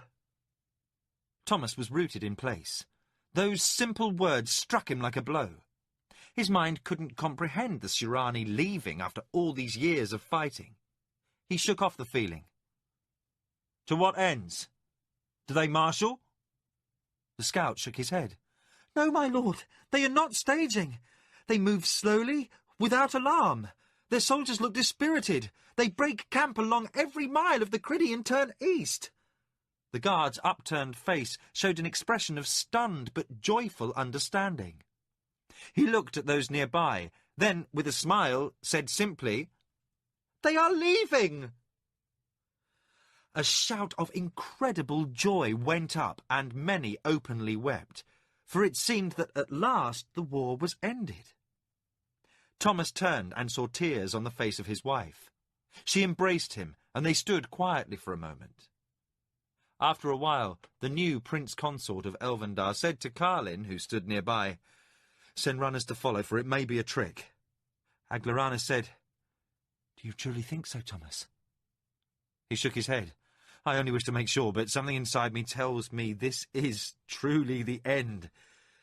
It was the hope of peace with the sadness of defeat mingled together that I felt." She touched his cheek, and he said, "I will send runners to the kingdom camp and inquire of Lord Boric what's happening." She said, "If it is peace, he will send word." Thomas looked at her. "True. We shall wait then." He studied her face, centuries old, but still filled with the beauty of a woman in her first bloom. This day will doubly be remembered as a day to celebrate. Neither Thomas nor Aglarana was surprised when Macross arrived in Elvendar, for they had ceased being amazed at the sorcerer after his first visit. Without ceremony, he stepped forward from the trees surrounding the clearing and crossed toward the Tree City. The entire court was assembled, including Longbow, when Macross came to stand before the Queen and Thomas. He bowed and said, "Greetings, lady, and to your consort." "Welcome, Macross the Black," said the Queen. "Have you come to unravel the mystery of the Outworlders' withdrawal?" Macross leaned upon his staff and nodded. "I bring news." He seemed to consider his words carefully. "You should know that both the king and the Lord of Criddy are dead. Liam is now the heir." Thomas noticed Martin. The Huntmaster's face was drained of blood. His features remained impassive, but it was clear to Thomas that Martin was rocked by the news. Thomas turned toward Macross. "I knew not the king, but the Duke was a fine man. I am sorry for such news." Macross went over to Martin. Martin watched the sorcerer, for while he had never met him, he knew him by reputation, having been told by Aretha of the meeting upon his island, and by Thomas of his intervention during the Shirani invasion of Elvendar. "You, Martin Longbow, are to go at once to Criddy. There you will sail with the princesses Carline and Anita for Crondor." Martin was about to speak when Macross raised his hand. Those of the court paused, as if taking a breath. In a near whisper, Macross said, "At the last, your father spoke your name in love." Then his hand dropped, and all was as it had been. Martin felt no alarm, but rather a sense of comfort from the sorcerer's words. He knew no one else had been aware of the brief remark. Macross said, "Now hear more glad tidings. The war is over. Liam and Ichindar meet in 20 days' time to sign a peace treaty." A cheer went up in the court, and those above shouted the news to those below. Soon all of the elven forests echoed with the sound of rejoicing. Dolgan again entered the council, wiping his eyes. "What's this? Another celebration without us while I nap? You'll make me think we're no longer welcome." Thomas laughed. "Nothing of the kind, Dolgan. Fetch your brethren and have them join our celebration. The war is over." Dolgan took out his pipe and knocked the dottle from it, kicking the burnt-out tobacco over the edge of the platform. "Finally," he said, as he opened his pouch. He turned away as if intent upon filling his pipe, and Thomas pretended not to notice the wetness upon the dwarven chief's face. Aretha sat upon his father's throne, alone in the great hall. He held the message from his brother, which he had read several times, trying to understand that their father was truly gone. Grief sat heavy upon him. Carline had taken the news well. She had gone to the quiet garden beside the keep to be alone with her thoughts. Thoughts ran riot through Aretha's mind. He remembered the first time his father had taken him hunting, then another time when he had come back from hunting with Martin Longbow, and how proudly he had listened to his father exclaim over the large buck he had taken. He vaguely recalled the ache when he had learned of his mother's death, but it was a distant thing, dulled by time.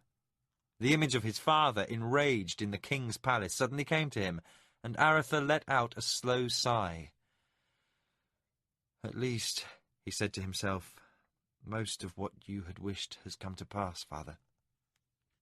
Roderick is gone, and Guy is in disgrace." "Aretha?" said a voice from the other side of the hall. Aretha looked up. Stepping from the shadows of the doorway came Anita, her satin-slippered feet making no sound as she crossed the stone floor of the hall. Lost in his thoughts, he hadn't noticed her enter. She carried a small lamp, for evening had cast the hall into deep gloom. "The pages were reluctant to disturb you, but I couldn't see you sitting alone in the darkness," she said. Aretha felt pleasure at the sight of her, and relief she had come. A young woman of uncommon sense and tender ways, Anita was the first person Aretha had known to see beneath his surface calm and dry humour. More than those who had known him since boyhood, she understood his moods and could lighten them, knowing the right words to comfort him. Without waiting for him to answer, she said, "I've heard the news, Aretha. I am so terribly sorry." Aretha smiled at her. "Not yet over your own grief at your father's passing, and you share mine. You are kind." Word of Erland's death had come a week before on a ship from Crondor. Anita shook her head, her soft red hair moving in a rippling wave around her face. "Father was very ill for many years. He prepared us well for his death. It was a near certainty when he was put into the dungeon. I knew that when we left Crondor." "Still, you show strength. I hope I am able to bear up as well. There's so much to be done." She spoke quietly. "I think you will rule wisely. Liam in Rillanan, you in Crondor." "I... in Crondor?" "I've avoided thinking about that." She sat at his side, taking the throne Carline sat in when at her father's side in court. She reached over and placed her hand upon Aretha's, resting on the arm of the throne. "You must. After Liam, you are heir to the crown. The Prince of Crondor is the heir's office. There is no one to rule there but you." Aretha looked uncomfortable. "Anita, I have always assumed I would someday become Earl of some minor keep, or perhaps seek a career as an officer in one of the Border Barons' armies. But I had never thought to rule. I'm not sure I welcome being Duke of Criddy, let alone Prince of Crondor. Besides, Liam will marry, I'm sure. He always caught the girl's eyes, and as king he'll certainly have his pick. When he has a son, the boy can be Prince of Crondor." Anita shook her head firmly. "No, Aretha. There is too much work to be done now. The Western Realm needs a strong hand, your hand. Another viceroy is not likely to win trust, for each lord will suspect any other who is named. It must be you." Aretha studied the young woman. In the 5 months she had been at Criddy, he had come to care dearly for her, though he had been unable to express his feelings, finding words lacking when they were together. She was each day more a beautiful woman, less a girl. She was still young, which made him uncomfortable. With the war in progress, he had kept his thoughts away from their respective fathers' plans for a possible marriage, revealed to him that night aboard the Sea Swift. Now, with peace at hand, Aretha was suddenly confronted with that question. Anita, what you say is possibly true, but you also have a claim to the throne. Didn't you say your father's plan for our marriage was designed to bolster your claim to Crondor? She looked at him with large green eyes. That was a plan to foil Guy's ambitions. It was to strengthen your father's or brother's claim to the crown should Roderick die heirless. Now, you need not feel bound to those plans. Should I take Crondor, what will you do? Mother and I have other estates. We can live quite well upon the revenues, I'm sure. Struggling with emotions within himself, Aretha spoke slowly. I have not had time to weigh this in my mind. When I was last in Crondor, I learned how little I know of cities, and I know less than that of governing. You were raised for such undertakings. I was only a second son. My education is lacking.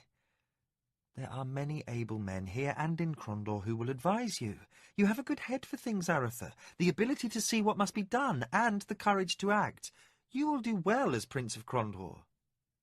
She rose and leaned over to kiss his cheek. There is time for you to decide how best to serve your brother, Aretha. Try not to let this new responsibility weigh too heavily upon you. I will try. Still, I would feel better knowing you were close by. You and your mother, he added with a rush. She smiled warmly. We will be close at hand, should you have need of our advice, Aretha. We will likely stay upon our estate in the hills near Crondor, just a few hours' ride from the palace. Crondor is the only home I've known, and Mother has lived nowhere else since she was a girl. Should you wish to see us, you have but to command, and we will happily come to court. And should you wish to find respite from the burdens of office, you will be a welcome guest. Aretha smiled at the girl. I suspect I will be visiting with regularity, and I hope I do not wear out my welcome. Never, Aretha. Thomas stood alone on the platform, watching the stars through the branches above. His elven senses informed him someone had come up behind. With a nod, he greeted the sorcerer. I am but 25 years in this life, Macross, though I bear memories of ages. All my adult life I have been waging war. It seems a dream. Let us not turn this dream into a nightmare. Thomas studied the sorcerer. What do you mean? Macross said nothing for a time, and Thomas awaited his words with patience. At last the sorcerer spoke. There is this thing which must be done, Thomas, and it has fallen to you to finish this war. I like little the tone of your words. I thought you said the war was finished. On the day of the meeting between Liam and the Emperor, you must marshal the elves and dwarves to the west of the field. When the monarchs meet in the centre of the field, then will there be treachery. What treachery? Thomas's face showed his anger. I may say little more, save that when Ichindar and Liam are seated, you must attack the Sirani with all your forces. Only this way can Midkemia be saved from utter destruction. A look of suspicion crossed Thomas's face. You ask much for one unwilling to give more. Macross stood tall, holding his staff to one side like a ruler his sceptre. His dark eyes narrowed, and his brows met over his hooked nose. His voice stayed soft, but his words were hot with anger. Even Thomas felt something akin to awe in his presence. More, he said, biting off the word. I gave you all, Valheru. You are here by dint of my actions over many years. More of my life than you will know has been given to preparing for your coming. Had I not bested, then befriended Ruag, you would never have survived in the mines of Mahmoud-en-Kadal. It was I who prepared the armor and sword of Ashen Shugar, leaving them with the hammer of Tolin and my gift to the dragon, so that centuries later you would discover them. It was I who set your feet upon the path, Thomas. Had I not come to aid you, years past, Elvendar would now be ashes. Do you think Tatha and the other spellweavers of Elvendar were the only ones to work on your behalf? Without my aid over these last 9 years, you would have been destroyed utterly by the dragon's gifts. No mere human could have withstood such ancient and powerful magic without the intervention only I could make. When you were swept along upon your dream quests to the past, it was I who guided you back to the present, I who returned you to sanity. The sorcerer's voice rose.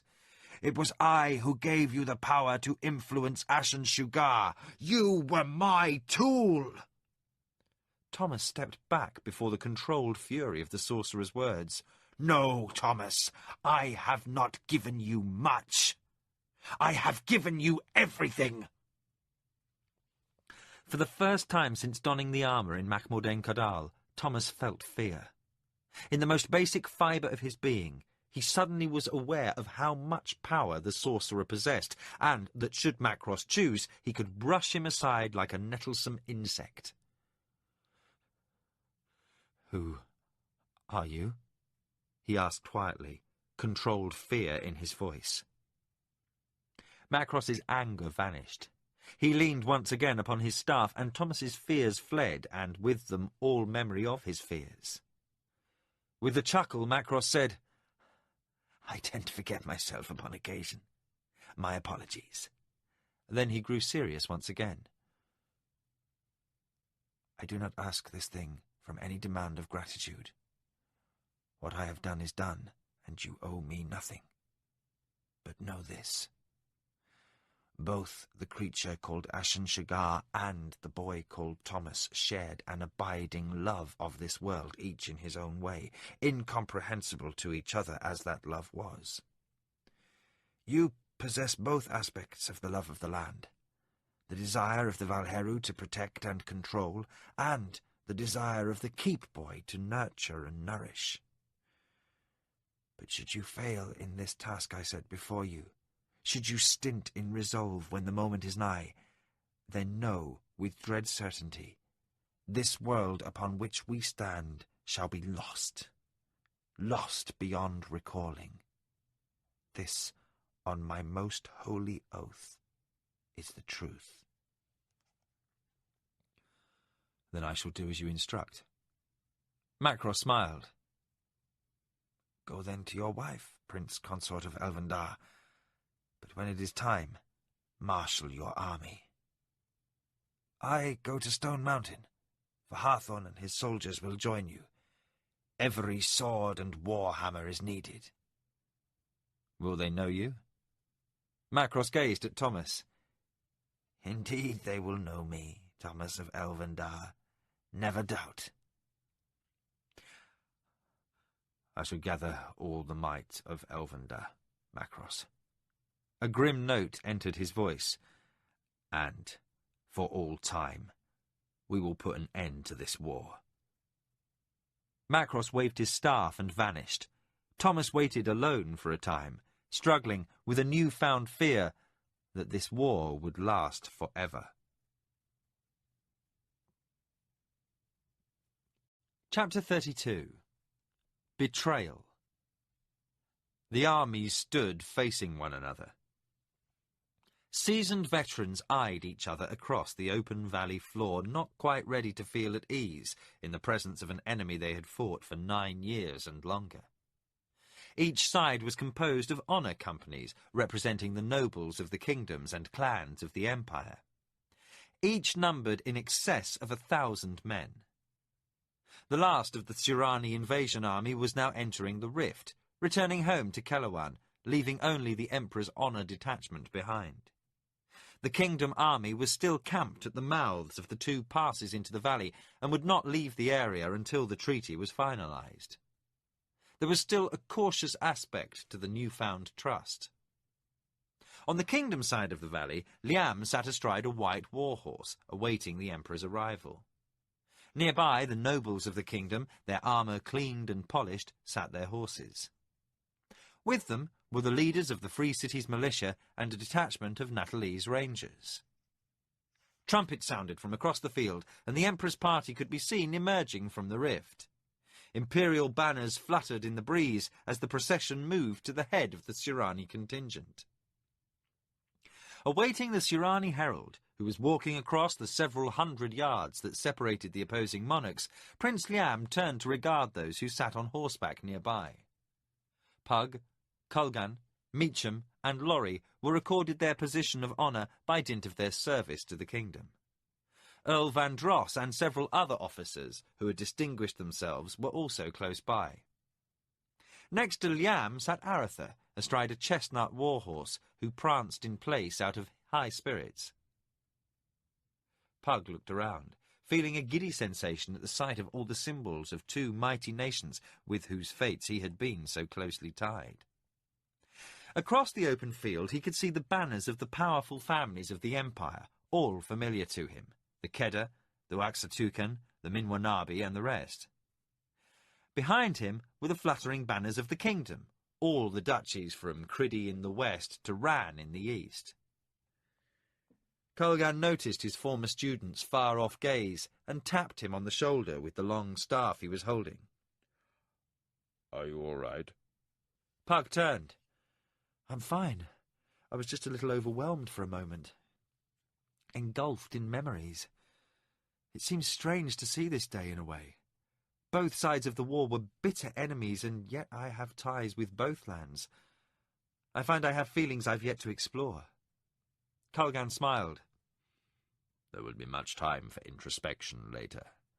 Perhaps Tully and I can offer some aid." The old cleric had accompanied Arthur on his brutal ride, not wishing to miss the peace meeting. The 14 days in the saddle had taken a toll, however, and now he lay ill in Liam's tent. It had been a command from Liam to keep him there, for he had been determined to accompany the royal party. The Sirani herald reached a place before Liam. He bowed low, then said something in Sirani. Pug rode forward to translate. He says, "His Most Imperial Majesty Ichindar, 91 times Emperor, Light of Heaven, and ruler of all the nations of Siraniwani, sends greetings to his brother monarch, His Most Royal Highness Prince Liam, ruler of the lands known as the Kingdom. Will the prince accept his invitation to join with him at the centre of the valley?" Liam said, "Tell him that I return his greetings and will be pleased to meet with him at the appointed place." Pug translated, with the appropriate Sirani formality, and the herald bowed low and returned to his own lines. They could see the imperial litter being carried forward. Liam signalled that his escort should accompany him, and they rode out to meet the Emperor in the centre of the valley floor. Pug, Culgan, and Lorry rode with the honour escort. Meacham waited with the soldiers. The kingdom horsemen reached the designated place first, and waited while the imperial retinue approached. The litter was borne on the backs of 20 slaves, chosen for their uniformity in height and appearance. Their thick muscles bunched under the strain of carrying the heavy, gold-encrusted litter. Gauzy white curtains hung from gold-inlaid wooden supports, decorated with gems of great value and beauty. The rare metal and gems caught the sun's rays and glittered brightly. Behind the litter marched representatives of the most powerful families in the Empire, clan war chiefs. There were 5 of them, one for each family eligible to elect a new warlord. The litter was lowered, and Ichindar, Emperor of the nations of Siraniwani, stepped out. He was dressed in golden armour, its value immeasurable by Sirani standards. Upon his head was a crested helm covered in the same metal. He walked over to Liam, who had dismounted to meet him. Pug, who was to translate, dismounted and walked to stand to the side of one of the 2 rulers. The Emperor nodded curtly to him. Liam and Ichindar studied one another, and both seemed surprised at the other's youthfulness. Ichindar was only 3 years older than the new heir. Liam began by welcoming the Emperor with friendship and the hope of peace. Ichindar responded in kind. Then the Light of Heaven stepped forward and extended his right hand. I understand this is your custom. Liam took the hand of the Emperor of Tsiranwani. Suddenly the tension broke, and cheers went up from both sides of the valley. The 2 young monarchs were smiling, and the handshake was vigorous and firm. Liam said, "May this be the beginning of a lasting peace for our 2 nations." Ichindar answered, "Peace is a new thing to Tsiranwani, but I trust we will learn quickly. My High Council is divided over my actions. I hope the fruits of trade and the prosperity gained by learning from one another will unify attitudes." "That is my wish also," said Liam. "To mark the truce, I have ordered a gift prepared for you." He signalled, and a soldier trotted out from the kingdom lines, leading a beautiful black warhorse behind. A black saddle set with gold was upon its back, and from the saddle horn hung a broadsword with a jewelled scabbard and hilt. Ichindar regarded the horse with a little scepticism, but was awed by the workmanship of the sword. He hefted the great blade and said, "You honour me, Prince Liam." Ichindar turned to one of his escorts, who ordered a chest carried forward. 2 slaves set it before the Emperor. It was carved in gagi wood, finished to a deep and beautiful shine. Scrollwork surrounded bas-relief carvings of Tsurani animals and plants. Each had been cleverly stained in lighter and darker tones, in nearly lifelike detail. In itself, it was a fine gift, but when the lid was thrown back, a pile of the finest cut stones, all larger than a man's thumb, glistened in the sun. The Emperor said, "I would have difficulty justifying reparation to the High Council, and my position with them is not the best at present, but a gift to mark the occasion they cannot fault. I hope this will repair some of the destruction my nation has caused." Liam bowed slightly. "You are generous, and I thank you. Will you join me for refreshments?" The Emperor nodded, and Liam gave a command for a pavilion to be erected. A dozen soldiers galloped forward and dismounted. Several carried poles and bolts of material. In short order, a large, open-sided pavilion was erected. Chairs and a table were set up under the covering. Other soldiers brought wine and food and placed them upon the table. Pug pulled out a large cushioned chair for the Emperor, as Aratha did for his brother. The 2 rulers sat, and Ichindar said, "This is quite a bit more comfortable than my throne. I must have a cushion made." Wine was poured, and Liam and the Emperor toasted each other. Then a toast to peace was offered. Everyone present drank it. Ichindar turned to Pug. "Great One, it seems that this meeting will prove more salubrious to those around than our last." Pug bowed. "I trust so, Your Imperial Majesty. I hope I am forgiven my disruption of the Imperial Games." The Emperor frowned. "Disruption? It was closer to destruction." Pug translated for the others, while Ichindar smiled ruefully in appreciation. "This Great One has done many innovative things in my empire. I fear we will not see the end of his handiwork long after his name is forgotten. Still, that is a thing of the past. Let us concern ourselves with the future." The honoured guests from both camps stood in the pavilion as the 2 monarchs began their discussion of the best way to establish relationships between the 2 worlds. Thomas watched the pavilion. Carlin and Dolgan waited on either side. Behind them, more than 2,000 elves and dwarves stood ready. They had entered the valley through the North Pass, moving by the kingdom forces that were gathered. They had circled around the clearing, gathering in the woods to the west, where they were accorded a clear view of the proceeding. Thomas said to both his comrades, "I see little to indicate trickery." A second dwarf, Harthon, of Stone Mountain, walked over to them. "Aye, Elfling, all looks peaceful enough, in spite of the sorcerer's warning." Abruptly, there was a heat shimmer across the field, as if their visions swam and flickered. Then Thomas and the others could see Sirani soldiers drawing weapons. Thomas turned to those behind and said, "Be ready." A kingdom soldier rode up to the pavilion. The Sirani lords looked at him with distrust, for so far the only soldiers who neared the pavilion were those serving refreshments. "Your Highness!" he shouted. "Something strange is occurring." "What?" said Liam, disturbed at the man's excitement. "From our position we can see figures moving through the woods to the west." Liam rose and saw figures near the edge of the trees. After a moment, while Pug translated the exchange for the Emperor, Liam said, "That would be the dwarves and elves."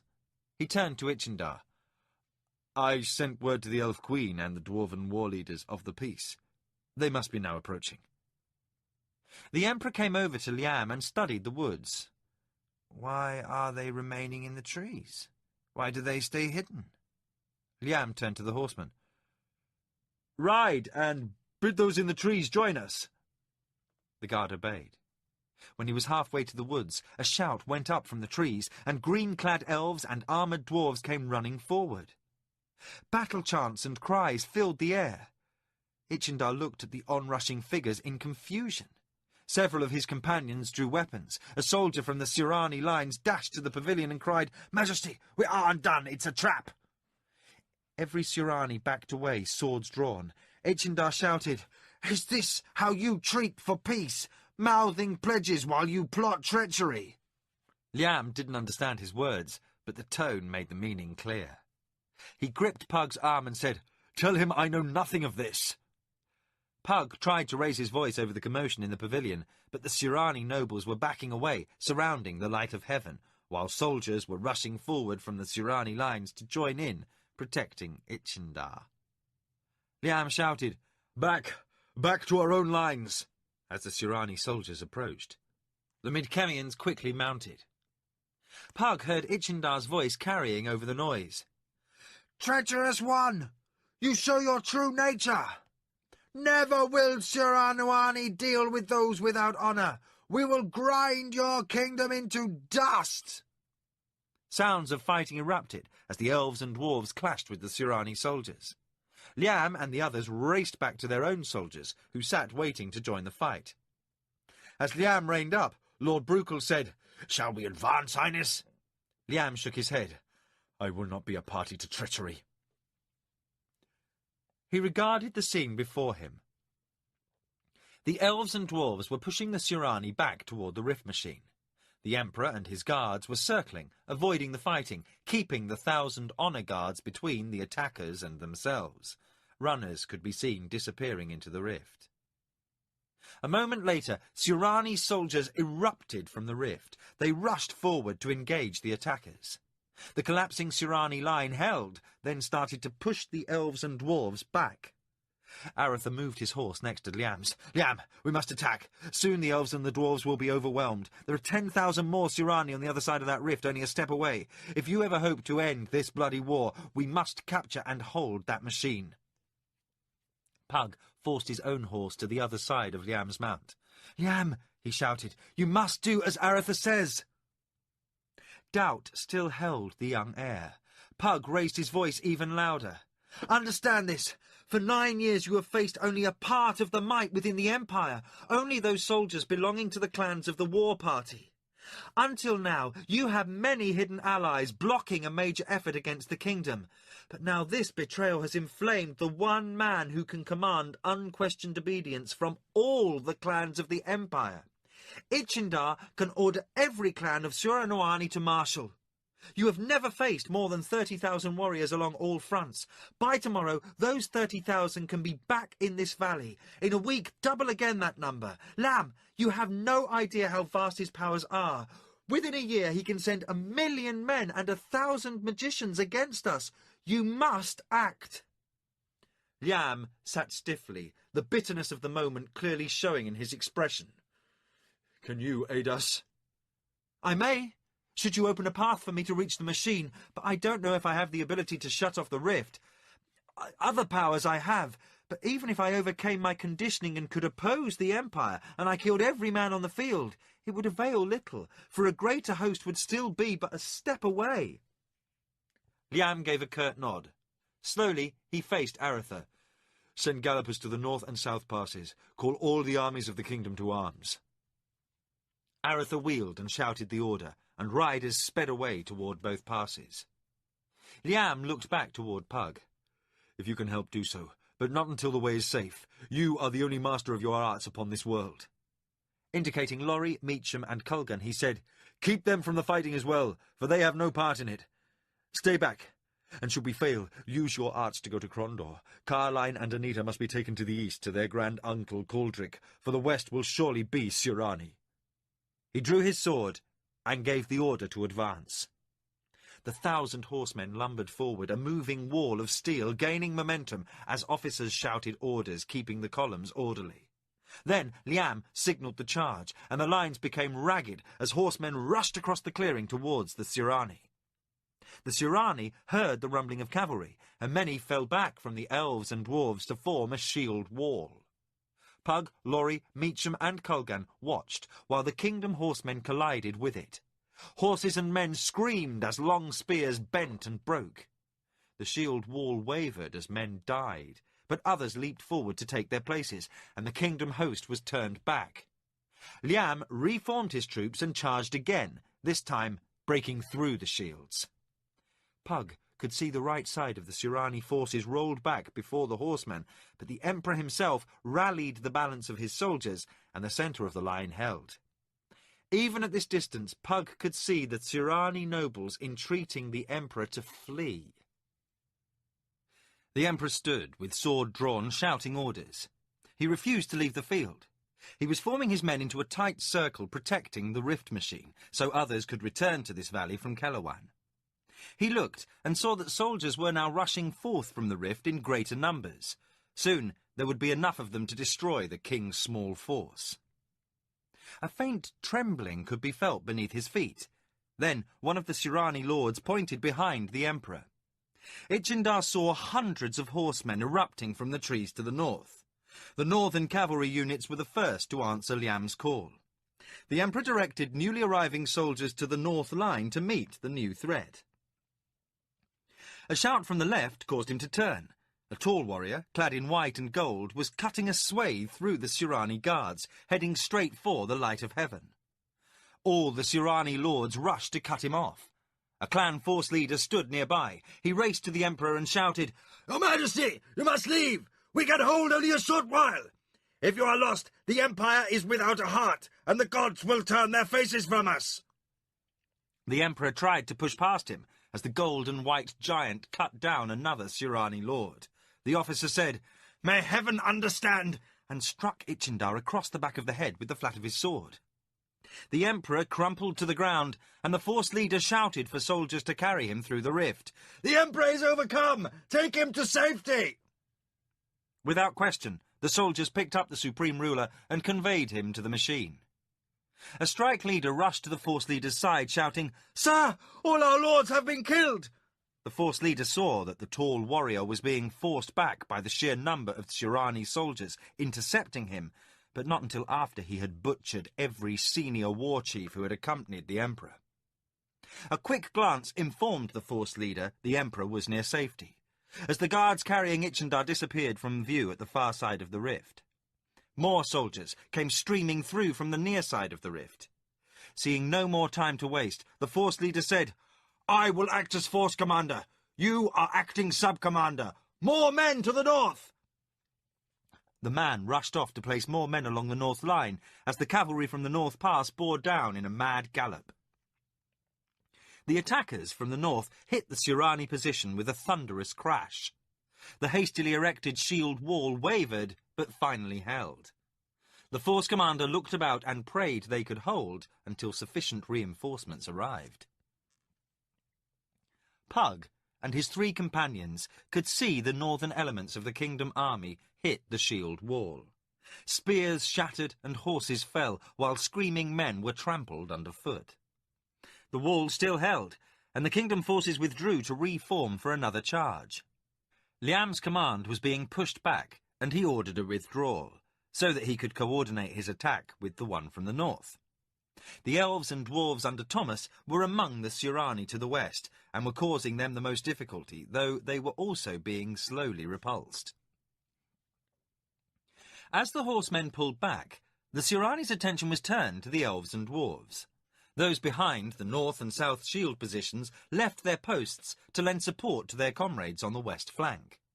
Seeing this, Meacham observed, "If the elves don't withdraw, the Surani will overwhelm them." As if he had been heard, the 4 observers could see the western confrontation broken off. Elves and dwarves retreated under cover of elven bowmen. Colgan said to Pug, "This respite serves to strengthen the Surani." They could see the flood of Surani soldiers coming through the rift. "If Liam does not reach the machine after the next charge, the Surani will gain in strength as we weaken." Pug said, "He can bottle them up only if he can station bowmen at the entrance to the rift. A steady stream of bow fire through it should keep them back long enough to erect some sort of barrier. Then we might be able to render it inoperative." Laurie said, "Can't it be destroyed? The other way is fraught with risk." Pug sat quietly for a moment. "I don't know if my powers are sufficient to destroy the rift, but I think it's time to try." As he started to spur his horse, a voice behind rang out, "No!" They all turned and saw a brown-clad figure standing, staff in hand, where no one had been a moment earlier. "Even your powers are not equal to the task, Great One." "Macross!" Colgan exclaimed. Macross smiled a bitter smile. "As I foretold, I am here when the need is greatest. The hour most grave." Pug said, "What is to be done?" "I will close the rift, but I have need of your aid." He returned his attention to Colgan. "I see you still have the staff I gave you. Good. Dismount." Pug and Colgan got down from their mounts. Pug had forgotten that Colgan's ever-present staff had been the one Macross had given him. Macross went over to stand before Colgan. "Plant the end of the staff firmly in the ground." He turned and handed the staff he carried to Pug. "This staff is twin to that one. Hold it tightly, and never for an instant release your hold, if you have any hope of surviving your task." He regarded the conflict a short distance away. "It is almost the appointed hour, but not quite. Listen carefully, for time grows short." He looked at Pug, then Colgan. "When this is all over, if the rift is destroyed, then return to my island. There you will find explanations for everything that has occurred, though perhaps not to your full satisfaction." Again there was a bitter smile. "Colgan, if you have any hope of seeing your former pupil again, hold to that staff with all the strength you possess. Keep Pug in your mind, and never let the staff break contact with Midkemian soil. Is that understood?" Colgan said, "But what of yourself?" Macross's tone was harsh. "My safety is my own concern. Trouble not yourself about me. My place in this drama was as foreordained as your own. Now watch." They returned their attention to the battle. The northern elements of the kingdom army charged, and Liam and Thomas gave orders for their own units to join in the attack. The horsemen hit the shield walls again, and the Surani lines broke. For a moment, the kingdom cavalry was in command of the field, and the Surani collapsed inward. Then, as the advantage of the charge was offset by the milling swarm of foot soldiers who cut horses out from under riders or conspired to pull horsemen to the ground, the balance returned. A sea of battling figures could be seen around the rift machine. There was no organisation and little discipline. Men fought to survive, not for any gain in position. The sounds of metal clashing against hardened wood and hides rang through the valley. Everywhere the onlookers turned their attention, blood flowed, and the sound of death was terrible. Macross looked at Pug and said, "Now is the time. Walk with me." Pug walked behind the brown-robed sorcerer. He held tightly to Macross's staff, for he believed the sorcerer's warning that it was his only hope of surviving what lay before them. They walked through the battle as if some agent were protecting them. Several times the soldier turned to strike, only to be intercepted by one from the other side. Horses would be ready to trample them, only to wheel away at the last instant. It was as if a path opened before them and closed behind. They approached what was left of the Sirani line. A shield-holder fell to a horseman's lance. They stepped over the fallen body and entered the small, relatively calm circle around the rift. Soldiers were still pouring forth from the rift, and the circle was widening. Macross and Pug mounted the platform to the far side of the rift, while soldiers rushed out of the near side. The soldiers seemed oblivious to the two magicians. Macross stepped into the void of the rift. Pug entered behind. Instead of the expected emergence into Calawan, they hung in a colourless place. There was little sensation of direction. The place was without light, but not dark, only various shades of grey. Pug found himself alone, with only the sound of his heart beating in his ear to reassure him that existence had not ceased. Softly, he said, "Macross?" Macross's voice came to him. "Here, Pug." "I cannot see you." A chuckle was heard. "No, for there is no light. What you see is a faint illusion granted by my arts, so that you might have some point of reference here. Without ample preparation, even your vaunted powers would avail you little in keeping your sanity. Pug, simply accept that the human mind is poorly equipped to deal with this place." "What is this place?" "This is the place between. Here the gods struggled during the Chaos Wars, and here we shall do our work." "Men are dying, Macross. We should hurry." "Here there is no time, Pug. Relative to those who battle, we are frozen in an instant. We could grow old and die, and not a full second would pass upon the battlefield. But we must still be quickly about our task. Even I could not do this without spending a bit of energy to keep us alive. Energy we'll need to finish this business. We dare not tarry long, but there are a few things I would say to you. I have waited a long while for you to fulfill your promise. I could not close the rift without your aid." Pug spoke, though his senses rebelled at the grey landscape on all sides, and the disembodied voice that seemed a short distance away from him. "It was you who turned the rift aside when the stranger came, and the enemy sought to reclaim the nations of Surunuani. Surely that took awesome power." He could hear the sorcerer chuckle. "You remember that detail? Well, I was younger then." As if he knew it was an unsatisfactory answer, Macross added, "Then the rift was a wild thing, created by the wills of those who stood atop the towers of the assembly. I only turned it to another place, balking the enemy's design, and that at great risk. Now the rift is a controlled thing, firmly anchored in Calawan, managed by a machine. That which controls it, many intricate spells, keeping it in harmony with Midkemia, keeps me from manipulating it. All I may do is end it, but for that I need help. Before we end this particular drama, I would say this to you. You will understand most things after you reach my island. But one thing above all I ask for you to bear in mind as you hear my message. Please remember, I did what I did because it was my fate. I would ask you to think of me kindly." While he could not see the sorcerer, Pug felt his presence close by. He started to speak, but was interrupted by Macross's voice. "When I am done, use whatever shred of energy you have left to will yourself to Kulgan. The staff will aid you, but you must bend all your efforts to that task. If you fail, you will perish." It was Macross's second warning, and Pug felt dread for the first time in years. What of yourself? Take care of yourself, Pug. I have other concerns. There came a sensation of change, as if the fabric of nothingness around them was subtly altering. Macross said, At my command, you must unleash the full fury of your power. All that you did at the Imperial Games was but a shadow of what you must do now. You know of that? Again there was a chuckle. I was there, and though my seat was poor compared to your own, I must admit it was quite impressive. Even I would have been hard-pressed to provide as spectacular a show. Now there is no more time. Await my command, then let your power flow toward me. Pug said nothing. He could feel the sorcerer's presence before him, as if it were being defined for him by Macross.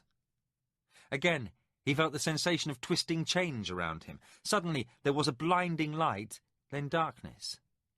An instant later, all around him erupted in mad displays of energy, much like those he had witnessed in the rift of the Golden Bridge. On every side, blinding colours exploded, primal forces he did not recognize.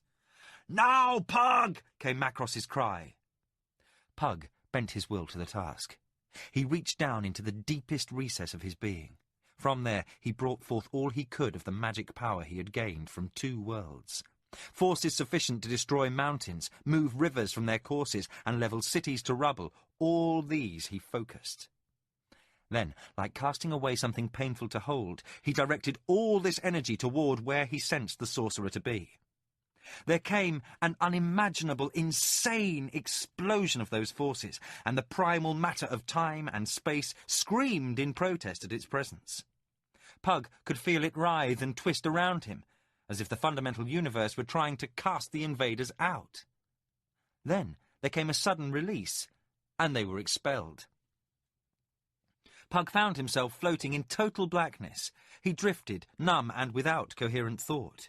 His mind was unable to accept what he had sensed, and he was close to losing consciousness. He felt his fingers go lax, and the staff began to slip from his hand. He clutched spasmodically at it from blind instinct. He then felt a faint tugging. His mind resisted the cool blackness that was trying to overtake him, and he tried to remember something. It was growing cold around him, and he could feel his lungs burning for lack of air. He tried to remember something once more, but it would not come to him. Then he felt the tug again, and a faint but familiar voice seemed to sound close by. "Gargan," he said weakly, and let the darkness take him. The Sirani Force commander was alive. He wondered at that miracle, as he saw those around him who lay dead before the rift machine. The explosion a minute before had killed hundreds, and others lay dazed a little way beyond. He rose and took stock of what was occurring. The terrible destruction of the rift had not served to aid the kingdom forces either. Riders frantically tried to control near-hysterical horses, and other mounts could be seen running madly away, their riders thrown from their backs. All about, confusion reigned. But those at the edge of the conflict were less dazed than the others, and the fighting was resuming. There was little hope, now that Kellowan was cut off to them, either of aid or of a safe return. Still, they numbered only slightly less than the enemy, and there was a chance that the field could yet be theirs. There might be time to worry about the rift later. Abruptly, the sounds of fighting stopped as the kingdom forces withdrew. The force commander looked about and, still seeing no officer of greater rank, started shouting orders to ready the shield wall for another assault. The kingdom forces were slowly regrouping. They did not attack, but took up position opposite the Sirani. The force commander waited, while his soldiers made ready the lines. On all sides, kingdom horsemen stood ready, but still they did not come. Slowly, the tension grew. The force commander ordered a platform raised. 4 Sirani grabbed a shield, he stood upon it, and they lifted him up. His eyes widened. "They have reinforcements." Far to the south, he could see the advancing columns of the South Pass Kingdom forces. They had been farther removed from the parley site, and were only now reaching the battlefield. A shout from the opposite direction caused him to look to the north. Lines of the kingdom infantry were advancing from the trees. Again, he turned his attention southward and strained his eyes. In the distant haze he could see the signs of a large force of infantry following behind the cavalry. The officer ordered the shield lowered, and his sub-commander said, "What is it?" "Their entire army is in the field." He swallowed hard, the usual Sirani impassivity broken. "Mother of gods! There must be 30,000 of them." "Then we shall give them a battle worthy of a ballad before we die," said the sub-commander. The force commander looked about him. On all sides stood bleeding, wounded and dazed soldiers. Of the kingdom armies arrayed against them, only a third had fought. Fully 20,000 rested soldiers approached 4,000 Sirani. Half of them unable to fight at their normal efficiency. The force commander shook his head. "There will be no fighting. We are cut off from home, perhaps for all time. There is no purpose." He stepped past his startled sub-commander and walked beyond the shield war. Raising both hands above his head in the sign of parley, he walked toward Liam. Slowly, dreading the moment, when he would be the first Sirani officer in living memory to surrender his forces. It took only a matter of minutes to reach the prince. He removed his helm and knelt. He looked up at the tall, golden-haired prince of the kingdom and said, "Lord Yam, into your care I give my men. Will you accept surrender?" Liam nodded. "Yes, Kasumi. I will accept surrender." Darkness, then a gathering greyness. Pug forced his heavy eyelids open. Above him was the familiar face of Kulgan. The face of his old teacher split into a wide smile. "It is good to see you are with us again. We did not know if you were really alive. Your body was so cold to the touch. Can you sit up?" Pug took the offered arm and found that Meacham knelt next to him, aiding him to sit up. He could feel the cold leave his limbs as the bright sunlight warmed his body. He sat still for a moment, then said, "I think I will live." As he said it, he could feel strength returning to him. After a moment he felt able to stand, and did so. Around him he could see the assembled armies of the kingdom. "What has happened?" Laurie said, "The rift is destroyed, and the Sirani who remain have surrendered. The war is over." Pug felt too weak for emotion. He looked at the faces of those around him and could see deep relief in their eyes. Suddenly Kulgan engulfed him in a hug. "You risked your life to end this madness. It is your victory as much as any man's." Pug stood quietly, then stepped away from his former master. "It is Macross who ended the war." "Did he return?" "No, only you. And as soon as you were here, both of the staffs disappeared. There is no sign of him." Pug shook his head, clearing away the fogginess. "What now?" Meacham looked over his shoulder. "It might be wise if you join Liam. There seems to be some commotion taking place." Laurie and Kulgan assisted Pug, for he was still weak from his ordeal within the rift. They walked to where Liam, Aratha, Kasumi, and the assembled kingdom nobles stood waiting. Across the field they could see the elves and dwarves approaching, with the northern kingdom forces behind. Pug was surprised to see the older son of the Shinzawai present, for he had thought him back on Kelawan. He looked a figure of dejection, standing without weapon or helm, and with head downcast, so he didn't see Pug and the others arrive. Pug turned his attention to the elves and dwarves.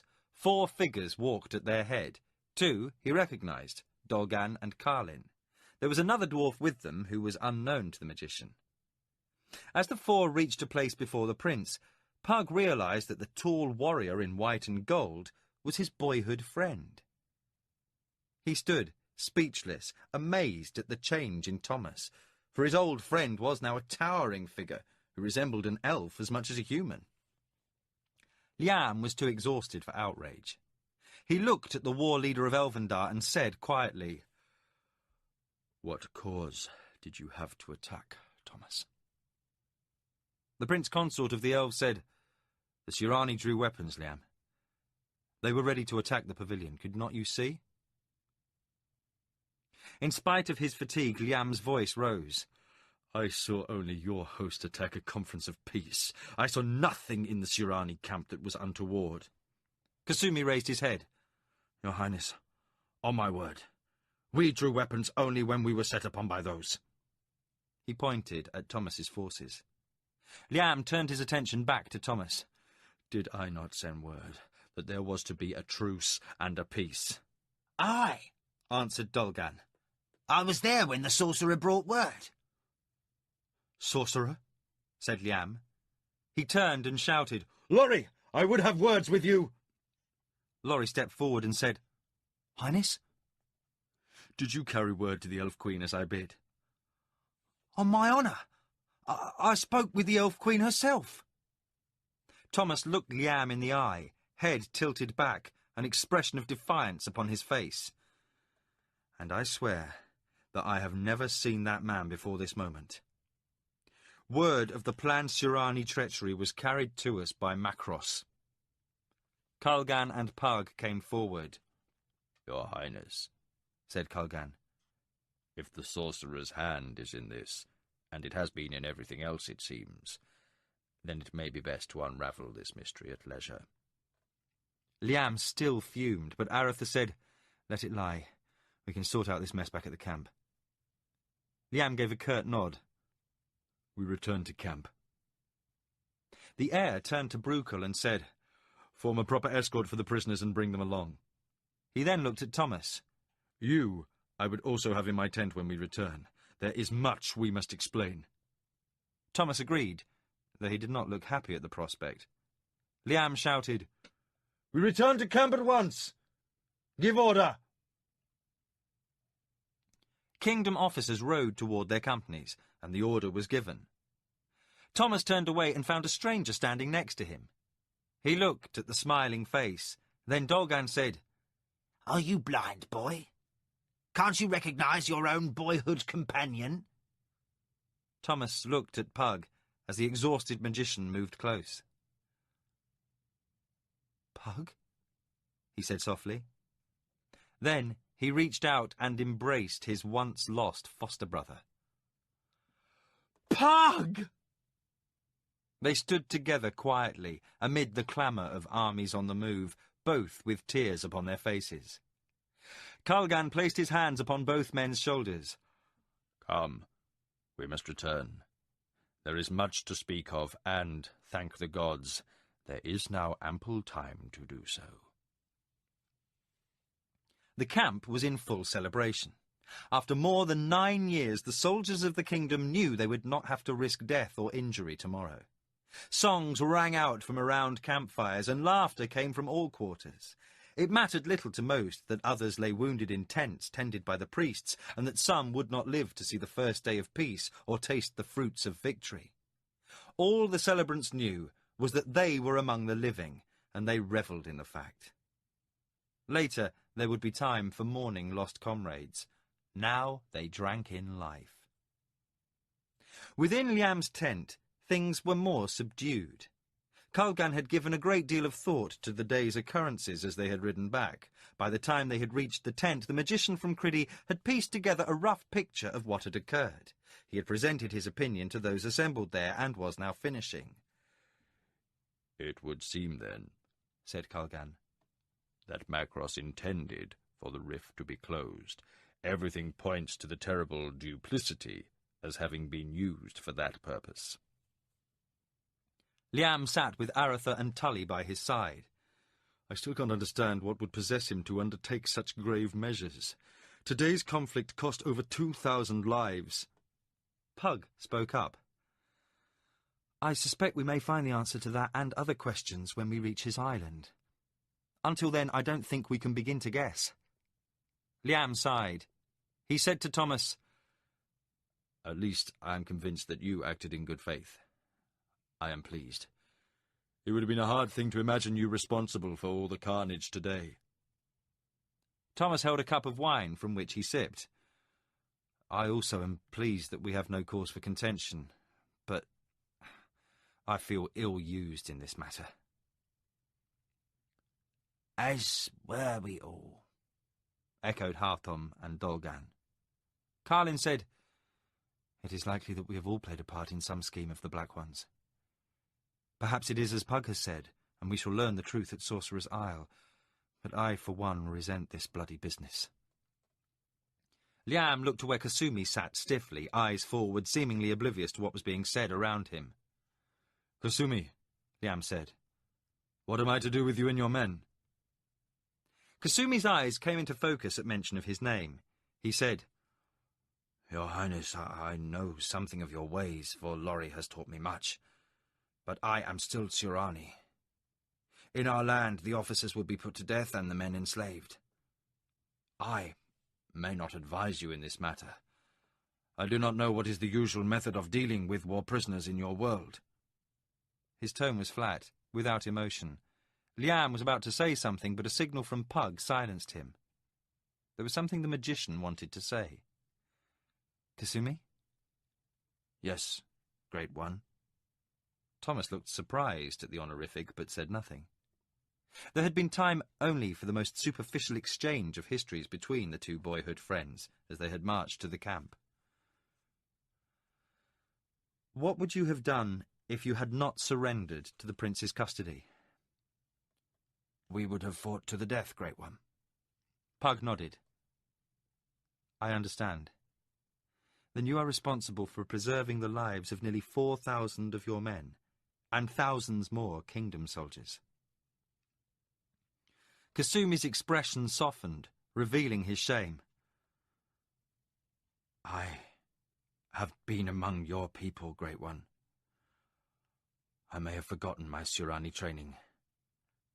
I have brought dishonor upon my house. When the prince has disposed of my men, I will ask permission to take my own life, though it may be too much of an honor for him to grant. Brukel and others looked shocked at this. Liam showed no expression, but simply said, You have earned no dishonor. You would have aided no cause in dying. There ceased to be one when the rift was destroyed. Kasumi said, It is our way. Liam said, No longer. This is now your homeland, for you have no other. What Kulgan and Pug have said about rifts make it unlikely you shall ever return to Siranoani. Here you will remain, and it is my intention to see that prospect turn to good advantage for us all. A faint flicker of hope entered Kasumi's eyes. The heir turned toward Lord Brukel and said, My Lord Duke of Yabon, how do you judge the Shirani soldiers? The old Duke smiled. Among the finest I have ever beheld. Kasumi showed a little pride at the remark. They match the Dark Brotherhood for ferocity, and are of nobler nature. They are as disciplined as Keshian dog soldiers, and have the stamina of Natalie's rangers. On the whole, they are without question superior soldiers. Would an army of such provide additional security for our troubled northern borders? Brukel smiled. The Lamushan garrison was among the hardest hit during the war. They would be a valuable addition there. The Earl of Lamut echoed his duke's comment. Liam turned to Kasumi. Would you still take your life if your men could remain free men and soldiers? The Shinzawai son said, How is that possible, Your Highness? If you and your men will swear loyalty to the crown, I will place you under the command of the Earl of Lamut. You will be both free men and citizens, and will be given the charge to defend our northern border against the enemies of humanity who abide in the Northlands. Kasumi sat silently, unsure of what to say. Laurie stepped over to Kasumi and said, There is no dishonor. Kasumi's face broke into an expression of open relief. I accept, as I am sure my men will. He paused, then added, "We came as an honour guard for the Emperor. From what I have heard said here, we have been used by this sorcerer as much as anyone. I would not have any more blood spilled on his account. I thank your highness." Lord Vandross said, "I think a knight captaincy would be proper for the leader of nearly 4,000. Do you agree, my duke?" Bruchel nodded in agreement, and Vandross said, "Come, captain. We should speak with your new command." Kasumi rose, bowed to Liam, and left with the Earl of Lamut. Aratha touched his brother on the shoulder. Liam turned his head, and the prince said, "Enough of matters of state. It's time to celebrate the ending of the war." Liam smiled. "True." He turned to Pug. "Magician, run and fetch your lovely wife and fine son. I would have things that smack of home and family about." Thomas looked at Pug. "Wife? Son? What is this?" Pug laughed. "There is much to talk about. We can catch up with each other after I bring my family." He made his way to his own tent where Katala was telling William a story. They both jumped up and ran to him, for they had not seen him since his return. He had sent a soldier with the news that he was well, but busy with the prince. "Katala, Liam would like you to join us for dinner." William tugged at his father's robe. "I want to come too, Papa."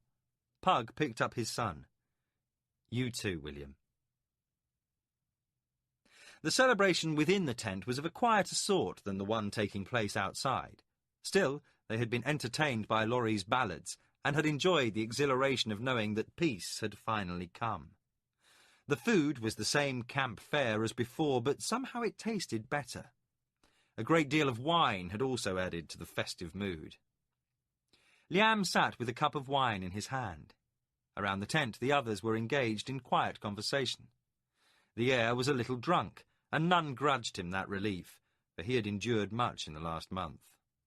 Colgan, Tully, and Aratha, who knew him best, understood that Liam was thinking of his father, who, but for a Sirani arrow, would now be sitting here with them.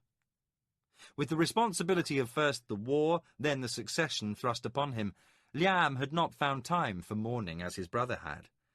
Now he was fully feeling the loss. Tully stood.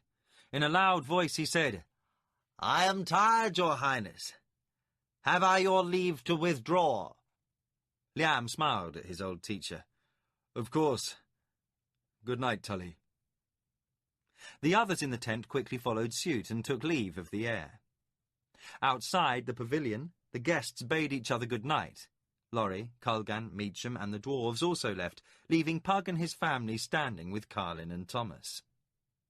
The childhood friends had spent the evening exchanging histories of the last 9 years. Each was equally amazed at the other's story.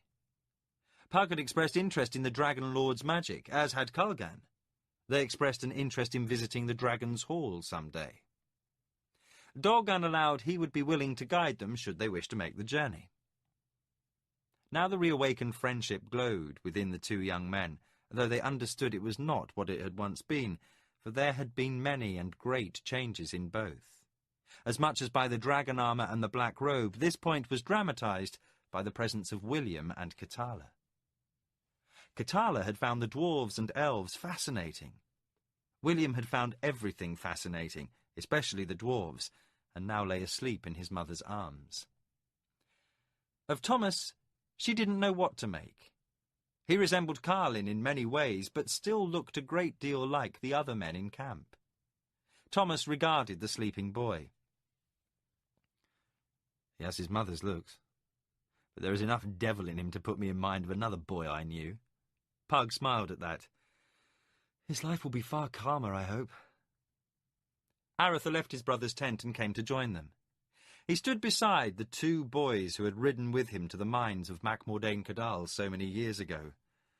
"I should probably not say this, but years ago, when you first came to visit my father, Carlin, 2 boys were overheard in conversation while they tussled in a hay wagon." Thomas and Pug both looked at the prince uncomprehendingly. "You don't remember, do you?" Aratha asked. "A blonde, thin-ribbed lad was sitting atop a shorter boy, promising he would someday be a great warrior who would be welcomed in Elvendar. Pug and Thomas both laughed at that. "I remember," said Pug. "And the other promised to become the greatest magician in the kingdom." Katala said, "Perhaps William will also grow up to realize his dream." Aretha smiled with a wicked light in his eyes. "Then watch him closely. We had a long chat before he went to sleep, and he told me he wanted to grow up to be a dwarf." All of them laughed, except Katala, who looked at her son for a moment with worry upon her face, but then she too joined in the merriment.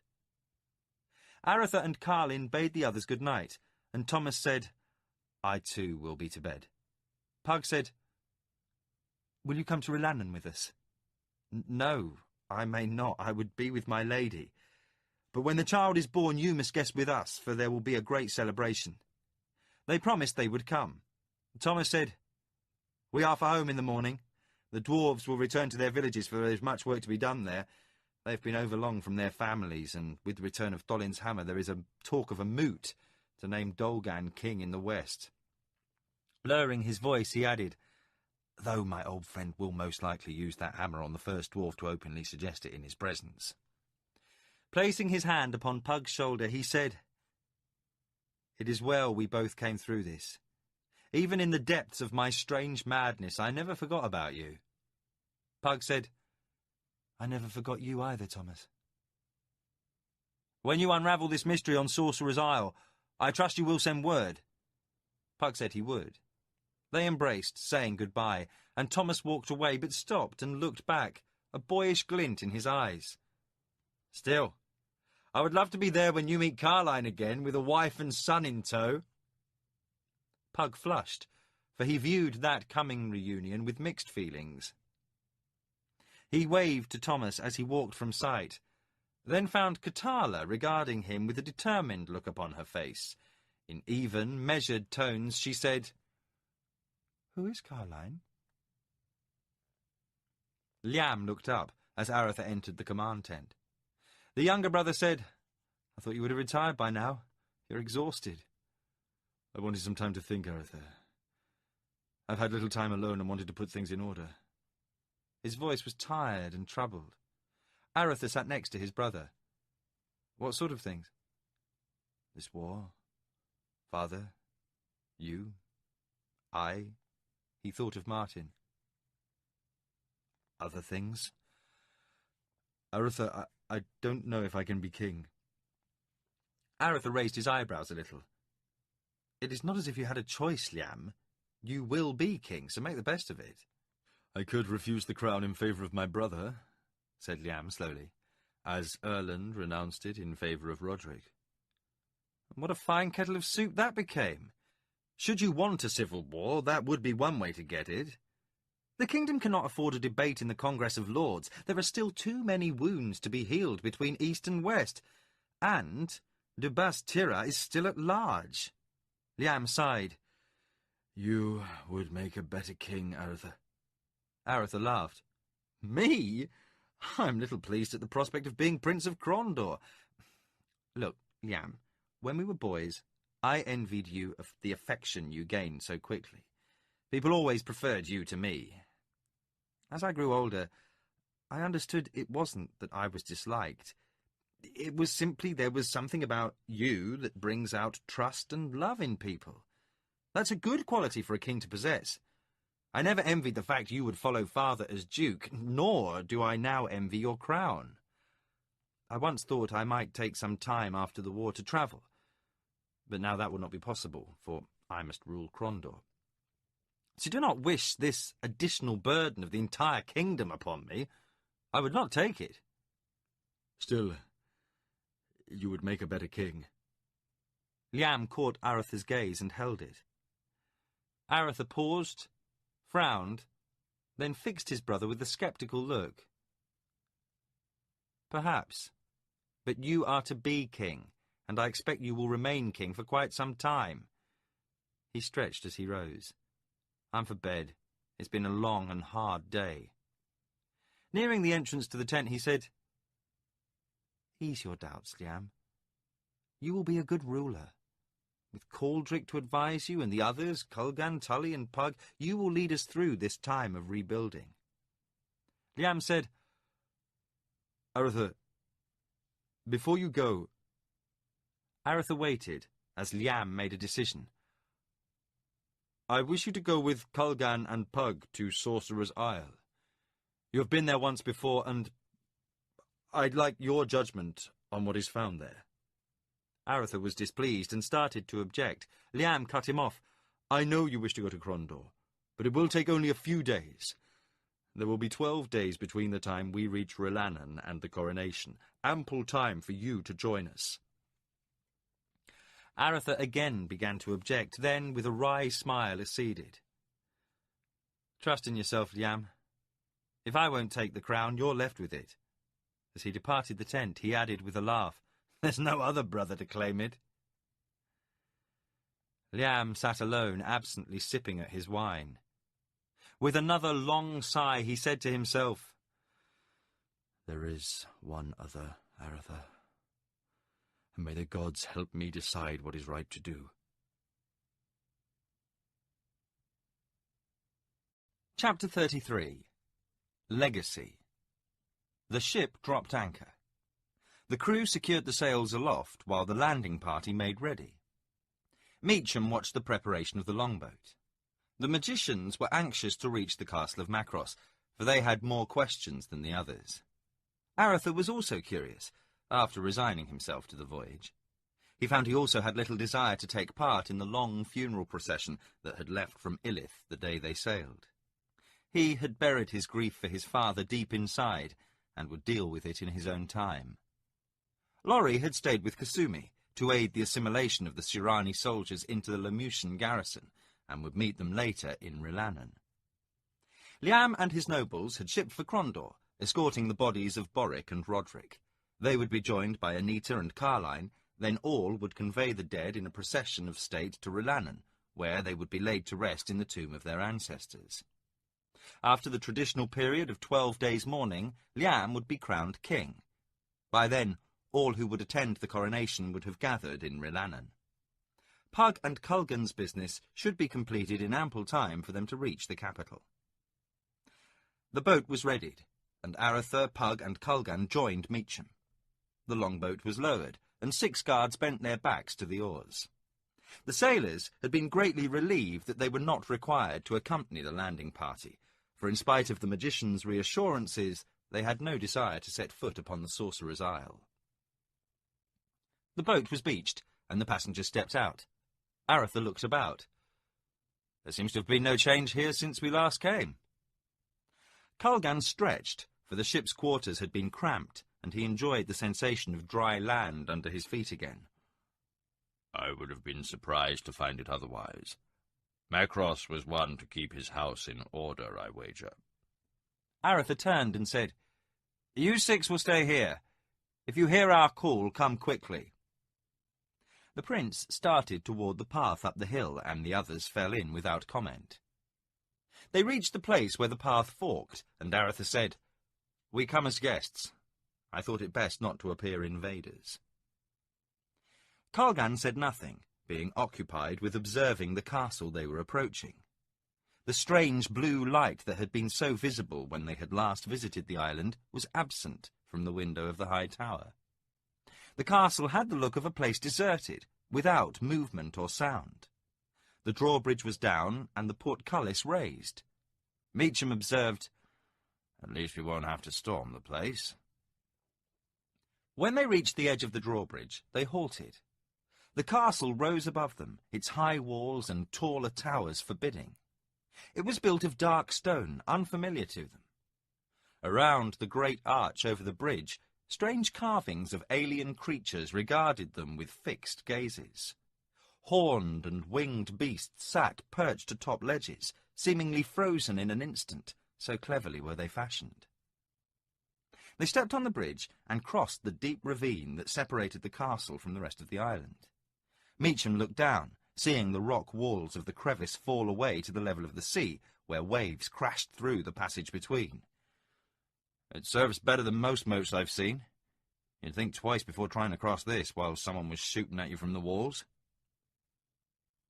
They entered the court and looked about, as if expecting to see someone appear at one of the many doors in the walls at any moment.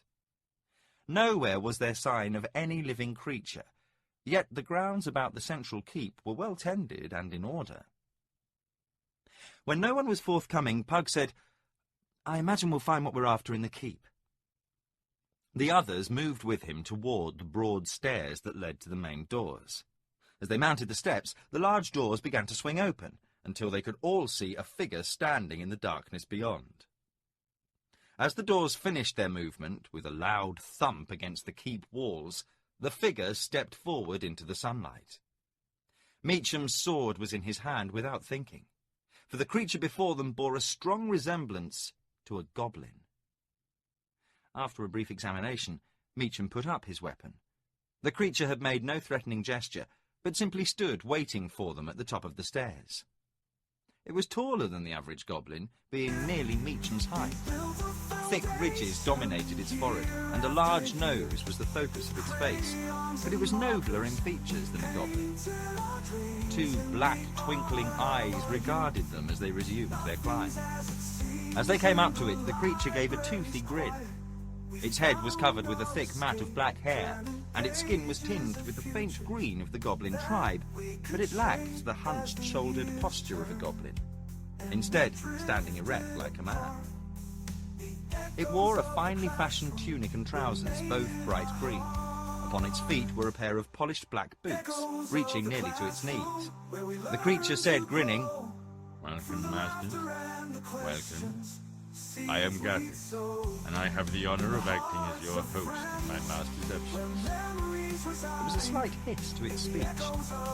Kalgan said, "Your master is Macross the Black." "It has been ever known. Please enter." The four men accompanied Gathis into the large entry hall and stopped to look about. Except for the absence of people and of the usual heraldic banners, this hall looked much like the one in Castle Criddick. "My master has left explicit instructions for your visit, as much as was possible to anticipate. So I have prepared the castle for your arrival. Would you care for some refreshments? There are food and wine ready." Kalgan shook his head. He was unsure of what this creature was, but he was not overly comfortable with anything that so resembled a servant of the Dark Brotherhood. "Macross said there would be a message. I would see it at once." Gathis bowed slightly. "As you will. Please, come with me." He led them along a series of corridors to a flight of stairs that spiraled up into the large tower. They mounted the steps and soon came to a locked door. "My master said you would be able to open this door. Should you fail, you are impostors, and I am to deal with you harshly." Meacham gripped his sword at hearing this, but Pug placed his hand on the big Franklin's arm. "Since the rift is closed, half my power is lost, that which I gained from Kellerwan. But this should prove no obstacle." Pug concentrated upon opening the door. Instead of the usual response of the door swinging open, a change occurred in the door itself.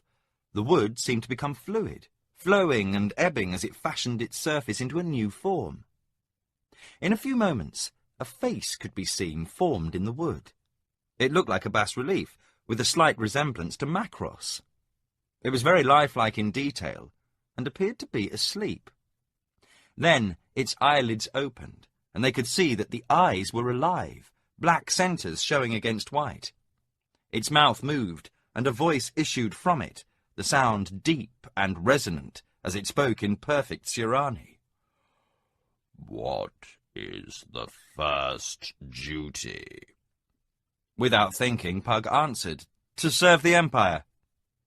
The face flowed back into the door, and when there was no trace of it before them, the door swung aside. They entered, and found themselves in the study of Macross the Black, a large room occupying the entire top of the tower. Gathis said, "I take it I have the honor of hosting Masters Kalgan, Pug, and Meacham." He then studied the fourth member of the party. "And you must be Prince Aretha." When they nodded, he said, "My master was uncertain if your highness would attend, though he thought it likely. He was sure the other 3 gentlemen would be here." He indicated the room with a sweep of his hand. "All that you see is at your disposal. If you will excuse me, I will return with your message and some refreshments." Gathis left, and all 4 looked at the contents of the room. Except for one bare wall, where it was obvious that a bookcase or cupboard had recently been removed, the entire room was surrounded with tall shelves from floor to ceiling, all heavily laden with books and scrolls. Pug and Kulgan were almost paralyzed by indecision about where to begin their investigation. Aratha solved that problem by crossing over to a shelf where lay a parchment bound with a red ribbon. He took it down and laid it upon the round table in the centre of the room. A shaft of sunlight from the room's single large window fell across the parchment as he unrolled it. Kulgan came over to see what he had found. "It is a map of Midkemia." Pug and Meacham crossed over to stand behind Kulgan and Aratha. "Such a map!" Prince Aratha exclaimed. "I have never seen its like." His finger stabbed at a spot upon a large landmass in the centre. "Look, here is the kingdom."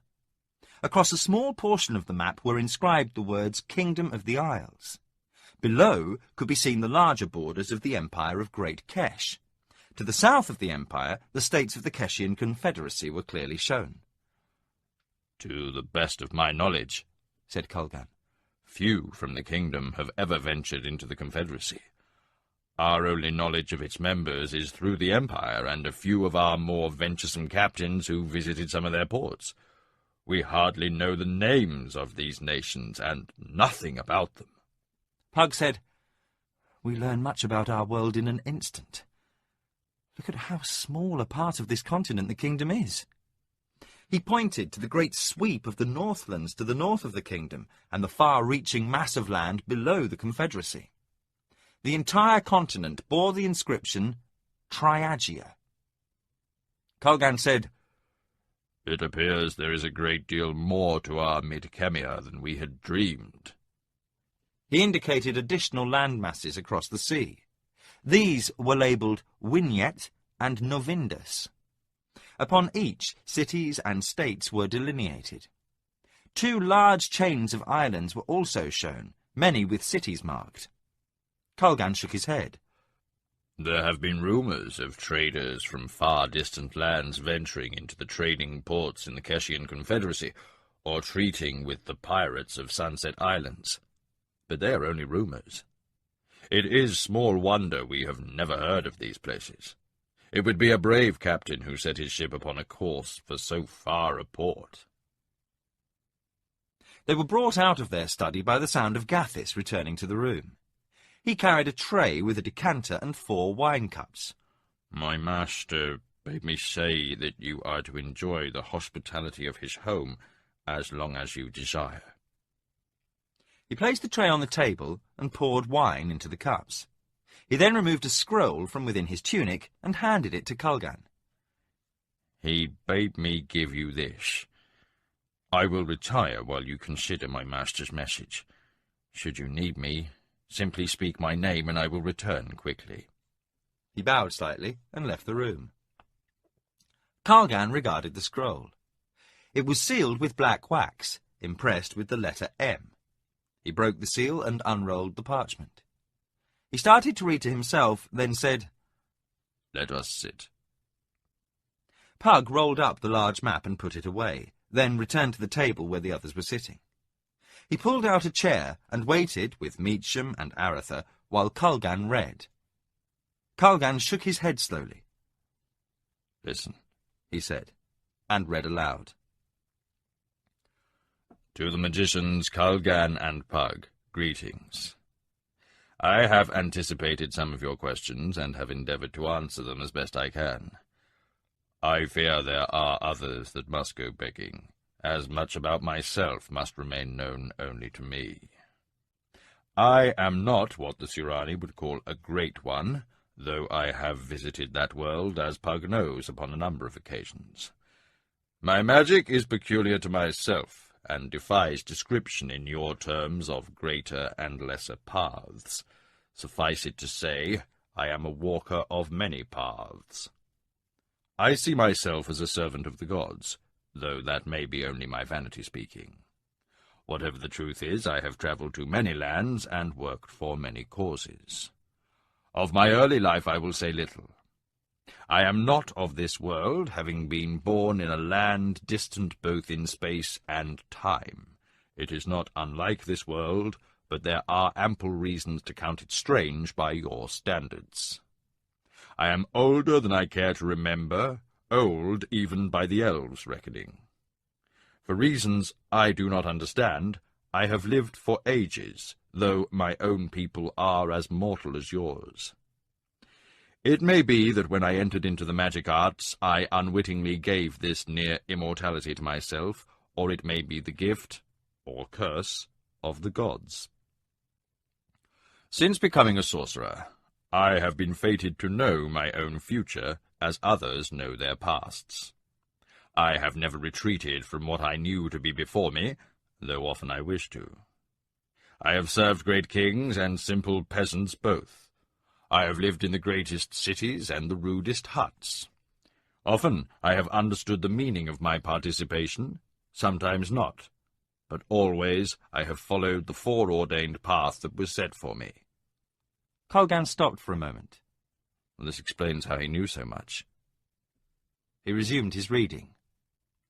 Of all my labours, my role in the Rift War was the hardest. Never have I experienced such desire to turn from the path before me. Never have I been responsible for the loss of so many lives, and I mourn for them more than you can know. But even as you consider my treachery, consider my situation. I was unable to close the rift without Pug's aid. It was fated for the war to continue while he learned his craft on Kelewan. For the terrible price paid, consider the gain. There now is one upon Midkemia who practices the greater art, which was lost in the coming of man during the Chaos Wars. The benefit will be judged only by history, but I think it a valuable one. As to my closing the rift once peace was at hand, I can only say it was vital. The Surani Great Ones had forgotten that rifts are subject to the enemy's detection. Colgan looked up in surprise. Enemy? Pug, this refers to something I think you need to explain. Pug told them quickly of what he knew of the legendary enemy. Aretha said, "Can such a terrible being really exist?" His expression betrayed disbelief. Pug said, "That it once existed there is no doubt, and for a being of such power still to endure is not beyond imagining. But of all conceivable reasons for Macross's actions, this is the last I would have thought possible. No one in the assembly had dreamed of it. It's incredible." Colgan resumed reading. It is to him like a beacon, drawing that terrible entity across space and time. It might have been years more before he would have appeared, but, once here, all the powers of your world would be hard-pressed, perhaps even insufficient, to dislodge him from Midkemia. The rift had to be closed. The reasons I chose to ensure its closing at the cost of so many lives should be apparent to you.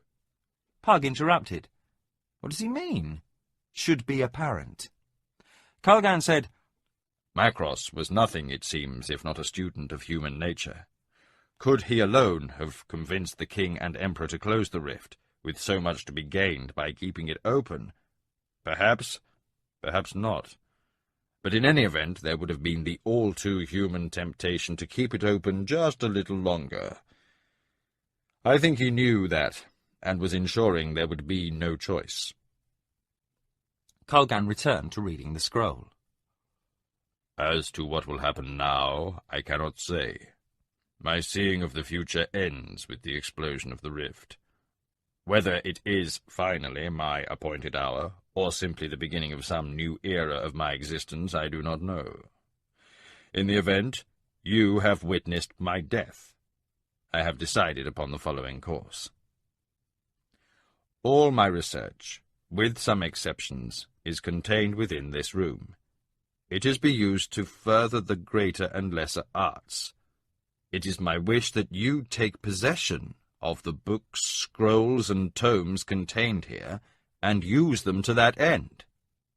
A new epoch of magic is beginning in the kingdom, and it is my wish for others to benefit from my works.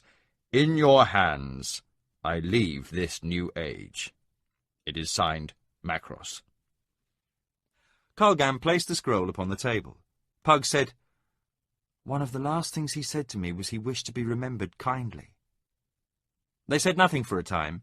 Then Colgan called, Gathis. Within seconds the creature appeared at the doorway. Yes, Master Colgan? Do you know what is contained within this scroll?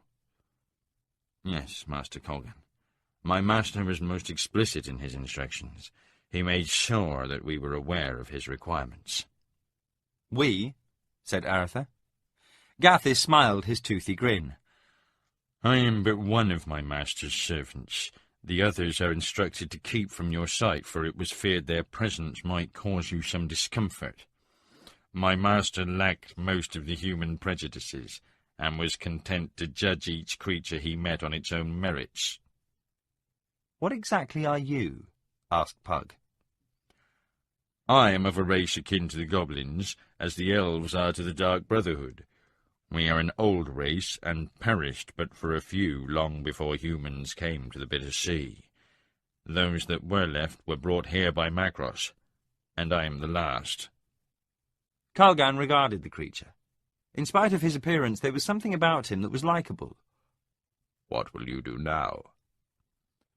I will wait here for my master's return, keeping his home in order. You expect him to return? Asked Pug. Most likely. In a day, or a year, or a century. It does not matter. Things will be ready for him should he return. What if he has perished? Asked Aretha. In that event I shall grow old and die waiting. But I think not. I have served the Black One for a very long time. Between us is an understanding. If he were dead, I think I would know. He is merely absent. Even if he is dead, he may return. Time is not to my master as it is to other men. I am content to wait. Pug thought about this. He must truly have been the master of all magic. Gathis's smile broadened. He would laugh to hear that, master. He was always complaining of there being so much to learn and so little time to learn it, and that from a man who had lived years beyond numbering. Colgan said as he rose from his chair, We will have to fetch men to carry all these things back to the ship. Gathis said, Worry not, master. Retire to your ship when you are ready. Leave 2 boats on the beach at the cove. At first light the next day you will find everything placed aboard, packed for shipment. Colgan nodded. Very well. Then we should start at once to catalogue all these works before we move them. Gathis went over to a shelf and returned with a rolled parchment. In anticipation of your needs, master, I have prepared such a listing of all the works here. Colgan unrolled the parchment and began reading the inventory of works. His eyes widened. Listen, he said excitedly. There's a copy of Vitalis's Expectations of Matter Transformation here. His eyes grew bigger still. And Spandrik's Temporal Research. That work was thought lost 100 years ago. He looked at the others, wonder upon his face. And hundreds of volumes with Macross's name on them. This is a treasure beyond measure. Gathis said, I am pleased that you find it so, master. Colgan started to ask for those volumes to be brought to him, but Aretha said, Wait, Colgan. Once you begin, we'll have to tie you up to get you out of here. Let us return to the ship and wait for all this to be brought. We must be off soon. Colgan looked like a child whose sweets had been taken from him. Aretha, Pug, and Meacham all chuckled at the stout magician. Pug said, There is no good reason to stay now. We shall have years to study these after the coronation. Look around, Colgan. Do you mean to inhale all this in one breath? A look of resignation crossed Culgan's face. Very well. Pug surveyed all in the room. Think of it. An academy for the study of magic, with Macross's library at the heart. Culgan's eyes grew luminous.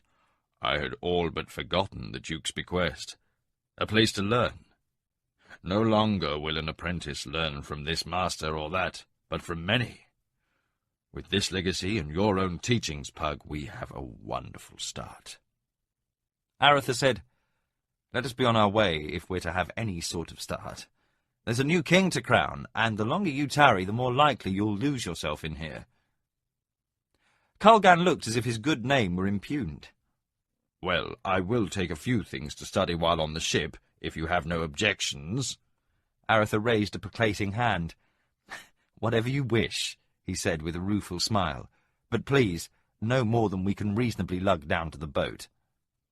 Culgan smiled, his mood lightening. Agreed.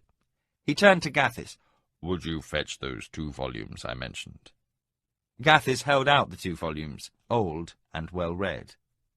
Culgan looked surprised, while Gathis said, I thought you might reach such an understanding, and remove them from the shelves while you discussed the matter.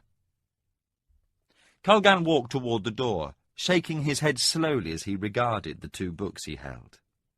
The others followed, and Gathis closed the door behind them. The goblin-like creature guided them to the courtyard and bid them a safe journey at the door of the keep. When the large doors had closed behind them, Meacham said, "This fellow Macross seems to have raised 5 questions for each he answered." Culgan said, You have that right, old friend. Perhaps we will gain additional knowledge from his notes and other works. Perhaps not, and maybe that's the right of it. Chapter 34 Renaissance. Rhiannon was in a festive mood. Everywhere banners rippled in the breeze, and garlands of summer flowers replaced the black bunting that had marked the period of mourning for the late king and his cousin Boric. Now they would be crowning a new king, and the people rejoiced. The people of Rhiannon knew little of Liam, but he was fair to view and generous with his smile in public. To the populace, it was as if the sun had come out from behind the dark clouds that had been Roderick's reign. Few among the people were aware of the many royal guards who circulated through the city, always alert for signs of Guy du Bastira's agents and possible assassins. And fewer still noticed the plainly dressed men who were always near when groups gathered to speak of the new king, listening to what was said. Aretha cantered his horse towards the palace, leaving Pug, Meacham and Culgan behind. He cursed the fate that had delayed them nearly a week, becalmed less than 3 days from Crondor, then the slowness of their journey to Salador. It was mid-morning, and already the priests of Ishap were bearing the king's new crown through the city. In less than 3 hours they would appear before the throne, and Liam would take the crown. Aretha reached the palace, and shouts from the guards echoed across the vast courtyard. "Prince Aretha arrives!" Aretha gave his mount to a page and hurried up the steps to the palace. As he reached the entranceway, Anita came running in his direction, a radiant smile on her face. "Oh," she cried, "it's good to see you." He smiled back at her and said, "It's good to see you also. I must get ready for the ceremony. Where's Liam?" "He has secreted himself in the royal tomb. He left word you were to come straight away to him there." Her voice was troubled. "There is something strange taking place here, but no one seems to know what it is. Only Martin Longbow has seen Liam since supper last night, and when I saw Martin, he had the strangest look upon his face." Aretha laughed. "Martin is always full of strange looks. Come, let us go to Liam." She refused to let him ignore the warning. "No, you go alone. That's what Liam ordered. Besides, I must dress for the ceremony. But, Aretha, there is something very queer in the wind." Aretha's manner turned more reflective. Anita was a good judge of such things. "Very well. I'll have to wait for my things to be brought from the ship anyway. I will see Liam, and then when this mystery is cleared up, join you at the ceremony." "Good. Where is Carline?" "Fussing over this and that. I'll tell her you've arrived." She kissed his cheek and hurried off. Aretha hadn't been to the vault of his ancestors since he was a boy, the first time he had come to Rhiannon for Roderick's coronation. He asked a page to lead him there, and the boy guided him through a maze of corridors. The palace had been through many transformations over the ages, new wings being added on, new constructions over those destroyed by fire, earthquake or war. But in the centre of the vast edifice, the ancient first keep remained. The only clue they were entering the ancient halls was the sudden appearance of dark stone walls, worn smooth by time. 2 guards stood watch by a door over which was carved a bas-relief crest of the Kondwan kings, a crowned lion holding a sword in its claws. The page said, "Prince Aretha," and the guards opened the door. Aretha stepped through into a small anteroom, with a long flight of stairs leading down. He followed the stairs past rows of brightly burning torches that stained the stones of the walls with black soot. The stairs ended, and Aretha stood before a large, high-arched doorway. On both sides loomed heroic statues of ancient Kondwan kings. To the right, with features dulled with age, stood the statue of Danis, first Kondwan king of Rilanan, some 750 years past. To the left stood the statue of Delong, the only king called the Great, the king who first brought the banner of Rilanan to the mainland with the conquest of Bastira, 250 years after Danis. Aretha passed between his ancestors' likenesses and entered the burial vault.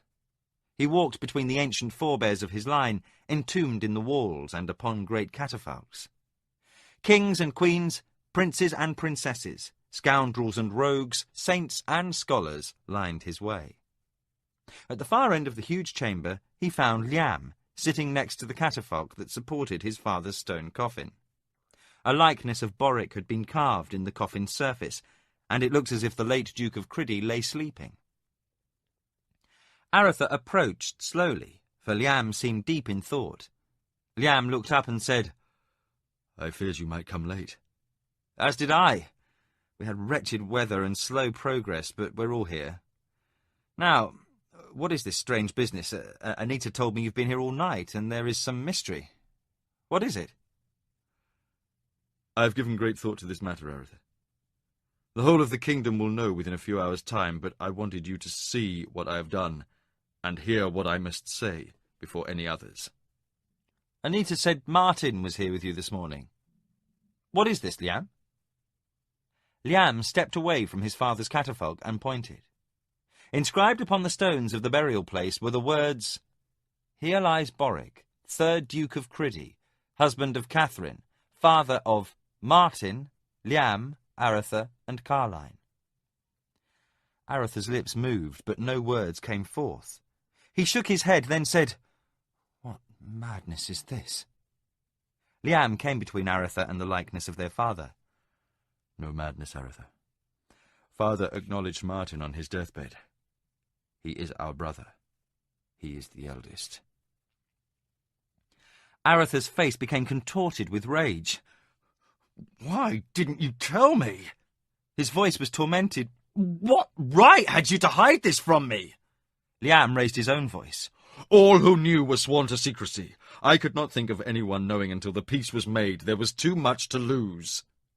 Aretha shoved past his brother, looking in disbelief at the inscription. "It all makes an evil sense. Martin's exclusion from the choosing, the way father always kept an eye on his whereabouts, his freedom to come and go as he pleased." Bitterness rang in Aretha's words. "But why now? Why did father acknowledge Martin after so many years of denial?" Liam tried to comfort Aretha. "I've pieced together what I could from Colgan and Tully. Besides them, no one knew, not even Fannin.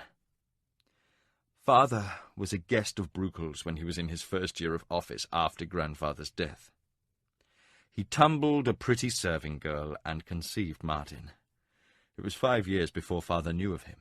Father had come to court, met mother, and married. When he learned of Martin, he had already been abandoned by his mother to the monks of Silban's Abbey. Father chose to let Martin remain in their care. When I was born, father began to feel remorse over having a son unknown to him, and when I was 6, Martin was ready for choosing. Father arranged to have him brought to Criddy, but he wouldn't acknowledge him for fear of shaming mother. Then why now? Liam looked at the likeness of their father. Who knows what passes through a man's mind in the moments before death? Perhaps more guilt or some sense of honour. Whatever the reason, he acknowledged Martin, and Bruchel bore witness. Anger still sounded in Aretha's voice. Now we must deal with this madness, regardless of father's reasons for creating it. He fixed Liam with a harsh stare. What did he say when you brought him down to see this? Liam looked away, as if pained by what he now said. He stood silently. Then I saw him weep. Finally he said, "I am pleased he told you." Aretha, he knew. Liam gripped his brother's arms. All those years father thought him ignorant of his birthright, and he knew, and never once did he seek to turn that knowledge to his own gain. Aretha's anger subsided. Did he say anything more? Only, "Thank you, Liam," and then he left. Aretha paced away for a moment, then faced Liam. Martin is a good man, as good a man as I have ever known. I'll be the first to say so, but this acknowledgement, my God, do you know what you've done? I'm aware of my actions. You have placed all we have won over the last 9 years in the balance, Liam. Shall we fight ambitious Eastern lords who might rally in Martin's name? Do we end one war simply to begin an even more bitter one? There will be no contestation. Aretha stopped his pacing. His eyes narrowed. What do you mean? Has Martin promised to voice no claim? No. I have decided not to oppose Martin should he choose the crown. Aretha was speechless for a moment, in shock, as he regarded Liam. For the first time he understood the terrible doubts his brother had been voicing over being king. You don't want to be king, he said, his tone accusatory. Liam laughed bitterly. No sane man would. You have said as much yourself, brother. I don't know if I am a match for the burdens of kingship, but the matter is out of my hands now. If Martin speaks for himself as king, I will acknowledge his right. His right? The royal signet passed to your hand before most of the lords of the kingdom.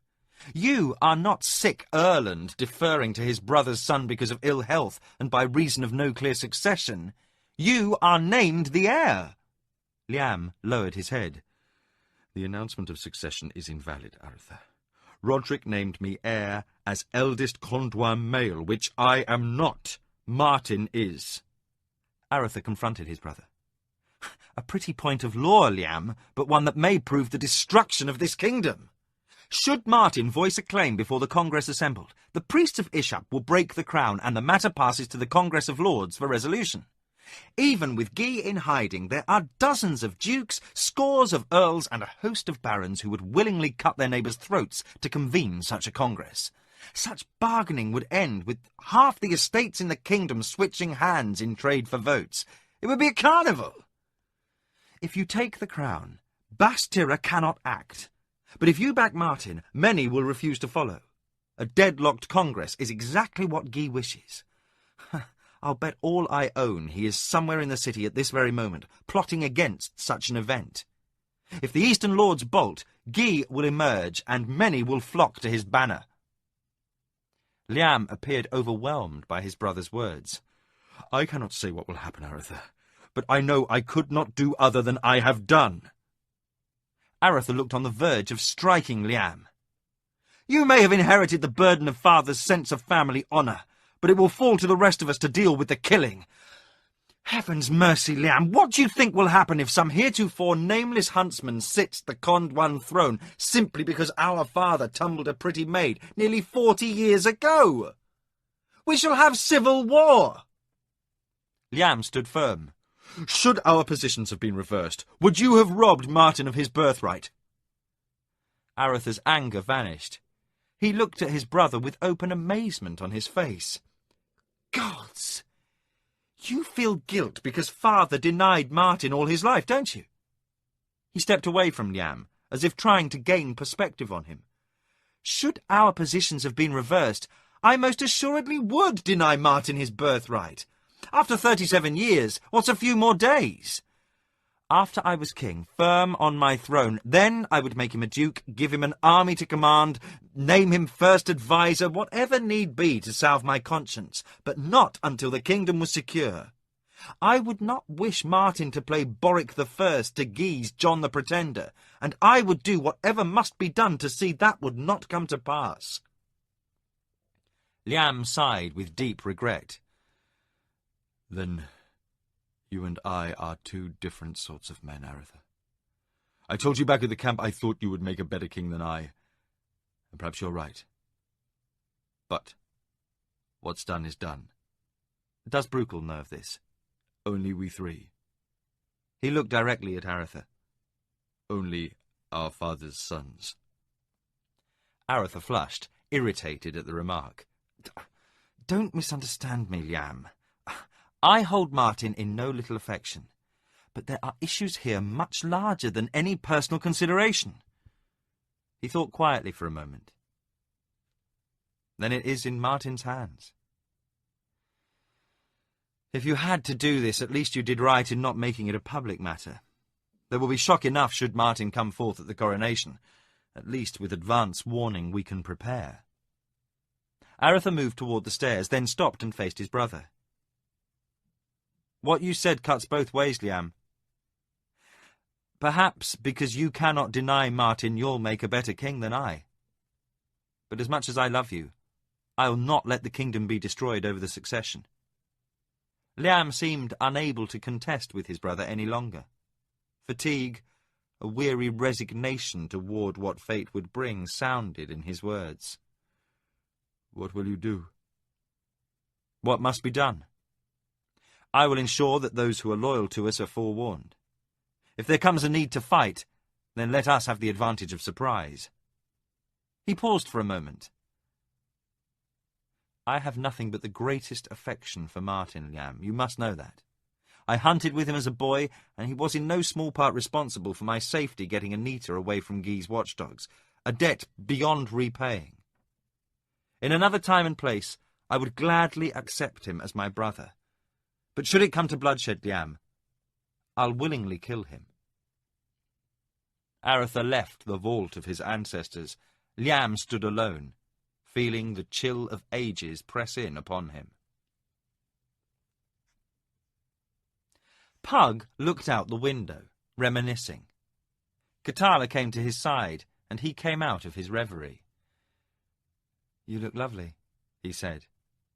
She was dressed in a brilliant gown of deep red with golden trim at the bodice and sleeves. "The finest duchess of the court could not match your beauty." She smiled at his flattery. "I thank you, husband." She spun, showing off the gown.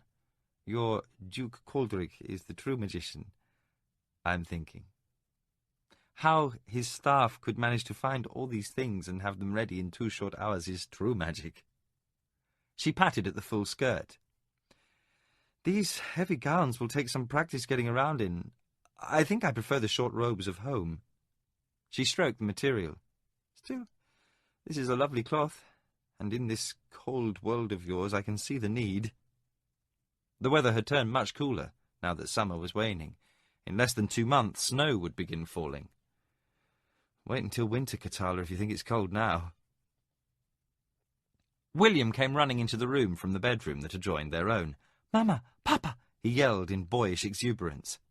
He was dressed in a tunic and trousers befitting a little noble of fine material and workmanship. He leaped into his father's outstretched arms. "Where are you going?" he asked, with a wide-eyed look. Pug said, "We go to see Liam made king, William. While we're gone, you mind the nurse and don't tease Fantas." He said he would and wouldn't, respectively, but his impish grin put his credibility in doubt. The maid, who was to act as William's nurse, entered and took the boy in tow, leading him back into his own room. Pug and Katala left the suite Coldrick had given them and walked toward the throne room. As they turned a corner, they saw Laurie leaving his room, with Kasumi standing nervously to one side. Laurie brightened upon seeing them and said, "Ah, there you are. I was hoping we'd see you two before all the ceremonies had begun." Kasumi bowed to Pug, though the magician now wore a fashionable russet-coloured tunic and trousers in place of his black robe. "Great one," he said. "That is a thing of the past here, Kasumi. Please call me Pug." "You too look so handsome in your new clothes and uniform," said Katala. Lorry wore bright clothing in the latest fashion, a yellow tunic with a sleeveless overjacket of green and tight-fitting black trousers tucked into high boots. Kasumi wore the uniform of a knight captain of the Lamutian garrison, deep green tunic and trousers, and the grey wolf's head tabard of Lamut. The minstrel smiled at her. "In all the excitement of the last few months, I'd forgotten I had a small fortune in gems with me. Since I cannot conspire to return them to the Lord of the Shinzawai, and his son refuses to take them, I suppose they are mine by rights. I will no longer have to worry about finding a widow with an inn." Pug said, "Kasumi, how goes it with your men?" "Well enough, though there is still some discomfort between them and the Lamutian soldiers. It should pass in time. We had an encounter with the Brotherhood the week after we left. They can fight, but we routed them. There was much celebrating among all the men in the garrisons, both Tsurani and Lamutian. It was a good beginning." It had been more than an encounter. Word had reached Rilannon of the battle. The Dark Brothers and their goblin allies had raided into Yabon, overrunning one of the border garrisons weakened during the war. The Tsurani had turned from their march to Zun, dashed northward and relieved the garrison. The Tsurani had fought like madmen to save their former enemies from the larger goblin host, which they had driven back into the mountains north of Yabon. Lorry winked at Pug. "Having made something of heroes of themselves, our Tsurani friends were given quite a welcome when they arrived here in Rilannon." Being distant from the centre of the war, the city's citizens felt little fear or hatred toward their former enemies, giving them a welcome that would have been unimaginable in the free cities, in Yabon, or along the far coast. "I think Kasumi's men were a little overcome by it all." "In truth, they were," agreed Kasumi. "Such a reception on our home world would have been impossible, but here—" "Still," continued Lorry, "they seem to take it in stride. The men have developed a rapid appreciation for kingdom wines and ale, and they've even managed to overcome their distaste for tall women."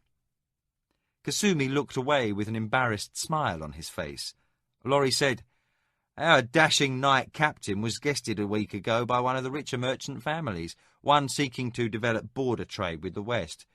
He has since been seen often in the company of a certain merchant's daughter." Katala laughed, and Pug smiled at Kasumi's embarrassment.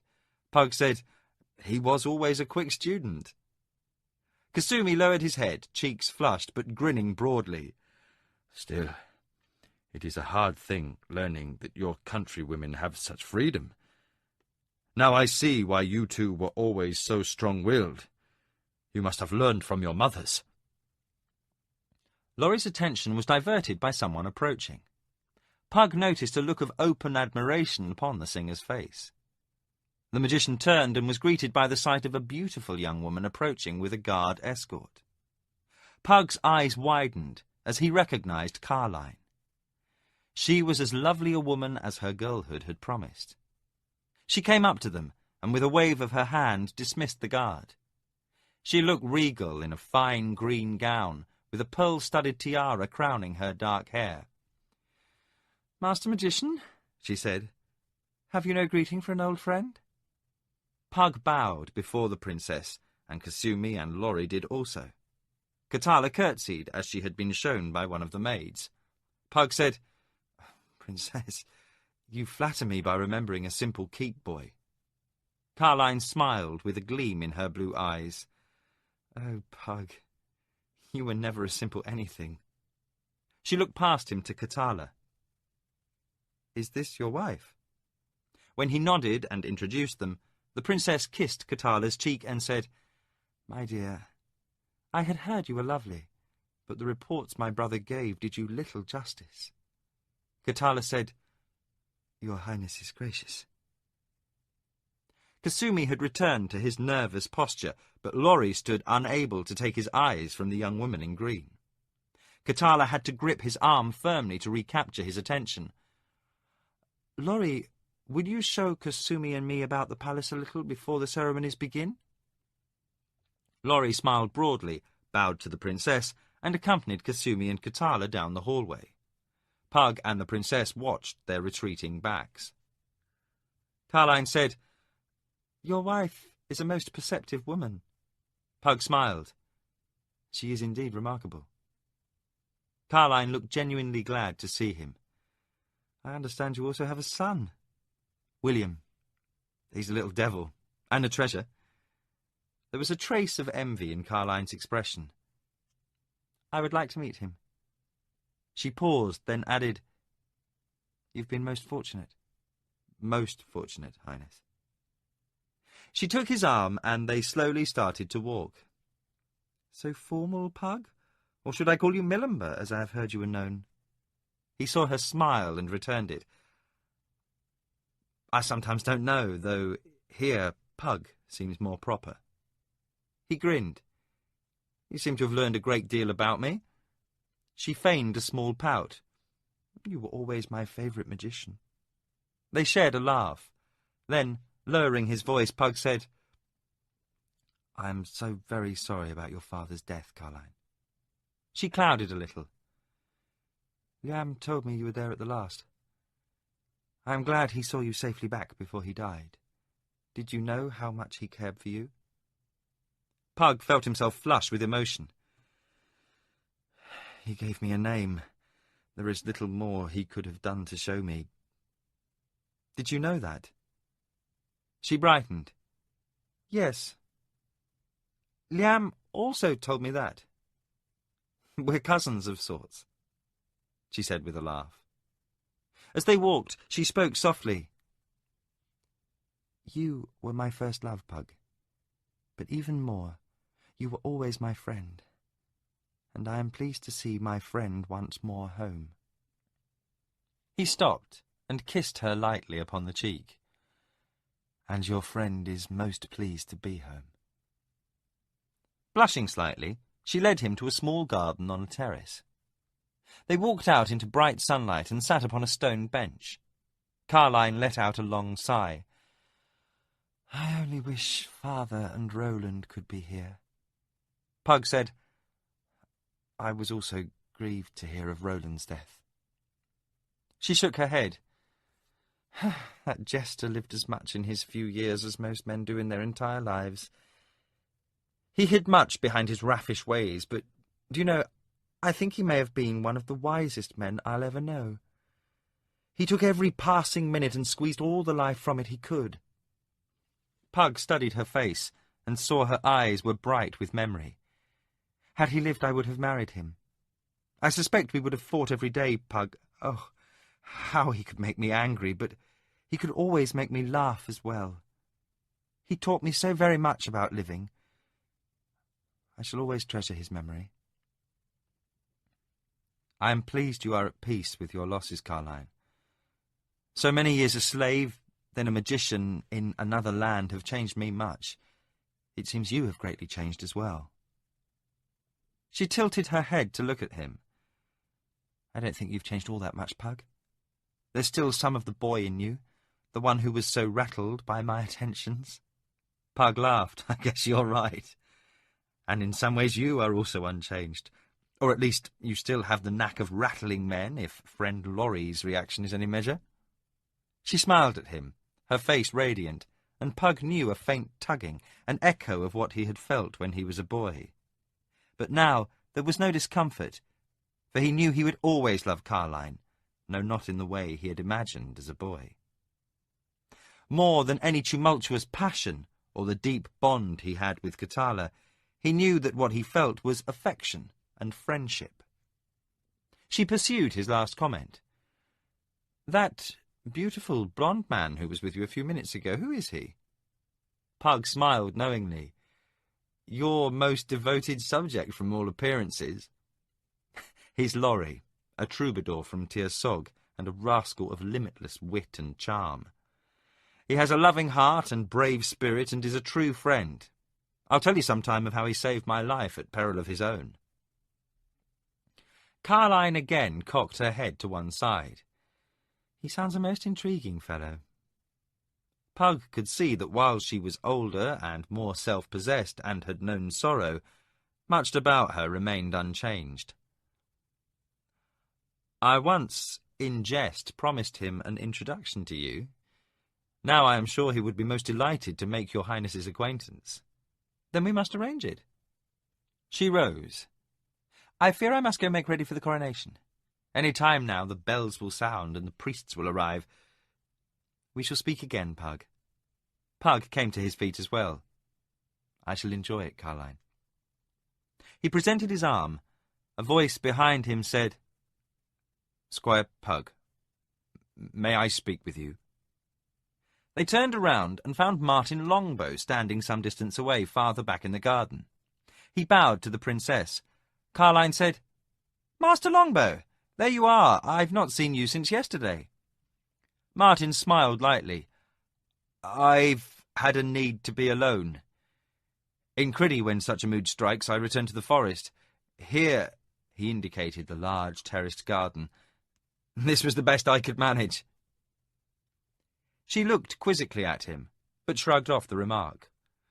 Well, I expect you will manage to attend the coronation. Now, if you'll excuse me, I must be off. She accepted their polite goodbyes and left. Looking at Pug, Martin said, It is good to see you once again, Pug. And you, Martin. Of all my old friends here, you are the last to greet me. Except for those still in Criddy I've yet to see, you've made my homecoming complete. Pug could see Martin was troubled. Is something wrong? Martin looked out over the garden toward the city and sea beyond. Liam told me, Pug. He told me you know as well. Pug understood at once. I was there when your father died, Martin, he said, his voice remaining calm. In silence, Martin began to walk, and when he came to the low stone wall around the garden, he gripped it hard. My father, he said bitterly. How many years I waited for him to say, Martin, I am your father. He swallowed hard. I never cared for inheritance and such things. I was content to remain Huntmaster of Criddy. If only he had told me himself. Pug thought over his next words. Martin, many men do things they regret later. Only a few are granted the opportunity to make amends. Had a Tsirani arrow taken him quickly, had 100 other things come to pass, he might not have had the chance to do what little he did. I know, but still that is cold comfort. Did Liam tell you his last words? He said, Martin is your brother. I have wronged him, Liam. He is a good man, and well do I love him. Martin's knuckles turned white, gripping the stone wall. Quietly he replied, No, he did not. Lord Borwick was not a simple man, Martin, and I was only a boy when I knew him. But whatever else may be said of him, there was no meanness of spirit in the man. I don't pretend to understand why he acted as he did, but that he loved you is certain. It was all such folly. I knew he was my father, and he never knew I had been told by Mother. What difference in our lives had I gone to him and proclaimed myself? Only the gods might know. He reached out and touched Martin's arm.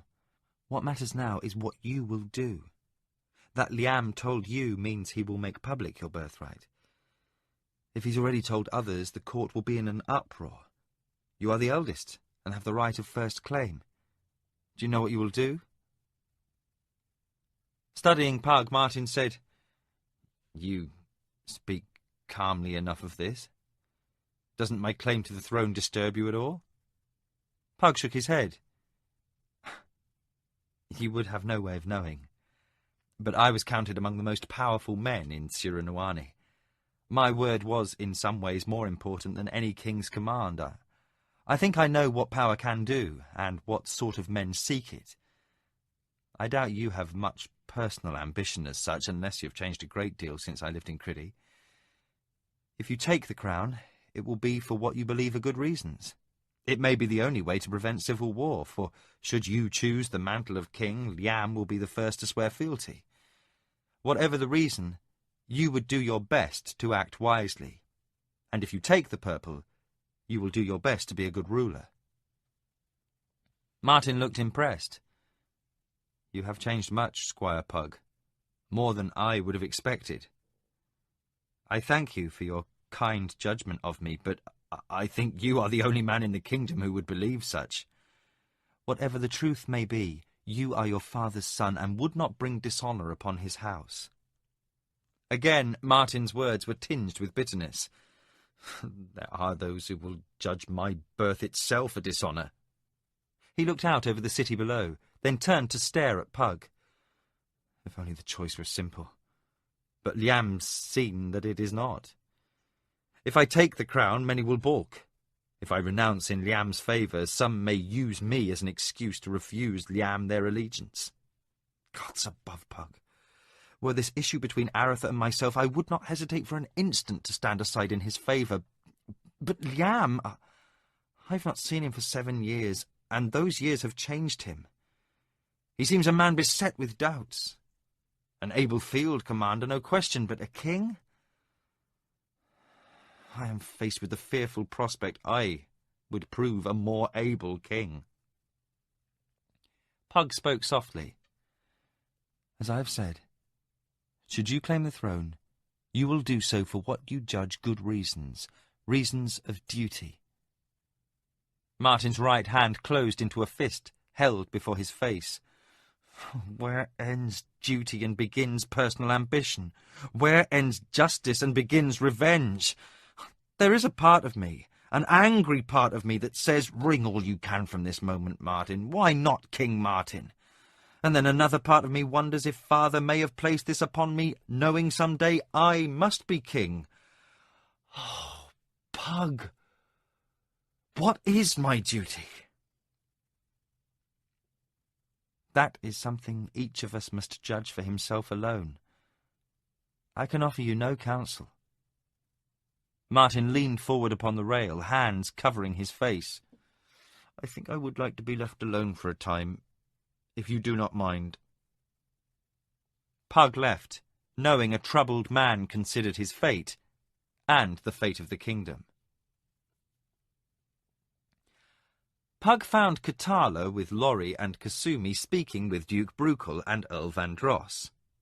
As he approached, he could hear the Duke saying, So, we'll finally have a wedding, now that this young slowwit, he indicated Vandross, has asked for my daughter's hand. Maybe I'll have some grandchildren before I die after all. See what comes of waiting so many years to marry? You're old before your children marry. He inclined his head when he saw Pug. Ah, magician, there you are. Katala smiled when she saw her husband. Did you and the princess have a nice reunion? Very nice.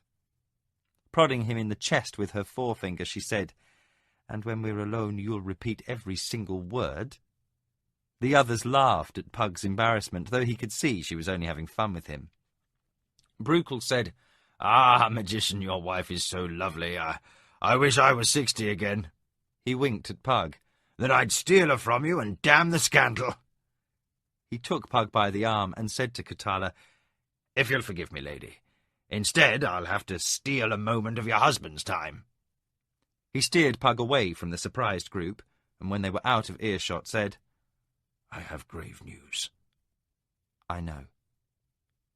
Liam is a fool. A noble fool. He looked away for a moment, his eyes filming over with memory.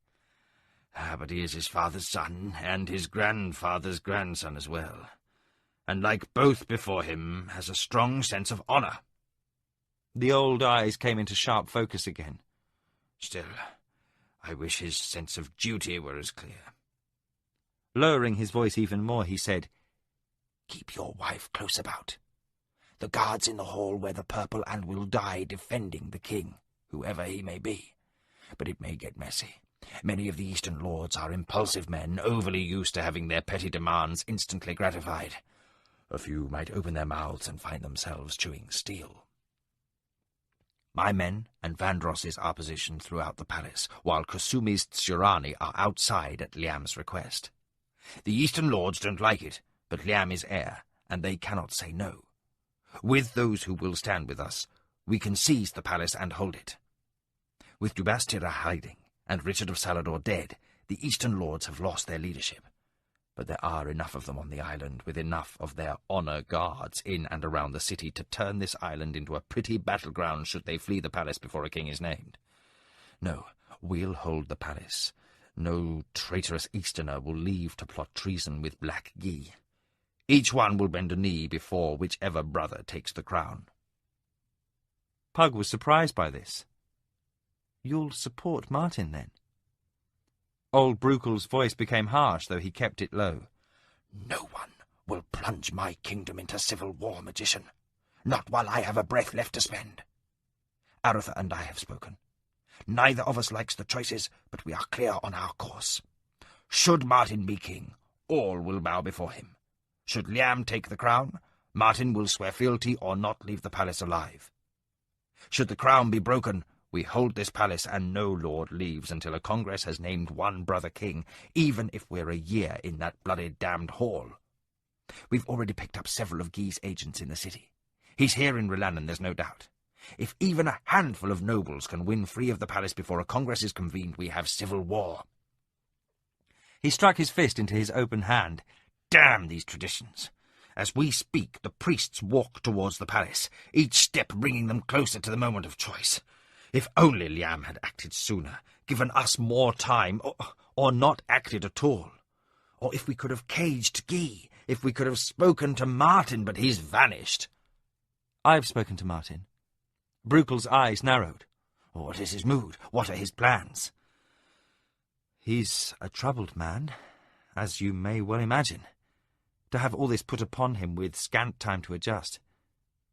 He has always known who his father was, and was resigned to take the secret with him to his grave. But now, he is suddenly thrust into the heart of the matter.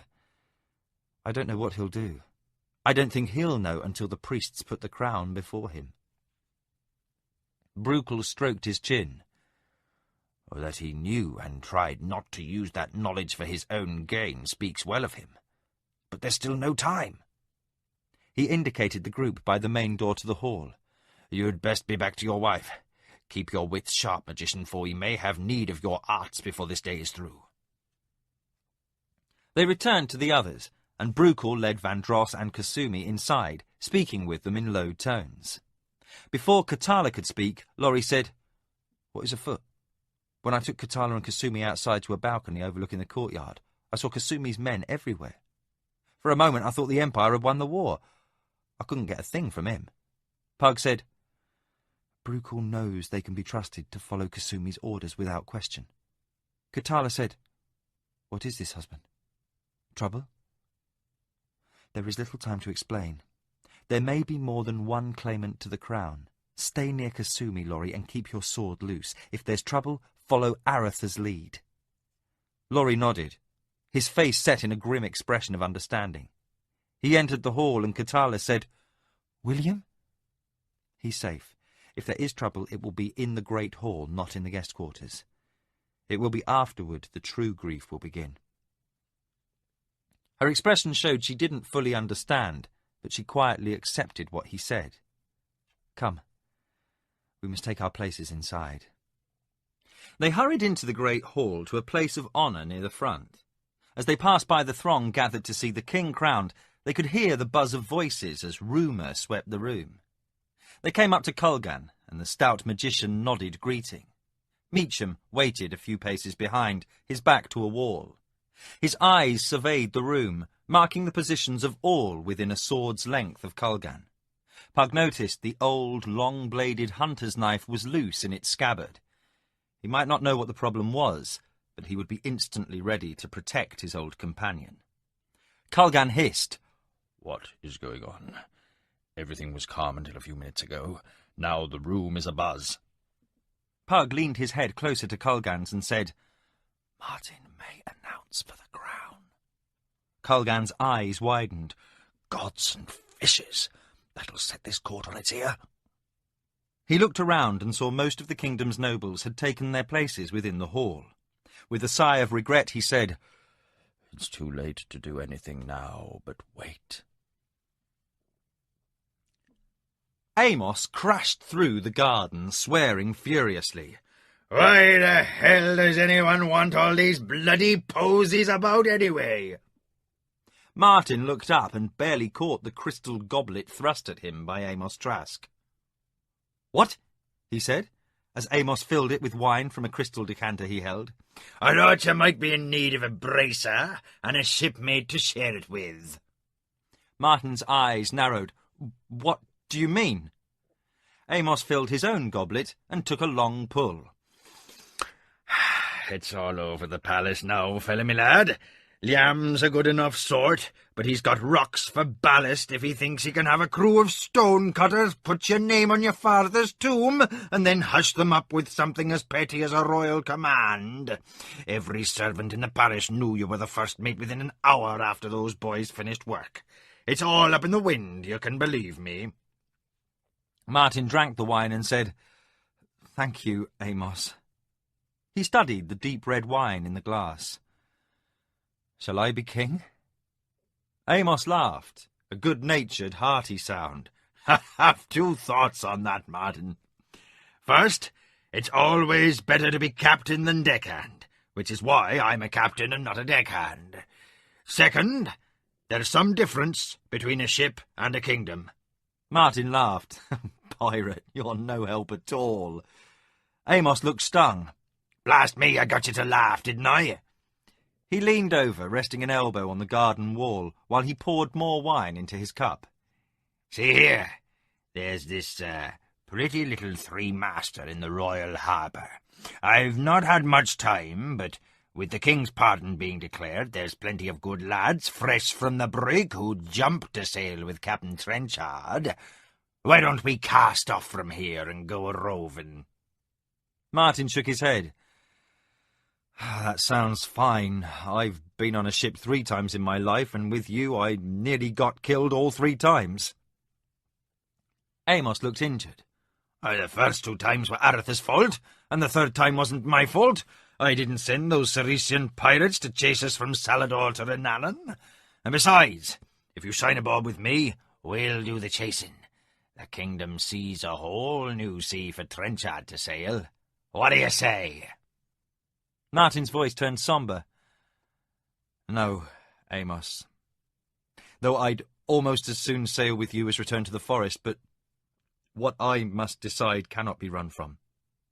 For good or ill, I am the eldest son, and I have the first claim to the crown." Martin looked hard at Amos. "Do you think Liam can be king?" Amos shook his head. "Of course, but that's not the question, is it? What you want to know is, can Liam be a good king? I don't know, Martin, but I'll tell you one thing. I've seen many a sailor gone pale with fear in battle, yet fight without hesitation. And sometimes you can't know what a man's capable of until the time comes for him to act." Amos paused for a moment, considering his words. "Liam's a good enough sort, as I said. He's scared silly of becoming king, and I don't blame him. But once upon the throne, I think he could be a good enough king." "I wish I could know you were right." A chime sounded. Then great bells began to ring. "Well," said Amos, "you don't have much time left to decide. The priests of Ishap are at the outer gates, and when they reach the throne room, there's no cutting grapples and sailing away. Your course will be set." Martin turned away from the wall. "Thank you for your company, Amos, and the wine. Shall we go change the fate of the kingdom?"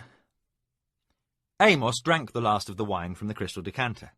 He tossed it aside, and over the sound of shattering glass said, "You go decide the fate of the kingdom, Martin. I'll come along later, perhaps, if I can't arrange for that little ship I spoke of. Maybe we'll sail together again, if you change your mind about being king, or you decide you're in need of quick transportation from Lenanan. Fetch yourself down to the docks before sundown. I'll be about somewhere, and you'll always be welcome in my crew. Martin gripped his hand tightly. Always farewell, pirate. Amos left, and Martin stood alone, ordering his thoughts as best he could. Then, making his decision, he began his journey to the throne room. By craning his neck, Pug could see those entering the great hall. Duke Caldric escorted Erland's widow, Princess Alicia, down the long aisle toward the throne. Anita and Carline followed. From Culgan came the observation, "By those grim expressions and pale complexions, I wager Aretha has told them what may come." Pug noticed how Anita held tightly to Carline's hand when they reached their appointed places. What a thing to discover you've an elder brother in these circumstances. Culgan whispered, "They all seem to be taking it well enough." Gongs announced the Ishapian priests had entered the anteroom, and Aretha and Liam entered. Both wore the red mantles of princes of the realm and walked quickly to the front of the hall. Aretha's eyes darted around the room, as if trying to judge the temper of those on all sides. Liam looked calm, as if somehow resigned to accept whatever fate brought. Pug saw Aretha whisper a short word to Fannon, and the old swordmaster in turn spoke to Sergeant Gardan.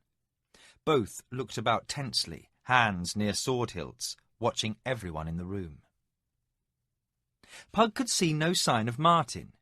He whispered to Culgan, "Perhaps Martin has decided to avoid the issue." Culgan looked about. "No. There he is." Pug saw where Culgan indicated with a bob of his head.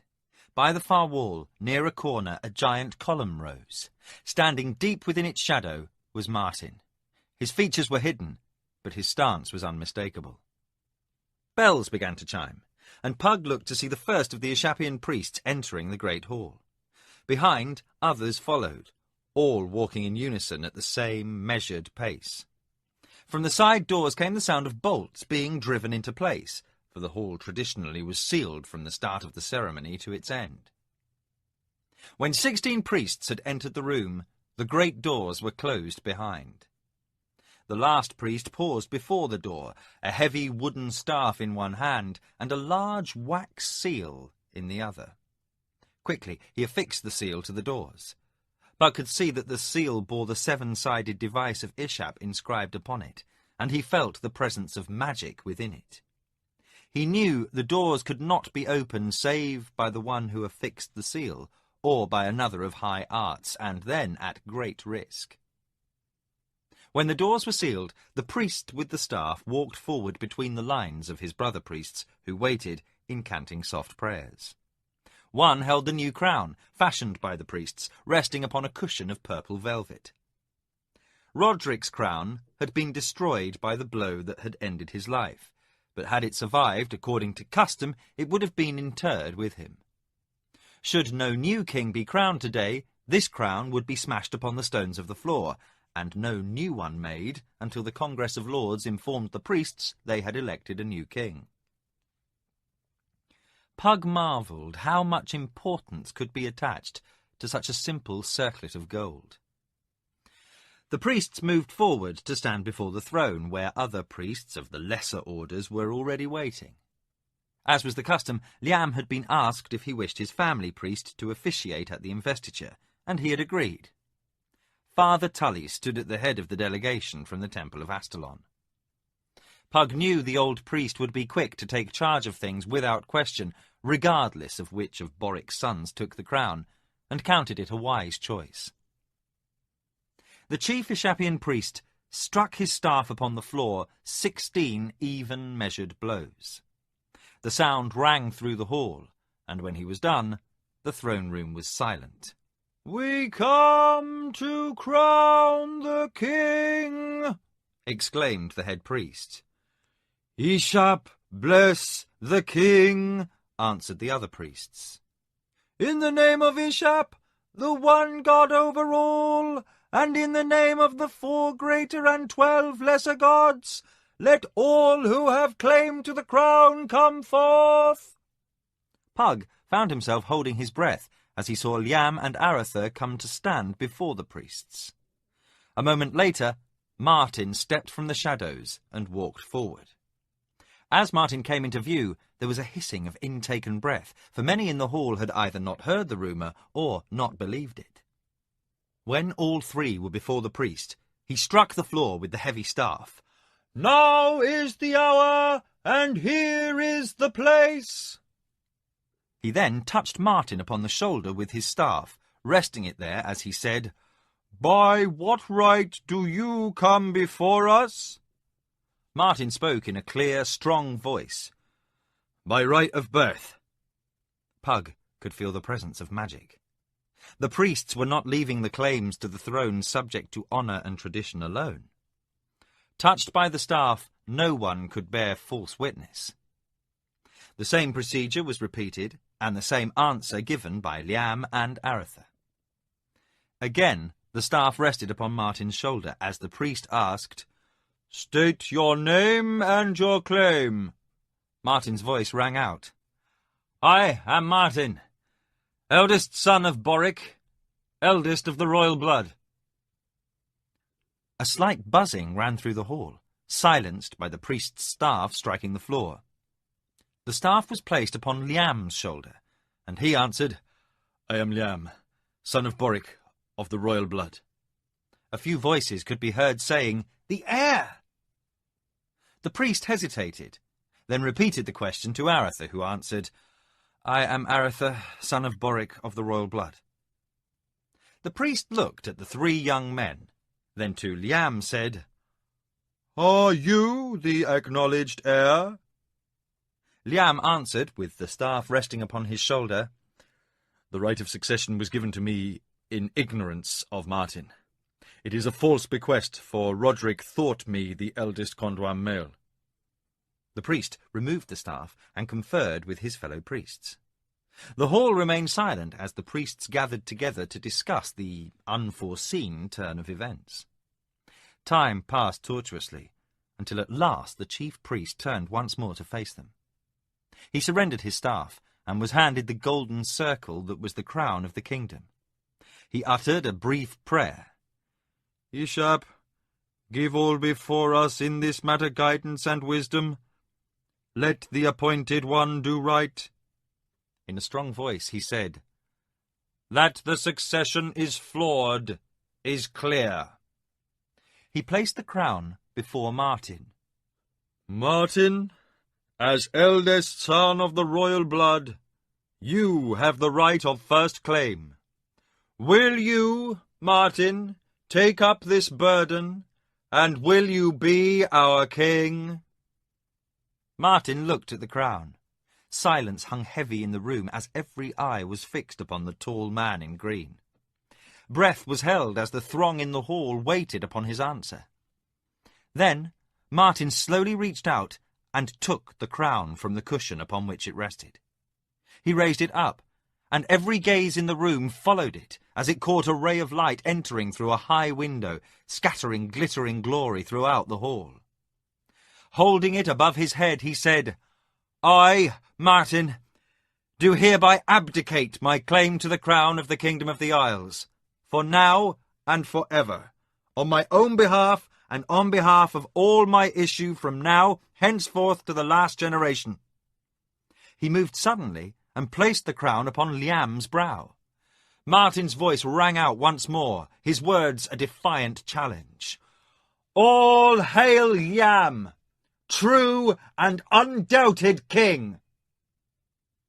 Liam stood flanked by his brothers, one to each side, and the hall erupted into shouts and cheers. "Hail Liam! Hail the king!" The chief priest let the shouting continue for a time, then recovered his staff and struck the floor, bringing silence.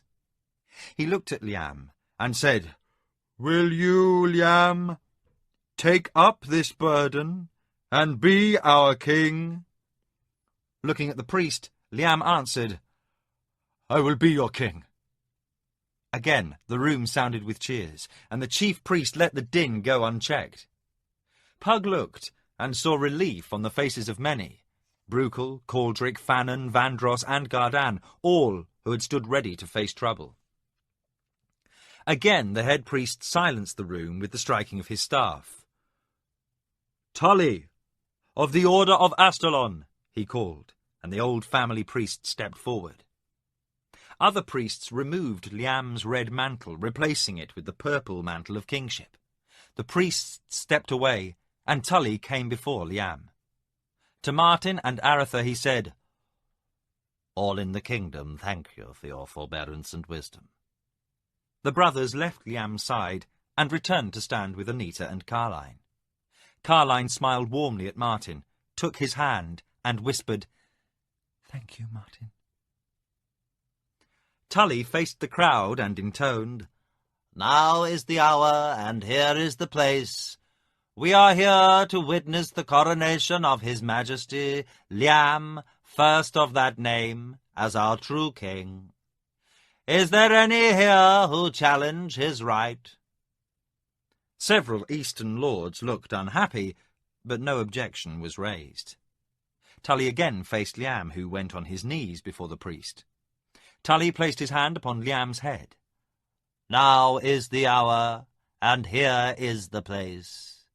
It is to you this burden has fallen, Liam, first of that name, son of Boric of the Condwan line of kings. Will you take up this burden, and will you be our king?" Liam answered, "I will be your king." Tully removed his hand from Liam's head and reached down to take his hand, gripping the royal signet upon it. "Now is the hour, and here is the place. Do you, Liam Condwan, son of Boric of the line of kings, swear to defend and protect the kingdom of the Isles, faithfully serving her people, to provide for their welfare, weal, and prosperity?" "I, Liam, do so swear and avow."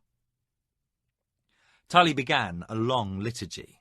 Then, when the prayers were done, Liam rose. Tully removed his ritual mitre and handed it to the head priest of Ishap, who passed it along to another of Tully's order. Tully knelt before Liam and kissed his signet. He then rose and escorted Liam to the throne, while the Ishapian priest incanted, "Ishap, bless the king!" Liam sat. An ancient sword once carried by Danis, the first Condwan king, was brought to him and rested across his knees, a sign he would defend the kingdom with his life. Tully turned and nodded to the chief priest of Ishap, who struck the floor with his staff. "Now it is past, the hour of our choosing. I hereby proclaim Liam the First, our right, true, and undisputed king." The crowd responded with a roar. "Hail Liam! Long live the king!" The priests of Ishap chanted low, and the chief priest led them to the door. He struck the wax seal with his staff, and it split with a cracking sound. He struck the door 3 more times, and the guards outside opened it. Before stepping out, he intoned the last phrase of the ritual of coronation. To those outside the hall not privileged to watch the ceremony, he announced, "Let the word go forth. Liam is our king." Faster than a bird's flight, the word went out of the hall, through the palace, and into the city. Celebrants in the street toasted the new monarch, and not 1 in 1,000 knew how close disaster had come to visiting the kingdom this day. The Ishapian priests left the hall, and all eyes returned to the new ruler of the kingdom. Tully motioned to the members of the royal family, and Aretha, Martin, and Carline came before their brother. Liam extended his hand, and Martin knelt and kissed his brother's signet. Aretha followed, then Carline. Alicia led Anita to the throne, the first of the long line of nobles who followed, and the lengthy business of accepting the fealty of the peers of the realm began. Lord Caldric bent a trembling knee to his king, and there were tears of relief upon his face as he rose. When Bruchel swore his loyalty, he briefly spoke to the king as he stood, and Liam nodded. Then, in turn, came the other nobles of the kingdom, until, hours later, the last of the border barons, those guardians of the northern marches, vassal to no lord but the king, rose and returned to the stand with the others in the hall. Handing the sword of Danis to a waiting page, Liam stood and said, "It is our wish that a time of celebration be at hand, but there are matters of state that must be attended to at once. Most are of a happy nature, but first there is one sad duty that must be discharged. There is one absent today, one who sought to gain the throne upon which we are privileged to sit. That Guy du Bastera did plot treason cannot be denied. That he did commit foul murder is unquestioned. But it was the late king's wish that mercy be shown in this matter. As it was Roderick's dying request, I shall grant this boon, though it would be our pleasure to see Guy du Bastera pay in full for his deeds. Let the word go from this day that Guy du Bastera is named outlaw and banished from our kingdom, his titles and lands forfeit to the crown. Let his name and arms be stricken from the roll of lords of the kingdom. Let no man offer him shelter, fire, food, or water." To the assembled lords he added, "Some here have been allied with the former duke, so we have little doubt he will hear our judgment. Tell him to flee, to go to Kesh, Queg, or Roldem. Tell him to hide in the Northlands if no other will take him.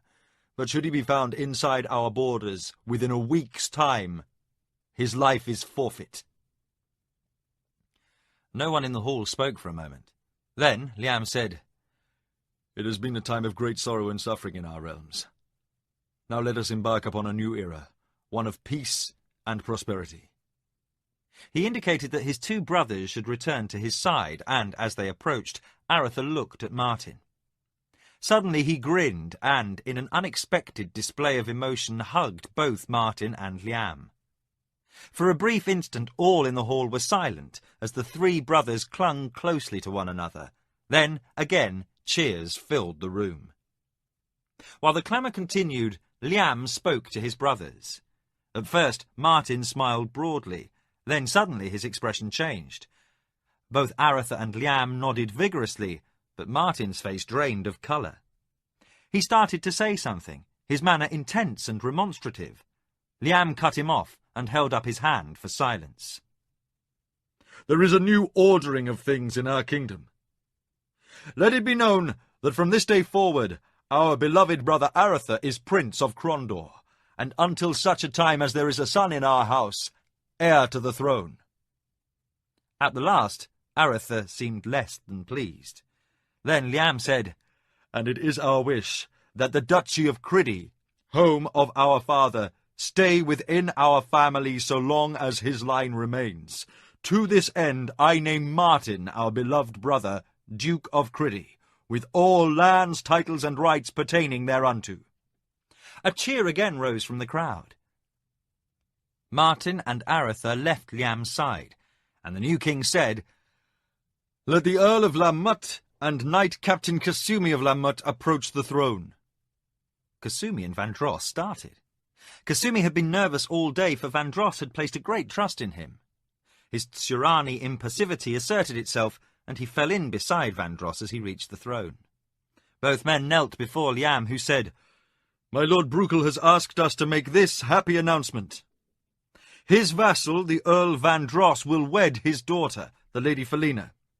From the crowd, Bruchel's voice could be heard clearly saying, "And it's about time!" Several of the older courtiers from Roderick's court blanched, but Liam joined in the general laughter.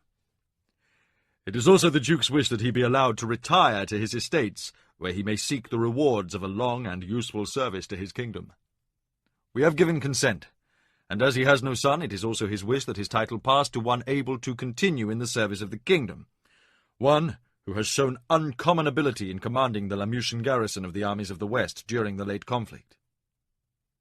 For his many brave actions and his faithful service, we hereby approve his marriage, and are pleased to name Vandross, Duke of Yabon, with all lands, titles, and rights pertaining thereunto. Rise, Lord Vandross." Vandross rose, a little shaken, then returned to the side of his father-in-law-to-be. Bruchel struck him a friendly blow on the back and gripped his hand. Liam turned his attention to Kasumi and smiled. "There is one here before us, who was recently counted our enemy. He is now counted as our loyal subject.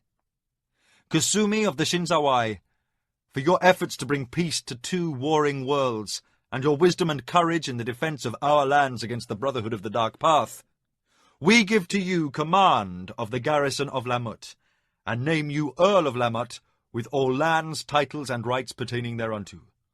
Rise, Earl Kasumi." Kasumi was speechless. He slowly reached out and took the king's hand, as he had seen the other nobles do, and kissed the signet. To the king he said, "My lord king, my life and my honor do I pledge." Liam said, "My lord Vandross, do you accept Earl Kasumi as your vassal?" Vandross grinned. "Happily, sire." Kasumi rejoined Vandross, his eyes illuminated by pride. Brukel administered another hearty slap on the back. Several more offices were given, for there were vacancies from the intrigues of Roderick's court and from deaths in the war. When it seemed all business was over, Liam said, "Let Squire Pug of Criddy approach the throne." Pug looked at Katala and Kulgan, surprised at being called. "What?" Kulgan pushed him forward. "Go and find out." Pug came before Liam and bowed. The king said, "What has been done was a private matter between our father and this man. Now, it is our wish all in our realm know that this man, once called Pug, the orphan of Criddy, has had his name inscribed upon the rolls of our family." He held out his hand, and Pug knelt before him. Liam presented his signet and then took Pug by the shoulders and bade him rise. "As it was our father's wish, so it is ours. From this day let all in our kingdom know this man is Pug Kondwan, member of the king's family." Many in the hall were surprised by Pug's adoption and elevation, but those who knew of his exploits cheered lustily as Liam said, "Behold, our cousin Pug, Prince of the Realm." Katala ignored all propriety and ran forward to embrace her husband. Several of the Eastern lords frowned, but Liam laughed and kissed her upon the cheek. "Come," Liam cried, "it is now time for celebration. Let the dancers, musicians, and tumblers come forth. Let tables be brought, and food and wine be placed upon them. Let merriment reign." The festivities continued. Celebration had run unchecked throughout the afternoon. A herald next to the king's table read messages to the king from those unable to attend, many nobles and the king of Queg, as well as monarchs of the small kingdoms of the eastern shores. Important merchants and guildmasters from the free cities also sent congratulations. There were also messages from Aglarana and Thomas, and from the dwarves of the west at Stone Mountain and the Grey Towers. Old King Halfdan, ruler of the dwarves of the east in Dorgin, sent his best wishes, and even Great Kesh had sent greetings, with a request for more meetings to settle peacefully the issue of the Veil of Dreams. The message was personally signed by the Empress. Hearing the last message, Liam said to Aratha, "For Kesh to have sent us a personal message in so short a time, the Empress must boast the most gifted spies in Midkemia. You'll have to keep your wits about you in Krondor." Aratha sighed, not happy at that prospect. Pug, Laurie, Meacham, Gardan, Kulgan, Fannon, and Kasumi all sat at the royal table. Liam had insisted they join the royal family. The new Earl of Lamut still seemed in shock at his office, but his happiness was clearly showing, and even in this noisy hall the sound of his warriors outside singing Thurani songs of celebration could be faintly heard. Pug mused over the discomfort that must be causing the royal porters and pages. Katala joined her husband, reporting their son napping, and Fantas as well, exhausted from play. Katala said to Kulgan, "I hope your pet will be able to withstand such constant aggravation." Kulgan laughed. "Fantas thrives on the attention." Pug said, "With all those rewards being passed out, Kulgan, I'm surprised there was no mention of you. You've given faithful service to the king's family as long as anyone save Tully and Fannon. Colgan snorted. Tully, Fannon, and I all met with Liam yesterday, before we knew he was going to acknowledge Martin and throw the court into turmoil. He began to mumble something or another about offices and rewards and such, but we all begged off. When he began to protest, I told him I didn't care what he did for Tully and Fannon, but if he tried to haul me up before all those people, I'd straightway turn him into a toad. Anita, overhearing the exchange, laughed. So it is true. Pug, remembering the conversation he had with Anita in Crondor so many years ago, joined in the merriment. He looked back on all that had occurred to him in the years since he had first chanced to come to Colgan's cottage in the forests, and reflected for a moment. After much risk and many conflicts, he was safe with family and friends, with a great adventure, the building of the academy yet to come.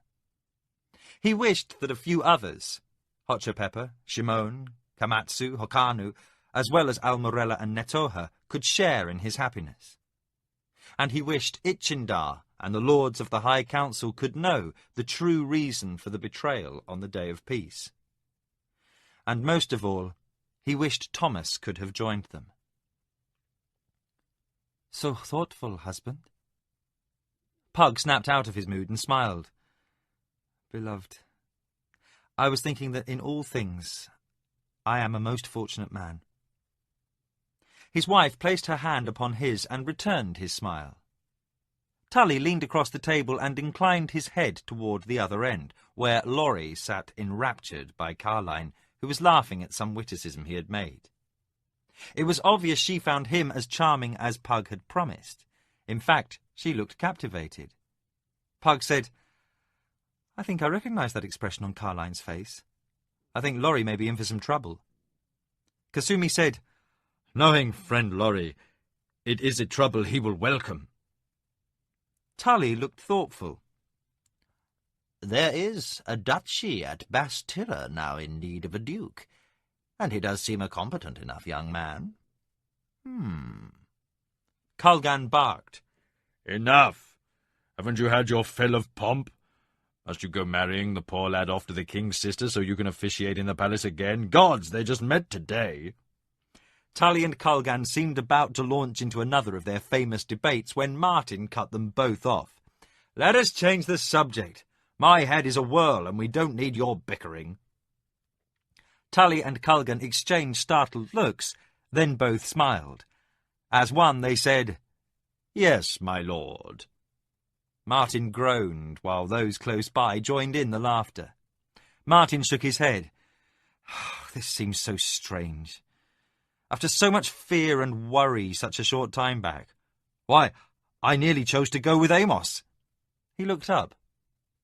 Where is Amos? Upon hearing the seaman's name, Aretha also looked up from his conversation with Anita.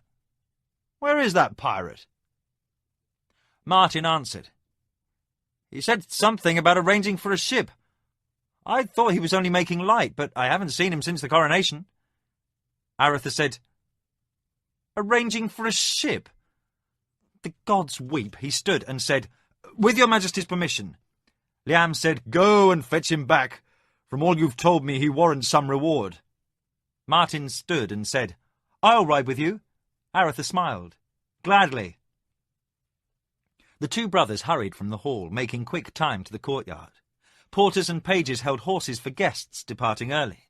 Aretha and Martin grabbed the first two in line, unceremoniously leaving two minor nobles without mounts. The two noblemen stood with mouths open, caught halfway between anger and amazement. Your pardon, my lords! Shouted Aretha as he galloped his horse toward the gate.